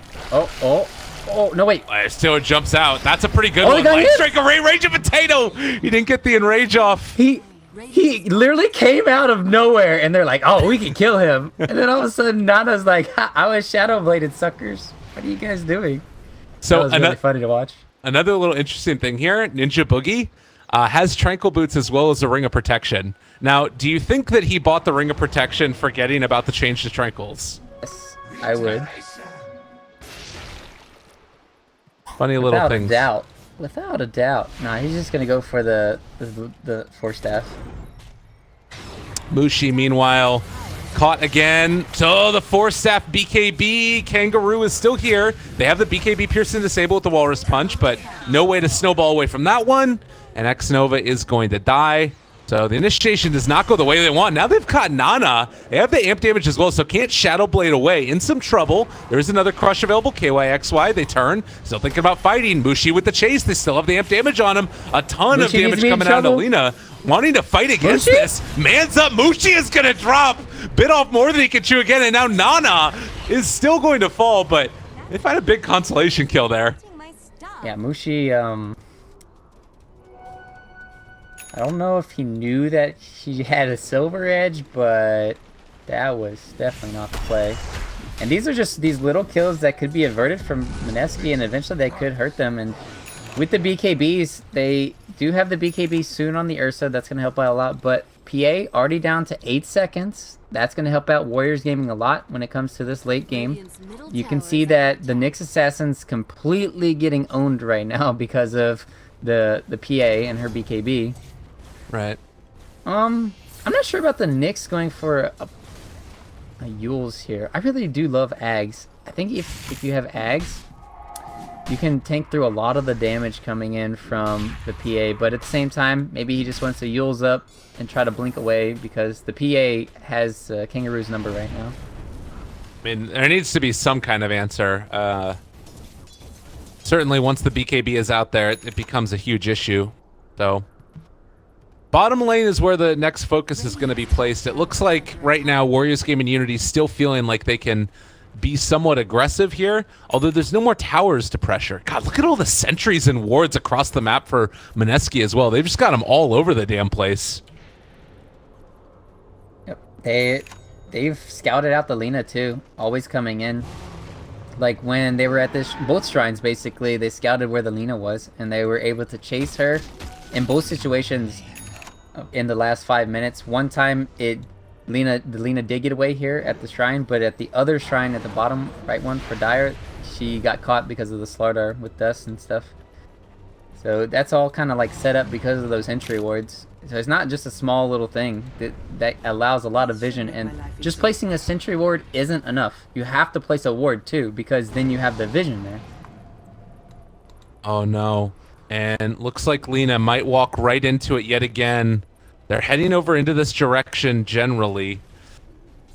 Kangaroo sort of leading the charge. It looks like Mineski realized what's going on. They spot out the Ursa immediately. X-Nova's smoke broke as well. AYXY, they have vision of all of this. We'll see how they decide to try and take the fight. It's a scary one, certainly. Some wards placed down now. Afu, he does have the gem, so that does give the vision. Kind of playing chicken at this point. Chicken? I want some chicken. Good, man. Get on that. All right. See you later, guys. He told me I could go. Should I go to McDonald's or something? I hate McDonald's. I'm just kidding. How's that for you guys? I really like the gem pickup, too. Oh, God. They move in right away. The snowball turning it back around. This is a big old ultimate there. All used on a Raging Potato. There is still all of the Magnus assortment to throw out there, but... And that's no BKB. Roche. That's huge. That's Aegis, too. I mean, Cheese as well. He didn't BKB when he went in. If he BKB'd, he couldn't have even snowballed. That was questionable. Questionable. That's all we're gonna say. Well, it's certainly going to be tough now. I guess the question is, though, do you go up even without Golem, or do you just wait for that to be done for Warlock and then try and make the movement? So, Warlock, he's the one that's been getting blown up on the back lines. He's had his Midas complete for, I think, 5 minutes now. He's going to have his Ghost Scepter coming up, so that's going to help him survive potentially against the PA as well as the Ursa. Ursa has queued up for the Diffusal Blade, but he's not that close to it. You see the Mantis style pickup for the PA as well? Yeah, I saw that. I wanted you to talk about it. You're the genius here. Well, it's kind of interesting. Like, to me, it seems like it's pretty decent as far as getting out of a couple things, but like, don't you just want to build damage on PA? Yeah, I would like to see probably an Abyssal Blade. The extra movement speed is nice to have from the Yasha. You can only really Manta dodge. You can Manta dodge some things like the stun coming in from Lina and stuff. It's good for taking off the open wounds, but other than that, it has no purpose really on PA. Maybe split pushing, but split pushing PA images, no radiance. Yeah, not that strong. Right. See over here, Nana as well gonna be able to keep pushing the waves in. There's a big smoke movement by all of the side of Mineski, but it doesn't look like they're gonna run into anybody. Still not scouted by the Radiant as of yet, since there's no wards in the area, but they might have an idea that this is going on, and looks like the movement is gonna be towards the top. Lina Illusion's still there, Nana as well. He's thinking about going on Mushi here with another Silver Edge up soon, but be a little bit scary. Yeah, he's building up the stacks. He's just gonna TP it away. AU gonna blink in crush. Let's say goodnight. BKB wasted.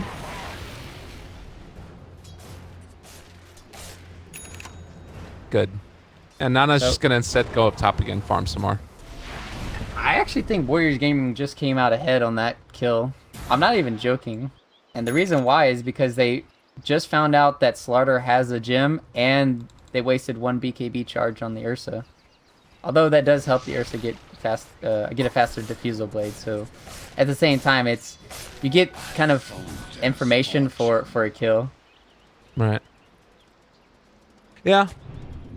Well, and now you do have like another opportunity here soon if you want to go up with the Aegis. They're waiting, I believe, for the MKB to be done on Ajit, and right now, Mushi, they do have full vision. They're going to jump immediately on off with a snowball save again from X-Nova, keeping him alive. AU's still going to be chased down the shards, not able to block him. Nana is still here. They turn. Mushi is going to be controlled for the moment. Ajit is on the other side, caking down the Crystal Maiden. Can they kill off Raging Potato here, though? He doesn't have his BKB. Oh, 13 seconds away. It was on cooldown, and Ajit still going to chase away. They drop the RP onto 2, trying to turn this one. I don't know if it's going to be enough. Mushi is going to get a triple kill, but might end up falling. Nonetheless, on the low ground, he does go down there. Nana chasing down KYXY. There's 3 already dead from Mineski. Tried to skewer him to the cliff, but it doesn't end up working out. Oh, Lord. I told you, the BKB. Yeah, man. Man, that's just hilarious how that comes back to bite them in the ass. Oh, my goodness. That's just very unfortunate. Now they still have the Aegis to work with on the Lifestealer. He didn't die, so he's going to have his MKB soon. The BKBs are getting lower and lower on Mineski. Magnus had his BKB during that fight, so that was pretty impressive to see. And look at the cores. This is 30 seconds before even the Ursa comes up, and 2 lanes are pushing in. This is going to be a lane of barracks. Yep. And they're playing super far back on Nana right now because they don't know they don't have any buybacks. He's also level 25 on Lina. Yeah, at 35 minutes. So welcome to 7.005. Slardar, nice seeing you. Thanks for the gym.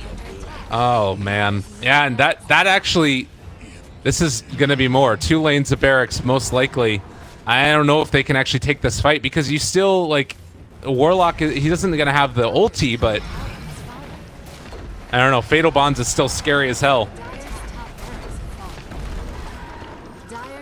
What a turn of events.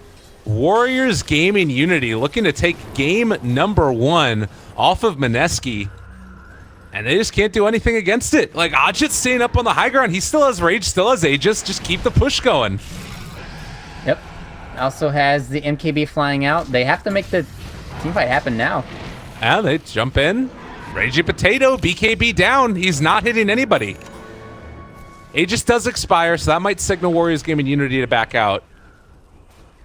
Still, you have all the answers that you need. There's Ghost Scepters on 2 of these cores. Like, MKB done for Ajit. They're well underway to just finishing off this game here.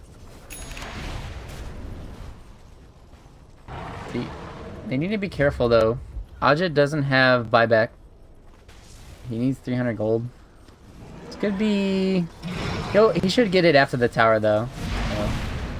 No BKB on Ursa again. That's going to be another thing to look out for in this team fight. Well, Magnus RP is there. Rage is off the stun immediately. AU is not going to be able to connect onto him. Everybody positioned so well for Warriors Gaming Unity. The smoke up as well to ensure that nobody takes down. They actually finish an E-Blade for the Warlock. Jump forward, Kangaroo gets a stun. Mushi, no answer. Warlock ulti is going to drop now. They turn to fight, want to bring him down. Diffuse the blade to take off that Ghost Scepter. Chase still going down for AU as the snowball is going after him. Kangaroo stays alive for the moment. Rage Potato there as well. Nana turning to fight, does so much damage. Rage Potato dropping low. They don't catch the RP. It's only on the Warlock Golem, but nonetheless, you have lost Ajit. Mushi jumped upon now. The snowball turned onto Mushi as well. Nana is still going to drop, so they managed to take down 3, 4 as well, and it looks like finally Mineski able to find some solace here in this game. Yep. It's kind of like the factor that Mushi has the Basher now too, helping out against the Lifestealer. Lifestealer doesn't have his own Basher, and that's where you see the problem. When you have Ursa and PA both having the stun capabilities and Lifestealer doesn't, they're just going to keep winning the man fights. As well as just that rock, he was like kept playing with it, and all of a sudden he threw it out, but it wasn't perfectly timed. He wasn't able to really get off Fatal Bonds or anything. Warlock was kind of useless in that team fight. Tusk as well wasn't able to do much early on, and Mineski just were able to run at them and successfully win the team fight. It feels like, again, just maybe a little bit too over-exuberant. That being said, they did take down the last tier 3 towers, so only the 2 barracks remain between mega creeps. This is a lineup from Mineski that can deal with megas, though. You've got Empower all over the place, and a lot of these heroes are capable of making that work. I wonder if they're going to nerf the EXP gain again, because a lot of the hero, like 2 heroes got level 25 this game around like 35 minutes. Yeah. Which is pretty insane. I think it's fine though. I think the plays or having the EXP gain like this is still fine. It allows for more fun Dota because it gives a chance for at least the supports to eventually hit it. Whereas before, it was like 60 minutes in the game and supports were still like level 22 or something. So this is nice for them. They're gonna get at least their level 20s here soon. Any big talents I'm trying to see for anyone? Nothing really. I saw Mushi having the double strike stifling dagger last team fight. That was pretty fun to watch. Oh, it's definitely good there. And I mean, Fury swipes damage from Ursa seems like it could be good. I don't know if there's a ton of other ones. To me, the biggest one is that Fiery Soul stacks that you get from Lina. She just shoots them out like crazy. How quick she right clicks. So I guess after that, are they gonna smoke? No. So after that, let's look at the items. 2 Abyssal Blades completed after that lost fight for Warriors Gaming. On both the cores coming in from Mineski. That's a pretty big deal to have. They have 2 gems versus 1. We know who's winning out on that. Interesting to have both. Says there's gonna be that smoke play that you're talking about though. Kangaroo is leading the charge. AU there to break it though immediately up on the high ground. So now they realize all of Warriors Gaming is over here. So good vision, recognition. We'll have to watch how the next couple minutes unfold. Buyback status. You can see that a lot of heroes still have it on the Radiant, even if they do lose this fight. Yep. All Radiant have to do though is push in this top lane, and then Mineski, they're gonna have to go back from their positioning here. Shadow Blade.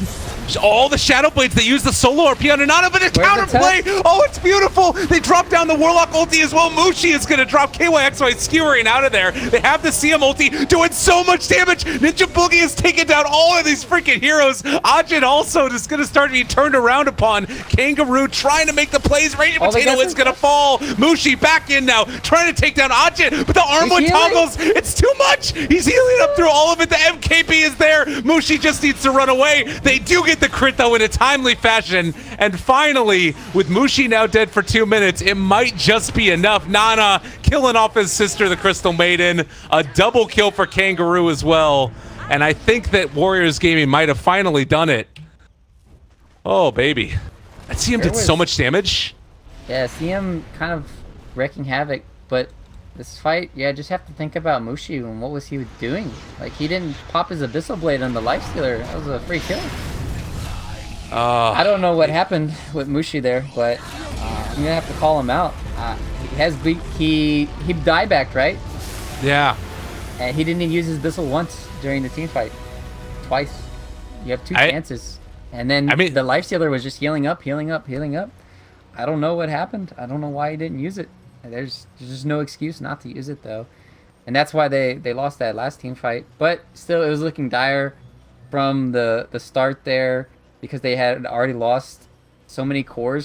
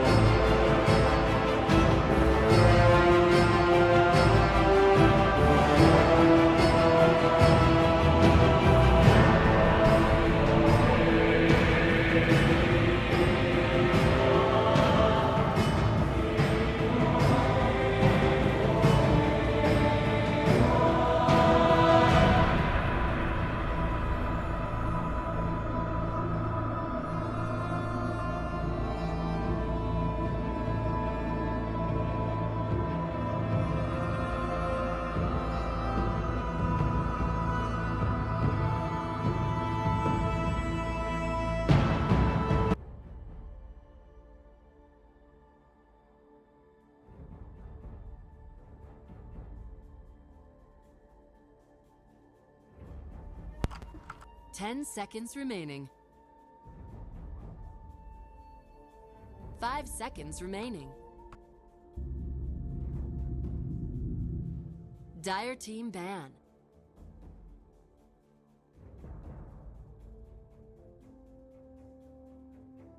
Radiant team ban.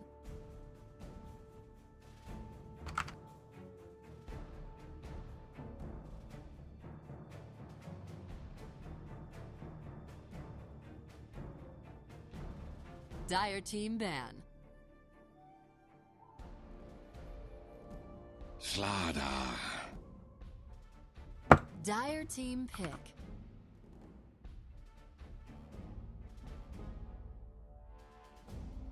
Life stealer. Dusk. Juggernaut. Dire team ban.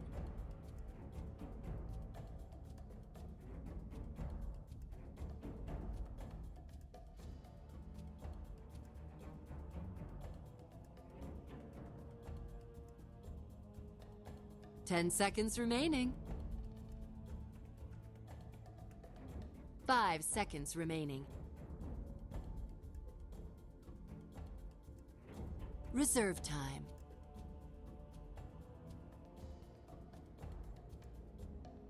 Radiant team ban.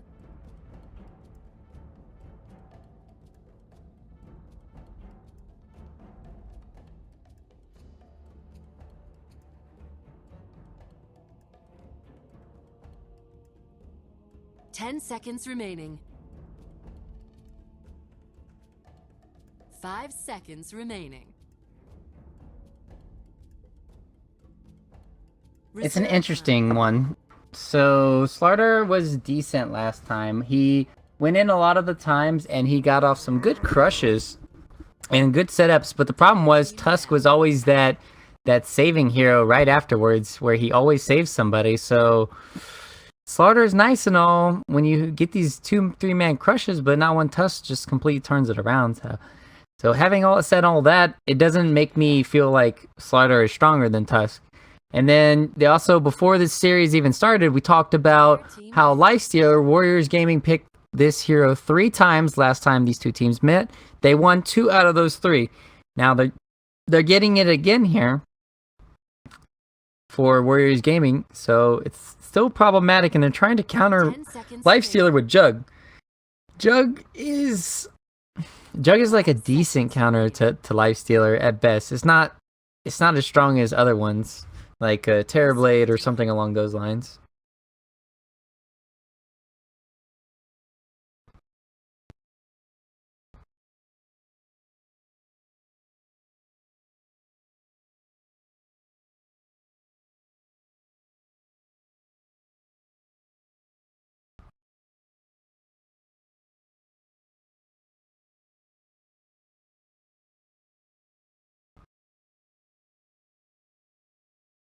Lena. Radiant team pick.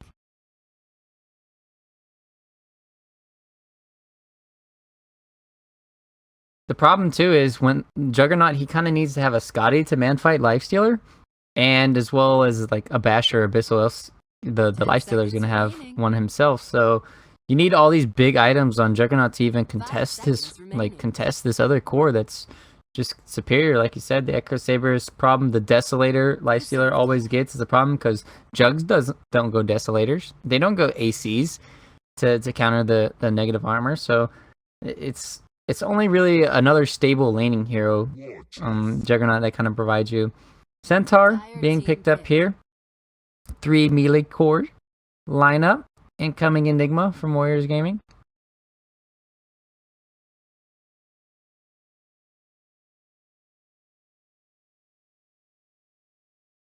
Ten seconds remaining. 5 seconds remaining. Also, the nerf to Tranquil, no armor there too. So,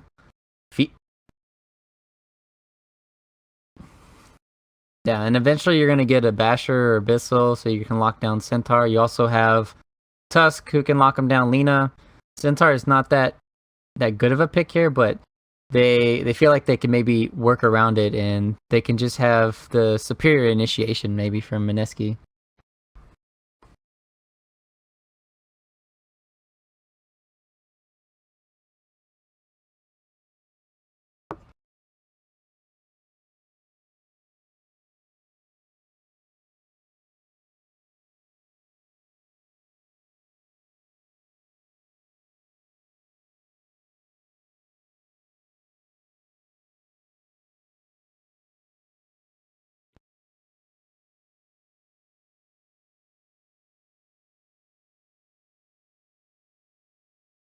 So Warriors Gaming, they're thinking now, do they want to pick their offlane or do they want to pick their other support hero?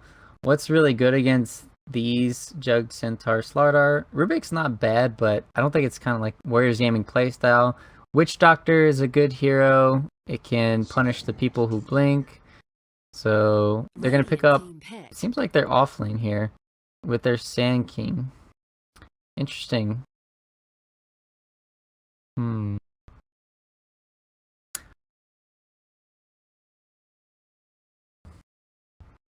10 seconds remaining. 5 seconds remaining. Storm Spirit. Dire team ban. Interesting to go Storm against Lina. Lina crushes Storm early on, and even when normally Lina will go for a Yule's build instead of, say, the Bloodstone Rush, because then you can set up kills always on Storm, and he's not able to ball away in time. So Lina hard counter Storm in my opinion, as well as the Yule's able to purge off the Orchid later on. So I'm really not a fan of this hero against that one, but at the same time, they have only really one stun, I want to say, and that's the blink stun-in from Sand King. That's the most reliable. So Storm sometimes might be able to play a little bit freely still in these team fights. Sand King, going back to this pick, it's interesting to see this hero pick because we saw Ice play it yesterday, and he played it as well as he could. It just didn't offer up a solution there for Fnatic to win the game, just because the hero just seemed like it's just too one-dimensional. Like if you get Glimmer Capes against him, he doesn't do any damage. Centaur helps your whole team out, whereas Sand King is just like, okay, you're just epicentering on somebody. It gives you a lot of early game pressure, but against a Juggernaut in the laning phase, I don't think he's going to be able to stay there. 5 seconds remaining. Dire team pick.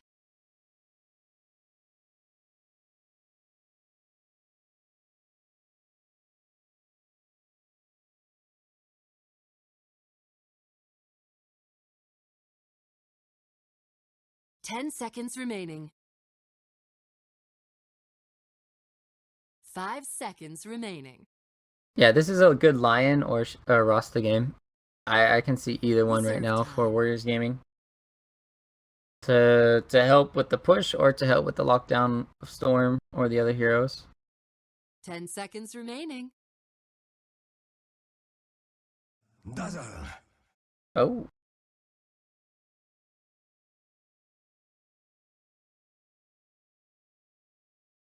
Yeah, I kind of don't like seeing two defensive heroes anymore, though. So in this game, they're basically saying Lina is going to be the only one to shut down Storm. Dazzle is going to help for that extra armor against the Slardar. They're going to be able to sustain pushes more because Tusk might go for the Arcane Boots first this time. Dazzle's going to have an Urn. Lifestealer already heals a lot, so Warriors Gaming, they're going to have a lot of sustain in team fights, whereas Mineski, they're going to have a lot of mobility. Mineski, I'd say it's a little bit in Mineski's favor, the draft for mobility and stuff, but Warriors Gaming, like I talked about, their sustain is a little bit superior, potentially. And it feels like the way that they want to play this is, they pick 3 relatively strong laning heroes. They could just go aggro and leave the Lifestealer in a one-on-one against the Centaur, and then do like the Tusk Snowball Heal Bomb with Dazzle. That might be the route that they take, and then just try and run through Mineski lineup early on. Yeah, that's a good way to do things too. If they do snowball on the Rubik or even the Juggernaut, if he doesn't get off the spin, he's dead. And if they snowball on Rubik, he's most certainly dead as long as they get the stun off on Sand King, if they do want to go that route. I could also... I would like to see a Sand King aggro, like you said, more so than a Lifestealer aggro, because then they have more kill potential. But it doesn't seem like going to be happening, or is it? I'm just T-toursing it up for the moment because this Rubik set is amazing. Do you see this thing? Do you see how cool this Rubik set is, man? Ninja Boogie is on point. He looks like a retard though with his head. Like, come on, man. He like. I don't know. I love it. Action slacks. Jesus. Look at me go. Dana, ana, dana. Is this the Watcher or the Witch? No, not the Watcher. Watchman, Watchtower. What's that movie again? Watchmen? Is that it? The Watchman? I don't know. Like the Scarecrow guy with the hat. I don't know. I'm trying. There was. Oh, you know what? There was a Scarecrow in the Batman animated that had a hat like that. But to me, what it looks like is it's sort of a weird take on the Black Mage from Final Fantasy 1. You know what I mean? Yeah, I don't watch Final Fantasy. I'm sorry. It's a video game. What do you mean you don't watch it? I don't watch it either. Never played. Well, they have watching stuff for that stuff too, you know. That's fair enough. All right. Maybe they do. I know they got some hen. No, I'm just kidding. Anyways, in any case, we do have the early looking like it's going to be the aggro tri-lane like we were talking about. Maybe you also just have them roam around once, like towards mid with the Tusk and the Dazzle as well. It's another possibility. So we'll have to see how that goes. They did get the block off of the shards as well, so they'll have a decent time out here. And they also blocked out the pull camp, so they're not going to be any pulls, at the exception of the one that's on the hard camp. This could be a really rough lane for Mushi. And also, at least the Centaur did start off with Poor Man's Shield, and he didn't start off with Iron Talon. So in this lane, it's gonna be favorable for the or for the Centaur. If he just gets returned, he should do fine against him. And he's also gonna be able to. No, he messed up the creep wave, so he's not gonna be able to deny as much of the Radiant creeps as he would like to for KYXY. AU going for a pull here. Does look to only be getting the ranged one, and actually doesn't even get that. Little unfortunate. That one can be a little bit tricky from time to time, but you also need to be careful with Mushi here. There is a lot of creeps in this area, and Afu might have a decently sized heal bomb. That brings him down to about 2/3 HP with that. Mid lane. Took 3 hits from the tower. 2-3 hits. He also got stun level 2 here. They also know he's here. AU taking some damage. They have the Burrow Strike. A big heal bomb comes in. AU potentially gonna drop. First blood drawn by Kangaroo, and you look in the mid lane. Also, Xnova is getting set up and forces Raging Potato to use his Shrine first. Yep, and now the wave is gonna be on the enemy's hill for at least a good minute, I feel. Potentially. But he does have...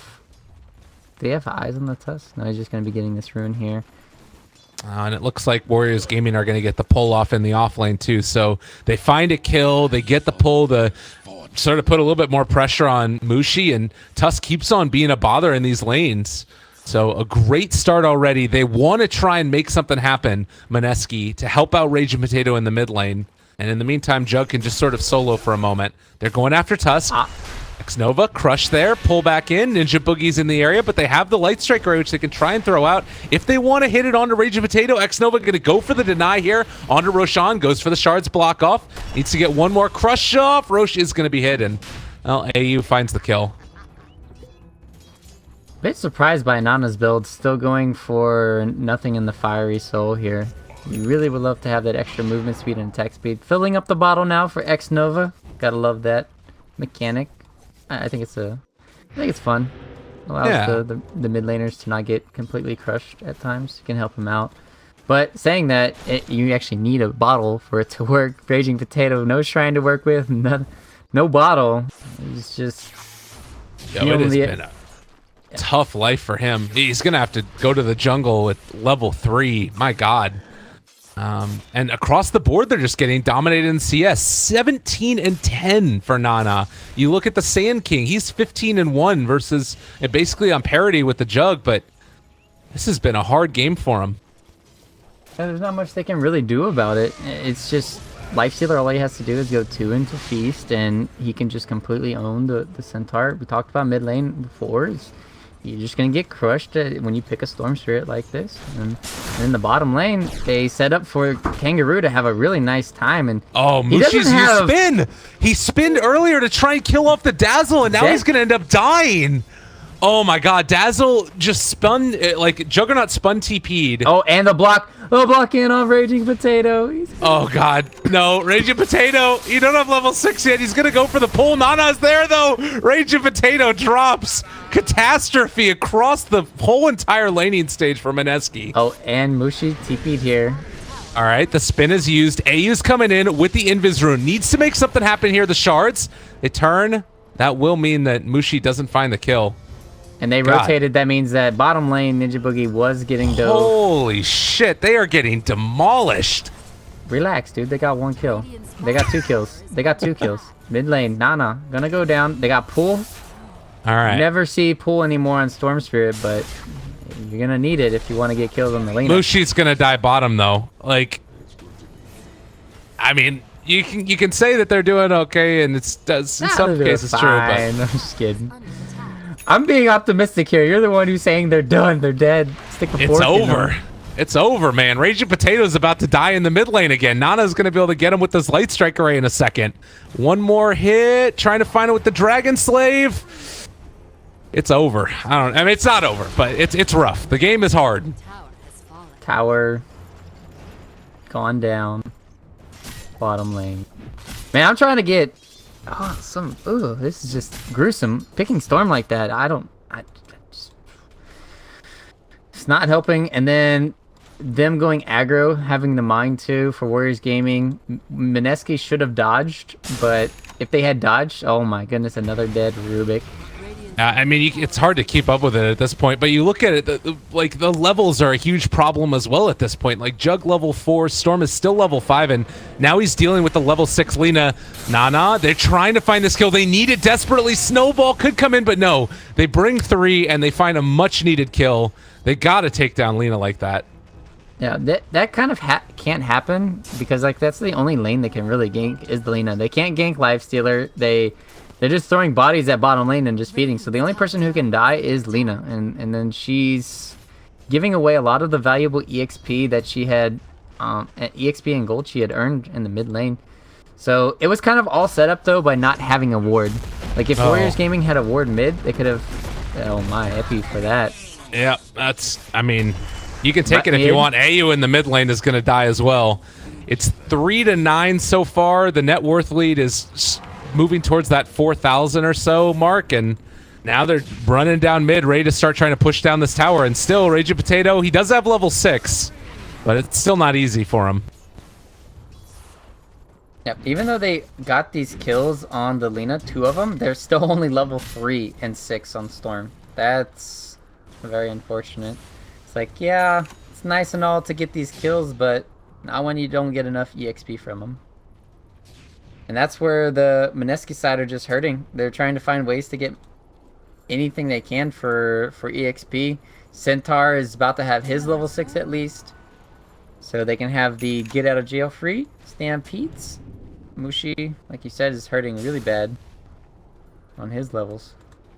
I mean, it was just such a good aggressive tri-lane. Like, you have... And it wasn't even a tri-lane, actually. It was Kangaroo and Afu. All they did was have a Sand King Dazzle there and a good amount of physical damage as well as the burst from a Burrow Strike, and it's hard to deal with, even for a Juggernaut. But they're setting up now. Want to find this kill. They have 2 stuns between them, but doesn't look like AU or Ninja Boogie are going to be able to make that move for a kill. Let's see if they have any ways to cancel TPs too, because you have the Grave potential TP out. You have You have lift and you have Slardar stun, but at the same time, I feel like if you don't use both of them, you're not going to kill the Sand King. So we could see some nice Grave TPs away. Meanwhile, top lane, they wanted to set up something here for X-Nova, but it's going to be hard to kill the Centaur now that he's 6. Oh my. Tusk is going to move in. They're going in. For Nana. I don't know if this is going to end up working out. Afu places the ward down Mid on lane, the ground. Ayu's going to get Lagoon Heads. They have the Grave to use, but he can just TP away now. Dazzle's going to be fine. So Nana finds 1 kill, and in the meantime, Dazzle gets out. Well, the kill happened in the mid lane. And over here to the side, Epicenter comes out. Raging Potato, he doesn't have any mana, but the Stampede gonna save a life, at least for the moment. AU comes in, wants to go for the stomp, not gonna be able to find it. Kangaroo in some trouble, does have a Burrow Strike, throws it out on Mushi. Still trying to run. I do have Omni Slash, but Kangaroo is just a bit too fast. And again, this is all happening while Nana gets free reign to hit the tower. Like, you bring in 4, you don't even find that kill. Top lane, they're going to go on KYXY2. He already used stun. He doesn't have Stampede. He has to TP away. If he didn't TP there, he's potentially dead.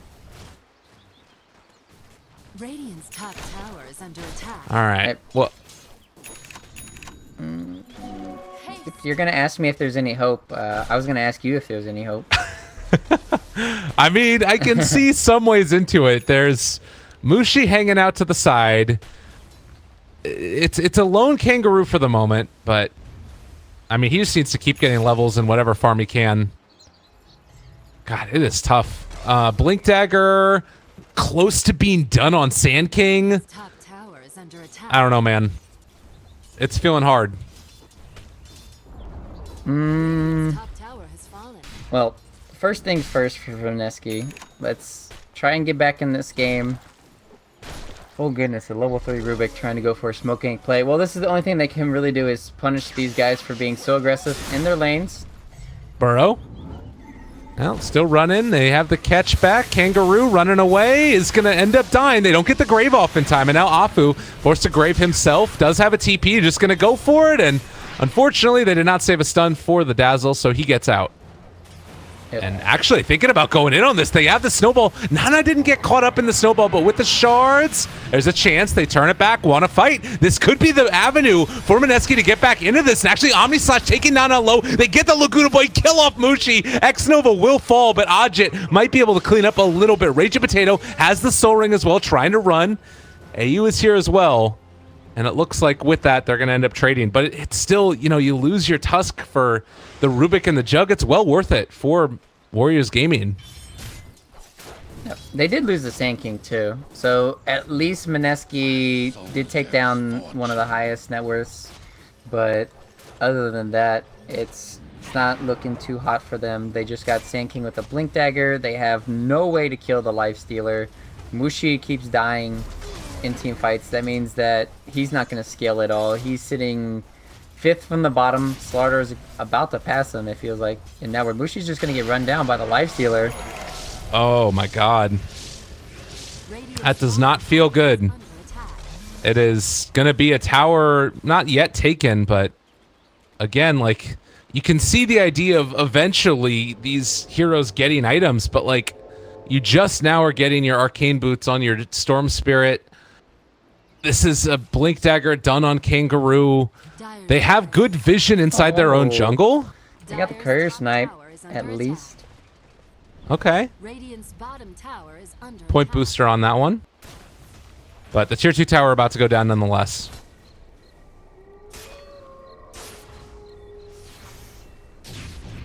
So this time around this game, this is where X-Nova should be. Remember how last game, 15 minutes in, he had a Blink Dagger Arcane Boots. This time he's not even level 6, and he's not even close to Blink. So, and he's only been a part of 5 kills instead of the 13 from last game. So this is kind of like where you should be as a Tusk. He's done a really good job still rotating around, finding a lot of kills. So I can't blame him for not being you know, the standout player just yet, but he's gonna have his turnaround eventually. Meanwhile, top lane, they're gonna set up for this kill. AU in trouble, and he's getting closer to the Blink Dagger. A very unfortunate situation for him as they do end up falling. Raging Potato trying to go onto X-Nova. I don't know if this is going to work out for him. They have a Burrow Strike up again in a second. Connects. X-Nova still running away. And Raging Potato, they jump now onto Kangaroo. Still able to dodge. Not able to find the kill. They do get him with that overload. Just barely got the vision. And, well, not on the mid lane. Able to take down Mushi. They turn back around onto Raging Potato. Help. Able to blink away. God, they are just responding so well to this. So they even have vision here of... Oh, he's going to go. Kangaroo. Thank you. He's thinking about it. They have that vision. The sigil died, so they can't quite catch him. Still, though, tier 2 tower goes down the bottom lane. Yep. So this is kind of like... I'm just trying to figure out ways for Mineski to get back in it, and the Storm is like their only answer. Juggernaut is not going to have any items, it feels, for a very, very long time. And they can't really give him anywhere to farm. At least he's going to the top lane now. If he goes bottom, he's just gonna die. Like, Lifestealer's parked his butt there for the longest time, making sure that nobody goes bottom. And then here's another... We've seen this like 4 minutes ago. Maybe it'll work out for them again. It's a possibility. Well, there's the jump forward. They catch X-Nova going to fall. Ajit still standing tall here, and KYXY is going to die. The Burrow Strike onto 2. Can they kill off anybody else? Nana coming in. Does have that Light Strike array to throw onto several heroes, and does end up missing. The Infest Bomb is actually going to be able to keep Ajit alive and away from those stuns. So they trade 1 for 1 so far, looking for more. Now they've caught Ninja Boogie. This Rubik is going to fall. A double kill for Ajit. And... it's going from bad to worse. This is looking like a very tough game for Mineski to pull out anything here. Yep, especially when the Lifestealer's about to have his Desolator, and then if they go on anybody with the Sand King plus Lifestealer, it feels like they're just going to die. And even if there's a Stampede cast, it won't be enough. There's just going to be too much burst damage. So that's the scary part about where things are going now for Mineski. Even if you do cast Stampede, it's not going to be as valuable. You're not going to have Ags anytime soon for Centaur, so he can save people.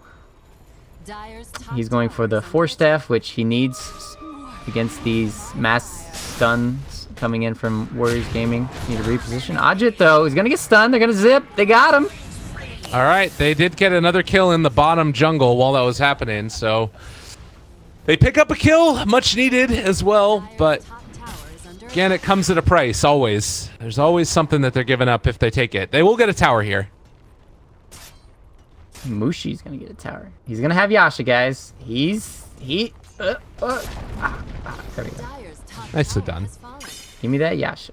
I mean, he's still living super poverty right now. Behind, almost again, the Slardar. And look at Nana. He just doesn't give a damn. I mean, he knows that he doesn't have to worry about AU. Still getting close to the Blink Dagger, but not there.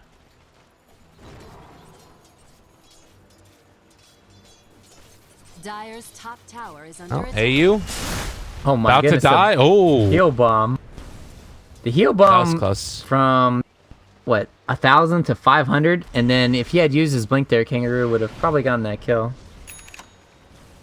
Yeah, maybe a little bit greedy by Warriors Gaming to go for the heal bomb before the Burrow Strike. But nonetheless, they're still in a great position. Maybe going in to secure Roshan soon after you get the Deso on the Lifestealer. He is about to have it now with this last creep. In the meantime, Raging Potato trying to build into that Bloodstone. Almost does have it. So, again, there's like the pieces here starting to work. But there's just so much fear. Yep. The only way for them to really come back in this game is for some Storm getting very massive. Well, they tried to jump onto Ajit, and he jumps inside of a creep. Now turning to fight. Raging Potato in trouble. They have the Ensnare. There's the Burrow Strike connecting onto Raging Potato. Ensnare keeps him rooted and doesn't get the rage off actually from Ajit, and that's going to keep alive the Storm Spirit for the moment. No, Laguna Blade. Nana secures the kill. Oh, it's painful.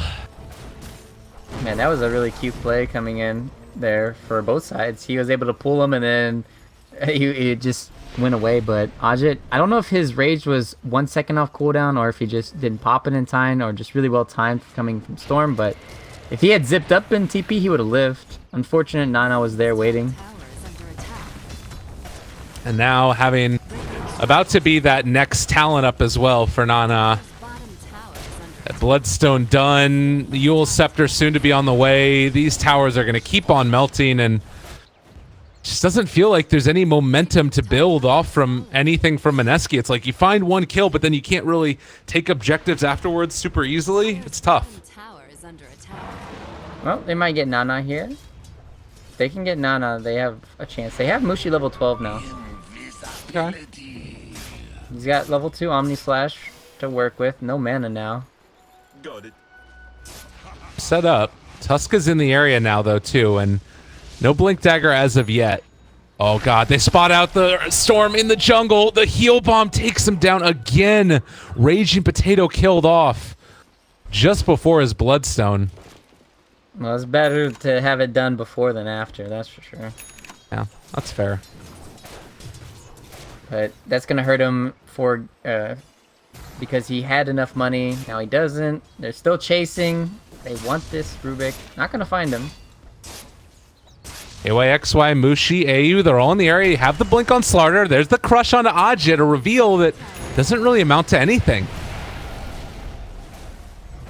Now the tier 2 tower, last one gonna fall in the mid lane. This Warriors Game and Unity just gonna back off, move towards Roshan. They might actually be calling for a double back where they go and take the fight when Mineski come to contest. Oh God, they're going for it. Raging Potato, he doesn't know. Burrow, oh God, he's in trouble. Gone yet again, and still no Bloodstone. And now, if they wanted, they could just keep going for more, or just back up and take down Roshan. Oh, it hurts. That's just mean, man. You're kicking a guy he's not even down. He's just like out cold. He's been knocked out, and then you're just gonna keep kicking him. You're gonna put him in a dumpster next, and you're gonna throw some dung on top of him soon. I don't know what's wrong with these SEA players. They're just mean. Man, you gotta break the spirit before you win the game. Can't tell me you don't agree with that as an NA player. It's the way to do it. I love throwing dung at people. Well, in the meantime, balls. Kangaroo is gonna get jumped on here. He does have 17 stick charges and a Force Staff. It feels bad when you can't find that kill.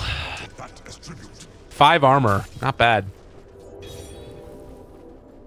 And he's back up to full. God, is he gonna go back in and kill them? Oh no. He doesn't care. He's just gonna go back and farm the creeps again. Doesn't even get the tower. The deny is gonna come out maybe. Oh, AU? Okay. Went for it. There's no Burrow Strike to break this. AU making plays. He's rich. He got a gem.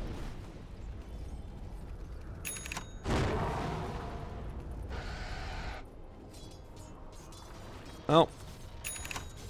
In the meantime, it's Bloodstone completed for Storm Spirit at the same time that Tusk finishes his Blink Dagger.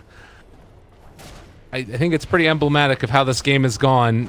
Do you just go in, try and finish everything off at this stage if you're Warriors Gaming? Like, take the Lina, start hitting towers, or what's your read on it?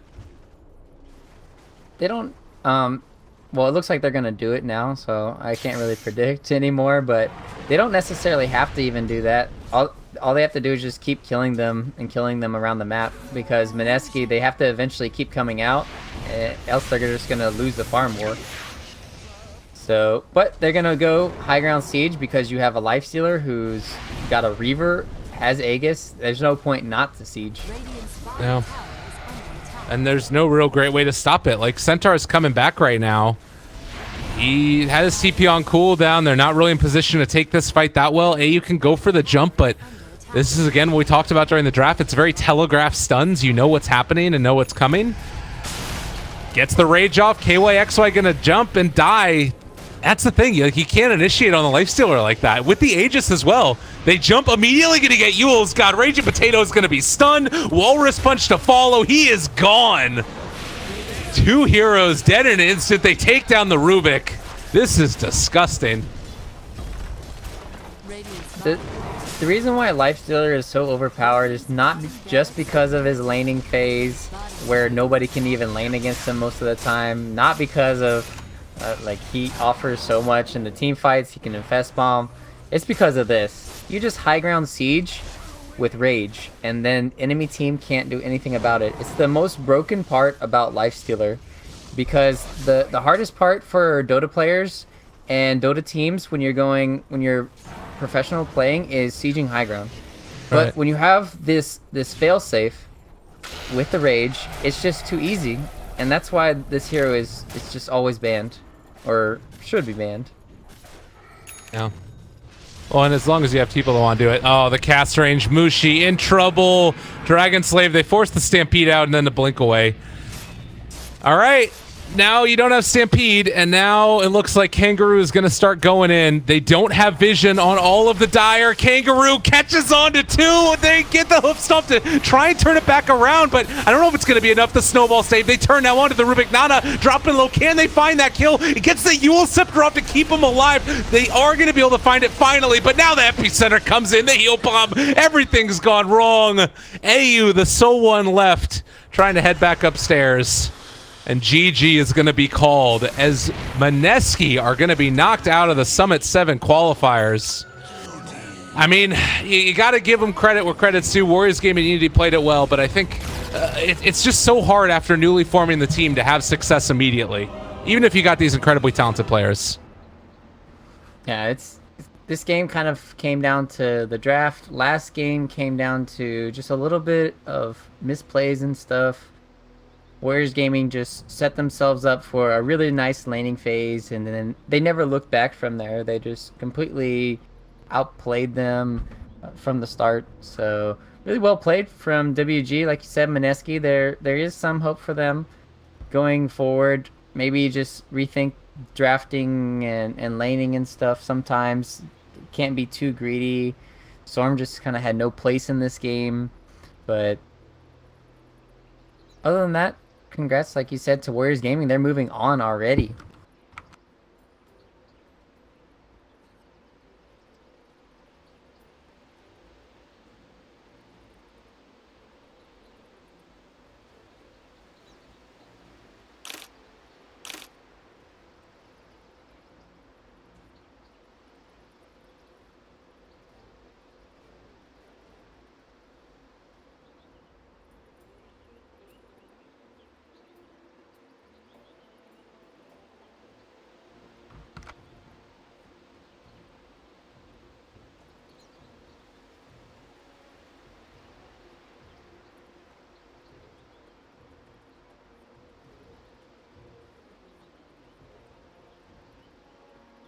I don't mind. It's a